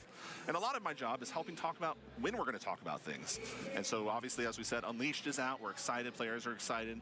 But that leads to what's coming next. So we wanted to tell fans and look ahead a little bit, give a peek into the future, and share a little bit more. We teased some on social this weekend already, but players will have seen, you know, look at some packaging for Vendetta, which you may have already seen.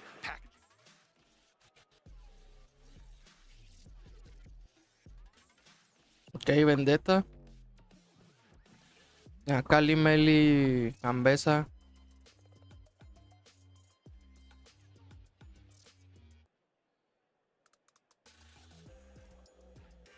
Ajá. Está bien trabado todo.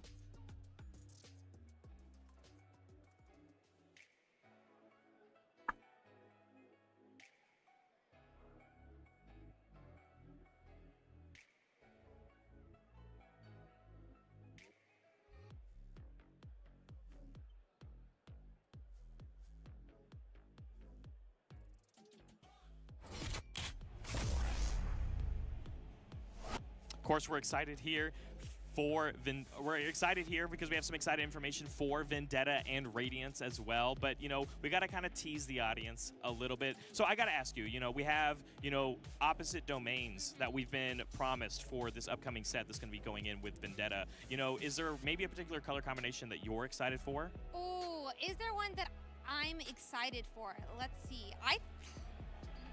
Come on, the endless possibilities, right? What's the coolest like mind body deck that you can imagine? Because we've been watching Dazzling Aurora all weekend. Yeah, there's got to be so many new options with Aurora. That's going to be definitely for sure. Be really excited to see something with that. Yeah, absolutely. Of course, I know a lot of people out there at home are excited for things like a Chaos and Order domain pairing. Of course, there's just so many cool interactions, and you know, I got to think all the way back to Origins as well. When you look at the like Twisted Fate champion unit that we were given, that seemed a little awkward because you couldn't unlock that that order effect because, you know, a legend didn't exist yet, but apparently we're going to be getting one.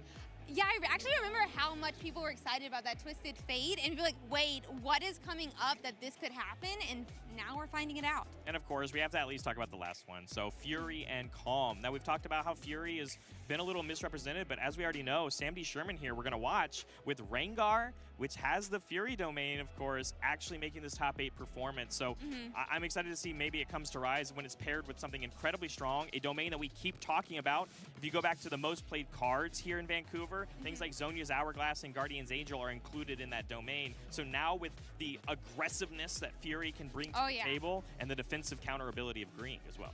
Yeah, that's going to be really interesting. I remember during set 1, I actually was like, it would be so cool if these two colors were together and people were like, yeah, that's why they're not. They're like, but it's going to be exciting to see what players can do with it. Yeah, absolutely. Now, of course, we're also going to get a little bit of information, hopefully, from Radiance. Not too much to be said about that one, but, you know, I'm excited. As soon as we get some more technical difficulties managed with, we'll get that brought to you back. So we can even focus back to our top cut scenario, okay? So we have Rocklow versus Sam D. Sherman. So we're going to go ahead and show off the bracket here so we can at least talk about not just that match, but on the same side of that bracket, so everybody paying attention to the top, we have, of course, the secret sauce. Houses are big on that Master Yi and our first seed versus Bao Bao's here playing Irelia. What do you think about that matchup? I feel like that's going to be so interesting. Obviously, these both are calm decks and can just see so much might. And honestly, we've kind of seen how these might increasing decks can have some really interesting gameplay. Interesting gameplay, I think, is the name of the game for sure. That is for sure, yeah. Now, on the other side of the bracket, I have to just kind of bring up and, you know, preface. We have Alan ZQ, of course, on Diana versus Arito on Irelia, which I think is going to be a tough matchup for both of those players. But, of course, we know that Alan is very tailored towards fighting against these calm decks. Meanwhile, man, Ali versus Diwali on the other side. That's a rematch from Swiss today, by the way.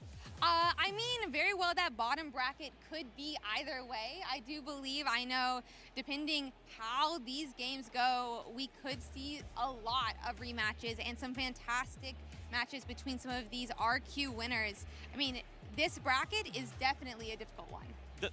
I just can't believe in the fact in general that we have 3 of our returning regional qualifier champions in the same bracket, and not a single one of them has to play each other in this first round. It means that there's potentiality where Diwali and Alan ZQ have to play against each other if they continue to move on, you know, depending on what that storyline looks like. Meanwhile, Sam D. Sherman on the other side of the bracket could potentially ride his way all the way to the finals. But we're going to make sure, and we'll get our video fixed for everybody at home, hopefully, but we are going to go ahead and send it to our casters because we do not want to delay our top 8 any longer.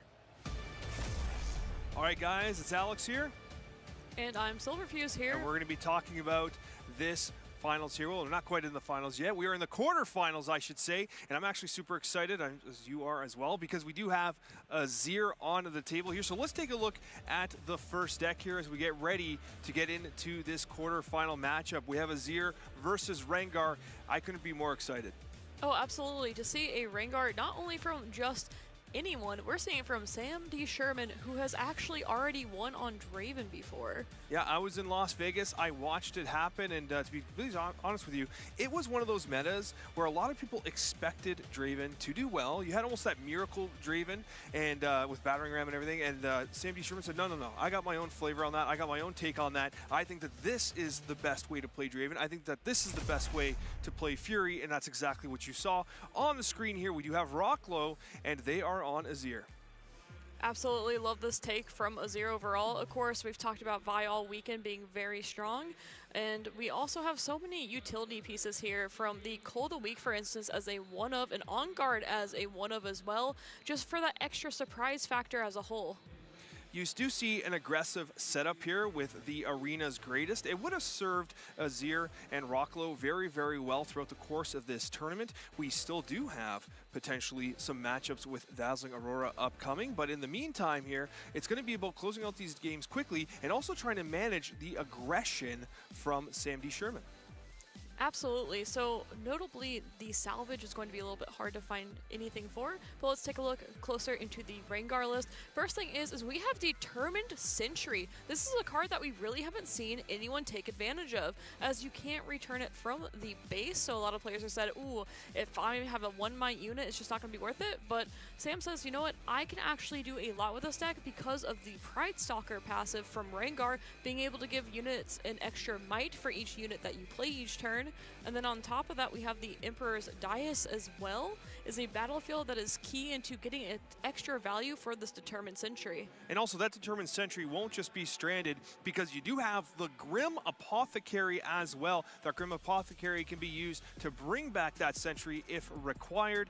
It's just one of the options here, but there is a card I do want to shout out here. It is one of the best in the new set, and that is Thrill of the Hunt. If you're going to be playing Rengar, it's all about the 3 of Thrill of the Hunt. This is an absolutely remarkable ability, one of the best of the entire set. It is one to keep an eye on.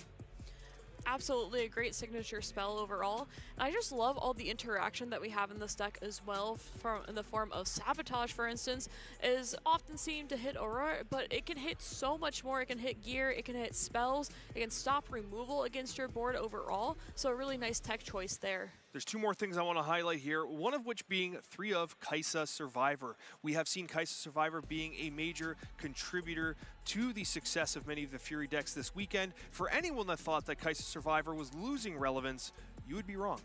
So I have a question for you. We have already a regional champion here against a 4-time Azir best of player. Who do you think is going to take this? You're asking me a near impossible question. My heart tells me Azir, but my body, it's telling me Rengar, because I do think that, honestly, these decks are incredibly well designed. I love the punch first here as well. Double Sabotage, which we know can be remarkably effective at essentially not only getting information, but of course being incredibly disruptive. I'm not entirely sure if we're ready to see the matches, but I think we are actually ready to see the matches. So let's go to it here. Let's get into the action as we get started in this quarter-final match. Okay, we've got the first battlefields here. Round of 8, we have the playoffs. This is game 1. We have Azir versus Rengar.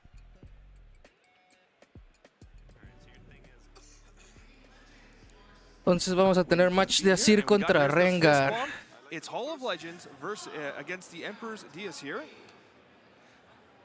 Azir versus Hall Rengar. of Legends is going to be an extremely valuable battlefield for the Azir player because what it allows you to do is it allows you to conquer, and once you actually activate your legend in order to generate the Sand Soldier, you're able to then conquer that, refresh your legend, and then actually do it again, which is extremely valuable, generates a lot of momentum for you. And then, of course, we do have the Emperor's Dais. Now, the advantage of the Emperor's Dais is that you're able to conquer that battlefield and then Sinceramente, yo creo que Azir tiene toda la ventaja aquí. A menos de que Rengar traiga un Thermo Beam en el side, porque en el main no lo tiene. Both Rocklo and Sam D. Sherman can take advantage of the Emperor's Dais. And something to note here is that we did not find the Oh, la equipment madre. here for Rocklo. Just a Ok, tough tremendo start inicio. overall is, just no Y una equipment so Azir que early. inicia sin gear en turno 1. Eso es Legends, extremadamente Pride raro. Stalker, it doesn't do anything for the Rengar, so this only benefits Brutalizer. Absolutely. Rengar is going to be a passive ability, does not need to be exhausted at any point in time. We do have a Sand Soldier coming into play here as Sam D. Sherman takes over the turn. I hope I shuffled those. And this determined sentry is exactly what we wanted to see here from Sam D. Sherman because we have, we were able to have two drops on the turn 1, being able to really put a lot of pressure on the board, expecting to get some early points here.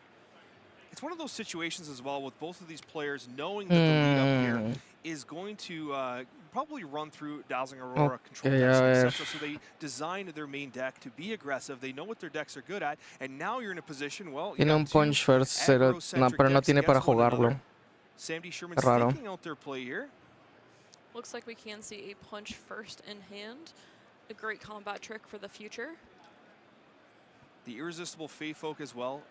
El Irresistible puede ser interesante para mover el Sand Soldier, pero no tiene nada para... Y el Sentry va a pagar uno para regresárselo a la mano. Absolutely. Un Sand Soldier. Sand Soldier here, leaving 2 Mai on the board rather than leaving 1. Está muy bien ese campo para... Ok. And an important consideration here is that the Emperor's Se le da más does uno. say that you Okay. actually play a Es una muy buena tech en Rengar, that play does trigger the Pride Stalker buff from Rengar, which does improve the might Ahora of le va a dar the otro Irresistible más uno. Fey Folk, and we do see a second one come down as well. Y ahora le das otro más uno. Y te mueves. Y un Engar te manda todo el quiote. Ok, no hubo. Fue arriesgado. Un Engar te mandaba bien al quiote. In some ways, it's a charming little. Is that a rabbit? I'm not sure. Pero bueno, aquí en el stream no lo han actualizado, pero debe de tener 2 puntos el Rengar. But also, look at this board from Sam D. Sherman right now. I feel like this is exactly where Rengar wants to be. It has to be a comfort zone for sure, especially with Azir Está difícil para Azir. as well. It's going to have to really battle to get back on this board. I think I see a BF sword there. We do see the BF sword. And the BF sword El is going BF. to come down. And we are going to get the Sand Y un Soldier, Sand Soldier. with Weapon Master equipped with that sword. Passing turn, double Hold de points 4. held here. And the BF sword is one of the Y stronger es hora de options ser here for culitos pero Azir, sanitos. just Para because atrás todos. It is usually a higher might unit, and with Pride Stalker. A jugar a desarrollar una unidad más o menos grande. Puts on the board next. Thinking out the turn. They did get the hold points there. This is 5. Yes. Son 5. Might there 5 with the BF sword. Has to decide with Le quiere tirar un Fallen Star para romperle la cabeza. back if needed. Yeah, that BF sword does provide a lot of utility throughout the game. It's an initial high cost, but with every Sand Soldier, you're able to get a lot of value from the might being generated there.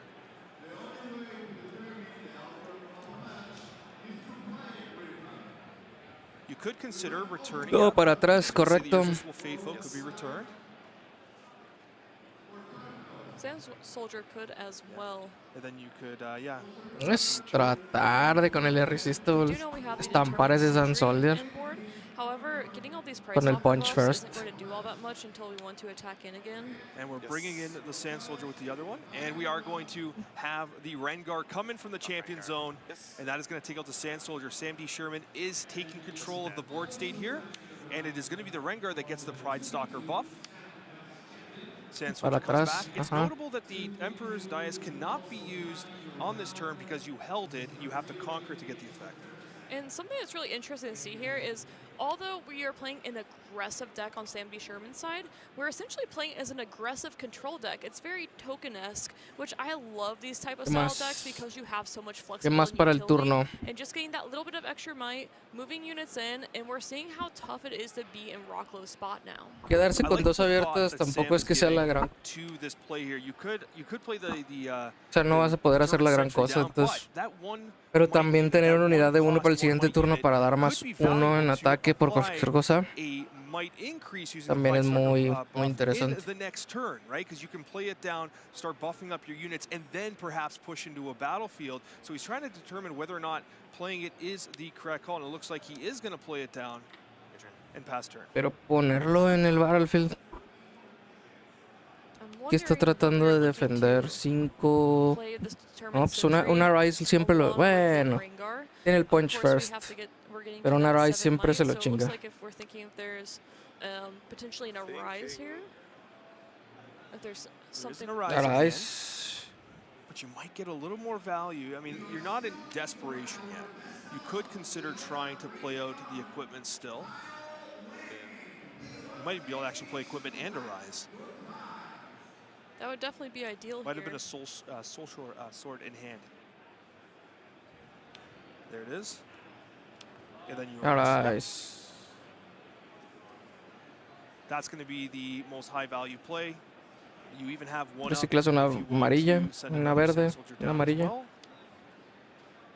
Y pues el Brutalizer y la BF Sword. 2 Sand Soldier units for each equipment that we have, 2 mites. Oh, and no. Ready 2 of them. And they do have Weapon Master as well. And that Brutalizer is going to give them an additional buff if equipped for this turn only. I think about which one to ready, okay? So he said he was thinking which ones he wants to ready here. Big decision overall. O sea, vas a poner el Brutalizer manualmente. Ok. That Sand Soldier with a BF Sword and a Brutalizer is going to come in. Eso es un 8. Pues te van a poner un punch first en la cabeza. Punch first. Plus 5 might. It's on the Rengar. That's enough to hold that battlefield. Si hubieras tenido 2 más. So one of the ways that you counter punch first is by just sending a little bit more Son might into your 10. opponent, just like what we just saw. Debiste haber matado al This is a very Rengar, no. well-calculated move Todo by el mundo hubiera hecho Rockwell. la gran cosa. Está bien. Está bien la decisión. Y eso a la Beast Sword. Sand Soldier comes down here, fully exhausted. The equipment's there. Thinking. Sí, pues otra amarilla. Hidden card options here, of course, Hidden Blade always on the table. Guards as well. And I'm really interested to see the way that Sam D. Sherman decides to navigate this. Still has a lot of options on the table as a whole. We did find some body rooms there, which could be very helpful. Pues está tapeado. Así que yo diría que vaya y estampe al Sand Soldier y revele que es la We Hidden. have all that equipment. Another Arise completely changes the board state. Punch first was utilized to repel that initial attack. I'm sure Rocklow would have liked to have taken that battlefield, taken out that Rengar. And we do also have Azir, still a possibility in the future as well. That is your sovereign. Se puede ver bastante complicado, pero Azir se está estabilizando poco a poco. Might not be the right time. Está empezando a tener más gears, está teniendo Sand Soldiers disponibles. Doesn't look too phased at all. So the question becomes for Sam, do we want to contest this Emperor's Dais? No, porque con Inferna, si es un Hidden Guards. Bueno. El Brutalizer. Is going to play a Sand Soldier. Exacto, por eso era mejor jugar con el Sand Soldier primero, a menos de que tengas alguna mecánica muy enferma así de la mano que te ayude a superarlo. Sam has to decide if there is something else he wants to Como add to que this podría battlefield ser as well. Inferna. No es suficiente. Also notable is that it is a Brutalizer that was attached. Un Rengar rojo Very important as sería suficiente, sí. Sam thinking this through, does have available runes. So you have 7, and I have 3. Yes. 7-3, as they stated. Nidalee It's Nidalee, so this is le going va to a dar come in más uno ambushing. If a la this is Inferna. successful in winning this combat, it 8. will draw a card. It's not successful in winning the combat. Well, Y the combat's luego va a won, but it pagar has to uno survive in order to para get that poner card. un Soldier y regresarse Inferno a la We mano. can potentially see Emperor's Dais being used here. Has to decide. Yep. Yep, there it is. And again, an Inferno coming back to hand is a great option. And we go to 6. Y luego ese para traerte al del espadón. To target another Sand Soldier moving this. So we go ahead and kill the one with the sword, and the Y luego te vas para atrás y juegas al Inferno y vas. Ok, está haciendo un muy buen trabajo para controlarle el campo. Very well played by Sam D. Sherman. Ahora Showcasing why they are a former regional winner in Las Vegas. And Arise might be one of your few ways otro Arai sería lo que lo salva, pero con lo poquito robo que ha tenido el Azir es muy raro. Sería muy raro que tuviera un segundo Arai en la mano. Is at 6 points right now, is looking to reconquer for a potential win here. We have to find something for Rocklow, and with the Rise being off the table, it becomes really tough here.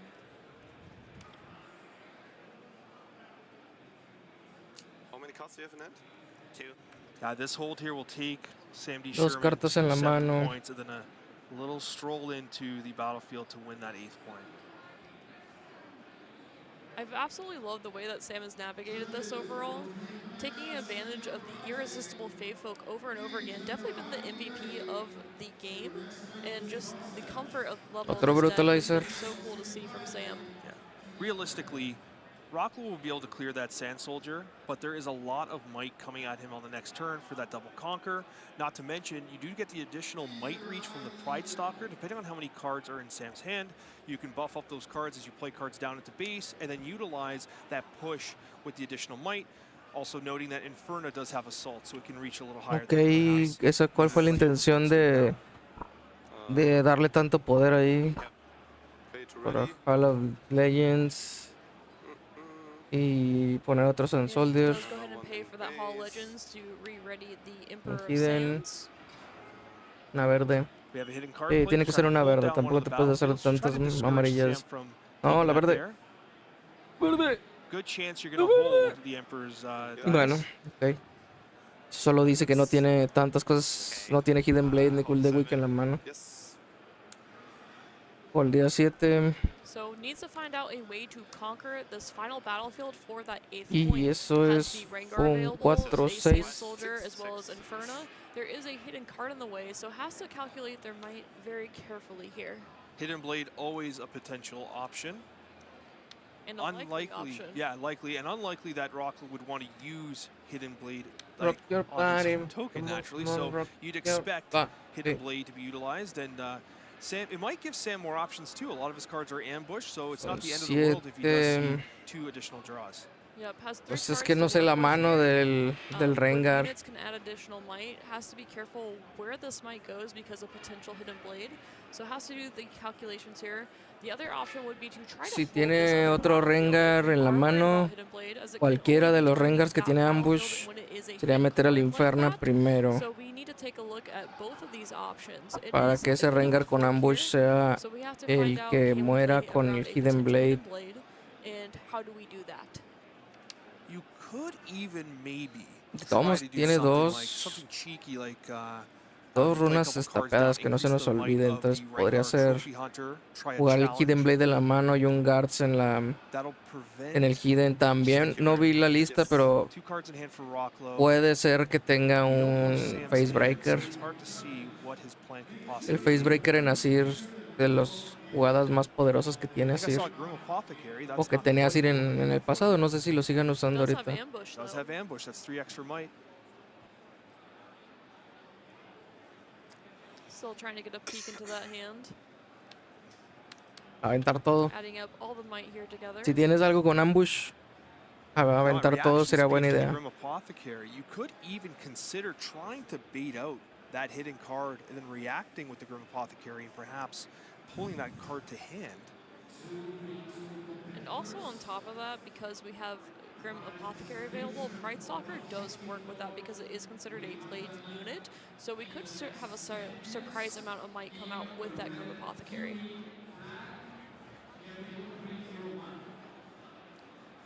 Silence on the stage as Sam considers their turn. ¿Qué va a hacer, pues? Parce. Tough decision here. Really having to decide, do I want to contest this battlefield or not? I think you contest it. I think Rocklow's in a position, he's on the back foot. You can seal the game right here. And the problem is, even if you try to think, okay, what if I just hold this next one? You absolutely can. Ok, para robar una carta. Darle más uno a We do have more Rengar. than 5 might available. It's going to Y be al a drawn Sun Soldier. card. Ok. Yeah. More options. Está buscando un Punch First. El Punch First le arregla muchas cosas. Which is might be a way that we see this Sand Soldier sent in to potentially, well, along with other units, of course, to potentially try to break this hold. But diversifying the mic here is Que Naranja Rojo no tiene muchas cosas para robar cartas. And one of the challenges of Trabaja con lo que se tiene. Hidden Blade al Rengar. Adelante que lo haga.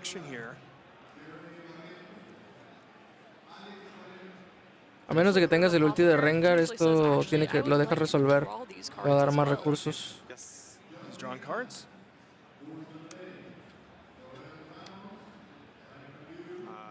Let's see if these will help us out. 6. 6 contra 6. Grim Apothecary does not have to bounce a unit back. It may bounce a unit back. Nalidali. Un Rengar rojo. Un Punch First. And we are running On Guard in the Otra Inferna. hand for sure, but On Guard could be a big piece here if Sam decides to throw the ambush units out. So Grim Apothecary does come down. It is going to do the Pride Stalker buff. An additional might's being applied. Who does it go on? It's going to go on Inferna. Otro Hidden Blade. Hidden Blade on the Inferna. 2 cards drawn. Pero es que le estás dando demasiados recursos. ¿Qué tal si le sale un Punch First? Now here's where a Determined Sentry could be potentially interesting. Well, no, it can't be played during the showdown, so you need an ambush, and it is just going to be a straight-up trade. 6 contra 6, ok. Yes, and now we'll be able to re-equip these in the future here as well. So Sam D. Sherman deciding that I need to bring these back because I have aguantar to con el doble Hidden Blade. now. The hold is no longer an option. Pero le dio 4 cartas en la mano extra. Rocklow could potentially start to climb back, but Otro Arise. you need an Arise. Yeah, it looks like we're going next. Yeah, that's the Doran Shield. I think that was top decked as well. That's not going to be enough at all. Yep. Going to the second game. First game taken by Ok, Sam concedió. Yeah, once Le dio again, mucha mano. No aquí realmente no es tan importante saber conceder antes de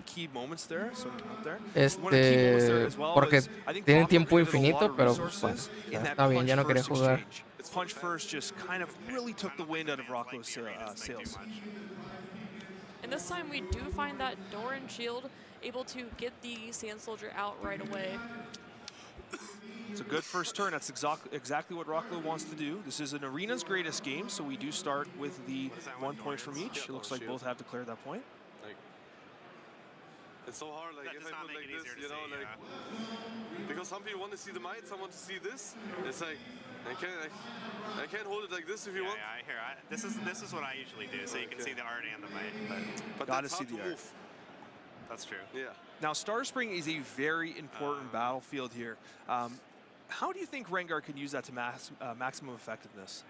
Well, the big thing is it also kind of adds ganking to units, and we have very cheap units that we can play that can move them very easily.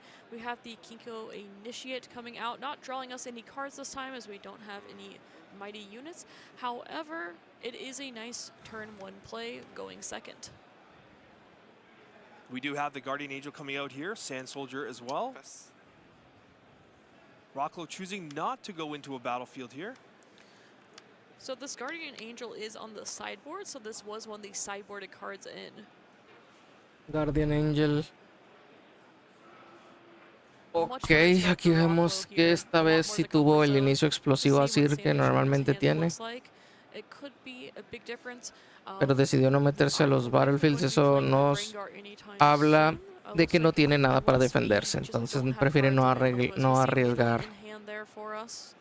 Yeah, oh, we have an Akshan as well. That's actually a big deal.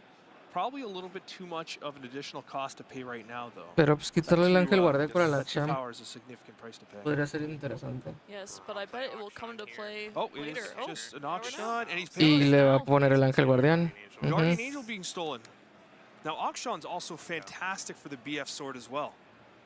Guardian Angel's a good hit. Sí, pero pues, si matan al Akshan, rompe el ángel guardián. Entonces, quitar el ángel guardián es prácticamente la mejor decisión casi siempre. Estoy viendo una Ashe. Supongo que jugar una Ashe en el side deck es también una manera de protegerte de Aurora. It's hard to say. The thing is, as well, is that Un Rocklo had a brutalizer. fantastic start. Even with this this brutalizer, this is a strong start. But Sam D. Sherman with that Akshan has definitely taken control back. But Rocklo's not out, and also de-ramping 2 power is significant here. Sí, pues en ese, porque el otro solo se va a estrellar. Okay. Big swing in. That's going to be enough. Well, Akshan did die this turn, kind of, not exactly. Ooh. It's kind of sad that Rocklo does not get the equipment. He gets the equipment back, but it's in his trash. El Star Spring es un battlefield que prácticamente es casi inútil para Azir. Todas sus unidades son tokens menos, pues a lo mejor vi Azir, en este caso Ash, que es una tech un poco rarilla. Thought I saw discipline in there as well. Ok, ahora es un 4, ese es Sun Soldier. There's so much might available as we see these cards come down. Está amenazando un Hidden Blade, tal vez. We see a punch first in hand for Sam. Ok.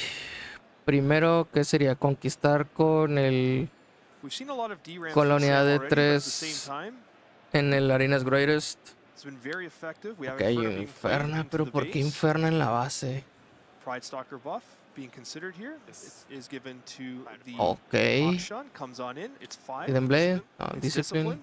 Plus 2 might. Draw 1.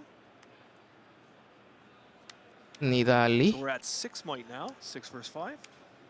Might be looking to use the punch first here potentially. Grim Apothecary perhaps. Grim Apothecary. And also you have the Pride Stalker buff. Bounce itself and send Akshan back to base. Yes.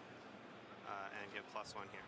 Oh, very interesting play there. Okay. So a great play here is that Interesante la play, did bounce por decir itself. menos. Star Spring was also triggered, so we moved back the Akshan here. So was able to save all of his units, and that's a great reason why Grim Apothecary has been so great in Unleashed. That was an absolutely phenomenal Esa play tech by Sandy estuvo Sherman. muy interesante.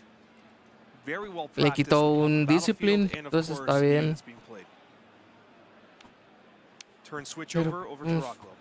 Siento que la jugada con Inferno hubiera estado mejor. This game so far is going much better for Rocklo. The equipment present does give him a little bit of optionality. Let's see what he draws.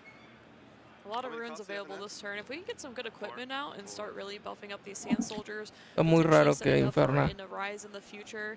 It looks like we have a Guardian Angel in hand ready for the future. Quiere hacer jugada en la base en vez de como Considering Assault. moving a Sand Soldier in to start a showdown. Directamente en ambush. This Kinko Initiate. Sam is tapped out, so that's very important to note that this should just be a Conquer ready to Ahí go. se lleva un token. One of the Sand Soldiers down. We'll go to 4. The thing is, though, is you cannot count out Rengar and leaving units in the battlefields. You're just staring at that champion zone. Entonces necesito seguir jugando Gears, desarrollo. Okay. Absolutely. And we will see a zero Otro out ángel here with guardián. that Guardian Angel once again. We do know that Los ángeles Sam's guardianes playing estoy seguro que están para proteger a Ash o a Azir, especialmente a Azir. Guardian Angel as it was a prime target. It is not being equipped here though. Now, with the Guardian Angel, En el siguiente turno el Arise ya está mucho we're not más sure how fuerte. many have been sideboarded in. It is often held for the Azir Sovereign. So that being potentially the last one or the well, perhaps not in his hand. I didn't see another one in hand. One of the reasons why he may not have attached it is because he does want to save it for the Azir Sovereign, which might be a play he's considering in the near future. Vamos, campeón. Taking a good look at this board. Both of these decks do want to be fairly aggressive overall. Of course, Sam kind of played that more Para jugar así, sin acelerar. in some ways. It was like a proactive, Y reactive tal in some vez ways with those quieras irresistible Fey folks. jugar Doesn't el have Ángel that Guardián, option this atachárselo time. directamente a la So Azir doesn't have ahorita. those control tools the same way that we saw before. We do see the Azir Sovereign come out, but it is not equipped, and we are tapped out. Sam is running into reactions such as Challenge in the deck, so we could see this Azir potentially get killed. We'll see what happens. It's very notable that Azir Sovereign can also be accelerated, which is absolutely huge. Atacharle el Ángel Guardián ahorita sería una decisión óptima, la verdad. Yes, and these players do have access to each other's deck list at this point, so they got to look it over. They don't get a look at it right now, but does know that Challenge could potentially be in the hand. Like this play a lot for Rocklo. You need to protect that Azir Sovereign. It is one of your win conditions, one of the ways that you can take 2 battlefields in the later stages of the game. It looks like we do see Thrill the Hunt in there in the hand as well, so we could potentially blink one of these units, including our Akshan. Ok, pues está tapeado, entonces aquí va a ser Inferna al Arena's Greatest. Rocklo is completely out of runes, unable to respond. You're a little vulnerable in these situations in Riftbound. Especially when you're a deck with Calm in it, you're so used to being able to defy or to play On Guard or to play Discipline. You usually have so many different options, and right now... Ya el Akshan ya realmente perdió su valor, entonces yo digo que Inferno al Arena's Greatest, Akshan al... Bueno, puede ser al revés para regresar a Inferna atrás cuando juegues el Rengar. Pero yo creo que va a ser Inferna en el Arenas y Akshan en el Star Spring. Make plays and react to the board situation. We saw it with the Discipline prior, one of the best reactions in the game.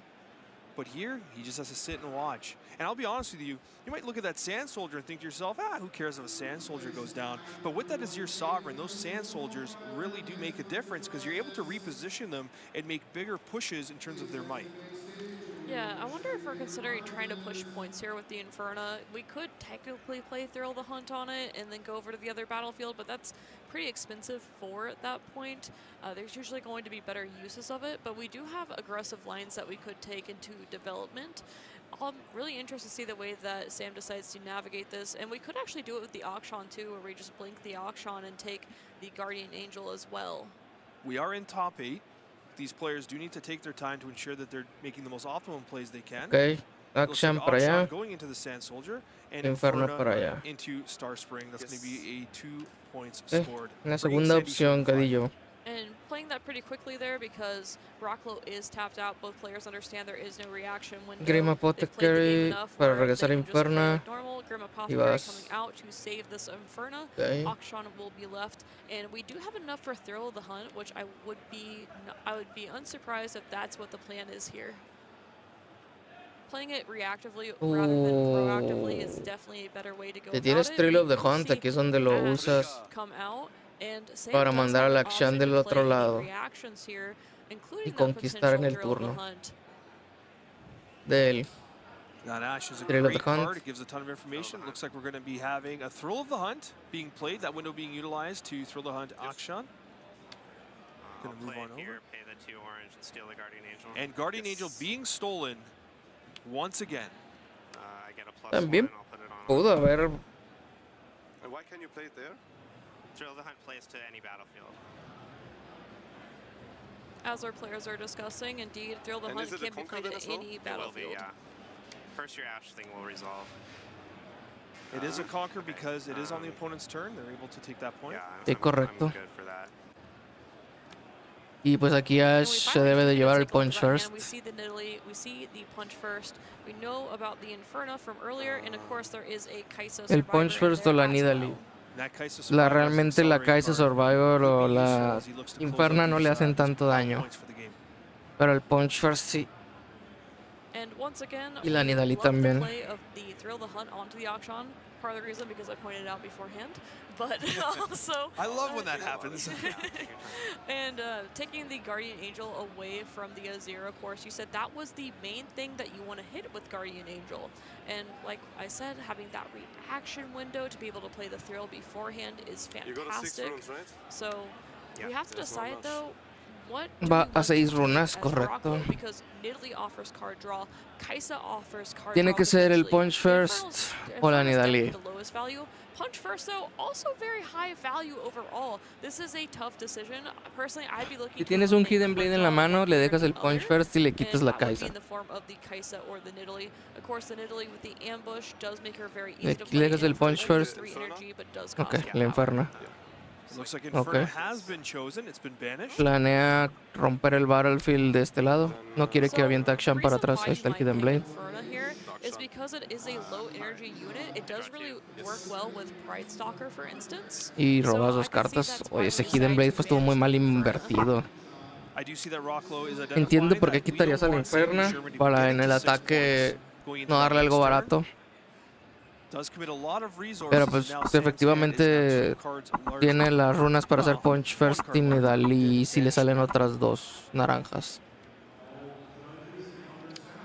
Having our eyes on the Star Spring, going up to 5 here. A very close game, going to 6 once again. A 6. Sam's going to have a big turn here to make sure Pasa. that we're able to clear these battlefields. Tiene ventaja, Sir. Still hanging out in the back. Tiene la ventaja, eso sí. You do have the Trophy Hunter available from the Champion Zone for Sam D. Sherman.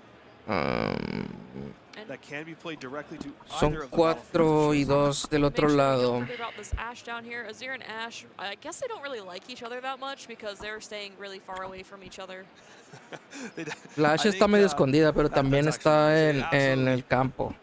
Bueno, está en la base. Eso es importante. Esa información, o sea, no sé si es a propósito, pero el jugador de Rengar puede no tomar en cuenta para sus decisiones la Ashe porque está ahí medio escondida abajo del Azir, de la leyenda del Azir. Almost. Not quite. Sam D. Sherman carefully considering this play. So much is on the line here for these players in top 8. The big thing is there's not a lot of reactive tools. I think that's another reason why Rocklow decided to take out that Inferna. We have Nidalee as an ambush, of course, but we have a lot of units that aren't really reactive. We don't really have the spells that we'd look for that are reactive. Pues el Grim Apothecary pues, se va sobre el Sun Soldier o el Akshan. Y el Akshan para asegurar un trade en caso de que haya un Engard. Pero eso está haciendo Rengar. A 7. Y pues aquí tienes que buscar el hold. Y esa runa es para un Punch First. Gonna have to clear both in this given circumstance. Holding will result in the win. Tiene las 2 runas naranjas, sí le salieron, como dije. This is a critical turn here. Aquí se decide quién gana y quién pierde. Si vamos a juego 3 o si es un 2-0 limpio. That's often a common thing that we see in these lists. Lo que te salva aquí es un Arise. A Rise in hand. It looks like, was that a Call of the Week that we saw? Yeah. But you do have the Soul Sword here. You're going to be able to generate a token, and then Azir can utilize that token despite the fact that it will come in exhausted in the base. So you have a little more reach than maybe it looks like here. You can also attach the Brutalizer to that token being generated. Thanks to Weapon Master. Did recycle runes ready to use this equipment. 2 floating, right? I have 3. 2 floating? Yeah. I have 3 power floating. Yes, 3 power floating there to use this equipment in the future. Y poder verde es importante. Ahorita no importa mucho porque va a tachar los gears. Pero son verdes, no puede hacer nada con amarillo. Now against body, we do see 1 rune up on Sam D. Sherman. You know what that means though, right? Oh, Punch First all day. You know Punch First is available here. And this is really fascinating. If Sam holds, he wins. If Rocklow clears both battlefields, he wins. Well, not if he clears. He has to actually conquer them. That's what I meant by clear, yeah. You're using more precise language, my apologies. But yeah, like, this is actually a very, Es un turno complicado y que la esté pensando le dice al otro que no tiene realmente el Arise. I'll give everything to Ash. Okay, and that's 10, is it? Here we go. 9. 4, 7, 9. 9 might on the board to the 7 here. I pass Prio. 9 para 7. If you're going to punch first, now's the time. Está medio arriesgado jugar el punch first aquí. One of these battlefields. So it's a really crucial decision here of which one do you want to hold. As I mentioned prior, though, that is your sovereign with a token generated could show more power than perhaps expected on that Rengar. Si usas punch first aquí, pierdes contra un Hidden Blade. Si usas punch first después, pierdes contra el Hidden Blade. Because you don't want to make this equipment go back onto the Azir. So you might consider giving up this battlefield for Si usas el punch first aquí, pierdes no pierdes contra el cool de Wick. Si no usas el punch first aquí, pierdes contra el cool de Wick. Entonces, por lógica aplastante, pierdes más veces si no usas el punch first aquí que si lo tratas de guardar para usarlo después. Entonces, la jugada correcta es jugar el punch first aquí. Okay. I like this decision here. Ahora es donde le usan Cool the Week. However, of course, there is a Call the Week. Azir goes in, gets that 8th point, and Rocklow no se protegió contra el Cool the Week. to tie this series up. Absolutely unbelievable.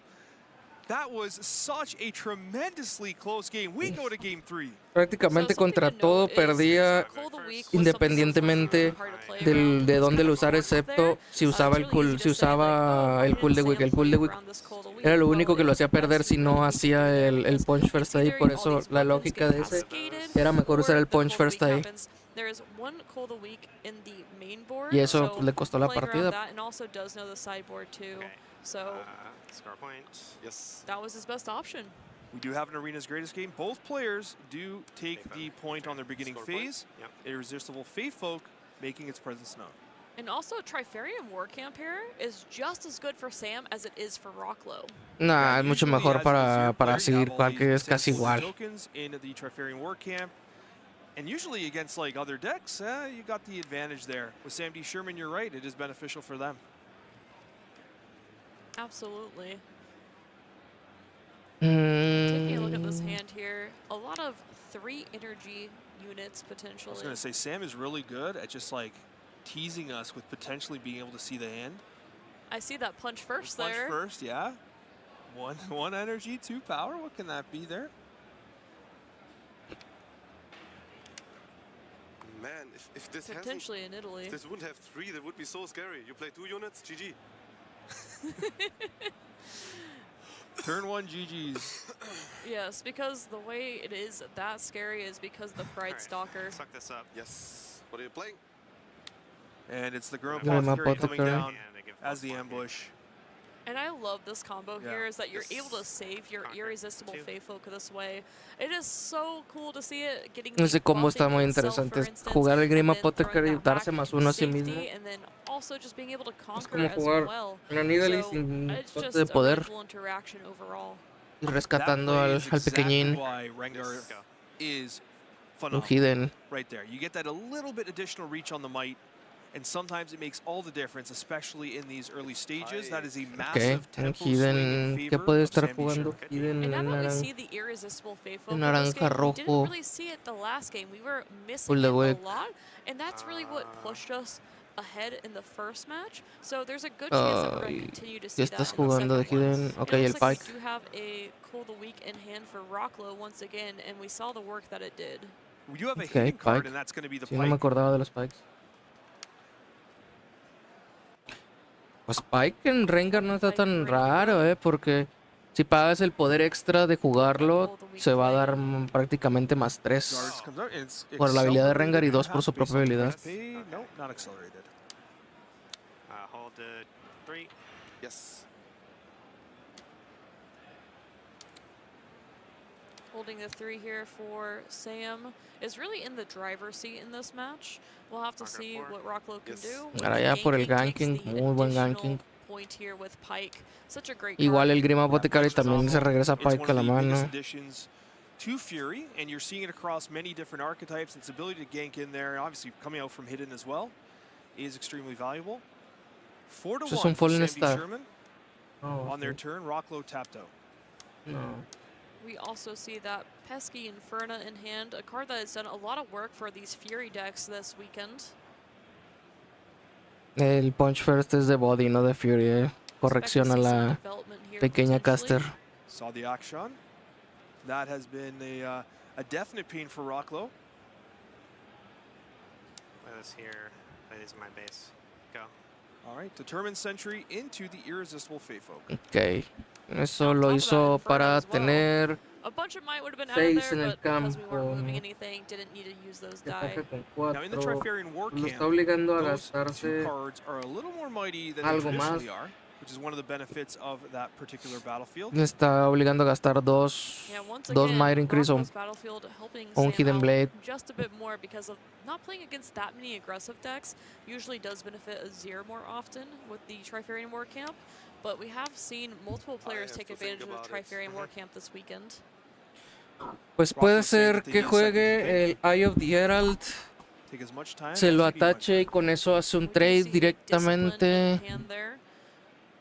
Likely not going to look to contest this Puede battlefield jugar just because Discipline. had tapped out. Maybe we will see the contest here. Targeting for the draw to see if the options change here. A ver qué le sale. 2 additional might applied. Up to 5 might. Puede if we're ser attacking Eye of the it is Herald ahora 6 sí. might. Yeah, the Trifarian War Camp doing work. All of Sam's runes are exhausted. So mine has 5, 6, you have 5, right? Yeah. No. I have the ¿El Herald. Pike es un 2 o es un Double-checking 3? the math here. Good to go. Ok, Will si we Pike es un use 2, sí. Azir here potentially? Entonces realmente no Emperor of necesitaría poner Sands. el Eye of the Herald. Porque tendría 6 contra 5. Looks like he's going to attach this, bring this in. It's going to generate a Okay. token, which is going to take advantage of the Trifarian War Camp, and this should allow for the Conquer. Very well played there by Rocklo, well thought out there. Generating that extra recruit with the Eye of the Así le va a Herald is quitar el Eye enough of the Herald. to wipe out Ujú. that battlefield. And I love using the Weapon Master here with the Azir, so we're able to re-equip that and be able to move it in the future while protecting it as well. Lo interesante aquí es que ese Irresistible So I want to see what tricks are up Sam's puede sleeve mover. with this Irresistible Fatefolk. We've seen it do work over and over Uf, again. And first aquí we'll tiene see que hacerle Sabotage to defy, reveal no, the hand, no, no. and looks like we aren't defying it, so we're either getting rid of the Bueno. defy or the brutalizer. We also know about this Ash in hand. Supongo que aquí nos vamos a... Depende, si tienes en la mano un Trail of the Hunt, cualquier cosa que esté a rango de Defy, le quitas el Defy. Si no, le quitas Lash. Heartbreaking is that Brutalizer, of course, is extremely Digo, no, valuable. le quitas el Brutalizer. Lash no se la puede quitar. Try to establish as many equipment Pero as sí, pues el possible. Brutalizer para que deje de sacar Sun A Soldiers. rise play when that comes up. So a big thing is Sam's deck does go a little bit taller than Azir overall, does have ways to refill the Y sabe que no tiene Might Increase ahorita, entonces supongo que podría ser Irresistible para mover but the Defy is not really hitting it when it hits Thrill the Hunt, for instance. But Okay. that's not even something that's really needed right now. So if Sam is able to find a way to navigate through this game where we are able to deal with this Trifarian War Camp, Tiene we could 5. find ourselves to be in a really Yo good digo spot for que va a ser Sam. Rengar ahí. Rengar here, Ujú. yeah, Rengar is coming in. It's going to Sí. take out Justo se iba a decir Rengar ahí. patrons of Luego the Trifarian Irresistible War Camp. Faithful. Rengar Trophy Hunter is Bueno, one Irresistible of the cards con la Inferna para moverlo y que se muere el Irresistible. I can only kill that, This no? dies, right? Yeah. And does find the way, of course. Inferno was up to a full 4 might there, so Y the pasas, Sand Soldier ok. cannot even take it out. Estuvo- What a great play era la from Sam jugada here. correcta. One of the great things about Rengar is indeed having Necesita access una to Rise a one of the fuerzas. best cards in Unleashed is Rengar Trophy Hunter. Oh, y lo que top dequeó fue la So we Rise. can accelerate Ok, a ver, entonces, ¿qué vamos a hacer con el Arise? the tokens that can contest, but Son then that 1, Rengar 2, 3, represents a 4, pretty 5, strong 6. body. Sería la Yeah, Rise. we found the value, but the issue is we lost our equipment. Y We don't have. puedes ir usually a you want to have a total apachurrar a la equipment just to wait for Inferna. all these sand soldiers, so you just get a little bit more value from it. But when you don't have the Pero el equipment Punch that you're First looking lo for, it makes deshace. this really tough. Sam is at 6 Arise. points right now, so the Arise must be played to have a chance at contesting this. Fortunately, the Eye of the Herald will help in Trifarian War Camp. But we know with that one rune up, I know, I was just going to say. And unfortunately, that Defy is not going to be enough. We're going to see if we can take the Inferno battlefield here. Okay. And they're just going to make sure that, okay, yeah, going in with the 6. Y pues un Punch First. Could decide to Puede punch ser. first here. That's what we expect to see here. Poor Inferno. Sabes lo que tiene en la mano y sabes que no va a poder hacer nada contra el Punch First. It is 6-1 here. El problema es que vas a hacer un trade nada más. Pero está bien. Alright, this seems worth it. Okay, Punch First does come down. 2 power paid. Trades with everything. Yes. Everything dies. Sam will not close out the game this turn, but will hold to 7. Well, we gotta find Kaisa. That's what we want to Necesito find. una Kaisa, correcto. Otro Rengar. Could make a huge Otro difference Rengar here, naranja. as Kaisa would be able to end the game as we hold to 7. And if we can find a way to accelerate, Pike would also do it for Darius. instance. Darius not gonna quite be there just because we don't have a way Kaisa, to set him up for Rengar. to ready him. Pero creo que ninguno le salió.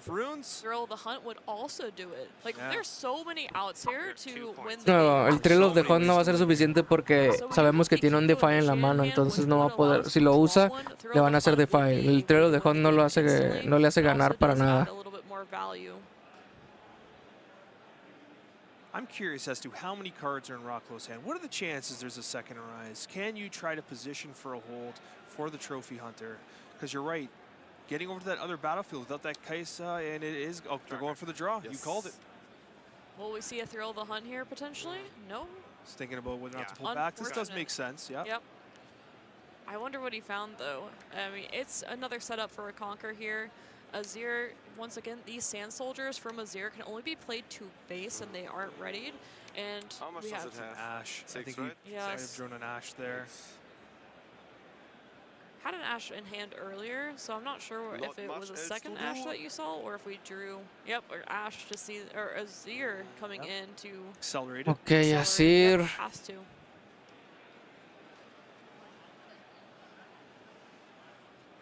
Trigger. Trifarian War Camp. Recruit How much trigger. does it have? I'm 2. This is my base. Yeah, I know. Yeah, 2 plus 5 7. plus 6. Yeah. It's 8 total here. Eight's You not conquer. bad. You're a 3. Yeah. I like when they do the math for us. Yeah, thank you guys. Appreciate you all. And we are going to get the Sand Soldier here. Surely I can win from here. I mean, if you have one ambush card, if you have one ambush, you can show me. I'll concede. I'll just do it. Okay. It's for the fans. It's for the fans. One ambush card. Yeah, you know my hand. I mean, I have Darius. I have a wealth of options here. All right. That is absolutely phenomenal. Sam D. Sherman does get the victory over Azir. We're going to see a Rengar move on through the top 8. Tenía muchas opciones, pero la podía cagar, eh.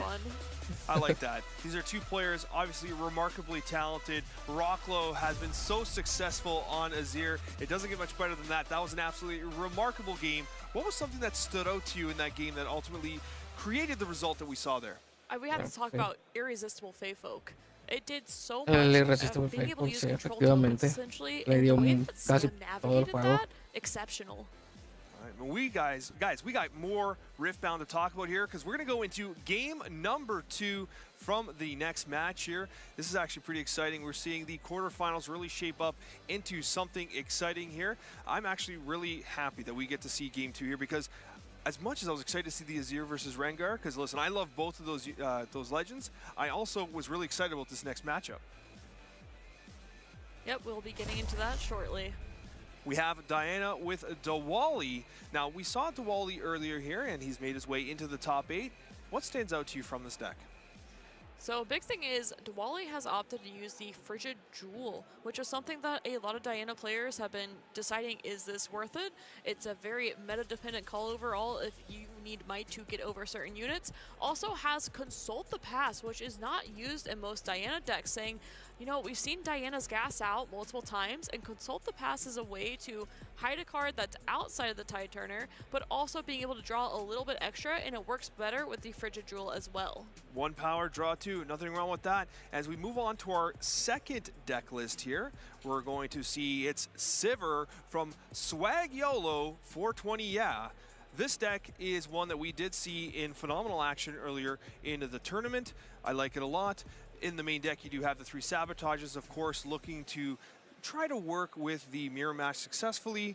Anything else for you here that really stands out?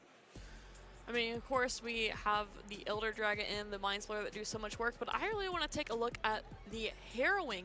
Play a unit from your trash, ignoring its energy cost. Just another way to get some of these high-quality units back onto the board. As we see, Sivir sometimes will have the Aurora out and won't have any more units, so the Harrowing is a good way to counteract this. What I want to see if Swag YOLO 420 Yeah can win some swag. So let's go to the match as we are taking over from game number 2. We have Diwali versus Mr. Swag.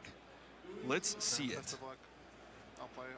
And of course, we have the Aspirant's Climb, because that is one of the best battlefields for Sivir as a whole. So of course we have to run it. And of course we have the other best battlefield arguably for Diana as well. We have the Abandoned Hall. And it looks like Diwali did take that first game.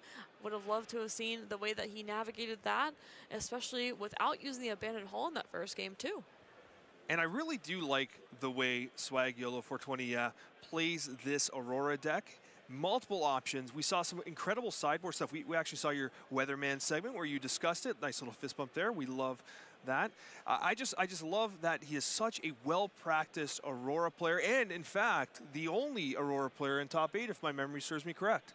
And does have the Aurora in hand. Has to pretend like this is a hard decision when we all know it is not from that stacked deck. Not at all.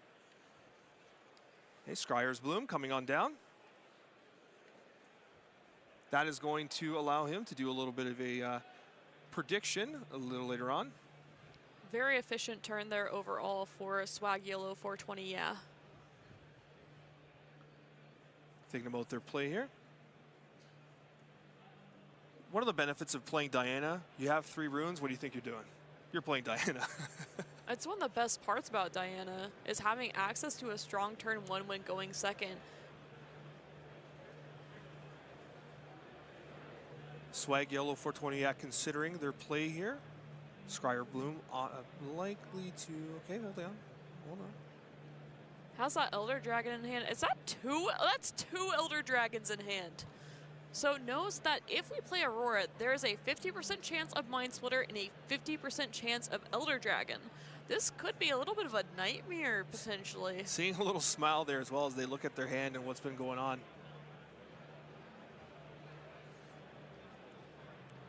Also want to shout out that really fancy pants Aspirant's Climb we see down there. I love it. I love the art in this game so much. We just saw the Mind Splitter there. So if we do play Aurora, it is going to be 100% hitting the Elder Dragon. Another Scryer's Bloom. So the real nightmare scenario here would be drawing the Elder Dragon before playing the Aurora. And it is a possibility. I have put it into the universe. I am sorry. Diwali here looking to take advantage here. You don't want to allow a Aurora player, especially in an Aspirant's Climb game, to have any advantage. You want these early points. Diwali carefully considering their options here. Again, we're in the quarterfinals. We're in top 8. Every single decision carries a significant amount of weight. Yeah, and Diwali being undefeated so far as well has obviously navigated this Diana deck despite really difficult games.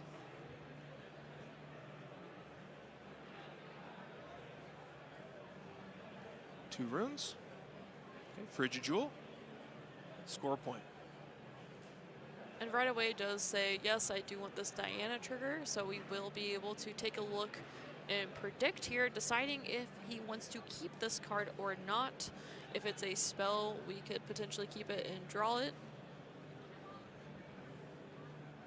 Not only is there a lot on the line, which of course does in some ways result in much more conscientious play, but I think one thing that you realize in the top 8 is that your opponent is capable of taking advantage of every single opportunity you give. These are incredibly talented players, and not just because they made it to the top 8, but in this case, and in particular with what we have here, we have these very consistent, high-performing players from Riftbound, and so you know that every single advantage that they will take, they will. Yes, and for our viewers at home, Diwali was the winner of the Houston Regional Qualifier with Annie. I can't even believe what I'm looking at. I was just talking about how much I loved it, and for some reason, Swag YOLO 420 comes in with the absolutely massive Aspirant's Climb. It only gets better from here. For sure. And taking a good look once again at this hand, we could really use some ramp right now. We need more runes. I don't know why I got so excited. The other Elder Dragon there was a potential that we drew that if we did not predict it. So now we know that it's Mind Splitter into Elder Dragon whenever we do play that Aurora. I'm just thinking in my head, someone from production, please get him a bigger one. Please get him a bigger one. What a bit that would be. An even bigger Aspirant's Climb. I don't know if they make them any bigger than that, though. Lunar Boon does come out. Discard 1, draw 2. Using a Stupefy onto our own unit just to filter through our deck a little bit more.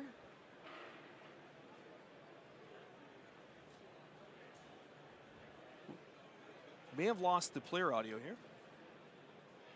We have a Treasure Trove in hand potentially.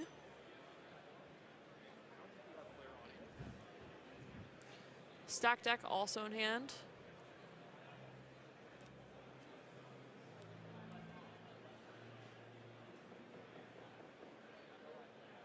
All right.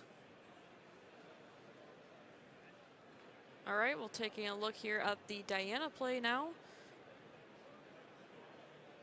We're going to, let's see, going to speed this up a little bit with the Diana coming in to the Aspirant's Climb, triggering Diana instantly.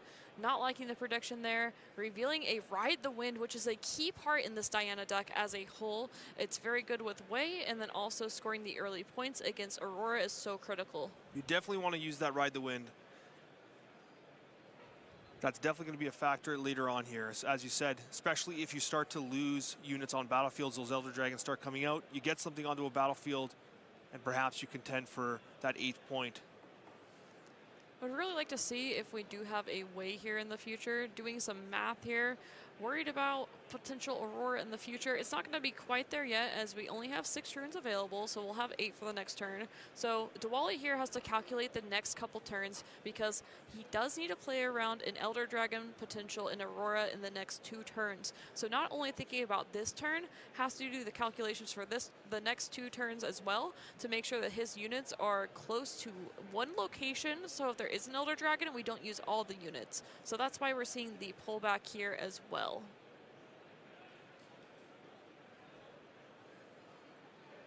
We have a little bit of a discussion here with the judges.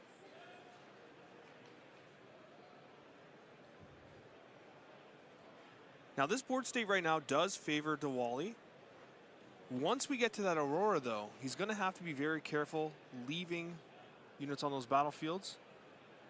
We also have the opportunity to potentially in this Aspirant's Climb game, Swag YOLO 420 will have the opportunity to eventually just straight up hard cast these Elder Dragons as well that we saw in hand. Yes, those Elder Dragons at hand. We do have the option for. Oh no, we don't with Lunar Boon. It goes to the trash instead, so only Last Rites could get it back if we were to do that. Yeah, hard casting is going to be the best option in a lot of cases. Okay, Ty Turner does come out, swaps the Diana. Turn is passed. We'll see if this is a development turn to perhaps accelerate towards that Dazzling Aurora.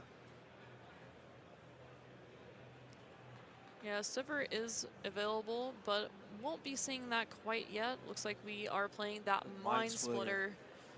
which means the next time we play Aurora, it is a guaranteed Elder Dragon there, as the Mind Splitter did not go back to the deck, it did go to hand earlier. So we are seeing the Wally's hand. We have a Ride the Wind stacked deck. Turn to dust. Okay, there's a turn to dust there. We do have Flash Star-Crossed, and is that it's a second? Another turn I was to gonna dust. say, that is a second turn to dust. That is incredibly important information for Mr. Swag, as that is going to be problematic for the Dazzling Aurora. Now, thankfully, it does.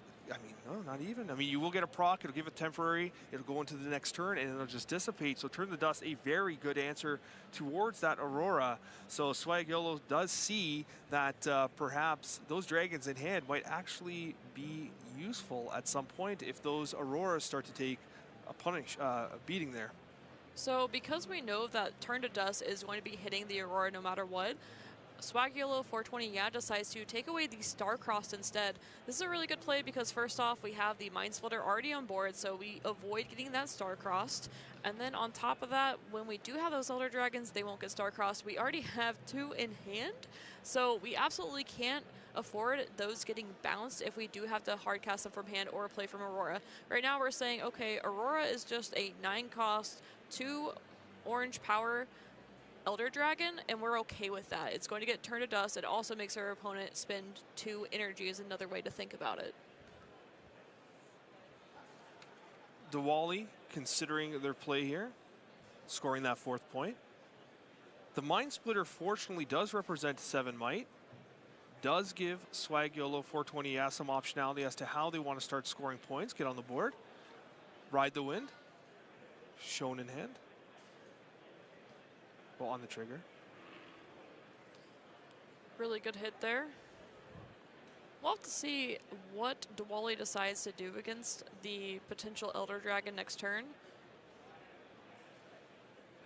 And it looks like we will be doing just that. Trying to get all the units at the same location if possible, just because Elder Dragon is able to do so much. And we will see stack deck. I'm excited to see what we get from that. Diwali doing an excellent job making sure that we cannot see what he's getting from that. And of course, these players are experienced and we're no longer on time, so they can take their time and pretend like it's a hard decision, even if it's not. Selection has been made, 2 cards recycled. Still lots of runes up for Diwali. This turn is not even close from being done.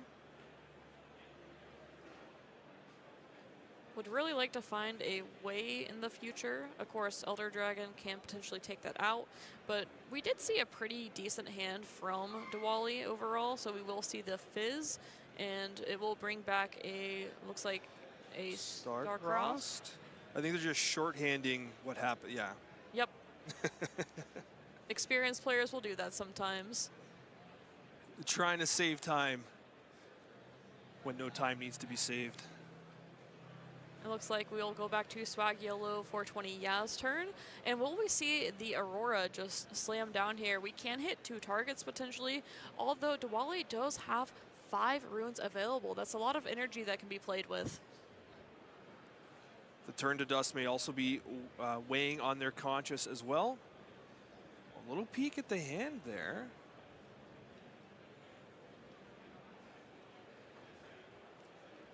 Taking a look at those stacked decks and the Stupefy.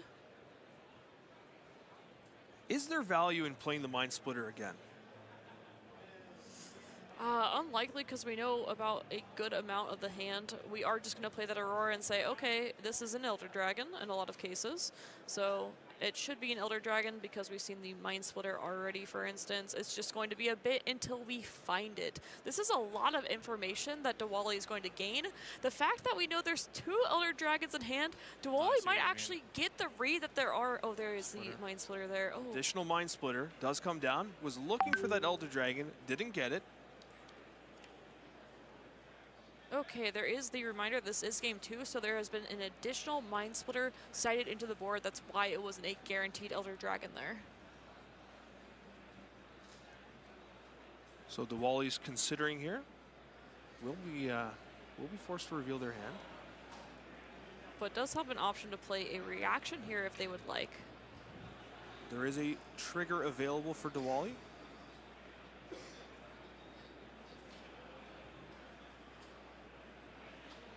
always a tough decision here.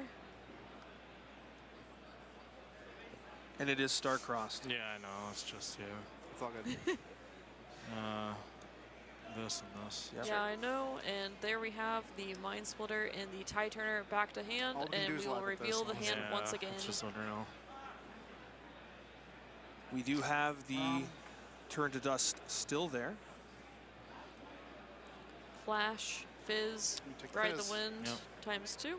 Fizz selected. Ride. Start. Yeah, just 1 second. Ride, 2 dust, 1 flash. 2 dust, 2 ride, flash, Turner. Good notes to take there. Low unit hand overall, so dust. still 1, will 2, really 3, have to 4, keep 5, these 6 units hearts. alive. 6 total. Of This course, is in play. Swag Total. Yellow Alright, 420 that's yeah knows that this Aurora is only going to be very temporary, as that will probably be one of the first things that Diwali decides to do here. Might have seen a second one there in Swag Yellow 420 Ya's hand. But even then, we did deramp with the Dazzling Aurora. We'll eventually be able to get back into just hard casting these Elder Dragons. And as you saw, Diwali does not have much in his hand from units, and so the game could slowly slip away from him. But right now, he does have 6 points. But here's the thing about Dazzling Aurora. You can be down. You can be down 8-0 and then come all the way back if the circumstances allow. Yes, Aspirant's Climb helping out just a little bit here potentially. And a reminder, this is the second game. So we'll see if Swag Yellow 420 can find a way to get back here. Does have Sabotage, giving us a nice view of the hand there. Challenge. It's just so hard when you don't have the units available for it. Pretty unfortunate hand overall to get the Elder Dragon stuck. Ride the Wind over to Aspirant's Climb.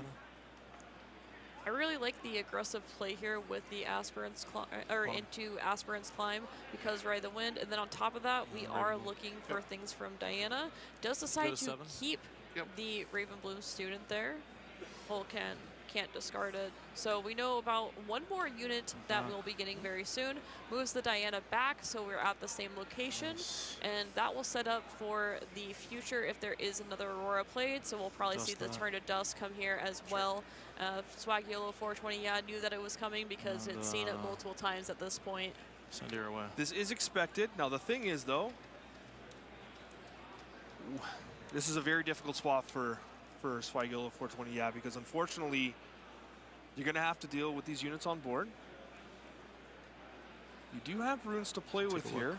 Sure. Yeah, even an Aurora here, summoning an Elder Dragon just doesn't do it because there's so much good defense here from Diwali of actually having all these units at the same location. If they were spread out, trying to be greedy, trying to say, oh, I'm just going to hold for the win, of course, the Elder Dragon could change this game up a lot in that case, but instead we have a nice, solid base setup here for Diwali. Yeah. I think Swag Yellow 420 is taking a look at their hand, trying to figure out if they do have an out. But as you said, Diwali masterfully positioned in the base, ready to take these vital last 2 points to go to 9. Doing some calculations here because we do have Flurry. Yeah, Ride, Dust, Flash. Looking at those notes from the hand earlier, knowing that there is another Ride the Wind, Flash, and turn to Dust as well. Just a really tough spot to navigate here. There has... just, like I said, these Elder Dragons stuck in hand are just so tough.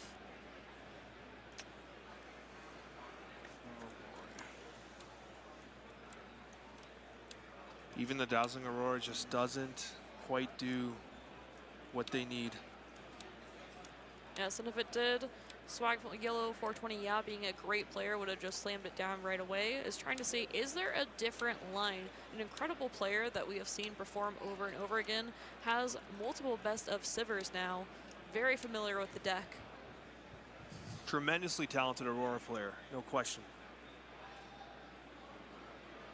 The champion unit for Sivir is going to come out. Can be accelerated. But I'm not sure what optionality this buys. Yeah, can't go into the Abandoned Hall. Does have ways to buff it up with spells in the future.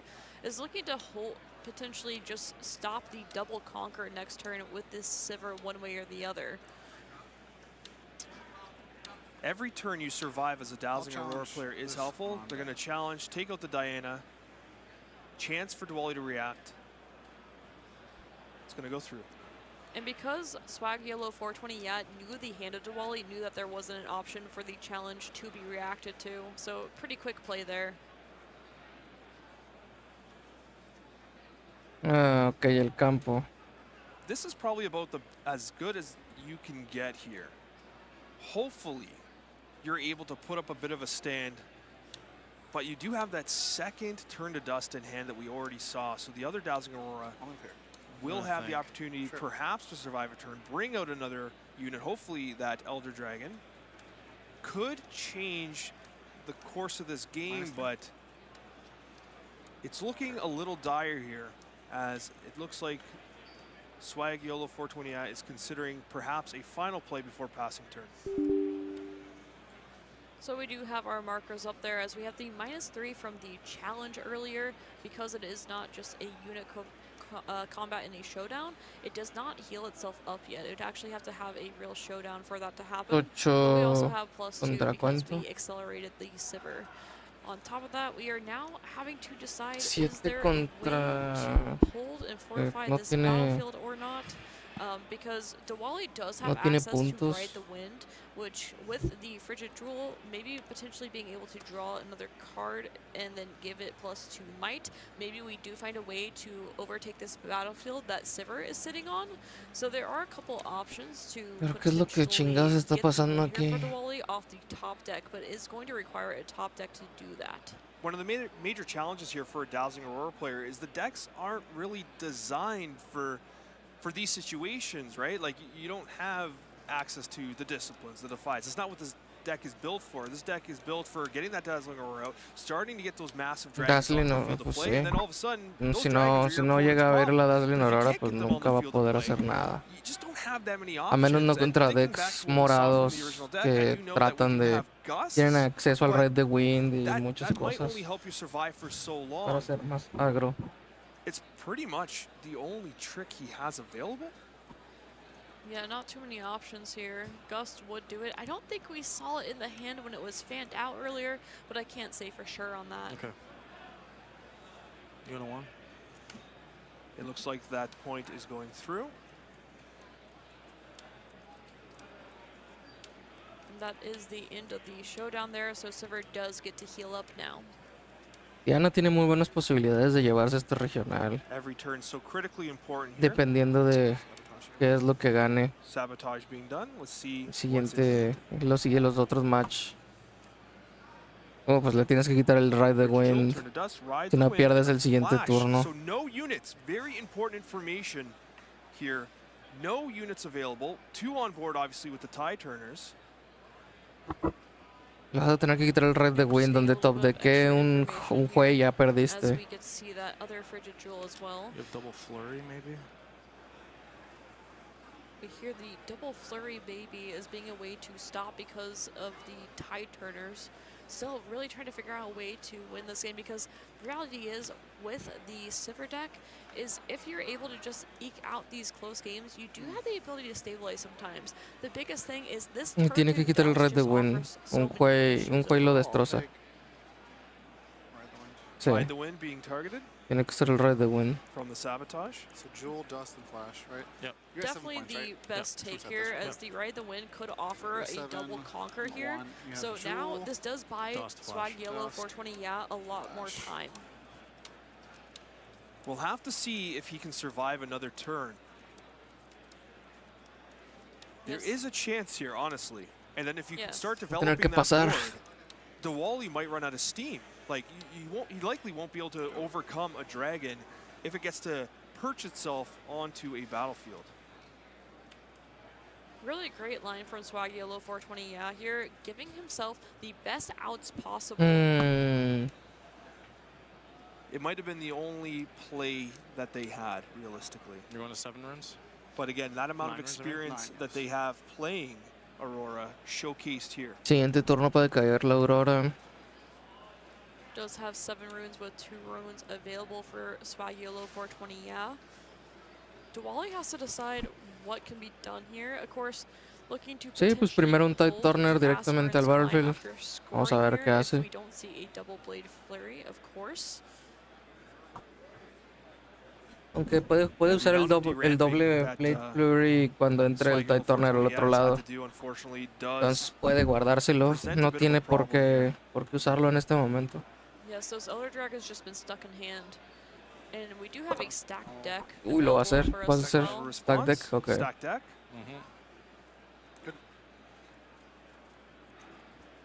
Otro Blade You Flurry. see the flurry.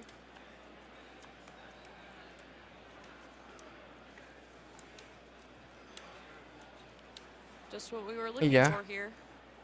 That's fine. 8. They go to 8. So this was the out that Mientras lo que robó no sea was double flurry. So un we did actually Moonfall. find that from the stack deck, and Todo maybe we bien. are able to clear a Tide Turner for that reason. And you do have to either hold or double conquer, but now we have a way to stop this hold. So playing to his outs is working in his favor here. There is still hope here. But Diwali is very carefully considering their next action. Yes, and we know a good part of the Un hand. Stupefy también lo puede joder mucho. Flash there. The Ride the Wind Un was taken away. There is a Stupefy Drool, para robar and una of course there carta, is a darle turn más 2 al Tide dust. Turner. And then we don't know about that top deck. If it's a unit, it gives Diwali some options here, but right now, these Tide Turners are incredibly valuable. Because we actually have seen in prior games today that if you lose your units and then you start to, have to try to top deck those units, you just fall behind so rapidly. And of course, those Elder Dragons, they have a way of dealing with units sitting around on the board. Really interested to see what this is. Is it another unit a Ravenbloom? Is that a Ravenbloom student? Yes. Oh, we're getting good at this thing. These We're getting sidecars. better. It is definitely a Ravenbloom, but will it be played is the question. Trying to do the calculations here, and Ravenbloom does become a bit more scary for Swag Yellow 420, yeah, because it can be buffed up. However, I mean, Flash is one of the buff up options, and Turn to Dust maybe isn't a way to buff this up either. So this Flurry at the Blades might be able to do a lot for us. Does have Flash, but of course that'll just bring it back to the base there. You're right. The hand composition is such that the Ravenbloom student is not, it's not quite vulnerable. You still have that Flash opportunity there. Yes, absolutely has to do this though to play around Aurora into the Dragon for this reason, because Aurora if you are able to contra el play the dragón, Elder Aurora Dragon from dragón. Aurora, you're able to clear 2 units and then you're not able to hold anymore. So this is a really smart play from Diwali. Was very fortunate to find a unit, of course. También but puede the reason for hacer this para battlefield is atrás. so important, such a smart Así play vir. overall. It gives Cuando Swag juegue la Yellow Aurora la 420, base se va a just poner one ready less option to win por this su game. efecto. 3. 3 cards in hand for Diwali. Y realmente sabe And we cuáles son know las them all. 3, They son are las Turn to mismas Dust, 3. Flash, and Frigid Jewel. Not the greatest hand, but it might be enough to hold out this game.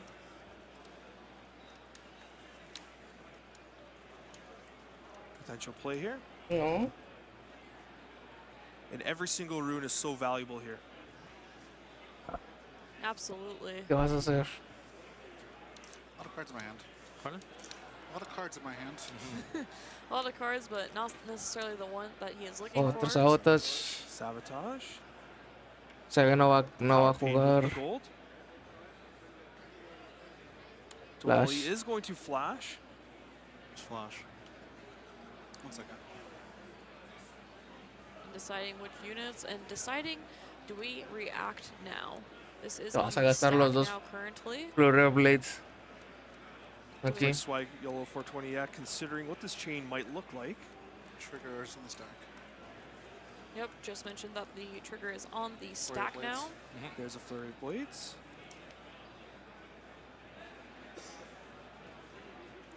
Flurry of Blades. Yep, Okay, there we go. so good here. Very, very well played there. Excellent. Y pues obviamente lo vas a So, tener yeah, que I'm quitar el interested to think about El turn Diwali's to choice dust. there. I mean, of course, we know that Swagula Luego la 420 gema, knew about okay. the flash in hand and decided to play the sabotage. So, of course, double flurry, though, is very hard to play around. Now we're in a position, though, that if that Tide Turner gets into that battlefield, we know there's no extra units in his hand. If Swagula 420 is able to get an Elder Dragon out, it can target that Tide Turner. And then suddenly, this game ¿Cómo lo va a rapidly sacar? shifts as Diwali goes into unit top deck mode. Sigue estando en unit top deck. It's also notable, this is the Aspirant's Climb game, and this is where that 9th point is so valuable. Having to decide Yo sé que la decisión está difícil, pero no mames. that mobilize in hand, which I have to take a look at for sure. Dos para jugar que That's definitely a mobilize. consideration here. I see the trumpet. Mobilize. Yep, mobilize being played. Ah. Para poder tener un turno donde juega la Aurora. Is there anything else Y aparte available otra here? cosa.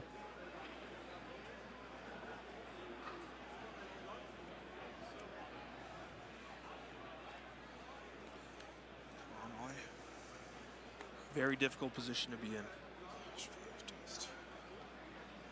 That's another sabotage. Jugar otro sabotage y dejarlo en top deck. You do have the gold. That does help you not deramp. Just taking one more option out of the hand potentially. And he's going to use the sabotage. Use the gold token. Ok, lo dejo sin man. And that turn to dust Y se has puede instead volver algo turned to dust interesante. itself. It is literally dust and it's gone. Oh, very notable that the Sivir is readied. Could consider, I mean, the thing here is, unless, like, I don't know if the Wally will be able to contest both. Do you bring Sivir back to base to then punish Tide Turner with a unit itself? But then again, Diwali still can't win the game unless he does conquer both. But he can draw. Bueno, a ver, aquí qué es lo que le puede... Pues sí, lo peor que le puede pasar es que ese Tide Turner entre, robe una carta y que sea un Huawei que... O sea, que haga que la combinación de dos cartas que tiene en la mano sea un Huawei y un Ride the Wind. Swagula 420 going to stage an absolutely miraculous comeback here. 2 cards in hand. Tide Turner at Aspirant's Climb. Yes, is not able to score that 9th point because not able to double conquer, but does get an extra card draw as a replacement for that instead. So maybe we do see something here. Of course, the dream would be Wei and Ride the Wind here, of course, but that's asking for a lot. Is it exactly what's Fizz? Okay, Fizz gives some options here. That's actually a great top deck. Fantastic top deck. ¿Y qué vas a jugar? Starcross. Swagula 420, yeah, is capable of hard casting an Elder Dragon if necessary. But A ver, Fizz, y vas a regresar el Starcross. Y te vas a regresar el Fizz a la mano. So it looks like we will be playing the Starcross onto the Fizz and the Sivir. And by doing that, we can just play the Fizz again. Fizz and the Sivir. And then, is there a Ride the Wind in the trash pile right now? Because if that's the case, we are able to conquer here. Is at the bottom. ¿Y qué es lo que tiene en el descarte para volver a jugar a Fizz? Güey. It is Hui. Era Hui Fizz. O sea, It's Fizz, Ride the Wind. Wow, what a great play there. Just finding the Ride the Wind. Unbelievable. Yes. Absolutely unbelievable. Yeah, good game. Y se acabó. Tremenda jugada. De hecho, no sé qué fue el top deck, pero ahí está el juego y Ride the Wind, como dijimos. Indiana gana el combate. Did a really great job navigate that, making it really tough, coming right down to a nail biter at the end there. We are going to be going to a break here, but rest assured, we have a ton of more Riftbound action to be seen. We are going into the semifinals and then, of course, the finals, guys. Enjoy this break, and of course, stay tuned for more Riftbound action.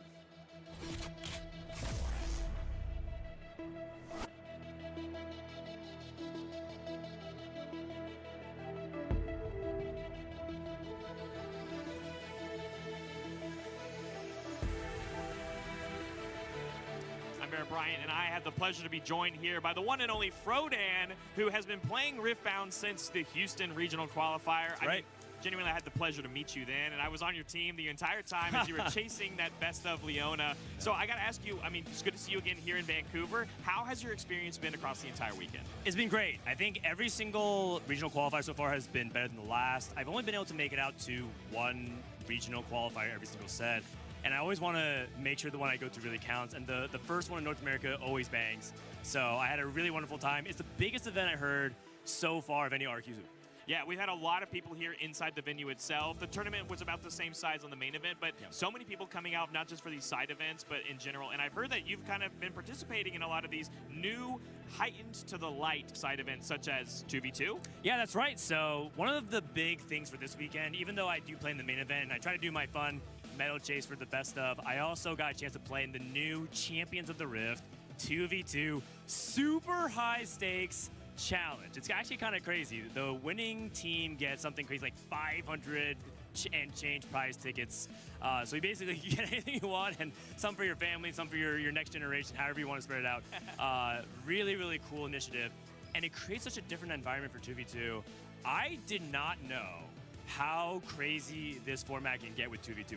There are some insane combos that I would never have dared dream of. Some people are just deep in the sauce, cooking up crazy combos. You can ask me about any of them if you want. No, absolutely. I mean, that's my favorite part is that, so not to gloat about myself, but actually Pastry Time, fellow caster, and I are the reigning production champions for 2v2. Okay. Because he plays a hook deck like Leona. And Awesome. I play Rek'Sai because Rek'Sai Breacher says any friendly units not played from hand. Oh, and not only okay. That, baited hook can also target your opponent's stuff as well to find units off the top. So trust me, the dynamics of I didn't even know that. Exactly. And Rek'Sai went really far today in 2v2. I believe they went undefeated. So it was a crazy setup that we didn't predict. Because a lot of people thought this could be like masteries. You just help defend with the +2. But there was some really, really cool stuff. I saw a Forgotten Promises where you like have your ally play a card and they immediately play Aurora. And then they just like, and then did it again, and then they played another Aurora, and then all of a sudden you just had these crazy combinations that I was like, wow, I didn't even know I could even use these cards in these ways. It's incredible, and I really think that it's just the tip of the iceberg. As more people will get involved, I genuinely even think there's some room here where there could be a sort of side event competitive format where there's a little bit more focus on 2v2. Yeah. But even like you said, such the high stakes of these side events here. So I got to ask, how did you do? We top 32. I got to pair with Disguised Toast. It was his first ever Riftbound competitive event, right? He's played casual matches with friends and hung out and drafted and whatnot, but this was his first time ever playing competitively. And I think he's a natural. I mean, something tells me that he's pretty good at card games. I would believe you, as I have been a big fan of him, and you as well, competitive in other strategic games, that's well, with the TFT scene. So, but Frodan, I want to thank you so much for not only coming to this event this weekend, but for having such a great time in 2v2, and hopefully I'll see you in the Rift itself, playing some 2v2 myself, right? Yeah, absolutely. It's such a pleasure to make it out. If you've never been to a Riftbound event and it's anywhere close to you, you got to make it out. It's a really special thing. And I think it's such a cool unification of all kinds of communities, right? We have people from League of Legends who are standing like right there waiting for me to go to dinner. We have like the Valorant scene that shows up, and even people from other games. It's all different kinds of walks of background, different range of ages. I see young teenagers and people who've been playing TCGs for 30 years, right? It's just a really good community gathering, great energy. So please make it out to a local regional qualifier if you ever can. I promise you it's worth the time. Absolutely, and that means we're going to keep continuing the action here at the regional qualifier in Vancouver. Bear Bryant here, joined by one of your top 8 locked in for the Vancouver regional qualifier, Alan ZQ. This is not the first time, nor do I think it's the last time I've been standing next to you. Diana, and you've already been working on this list since Sydney 2 times in a row now, making top 8. How does it feel? Amazing. Just proves the deck is good. Just pilot it well, and it does perform miracles. And I've got to bring up the fact that, of course, you are already a regional qualifier champion, going all the way back to Bologna, and you are now going to be against 2 other contenders that have locked in regional qualifier championships as well, with Sandy Sherman and Diwali. There could potentially be a 2-time regional qualifier champion happening here in Vancouver, and it could be you. Are you feeling confident? Yeah, I'm not playing, I'm not result oriented. It's just about playing the best game you can play, and hopefully that's enough. And I sure hope that it is, Alan. I wish you luck, as you're going to have a tough competition here at this regional, but I do believe you can easily do it. We'll send it back. Bear Bryant here, and I am joined by one of your auto-locked top 8 contenders. You know him, you love him, the first ever regional qualifier champion, Diwali. Diwali, how does it feel not only to be locked in, but you're going to be on the top half of the bracket here with Diana? I've been chasing another top 8 for, the last few regionals and getting close, a bunch of top 16s, and it feels really good to break through again.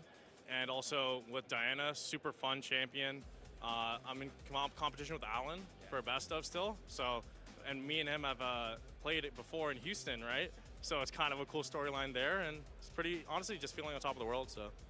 It's not even just that about the competition and working together on this deck, or, playing slightly different versions, of course. But the biggest thing is that both of you are now in the running to potentially be the first ever 2-time regional qualifier champion. Diwali, if that were to happen to you, I don't want to jinx anything, if that were to happen to you, do you know how quickly that would skyrocket you into the deepest of conversations that you're already a part of in this game of Riftbound, already still within the first year of the game? Yeah, I mean, I can't imagine, I've thought about it, obviously, but it would be crazy if I'm the first person to have 2 wins. But we also have Alan and Sam that are in the top 8. So there's actually a good chance we find out who's the first 2-time. And I hope it's me, honestly. It'd be crazy. Yeah. And I'm excited to find out with you. I wish you luck, Diwali. We're going to send it back. Welcome back, Riftbounders. I'm Bear Bryant, and I am riding solo on this one. Of course, we promised you some Vendetta and Radiance information, and we're going to give it to you. Of course, we had some issues, so we're going to go ahead and do it live here for you all. So, of course, Set 4 is on the horizon. Of course, Set 4, Vendetta, features rivals and how an enemy can define you. It features some of Runeterra's iconic rivalries to showcase that greatness is not forged alone. Each legend, including you, is sharpened by the person, philosophy, or force that stands against them. Now, of course, this also signifies the release parity for English and Chinese simplified. The set will include 160 cards with more than 50 showcase cards. Now, this time there's 9 new champion legends, and introducing for the first time ever in Riftbound, the enemy color pairs for legends. Now, of course, the dev video and previews for Vendetta are going to kick off on July 6th. Pre-riffs are going to kick off July 24th. And Vendetta, it will officially release July 31st. Now, of course, that's the set that we want to keep in mind is going to be coming up here soon.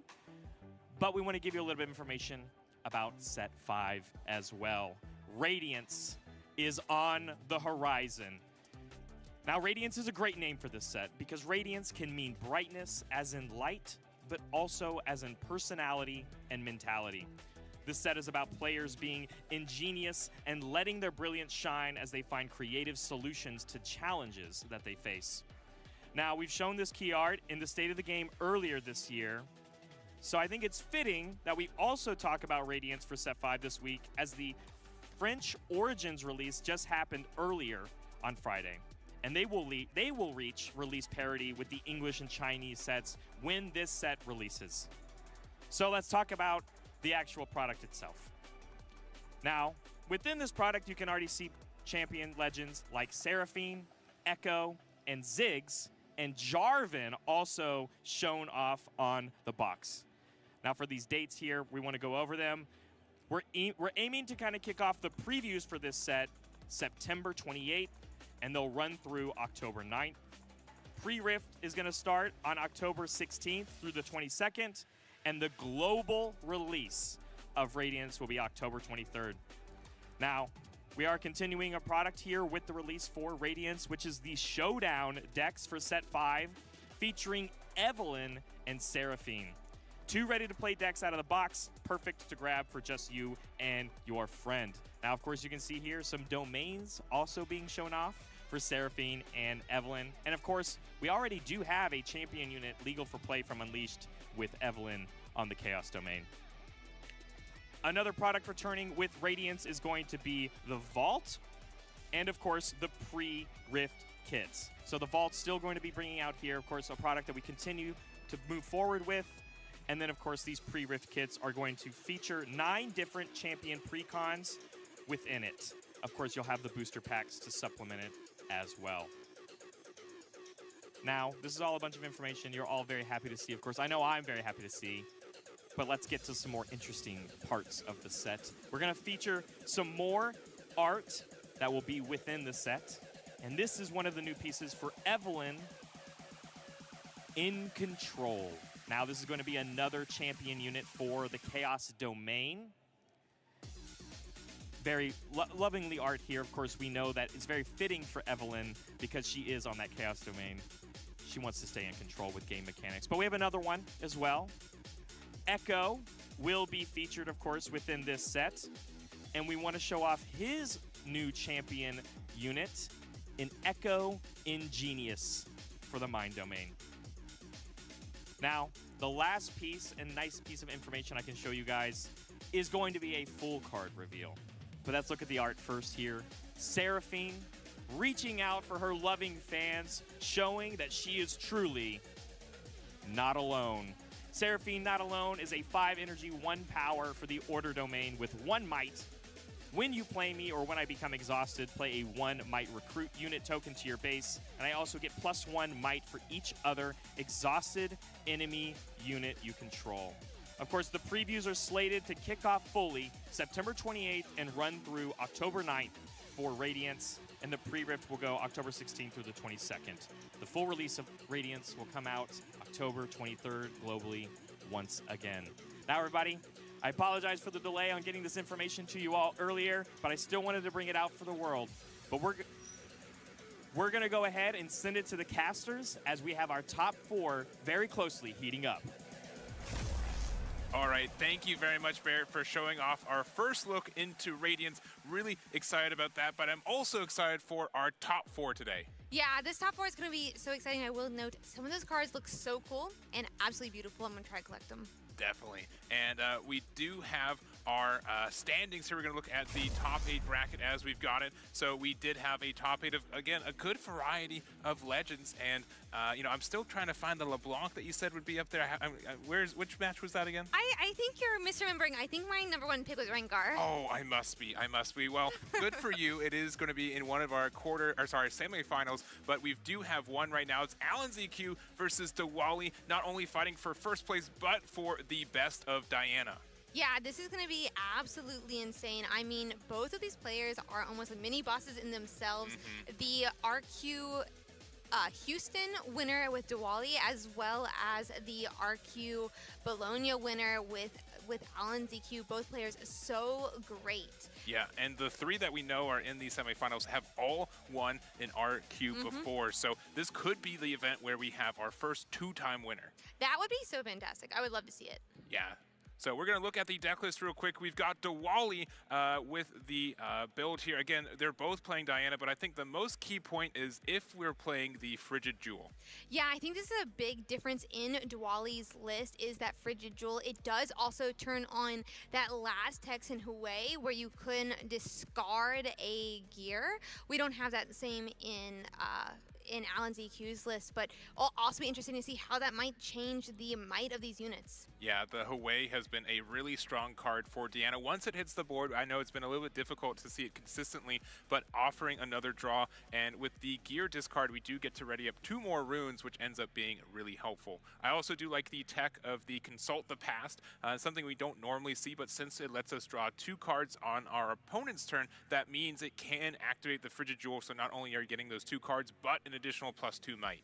Yeah, and that's going to be so strong in your opponent's turn, as you were mentioning, just because even if your own runes are not up to be used, that draw 2 suddenly coming out of nowhere as a hidden card can really catch your opponents off guard. All right, so here's the Wally's list, and let's look at Alan ZQ's list for some differences. We're going to play Spot the Difference here. Probably the biggest one is the acceptable losses in the main, though.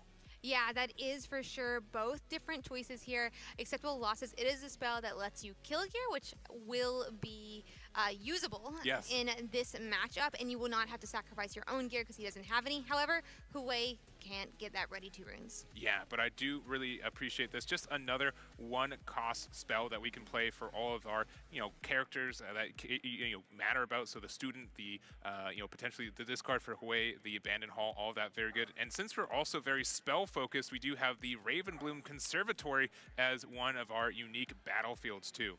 Yeah, that's going to be so nice. I feel like it synergizes so well with this spell-heavy deck, letting you check to see if on the top of your deck is a spell, and if so, put it into your hand, otherwise recycle it. All right, well, I've waited long enough. I want to see which is not only the best Diana player, but the best build, and we've got our top 4, Diwali on the left with Diana.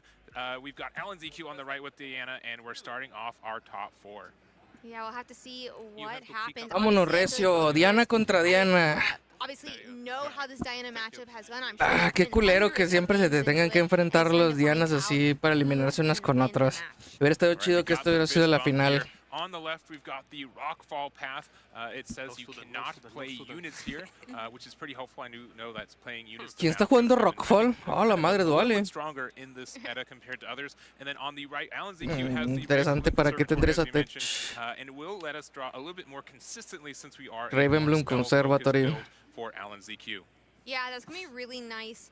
As you said, consistency, we absolutely love it in card games, and so we'll have to see what we can find and hopefully find some spells that help us out. All right, and we're getting started here. We've got 2 runes to Wally ending up going first since they were the 2nd seed for the Swiss. Vámonos. Yep, just getting Segundo y out that tercero. Ravenbloom student. Really nice to get our first unit down. Supongo que el que gane de aquí va a tener ventaja en la final. Just a quick and easy Diana, and looks like they agree, getting the 3 and passing it back to Diwali.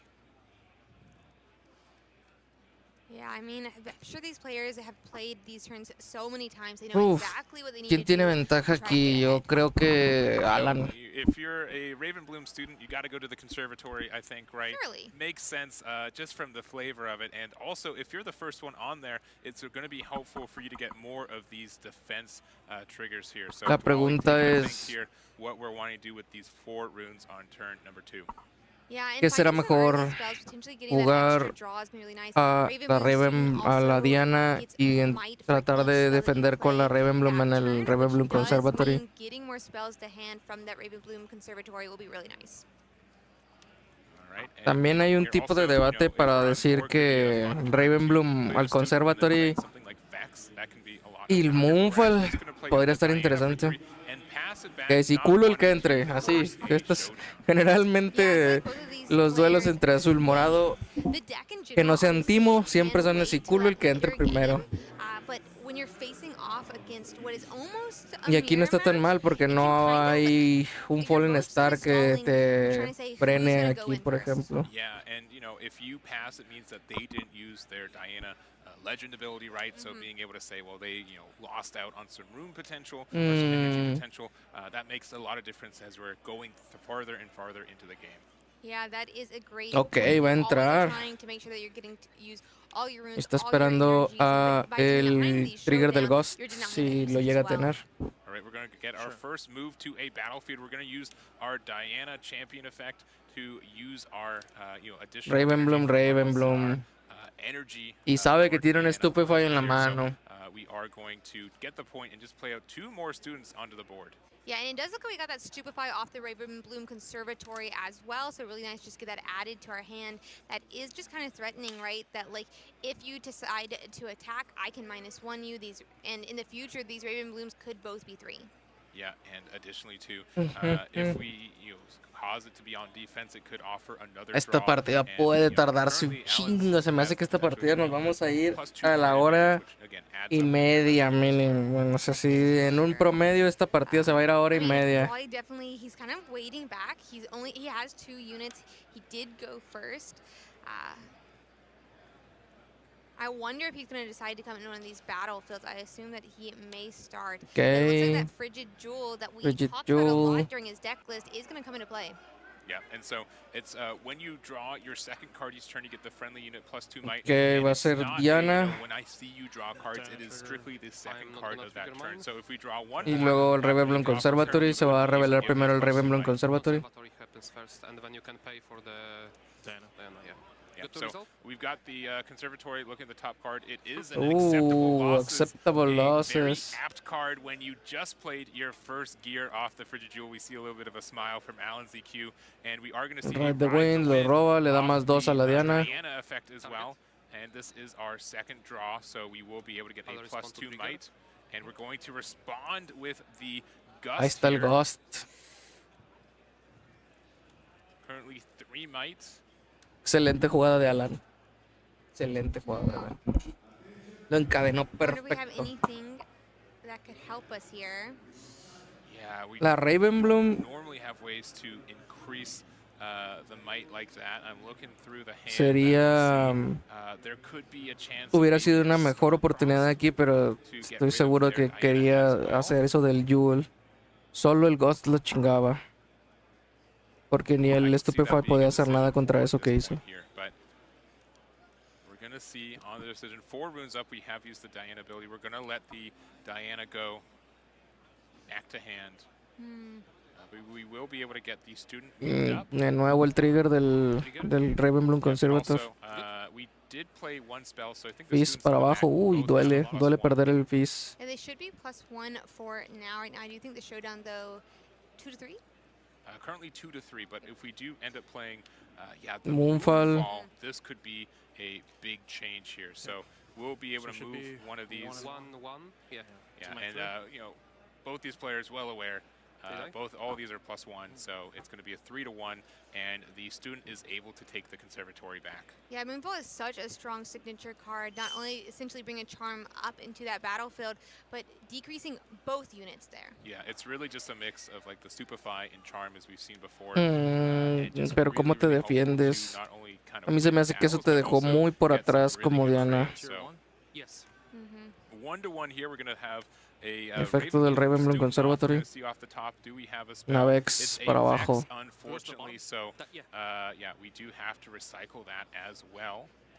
And we are going to use the acceptable losses here again, drawn off the Conservatory. And you know, a really good tech in the main, as we've been talking, and good against a gear-focused build like Diwali's. Lo pagó con Diana. And because of that spell, we are just slightly above on LZQ's side. Stack deck will potentially even us out again. Yeah, so currently both these students Y pues ahora va a haber un Stupefy de regreso. And we're going to resolve this stack deck first.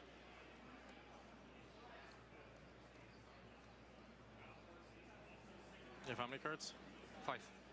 See, you know, making sure 5 cards in hand for LNZQ. We've got a lot of runes right now, so we will have to activate one if we want to again have our student be bigger than theirs. Yeah, we're gonna need something, but we don't have any runes up to be able to do it. So we are potentially just going. All right, so we get our one here. Y aquí va a haber un Stupefy directamente. Oh, su propio stack deck. Okay. Might to 3, and LNZQ should be able to take back the Conservatory. Yeah, it's been really nice for LNZQ. Also, just getting that extra card to, you know, add to his deck. Also, just picking out of those Mirror lo está piloteando mejor Alan que Duali. Pero pues también Alan tiene mucho más experiencia con el rojo, digo, con el morado azul. LNZQ 2 points of the required 8, and once again taking back the Conservatory. Ahorita por los que pasaron, se están tratando de pelear un bicampeonato. Try to figure out how we want to set up here. Obviously, we could play more units, and we want to make it as hard as possible for Diwali to be able to kind of get set back up, get some units into the battlefield, and come back. Yeah, and looks like LNZQ may have access to what looks like maybe a Kha'Zix. I know that he's been experimenting with the card in their build, right? I think they're running just the one, but you know, we don't love recycling. If we had a Hwei, this could be a good time for it right now. Sí, podría ser un buen momento para jugar el Hwei. Pero pues tenerle un poquito de miedo al Starcross, la Vex, esa Vex específicamente puede ser muy importante en este match. Find ourselves in combat, that, you know, in addition to the cost is going to be really hurtful for Diwali. Yeah, especially when both of these decks rely so heavily on spells. I would not want to get into combat with this Vex Cheerless. All right, back to Diwali, 1 point to 3. We currently have 7 runes active here. Only 1 on the defense for Alan ZQ here. And again, that Vex is quite the scary card if left unchecked. Pero que puede jugar. Yeah, I mean, and I'm sure Diwali knows that as well. Diwali necesitaba un I mean, Ghost he has también, 7, but his base pero is como que no lo he completely visto. empty. He's got no units, not really anything set up here. Yeah, and we're kind of behind on tempo as well. And, you know, because we were able to get so much removal, since we had these Raven Bloom students as well for these trades, you know, Alan ZQ is definitely on the front foot here.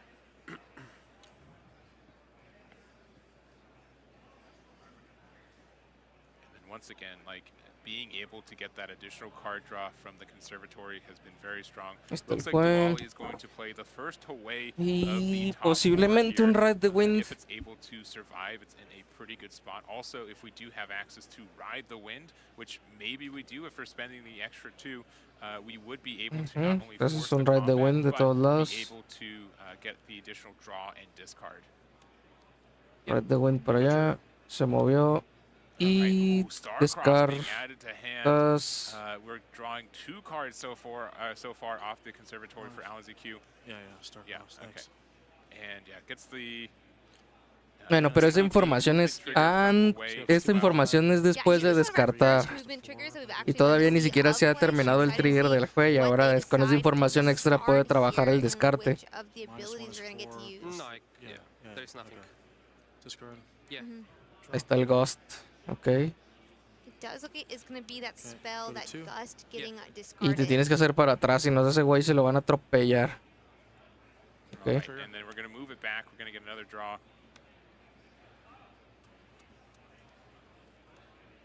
And deciding, again, since we do have access to gears in Diwali's deck, having an additional 2 runes up could be pretty important here.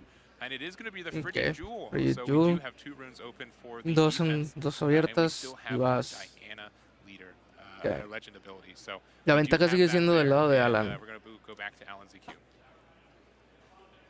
Principalmente porque aquí es jugar una unidad chica y hacerle Starcross al juego. And so many different runes to kind of get even more developed. And hopefully get us into these battlefields successfully. Yeah, so for Vex Cheerless, it's specifically while I'm in a combat, not in a showdown or a battlefield. So you do need to be in a combat. So it's not going to be very easy to do right now since you know, there aren't any units specifically at the battlefields. But with the signature spell from Diana, we can force a combat and an away move as well. Yeah, that is a fantastic point. I mean, that Moonfall does feel like it could be great here. We've seen that Moonfall, pero el Moonfall es muy peligroso. Ajá. So instead, it looks like it's going to be y ahora Starcross. Safely back to base. Yep. And again, if we did have the Moonfall, there could be a chance to interact with that. But we're actually going to use the Starcross that we drew with the Tide Turner. And I love this sequencing. It let you get the point with Vex, but it does keep the battlefield clear. So you're not as afraid of losing your Vex. And óptima. we're going to play out a y una Raven Bloom. This is our 3rd student. Bien. One was returned to hand, so, queda una abierta por cualquier cosa. 2 con Diana por el show. Yeah, Alan ZQ's probably very happy getting to see all these Raven Bloom students. They do just feel so strong, especially now as we're getting more and more of these spells. Yeah, and we're back to 7 runes for Diwali. We had to recycle 2 off of the y ahora the Ride the Wind. So we could develop another one too, but it would mean, you know, we'd have to pretty much have another Ride the Wind if we want to try to get the value from it. Yeah. Jugar este juego de control contra Alan es muy complicado. Para mí es el mejor jugador de control morado que hay ahorita actualmente en el mundo. Jugó mucho tiempo en Real, él es el padre del Real Control. Y pues ahora este tipo de control con Diana no lo vas a hacer mejor que él. Momentum-based deck, right? You have all these abilities, but they really do require you to have units already on the board here. So by keeping that board clear, it's been very difficult for Diwali to really develop anything. Yeah, 100%. Lo que puedo, ahí está el juego otra vez. Y vas. Otro turno que perdió completo gracias a esa jugada con el Starcross. It does leave us with 2 more runes, but I want to get moving. I feel like Otro Starcross aquí sería ya lo que terminaría con este juego. Que tuviera la otra Vex morada, la Apathetic. Ya sería juego prácticamente. Que se pueda meter la Ravenbloom al Rockfall y que le hagan Starcross otra vez al Huey y a la Ravenbloom y luego le juegue la Vex en el campo. Okay, Riftbound is up into Conservatory as well. Honestly, the homeland for a Ravenbloom student.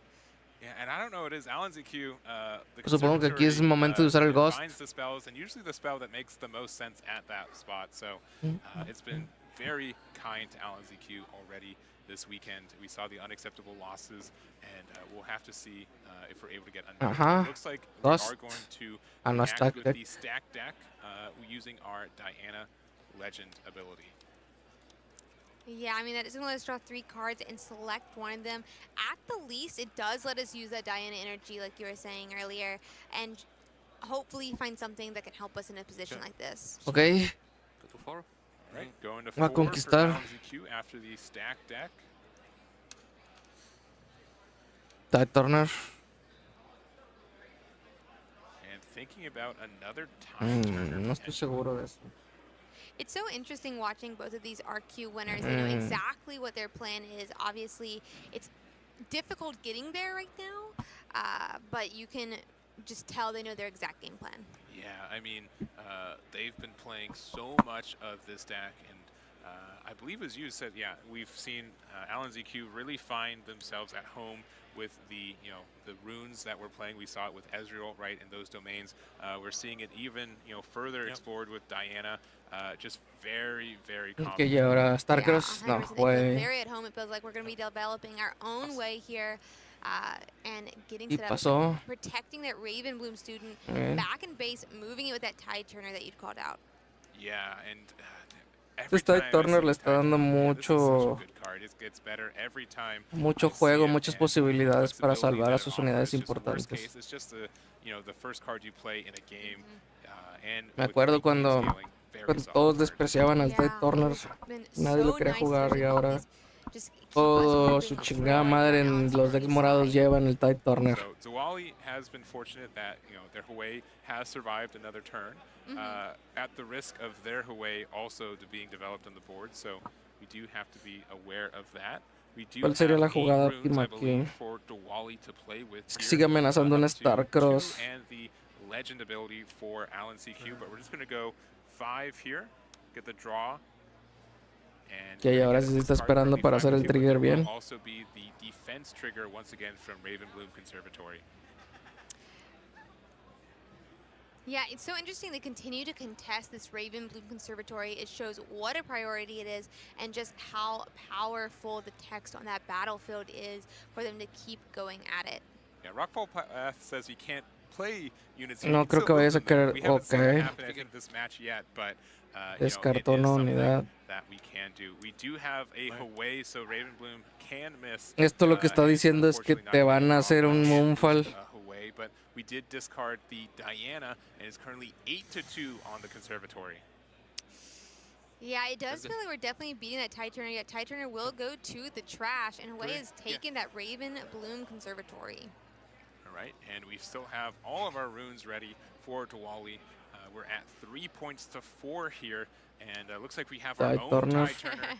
Again, such value, especially with the Hwei, so we are going to have it study at the Conservatory there. Hwei is going to move back, get another draw 1, and discard, and again, we've got a lot of runes left open.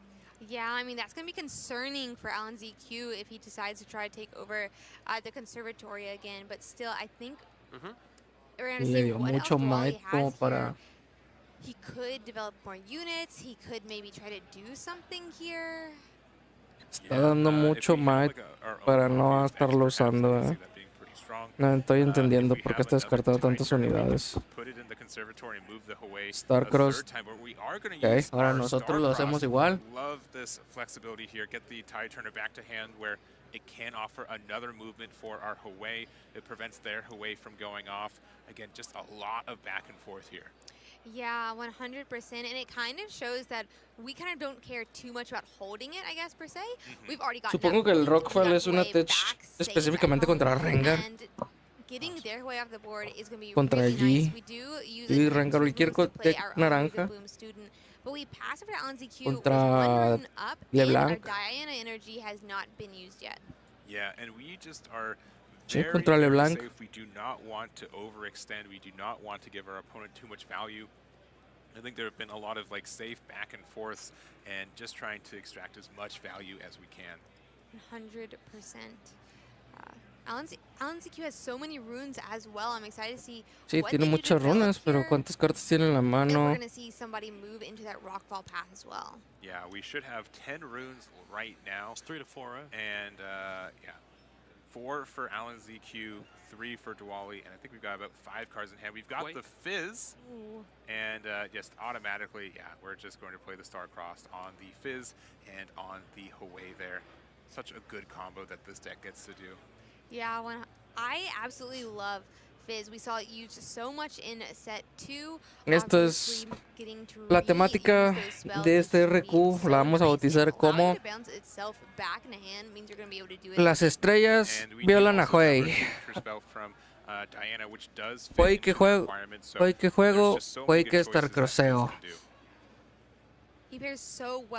Hwei nomás no puede jugar, se la pasan haciendo el Starcross. Está bien, yo haría exactamente lo mismo.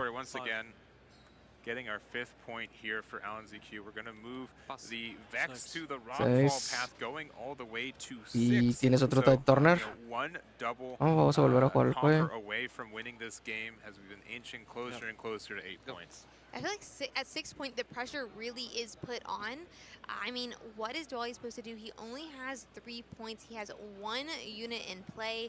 Meanwhile, Alan ZQ's board seems pretty well set up. Yeah, and Y ahora, if we go the student to student, that's going to be very tough to contest. And yeah, I think Alan has really, really applied the right amount of pressure to get him to this point. ¿qué más toca? No creo que tengas Right, looks like we've got, I think, 9 algo la runes gran for cosa que hacer. Wally here. We've got, as you mentioned, the Raven Bloom student. I think we've got a Hwei in hand, but we would have loved to have the Hwei stay on board here. Menos de que tengas el doble Starcross. Of spells in our trash, so if we do end up having our own copy of Fizz, there can be some interaction, but we're really primed to, have to interact with both these battlefields, right? Yeah, it would be really nice to clear up both battlefields. We do only need to do one to, potentially stave off an extra turn, but we'd feel a lot more confident if we Sí, eso se ve como un Fizz. Esa corrección que hizo, entonces eso significa un Fizz. Fizz Starcross también. What looks like 3, so could be again a copy of Fizz here. And it is, all right, recycling 2. And yeah, Alan ZQ knows what's going on. These guys have been playing a lot of Diana. Real quick, Star-Crossed into Fizz, into getting rid of their Hwei. Es Hwei que veo, Hwei que Starcrosseo. Yo lo dije. Even when Alan ZQ played his last Star-Cross, Raleigh just scooped up the Hwei. I don't even think Alan ZQ really had to point it out that much. He knew exactly what the target was going to be. Yeah. Currently 3 might on the Ahora, ¿cómo vas a lidiar con la Vex? So it can La Raven Bloom realmente es medio fácil de lidiar con ella, pero ¿cómo vas a lidiar con Vex? Es la verdadera pregunta.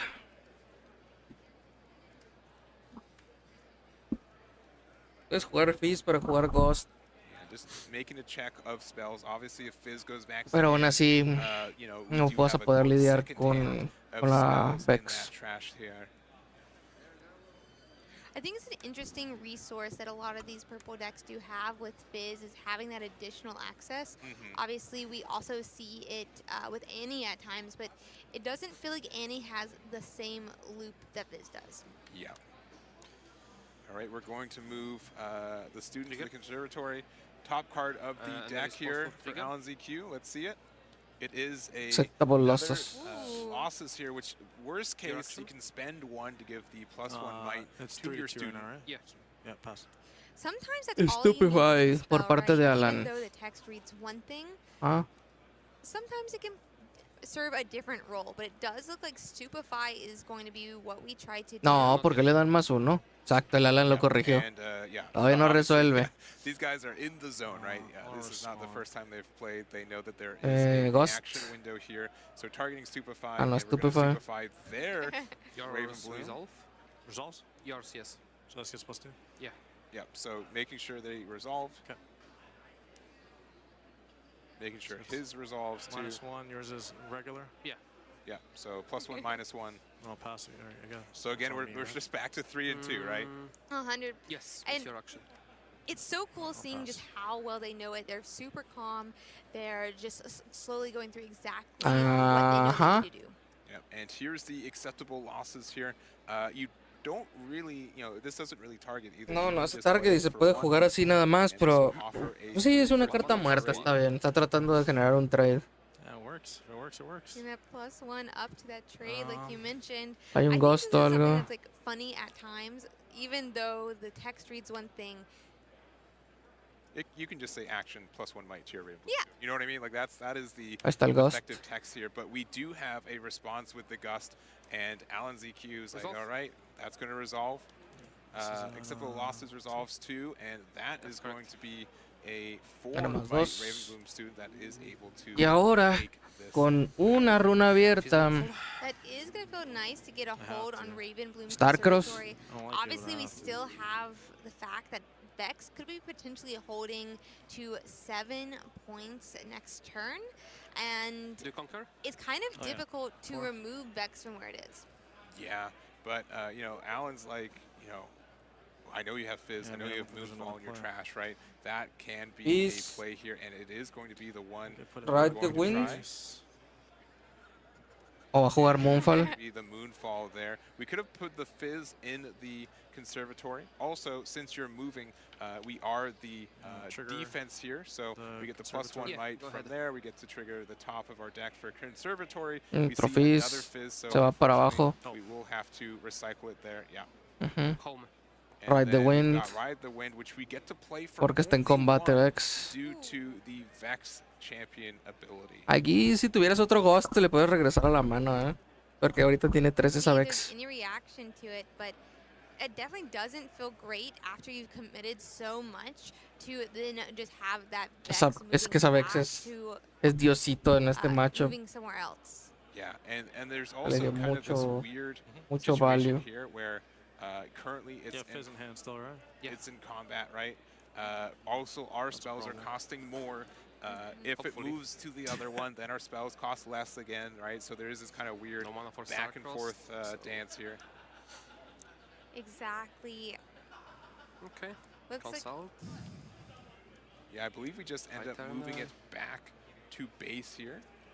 No, it can't be consult. Y ahora en ataque And, esa we're just gonna Vex let va a the, deshacer todo. battle end. Y We el already Fizz con el scored one Ride the off this Wind. battlefield. We're gonna hide a card underneath the student there, and we're gonna pass it back to Alan ZQ. Tiene muchas yeah, runas, all of tiene these minuses will recursos. be removed from the board. We'll have to Should I have see gone to what the Alan battlefield? ZQ does from here. At least he doesn't have get to do that hold something. point You to can't be 7 AFK. No, I just mean yet like, in this the first situation. turn. Second but- turn, I mean. Alan ZQ is definitely much The only closer punch to was getting to dust. 8 than No, to there was no Wally. other punch. Yeah. So, I had no spells though. I don't know if you just go into it on me. That was the issue. let's Yeah, see. and you can tell again, these guys play so much together. They're just talking through their plays like, man, this is what I saw, I didn't see. Like they're already having this conversation of like, how did we get to this spot here together? We do have the Vex here. We can win this turn and get double points from a double conquer from Alan ZQ. We do have the student in the conservatory, which can offer a card draw, and also there is a hidden card there, so a lot to unpack. Yeah, for sure. I mean, it's so cool seeing the camaraderie between these players. They're obviously in a very tense situation, being that they're in top 4, but they're still having, a nice little chat, talking about their gameplay, enjoying the fact that they're playing Riftbound together. Definitely. Looks good. All right, I think we've got maybe 9 for Alan ZQ. We are going Está to put preparando the para jugar Vex un into the Starcross. conservatory here. Hidden card is the Tide Turner. In the response to Yeah, Conservatory? yeah, I guess. I mean, I should have Conservatory first. I mean, you could respond still to Conservatory, so that's okay. Sure, You yeah. can trigger it. Okay. Yeah, I so don't think it matters. conservatory trigger. We Wages do of have the hard Pain, bargain de there. Hard Bargain. Ok, eso cambia muchas Does cosas. cost a little bit too much now though, because it Vex Y ahora le va a jugar finally coming Moonfall. into combat once they I'll resolve the beginning stuff. Moonfall the Uh, battlefield. is going to increase the price of Diwali's spells as También well podía jalar el Tide Turner, the price of Alan CQ's, leading this Vex to win. Yeah, Digo. it looks like we weren't moving the Tide Turner. Ride the wind. But we're going to try to ride the wind here. And yeah, Diwali's going to pack it up. And, you know, could hard bargain. We still had the runes available to pay the extra cost. And we're going to game 2. Alan ZQ, one win away from our finals. One win away. That's a lot of pressure, and then we're going to be going into game 2. We'll have to see what of the battlefields they decide to do here. What changes will Diwali make to try to beat Alan ZQ? Targon Speak, doble Targon Speak, okay. You know, I think the Se Raven puede Blue poner Conservatory feo. was the difference maker in that match. It offered a lot of card draw for Alan ZQ specifically. It found some good cards. And now we've got the double Targon's Peak. And so Doble Targons. a couple more runes. ¿Qué vamos a hacer al respecto? Yeah, it's going to be really nice. When you conquer Targon's Peak during your opponent's next turn, you get 2 of your runes readied again. So it'll be interesting to see just how many runes and energy we have to play. Yeah, the other thing to note too is that, you know, we can have some Ride the Winds where we can conquer both of these Targon's Peaks and then we get 4 runes back at the end of the turn. That's just so much flexibility. Yeah, and I'm excited to see what that might mean for some Moonfall of se the queda. showdowns and combats, because having extra runes means more spells to play. All right, Diwali starting us off with a Raven Blue soon. Obviously, one of the Y de nuevo Diana. MVPs for these decks here. We're going to 3 Y luego for empezamos LNCQ, con Diana. and just again playing out that Diana, just a repeat of the first game. Yeah, I mean, this time, I wonder what changes Dwight will make. Obviously, last time he was a bit conservative. He kept holding back. It did seem like Alan ZQ getting into that conservatory, just like you said, early so that he could draw more. It seemed to do so much. Yeah, and one good thing about this Targon's Peak too is it will offer us a lot of chances to use our champion ability. We are going to use the showdown timing to activate our Diana Legend to play a stack deck, look at the top 3, and the double singularity. And Alan's a little bit less happy on the 3 that were on top of there. Yeah, it doesn't seem like he's very happy with it. You saw all but 3? Still, you're further into your deck, right? That's so funny. Closer to the cards that you want. All right, making a note there saying, hey, I'm not going to see these cards anytime soon. It's fine. Sure, it's fine. Ya con los bans ya es muy poco probable que las vuelva a ver en general. Yeah, it's okay. You know, we're just No va a durar lo suficiente para que le dé la vuelta al deck. Right, that's what he's saying. Exactly. We're going to make it work. He's going to try to get this win so that he can sit happily in the finals. Yep, so some quick shorthand. We played the Diana for 3, Targon's Peak. We get the 2 back and moving it back to Alan ZQ. I wonder if being more aggressive like this, moving our units in quicker, is going to do much to change. Obviously, we're going to get those runes back here, but it's not the same card draw that Raven Bloom Conservatory represented. Yeah. One thing I like about Alan Están pensando en si jugar el Ghost, si es que lo tiene. He'll just look up and stare at you, right? He's like, is there anything? Let me know. I wanna be able to use my Stack ability. deck. Oh, it has to resolve before. Oh, sorry. Yeah, and yeah, activating, yeah, because this was, you know, on Showdown. Use the vision, look at the top card, and we do have a Ride the Wind off this Diana. Thanks. Now we're in the Showdown. Now we're going to use our Diana Ahora sí, Legend stack ability deck. for our own stack deck. The top 3 for Diwali. Hay que buscar el Ghost. Pass again after stack deck. Let's see. Does it look like we are going to be doing that stack deck as well, just trying to find one of those cards that can help us win this game 2 and send us to a game 3. All right, adding the 1 there.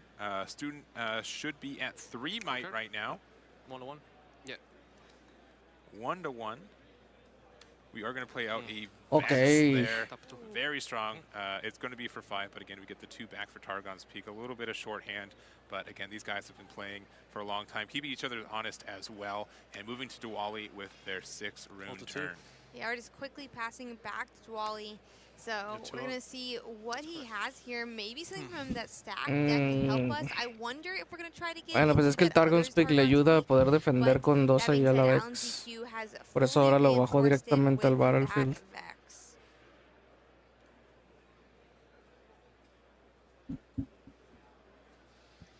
Alan's thinking about it, look at the cards in hand. We've all had those times we just look at our cards and you're like, all right, what do we do with these, right? I chose these cards, I put them in the deck, now I gotta use them. Yeah, I feel like there's two different options, feelings you're having there. Either like, I can't wait Está muy fea la situación para Duali, la verdad. Yeah. How did these end up in my hand? I know I put Y them sabe in que tiene un Ride the Wind. you know, how is this one of the combinations? This wasn't ¿Cómo how I puede wanted it to sacar la turn out, ventaja but de esto? hopefully that's not what Alan ZQ is feeling right now. All right, and you know, the Vex does offer some, you know, reduction in the combat. Again, when we're so spell heavy, obviously Alan ZQ is a little bit more spell heavy than Diwali, but you know, combat is for playing spells, right? But the Vex making them a little bit more expensive is pretty hurtful. La presencia de esa maldita Vex Cheerless Being first spells is definitely what Diana thinks. es lo que da todo el juego es lo que marca todo el match de contra Diana. Y si es un mirror, pues peor. Holding the 2 points here, and Ahora un tight turner. El Ride the Wind. Yeah, and I think it's really smart, Duali, just like moving out of Targon's Peak. It does kind of free it up for Alan ZQ to move into potentially, but it does mean we can also try to take Targon's Peak this following turn and get more of those runes back. You did. All right, just making sure, yeah, you channeled your runes, you drew your cards. We're good to go. Cards in hand, looks like, I think there's 4 for Diwali here. We only have our Diana Legend. Ok, usar un Singularity en este momento no creo que sea buena idea, ¿eh? No, Alan, no. Yeah, and there is the Singularity. So using it on the Diana and the Student. Vex gets to live another day. It does have that deflect, so that additional recycle might have been a little bit too expensive, but using Yo pensé que lo iba a usar en la Vex, pero ok. Yeah, it is a lot of runes. It does look like it's the only thing we're able to do this turn, but it at Yo least creo que el Singularity hubiera sido mejor si hubiera habido un juego. It does kind of mean, sadly, I mean, it does Él mean es el it's really experto aquí, ahí sí no lo puedo respected, criticar though, mucho. that cost on the Vex that Diwali played. All right, we've got 8 runes right now for Diwali. We've got our choice of which Targon's Peak we want to conquer the most here. ¿Qué vas a hacer, pequeño? ¿Qué vas a hacer? 4-drop Vex loves to be at a battlefield. That she does. I would agree with that.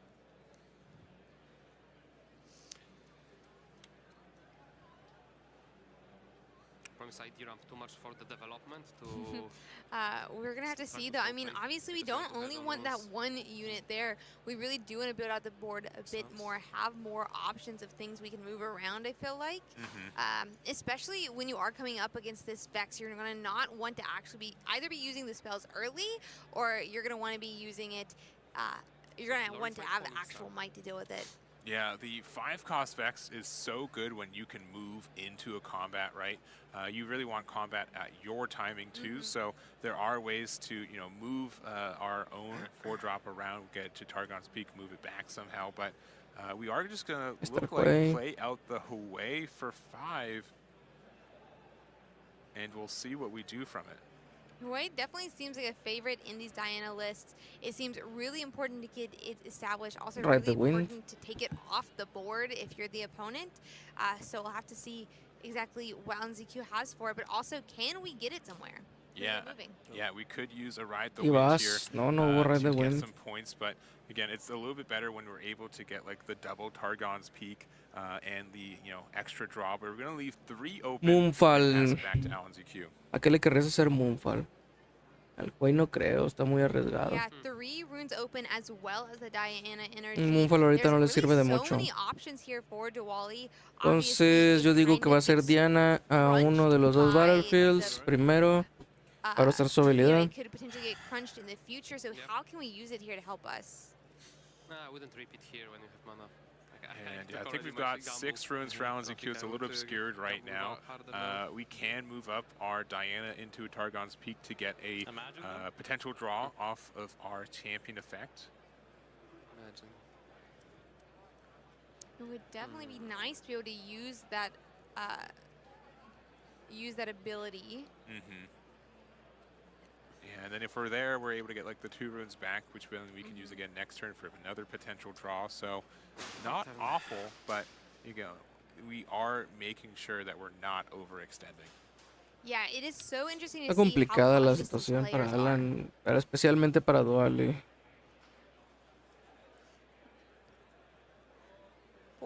Alan seems to dislike his hand. He does have a large one.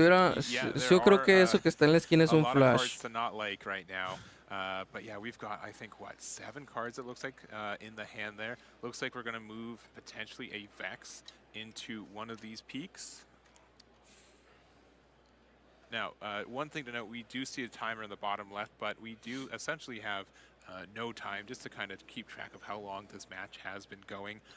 There aren't going to be any time rules for this, so we can take our time to make sure that the decision La verga, no es un flash, es un freeze, creo. No sé, ya no sé. Probably the most we've seen Alan think Maldita this sea, match Alan. by itself. Yeah, I mean, top 4 now, not even top 8. Every move you make is Tienes so todo el tiempo important. del These mundo, yo players sé, are, pero I mean, not only competing for a seat in the finals, but also competing for that best of desarrollo. Diana. So each action they take, there's a lot riding on it. And it looks like we're thinking about a double unit play, and that's going to be the case. It's going to be a Ravenbloom soon and a 4-cost Vex of our own, and passing it back to Diwali. Ok, el juego va a poder jugar. Esto va a estar interesante. Especially with these guys know exactly what they're doing. It's almost a different game, Está completamente right? tapeado, The así cards that que they're playing and what they're playing into ahora sí un Moonfall a esa Vex podría cambiar muy fácilmente el rumbo de este juego. An inexperienced player, but just someone you're not experienced playing against. Yeah, I mean, it's so interesting kind of even just how like the mental game can be, right? These players, I think they mentioned, have been playing potentially hundreds of games together. They've also just been playing hundreds of games. I remember from an interview earlier, Alan ZQ was saying, like, before the set even came out, he'd probably had 400 games on Diana. Yeah. So not only do they know the deck, not only do they know the matchup, but they also know their opponent so well. All right, so I think we've got 9 runes for Diwali. We are going to be tempted for one of these Hwei moves here. We are going to move it to Targon's Peak. Draw. Yep. We're going to get a draw 1 and discard 1 off the Hwei ¿Qué va a ser? We'll have to see what type of card they decide to discard. Yo creo que ahorita, como no está tapeando 2, what we discard, Hwei does have 3 va a different ser abilities, un spell. which can be anything from drawing cards, growing my readying runes, but I think obviously with all of our runes made and not being in combat right now, it's probably going to be a spell. Yeah, spells would be the best one generically right now, but that means that you have to have a spell that you want to get rid of, so that's not always the case here. And I'm going to think it's going to be the Superfy, so we do get that additional draw. Kind of, if you want to think about it, we got a free draw 1 off Superfy without having to pay the rent. Yeah, to some extent. Sometimes even you just see players play the Superfy for that draw 1. Conquista. So we are just going to get that Gana más draw 2. instead from that discard. Porque le dio más 2 esa Vex. Also the second draw for the turn, so we do get the Frigid Jewel, giving the +2 might to the Vex. I don't think it's going to be too important for this turn specifically, but it can come up in these later turns. Right, we're going to be paying 2, it seems. 2 para un Ride the Wind. ¿Qué vas a hacer?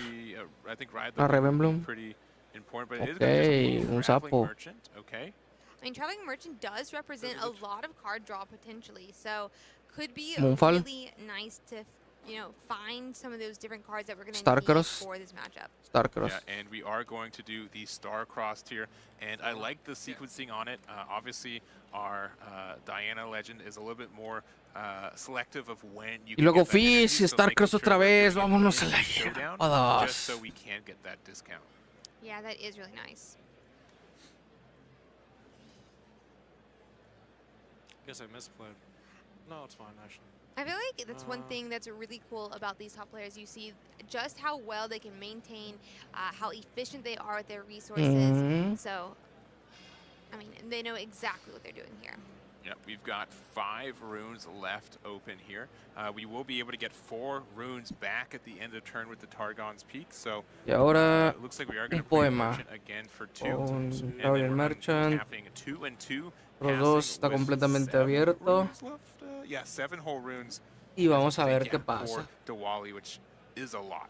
Yeah, I mean, that can be so much as Alan ZQ tries to move flash. up into the battlefields. I mean, Un again, flash just estaría you muy bien mentioned, aquí si he's lo been tuviera. playing, No sé he si knows en his su opponent lista so lleva well. flash. it's kind of a whole different beast to play against your friend who you kind of have an idea when they're going to be bluffing, when they aren't bluffing. You know probably their list so well to have not just kind of a guess, but know exactly what could those 7 runes represent. All right, we're moving our Vex and our ¿Ahora student qué? to the Hue. Currently 6-5.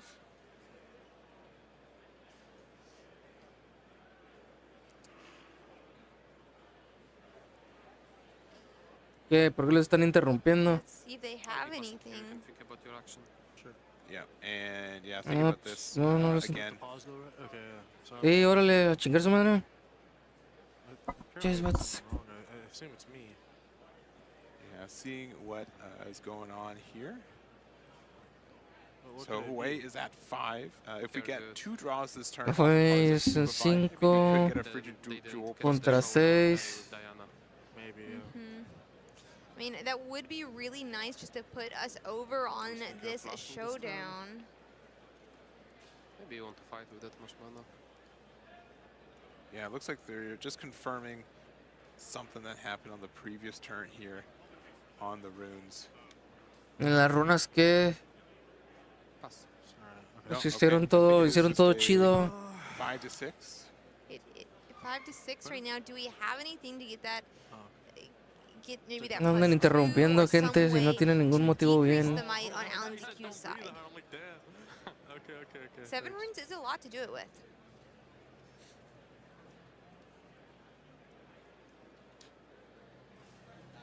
Yeah, and we talked about ¿Qué vas a hacer, a good campeón? discussion with Barrett earlier this week. Si ya te tardaste where, tanto es porque no tienes un the flash. numbers in this game can be so Entonces, close. You just need ¿cuál one es el more plan? might to be able to get the victory, and it looks like we are passing focus potentially. Saying I don't want to commit to this Hue when I know that I'm not feeling that confident I'm going to be able to get onto the other side of it. Yeah, I mean, O tienes un red de wind, save o tienes un flash, or more so save the o tienes un Star Cross. you need them. Tienes algo chingada madre para justificar esta jugada que hiciste el turno pasado. I mean, again, with us having so many runes left open, right? You think that there would be some cards for interaction here. Yeah, like what is he saving the runes for? Is that meaning that there's something else in his hand? Is it largely units instead? It looks like there may be a card he's thinking about playing here, Moonfall. which does give us a bit of information. It looks like it's going to be that Moonfall, which you would think would be adding Yo digo might que sí, mete la Diana. if we're bringing Bon. Diana up to Targon's Peak, but it also is -2ing every single unit at that battlefield. Hard Almost essentially bargain. a -6 if Diana gets over there. Correct. Para obligarlo a So, pagar. it would make it I think 5-3. Pero if it tiene para resolves pagar el on hard with those 3 bargain. units over there. De And todos we'll modos see va a if Alonso resolver. Q has a response to this Moonfall. That would be absolutely huge if we could wipe Pero vas a out perder CQ's tu board. 4. All Okay. right, we've got the movement over, and I think it's currently 5-3, and -2 across there. So the student is at 0, the Vex is at 2, and we do have 1 for the Diana. O sea que estos son Yeah, 3 does contra your math 5. is correct. I have to think there's also a lot of runes up on Alan's EQ side. He still has his Diana as well. Surely he has something here to try, and Su it looks propio like we're going to Moonfall. do the same type of play, playing that Moonfall to bring traveling. Yo creo que la That's gonna be my Vex. guess, but not a guarantee. It does offer a chance for a discard 1, draw 1. No sería el Traveling Merchant, sería la but Vex, it ¿no? would at least bring it to 0 might. Al Would Traveling bring us Merchant. 3-3 if it is Traveling Merchant. It does look like it is. Y ahí sería 4 contra 3 porque la Ravenblom va a ganar +1. The student there, so it would be a 3-4. So once again, just narrowly beating ¿Qué the descartas? numbers here. Yeah, I think this could Yo creo be a que era más a la really Vex que al important moment Traveling here as Merchant we're esta playing these three jugada. cards. Dwali still has those 4 runes up. He could make some Porque no more quería plays here to rampearse increase the might tanto. on Alan's EQ side and Pero darle la oportunidad de ver una carta más no creo que sea buena idea. the might. Segundo Moonfall otra vez. Bueno, ahí tienes el hard bargain, entonces They está don't have bien. the dice on the might there, but yeah, currently the Traveling Merchant is at 0. There it is there. And then we do have the Hawaii that's currently at 3. 3 to 4. 4 to 3.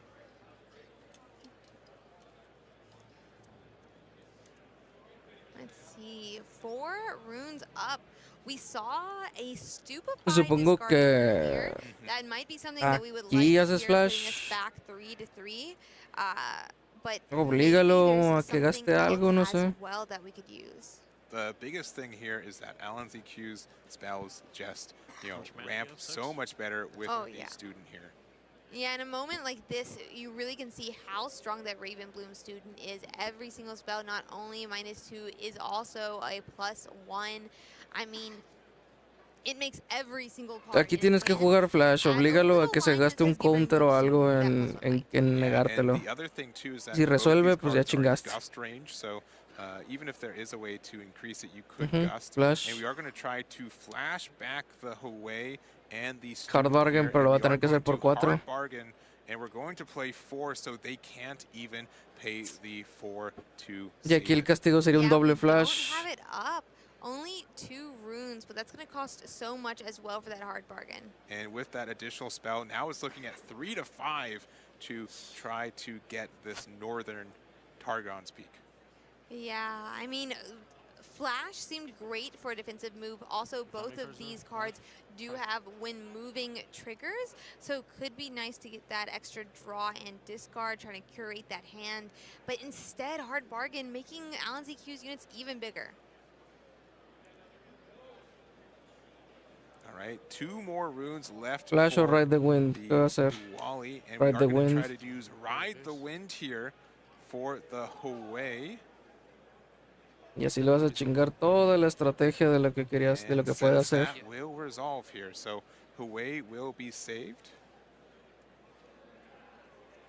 All right, and sorry, this was such a long combat. This combat started with Alan ZQ moving Okay, into un Targon's varón. Peak, right? Okay, so this is it. So they were the attacker, and so this is not. Again, when we get so deep into it, I want to make sure it's understood. And I think that's the second draw because we moved the Merchant and then we moved the Hawaii, so we get the plus off the Frigid Ok, y Jewel for aquí that. matas a la Vex. De regreso si no hace nada más. I think that's likely what's going to happen. I'm seeing if Alan ZQ has any other plays. Currently, it's I think the Merchant is still at 0 might as well.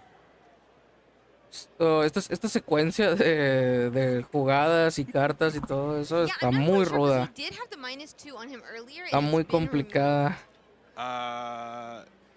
Yeah, so Demasiado complicada esta partida. There, and then I'd have to maybe reread the Moonfall. So maybe because the Hawaii isn't at that battlefield anymore, it doesn't have the -2 anymore.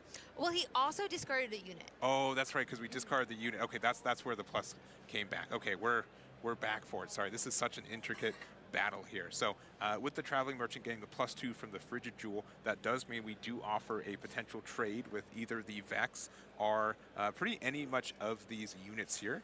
Yeah, and you have to wonder which one is the most important to get off the board. I was actually surprised at looking at No hay mucho que hacer. Tu Ride the Wind ya no va a servir después de esto. Baron Nashor, is it not? Yeah, and we weren't too far away from being able to play it here. We do again have some additional usage. I mean, I think I do see a Stupefy potentially in hand that will pretty much save everything but the Diana, but we're saying, you know what, that's fine. Merchant can take something down with it, and let's see what we decide to take. Yeah, I mean, again, every single action here is important. It could mean a lot if we take Vex or if we take that Diana out. Yeah, all these are great units to get rid of. All have their own usages here, and we'll see what Diwali decides to choose.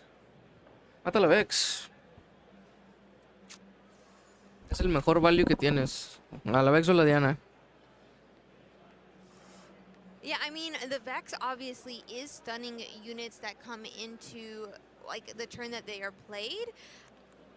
I'm trying to think if there's too much that it really does, obviously, for Diwali. It must be important since we're thinking about it. But then, obviously, that Diana also has her ability as well. Yeah, what are you more scared of? The might from Ravenbloom Student, the kind of passive slowdown from the Vex, or the potential card draw from Diana. All of them Yo sé very que está complicada, pero For sí, sure. Diana It está looks bien. like it's going to be that Diana card draw. All right, so finally this combat, this showdown has finished. We're going to be at 4 points for AlanZQ. We're going to pass back, and we will have 2 additional runes active thanks to Targon's Peak. What would you have killed there? Yeah, which is going to be obviously very nice to have, Oof. but not so great for Diwali, who's trying to figure out how to get in here. A ver, ese Huey puede ser posiblemente un 10. Active for Diwali. Having a Huey in the base is such a good benefit here. And definitely after that combat, super close. Mínimo va a ser un 7, que ahí está rompiendo, pero un simple Stupefy le jode la existencia. It does seem the way we at least are at 5 points this time versus AlanZQ's 3. So we have a bit of a lead, and all the units of AlanZQ are currently on that Targon's Peak. So maybe there is something we can do here to get this game to win. So we could immediately move the Huey, and if we do so, we will be able to get not only +3 might from if we discard a unit, but if we also just use the effect, we do get the Frigid Jewel effect. So it would be immediately like a 10-6, and that is quite the deficit just to start off on a combat with. That would be really nice here. It does seem we're going to be moving that way up. I'm interested to see if we have a unit just what we're talking about. Una unidad descartada. Currently 5-6, but we do discard a student here. Es un we get 10. a +3 and a +2, so currently 10-6 on the northern. Y ahora el poema va a ser Stupefy, Ride the Wind. Still multiple runes up here on AlanZQ side. It looks like it is going to be a Ride the Wind. Va a ser Ride the Wind a la Ravenbloom. Curious to see what we're moving where. O qué va a pasar. It could be a chance that we just move our Vex back just to save it, kind of a more expensive version of a Flash here. Yeah, I mean, saving it definitely would be nice. And Ravenbloom would go to 3, but 3 to 10 still not enough. Güey. Thinking on the play here, we're going to spend Ravenbloom. 4, it seems, for a hard bargain and repeating it. So hard bargain we will repetido. not be riding the wind on this one, and that gets removal of both the units. We're going to 6 points for Diwali, and we just need 2 more. Yo creo que aquí ya se acabó el... Pudo haber pagado con la Diana, pero no lo hizo. Really good spot. Yeah, this feels fantastic. I mean, what is AlanZQ supposed to do to push these 2 units off the Yo bases? creo que aquí está muy complicado para Alan. As you said, they're going to be stunned even if he could play any next turn and find some way to move them into Targon's Peaks. But if these 2 units stay where they are, next turn, Wally could hold to a win. Yeah, so we're looking at 4. Could have used the, I think, Diana Legend ability to help pay for the hard bargain, which is fine. We are just going to Stupefy on reaction to Targon's Peak just to get a draw and use the runes while we can. Sí, la que and sigue. It's going to be back to AlanZQ. No, la que 6 sigue. points across the way. We need to interact with at least one of these battlefields. Yo digo que la que sigue no. Yeah, and how is he going to do it? I think it's going to be a huge question. Ya no hay manera de que puedas hacer algo, Alan. Peace para el Starcross. There are at least obviously some. Si tienes un Ride the Wind puedes hacer algo. I mean, we did see the Singularity, I believe, sided in. We could have 2 copies, and that would be able to clear up both these spots. It would be a little expensive because it would be a deflect cost on this Vex here. But we're going to play the Fizz for 3. Yeah, hopefully there's some spell that we can use. It looks like it's going to be stack deck, though. No.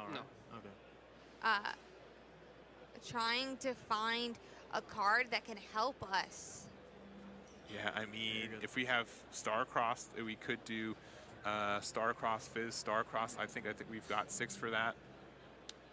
Another stack deck, though, not looking fantastic. Yeah, I mean, we're really hunting here for something that can find us a way not to lose this next turn. All right, we've got 4 runes left here. Yeah, the only thing I could see potentially in hand is maybe a Stupefy Gust, but like that's not feeling great because it's a double target onto the Vex, so we'd have to recycle 2 to do so. Yeah, and obviously it does not feel good to lose runes when you're kind of having these like spell offs to some extent. So, I mean, it would be nice to put it in range though, but it could just get played again. Yeah, and we are going to use the Stupefy here on the 1. Recycling the blue for that, drawing 1, and the Vex is now at 3 might. We've got the Gust, we've got the removal. We're playing to our outs here. Vex returns the hand.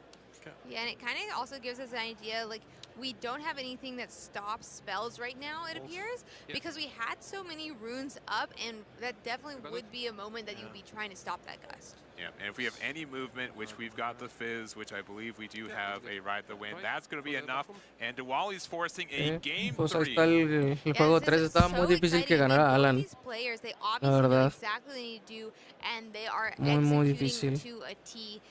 What are they going to do for game 3, though?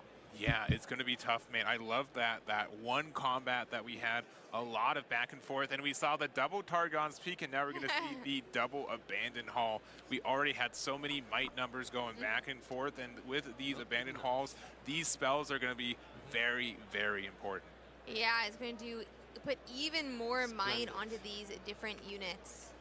All right, well, we're just going to start off with the stack deck on the rip here. So unfortunately, no 2-cost unit here for Alan ZQ as they start the, I think this is the first game of this match going first.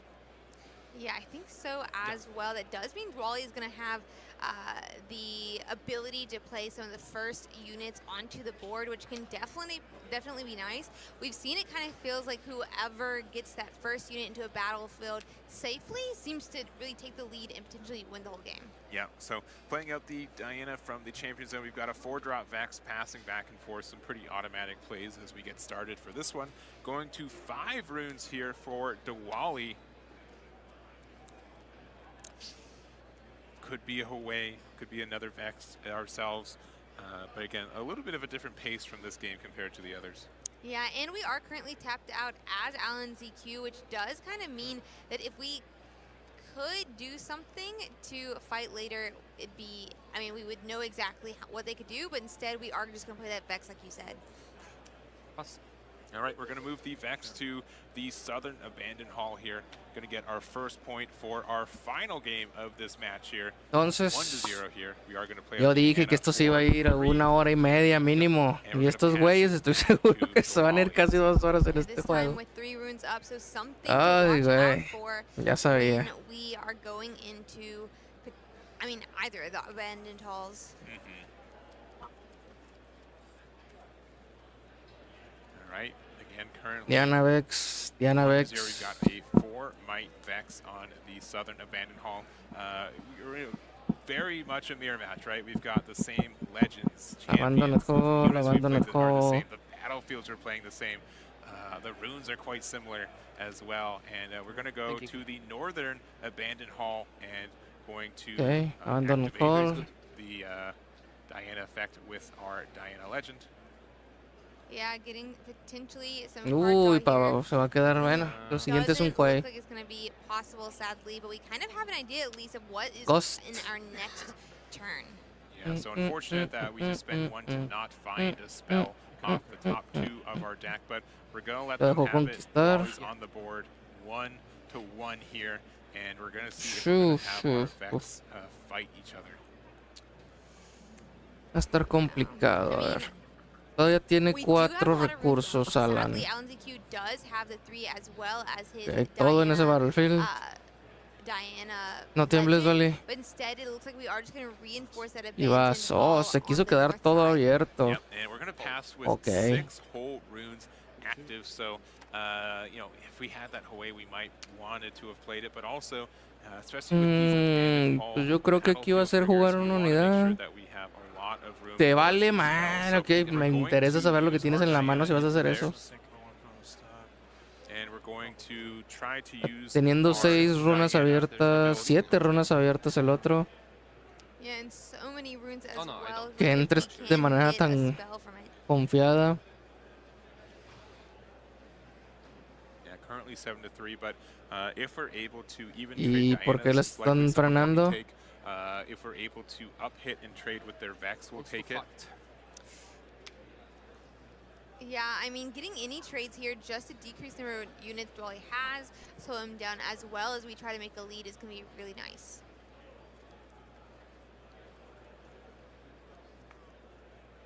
And then the clock is ticking as we're entering our 80th minute of this match here. Again, very close game, a lot of back and forth. Our Diana a little bit more fortunate being able to find a flash. And we're going to play a stack deck for one and see if there is a response from Diwali. Y le va a dar +1 a la Diana, se queda fuera del rango del Ghost. Que de todos ya no lo tenía, pues ya lo hubiera usado. Nice is try to slowly build this Diana up. Obviously, I mean, that is already making us, I believe, a 4. So, I mean, we could. Es que doble bando en el hall. Todo le va a dar +1. I mean, they do seem to have a lot of units at them. I don't know why they named it that. Que ya ahí está acabando con la Vex nada más. Diwali no quiso usar su habilidad de la Diana. Tiene las runas contadas entonces. With 6 open, so we kind of want to use our runes that we left open as well. Yeah, I also like, Alan just mentally saying, all right, I'm at Stupefy la Diana. Making sure the numbers are just known, no confusion. Otro stack deck. Yeah, I think these players have done such a great job at making sure every single thing is shown with these markers. Ay, güey. Making sure that each La está dejando hacer todo lo que quiere. Eso significa que tiene planeado regresarle a la mano a esa Diana. Had channeled his ruins for the turn. All right, and yeah, we do have the +1s once again, so +2 on the Vex as Tiene planeado dejar levantarle la mano a la Diana. Stupefy en la Diana. The might of what they're going up against, and this Diana, I mean, kind of seems small as a 3-might unit, but it just seems to be growing and growing in these abandoned halls. Yeah, and with the Stupefy on the abandoned hall, we do get a +1 for our Diana and a -1 on their Diana, so it will tie at 6 apiece. That is going to be really nice for Alan ZQ, and now it kind of feels like not only is it just picking off a unit, but potentially this could be huge. Yeah, again, if we're able to, we've used Ahora imagínate si siguiera existiendo ese el all shot. Just kind of spent 3 of our runes to trade with 2 of their units here. Flash. But we will activate the flash. Okay. I wonder if we'll have anything in response to Te this flash. quedaste todo abierto para jugar un flash. Really nice. I mean, it looks like it will resolve, and that means that we save both of those units. But all we really committed to do it, as you said, were those stack decks, which made our hand nicer and nicer. 1 to 3. Yeah, so 1 to 3 here. Moonfall. Será prudente el Moonfall. Off their own Diana moving up, so No it's creo. something that's available to us as well. And with 5 runes left open, we'll see if Alan's feeling confident enough to play anything else. I think getting more units on board is going to be really nice. Obviously, we have a lot of those spells, and we are going to want to use them to continue to grow even during Diwali's turn. So honestly, I could see either here. Would be nice, though, just to make sure in case Está muy something complicada does esta happen, partida. that we have a unit base. Y nos vamos a ir a las casi 2 horas. The signature spell Partida. potentially to get some interaction and some removal, but you really want to find the perfect time, right? If you're able to use that to really remove a lot of cards on their board, we want to do that, and instead we're just going to move our Vex safely back into base and back to Diwali. Yeah, and it's going to be just making sure our Vex isn't vulnerable. No estoy seguro de haberse quedado tan abierto. From a combat. Ahí perdió mucho tiempo. Now on Diwali's side, it looks, I mean, obviously we have a good number of runes. We want to start taking back some of these points because we are, Alan ZQ is getting ahead of us here. Yeah, and again, this is kind of the back and forth. And again, the first game wasn't anything major, but Alan was able to slowly creep to 6 points and then get the double conquer to end it. So we'll see if Diwali's going to let him do it again this one. Yeah, each point feels so important in this matchup.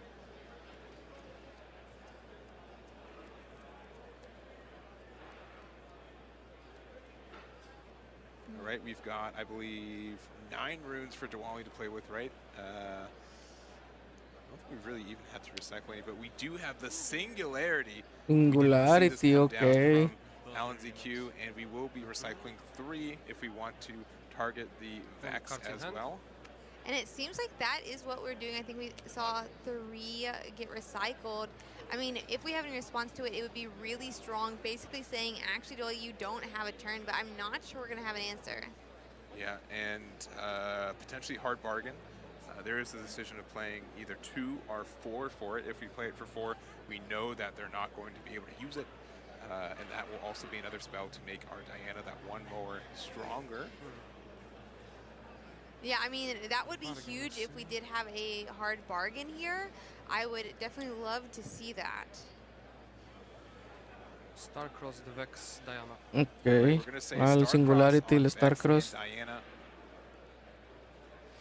Slow down their tempo and also save our Vex. Le da +1. Yeah, and I mean, that does se muere. feel nice. It doesn't feel great for Dolly, right? Like, we still got to kill the Diana, but we paid for that deflect, and instead that Vex is safely in Alan ZQ's hand, meaning we kind of lost that power into the void. Yeah. 2 to 3. Now we are going to move our Vex to the northern abandoned hall. They're going to 2 points for Diwali. Currently 3 runes open, and we still have our legend ability, so 4 during showdowns. 20x más 20. Diana, and we're going to pass it back to Alan ZQ. Yeah, I mean, slow and steady is what wins the race here. All right, looks like we've got, I believe, 9 runes now for Alan ZQ. If we have our own copy of Singularity, I think it'd also be a fantastic time. Singularity de su lado también puede estar Yeah, I interesante. definitely agree. Just clearing out the Wally's board and kind of just resetting Está totalmente our own, tapeado. right? Getting our units built up, making sure Wally can't do anything. Definitely Singularity would Fizz be nice, but instead it looks para like jugar it'll es be a Fizz, and I'm interested Starcross, to no see Stack Deck. what spell they use. It's going to be Stack Deck. I mean, we've played it 3 times already this game, Y so let's está do it a 4th buscando time. Can we make it a 5th? tu propio Singularity. We definitely could. I mean, with Starcross and Fizz, we could. I mean, again, I think Singularity is definitely a card we're aiming for. It would be a cleanup for this current field, but Alan ZQ would be a little bit more knowledgeable on what exactly they're looking for there. Yeah, I mean, definitely we're looking for something. We are in the lead, so it's not too big of a deal, but instead we're just going to develop that Vex. Y vas, ok. Desaceleramos un poco después de esa jugada. ZQ passing, we've got 2 runes open, and we still have our legend effect. 3 points for Diwali. We could make it a 4th by moving Diana to the other abandoned hall.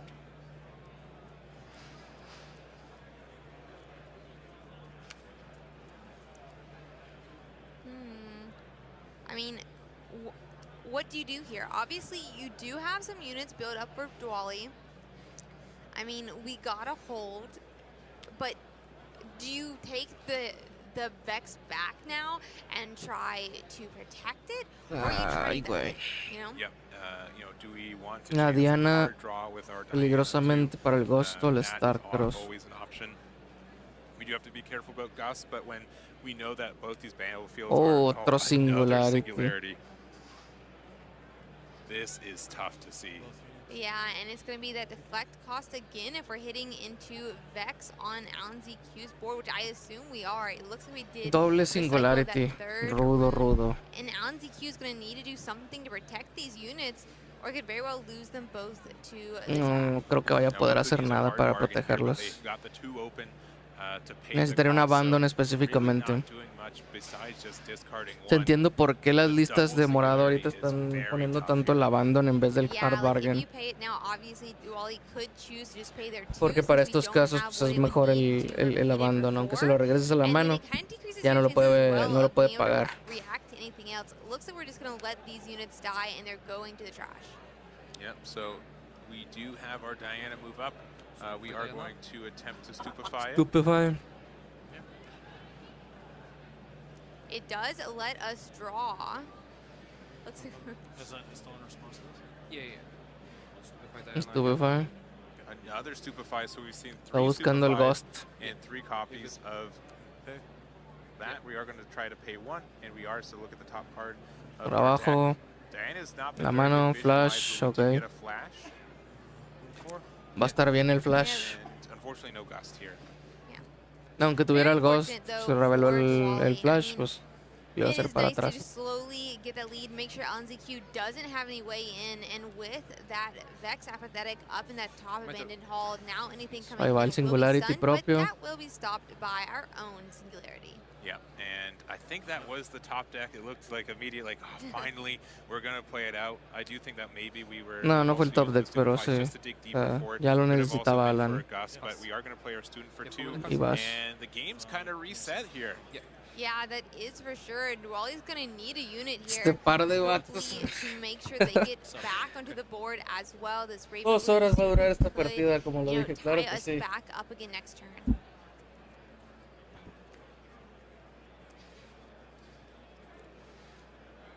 All right, once again, 7 runes available. We've got 7 on the other side for Alan ZQ. We've got 3 open if you want to consider the Diana Legend ability.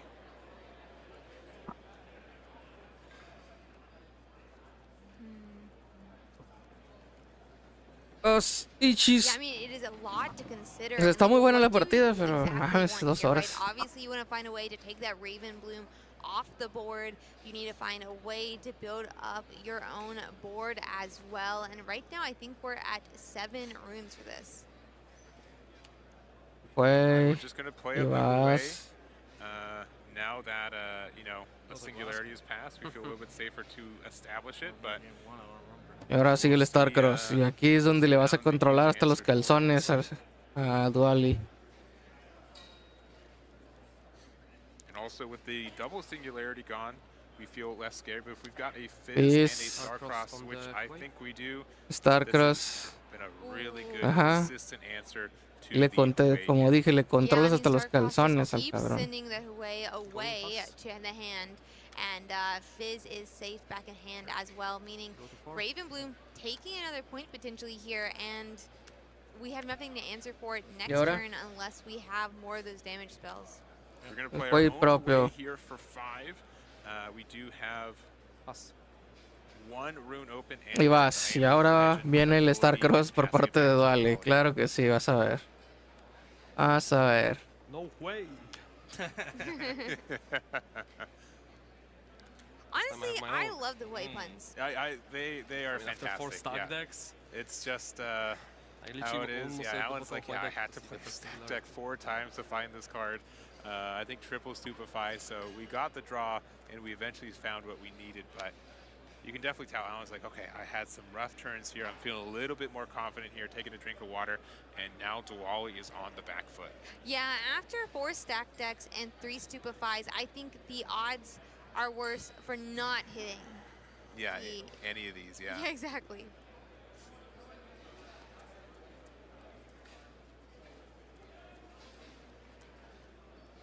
And we've got, I believe, 8 runes open for Duali. We know that there is a copy of Huey in there. Yeah, I mean, are we just going to play qué complicado Huey again, está. I wonder, for Duali?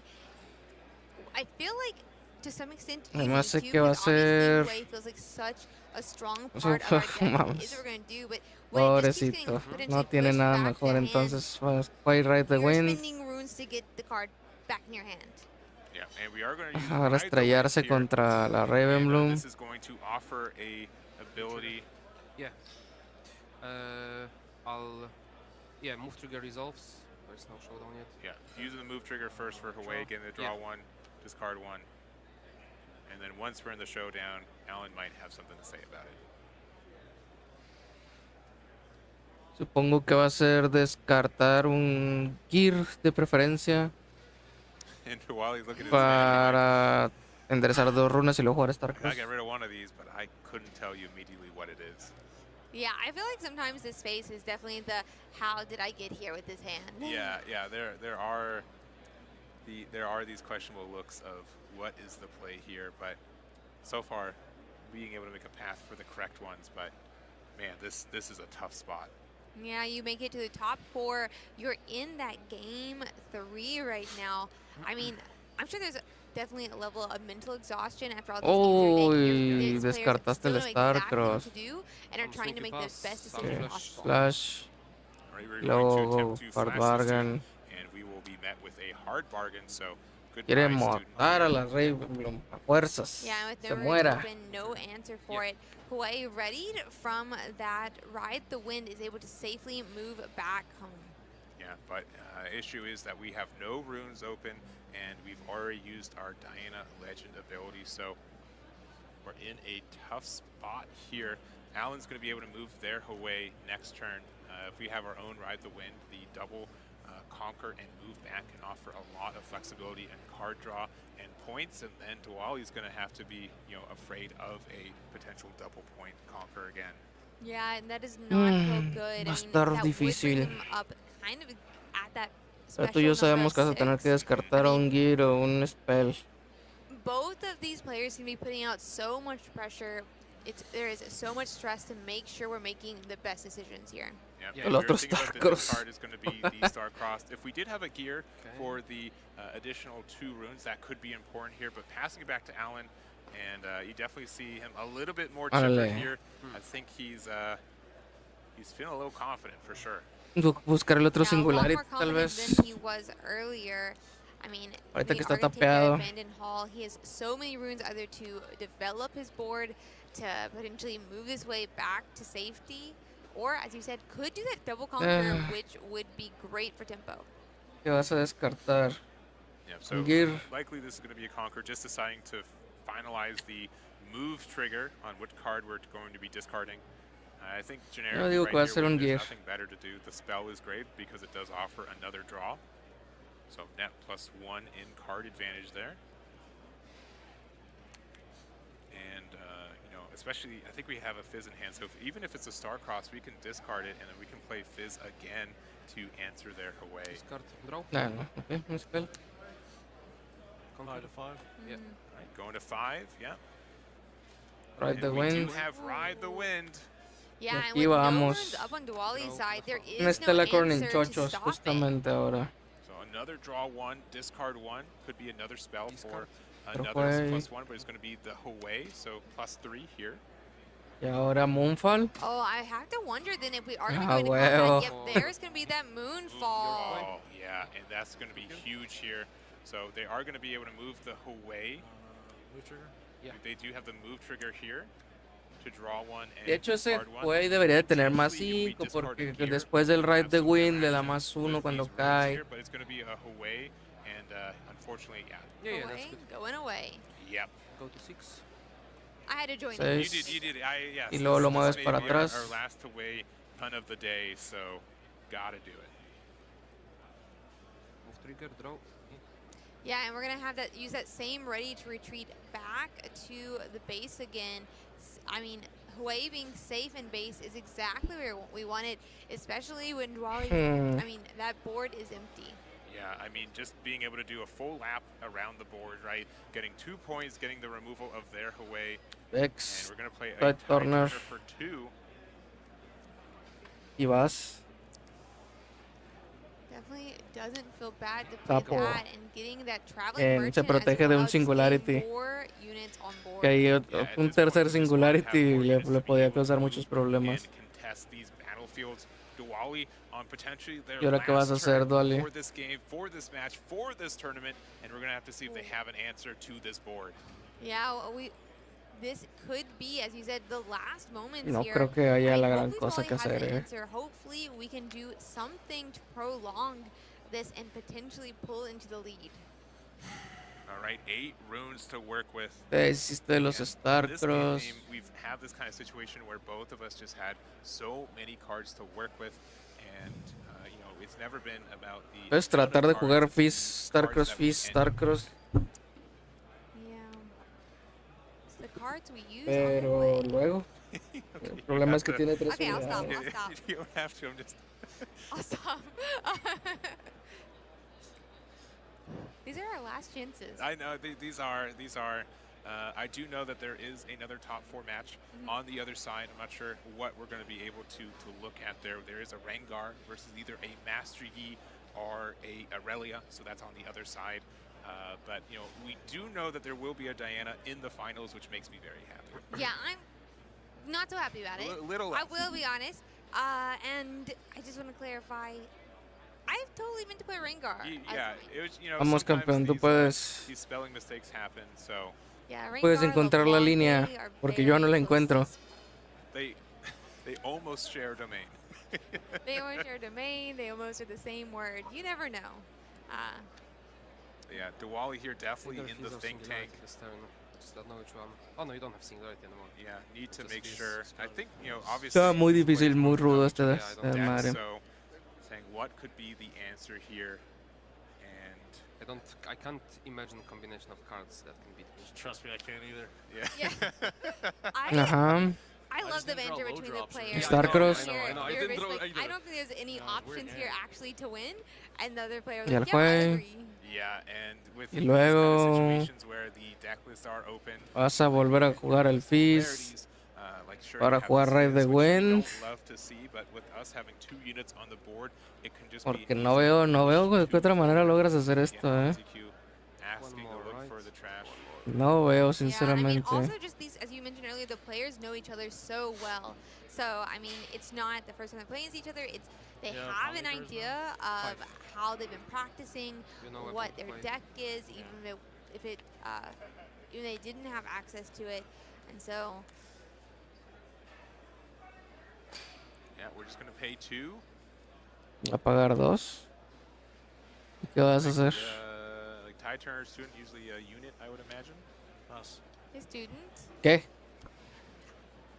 I mean, we have 3 runes up. We ¿Pasas? potentially could do something here, maybe to. I could see Gus being very valuable here. That's an Pues si option tienes for un it. Ghost, sí. I don't think the signature spell can Doble be played Ghost. really, since we don't have any units and any battlefields. Pero está peligroso en un Abandoned We'll Hole. see what we Más have con las option-wise pieles de here. reacciones. I mean, Starcross can maybe buy us another turn, but I don't know to what ends. And we're going to start off with the Traveling Merchant traveling to the southern Se abandoned. mueve. Yeah, I mean, just good sequencing, making sure that with Traveling Merchant, we have access potentially to different cards that Awesome. could help us. And then obviously, we are going to see if Dwally has any Stack answers deck. here. All right, and we are going to use 2 for the Ride the Wind, and we are going Ah. to hard bargain, asking Hard Dwally, do you bargain. feel comfortable enough using the rest of your I'm going to pay runes? 2 more than you're going to hit me with a second one? Yes. And yeah, asking if you have a second one. Yes, we do. And ¿Me vas a hacer Alex pagar Q para que tengas un ends segundo? in Claro que sí. 2-1 with that play, getting us to the Alan se la lleva. Yeah, what a La verdad sí, sí lo esperaba. fantastic job by both players here. But Sí lo esperaba. Muchas felicidades. Ojalá y gane. Seas bicampeón, Alan. our first 2-time winner. Yep, so fantastic game. Glad we were not able to watch it, but being able to be right there in the action, be able to cast it, and well done by Alan ZQ. 100%. What a great job.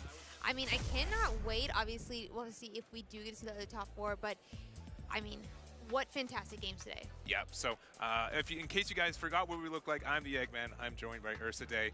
You know, this is really wrapping up this weekend.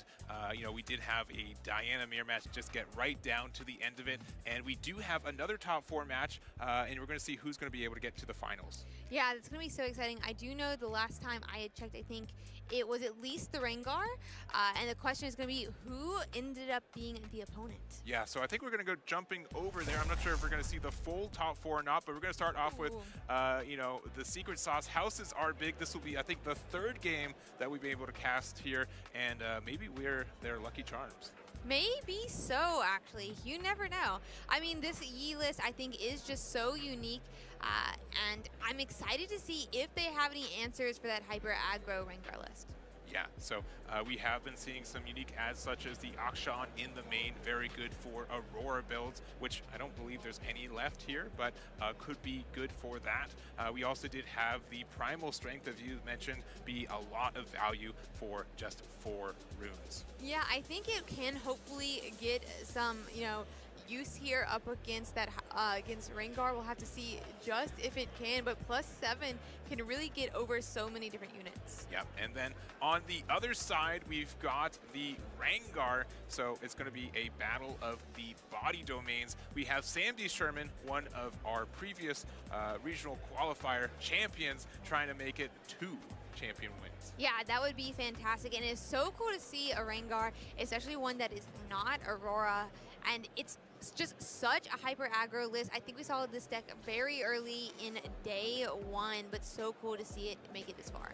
Yeah, so we do see a lot of unique adds. Something also that both players are playing is that Emperor's Dais, a battlefield from Spirit Forge that is getting a lot of usage when you do have these, a battlefield that can play a unit, does activate the Rengar Legend ability, and can be super flexible. Yeah, 100%. I mean, it's going to be so nice just increasing that might from that Rengar ability. And also, there's just so many different ways to bounce and play units. I mean, that Grim Apothecary can bounce units as well. All right, so we're going to go back to the match, and I think we're going to go, here they are, Sam D. Sherman returning. This is going to be Game 3, and the winner takes all and gets to fight Alan ZQ in the championship match. I am so excited to watch Game 3. It is going to be Star Spring versus Star Spring on these battlefields.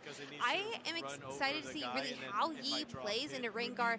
And something to note is I don't think many of these top players really know or really haven't practiced their decks into Rengar itself. Yeah, I mean, this was probably, of the top 8, the most unusual legend to get there, but not an unusual player to get into this top 8 with Sam D. Sherman. Again, trying to defend their title to get the 2-0. And again, we do have the secret sauce houses are big here. Their team had a fantastic showing this weekend, and, we're going to see if they can take it all. Yeah, I mean, they seemed very confident when we talked to them earlier today.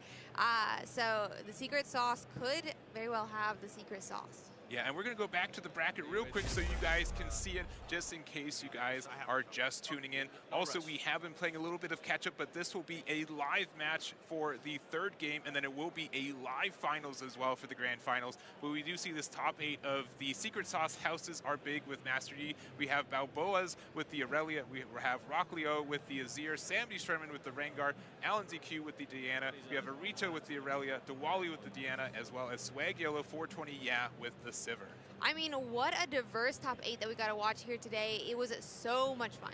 Yeah, 6 different legends across 8 different players, and even with the builds of Diana for Alan ZQ and Diwali, they have these different cores that make them different in my eyes. Yeah, I definitely agree. So many different decks, so many different ways that you play some of these same decks, but we are going to be getting back to this Master Yi as well as this Rengar list. I am so excited to see really what Rengar can do into Master Yi if Master Yi has answers. And honestly, since they're both 1-1 right now, it does seem like this could be an even match.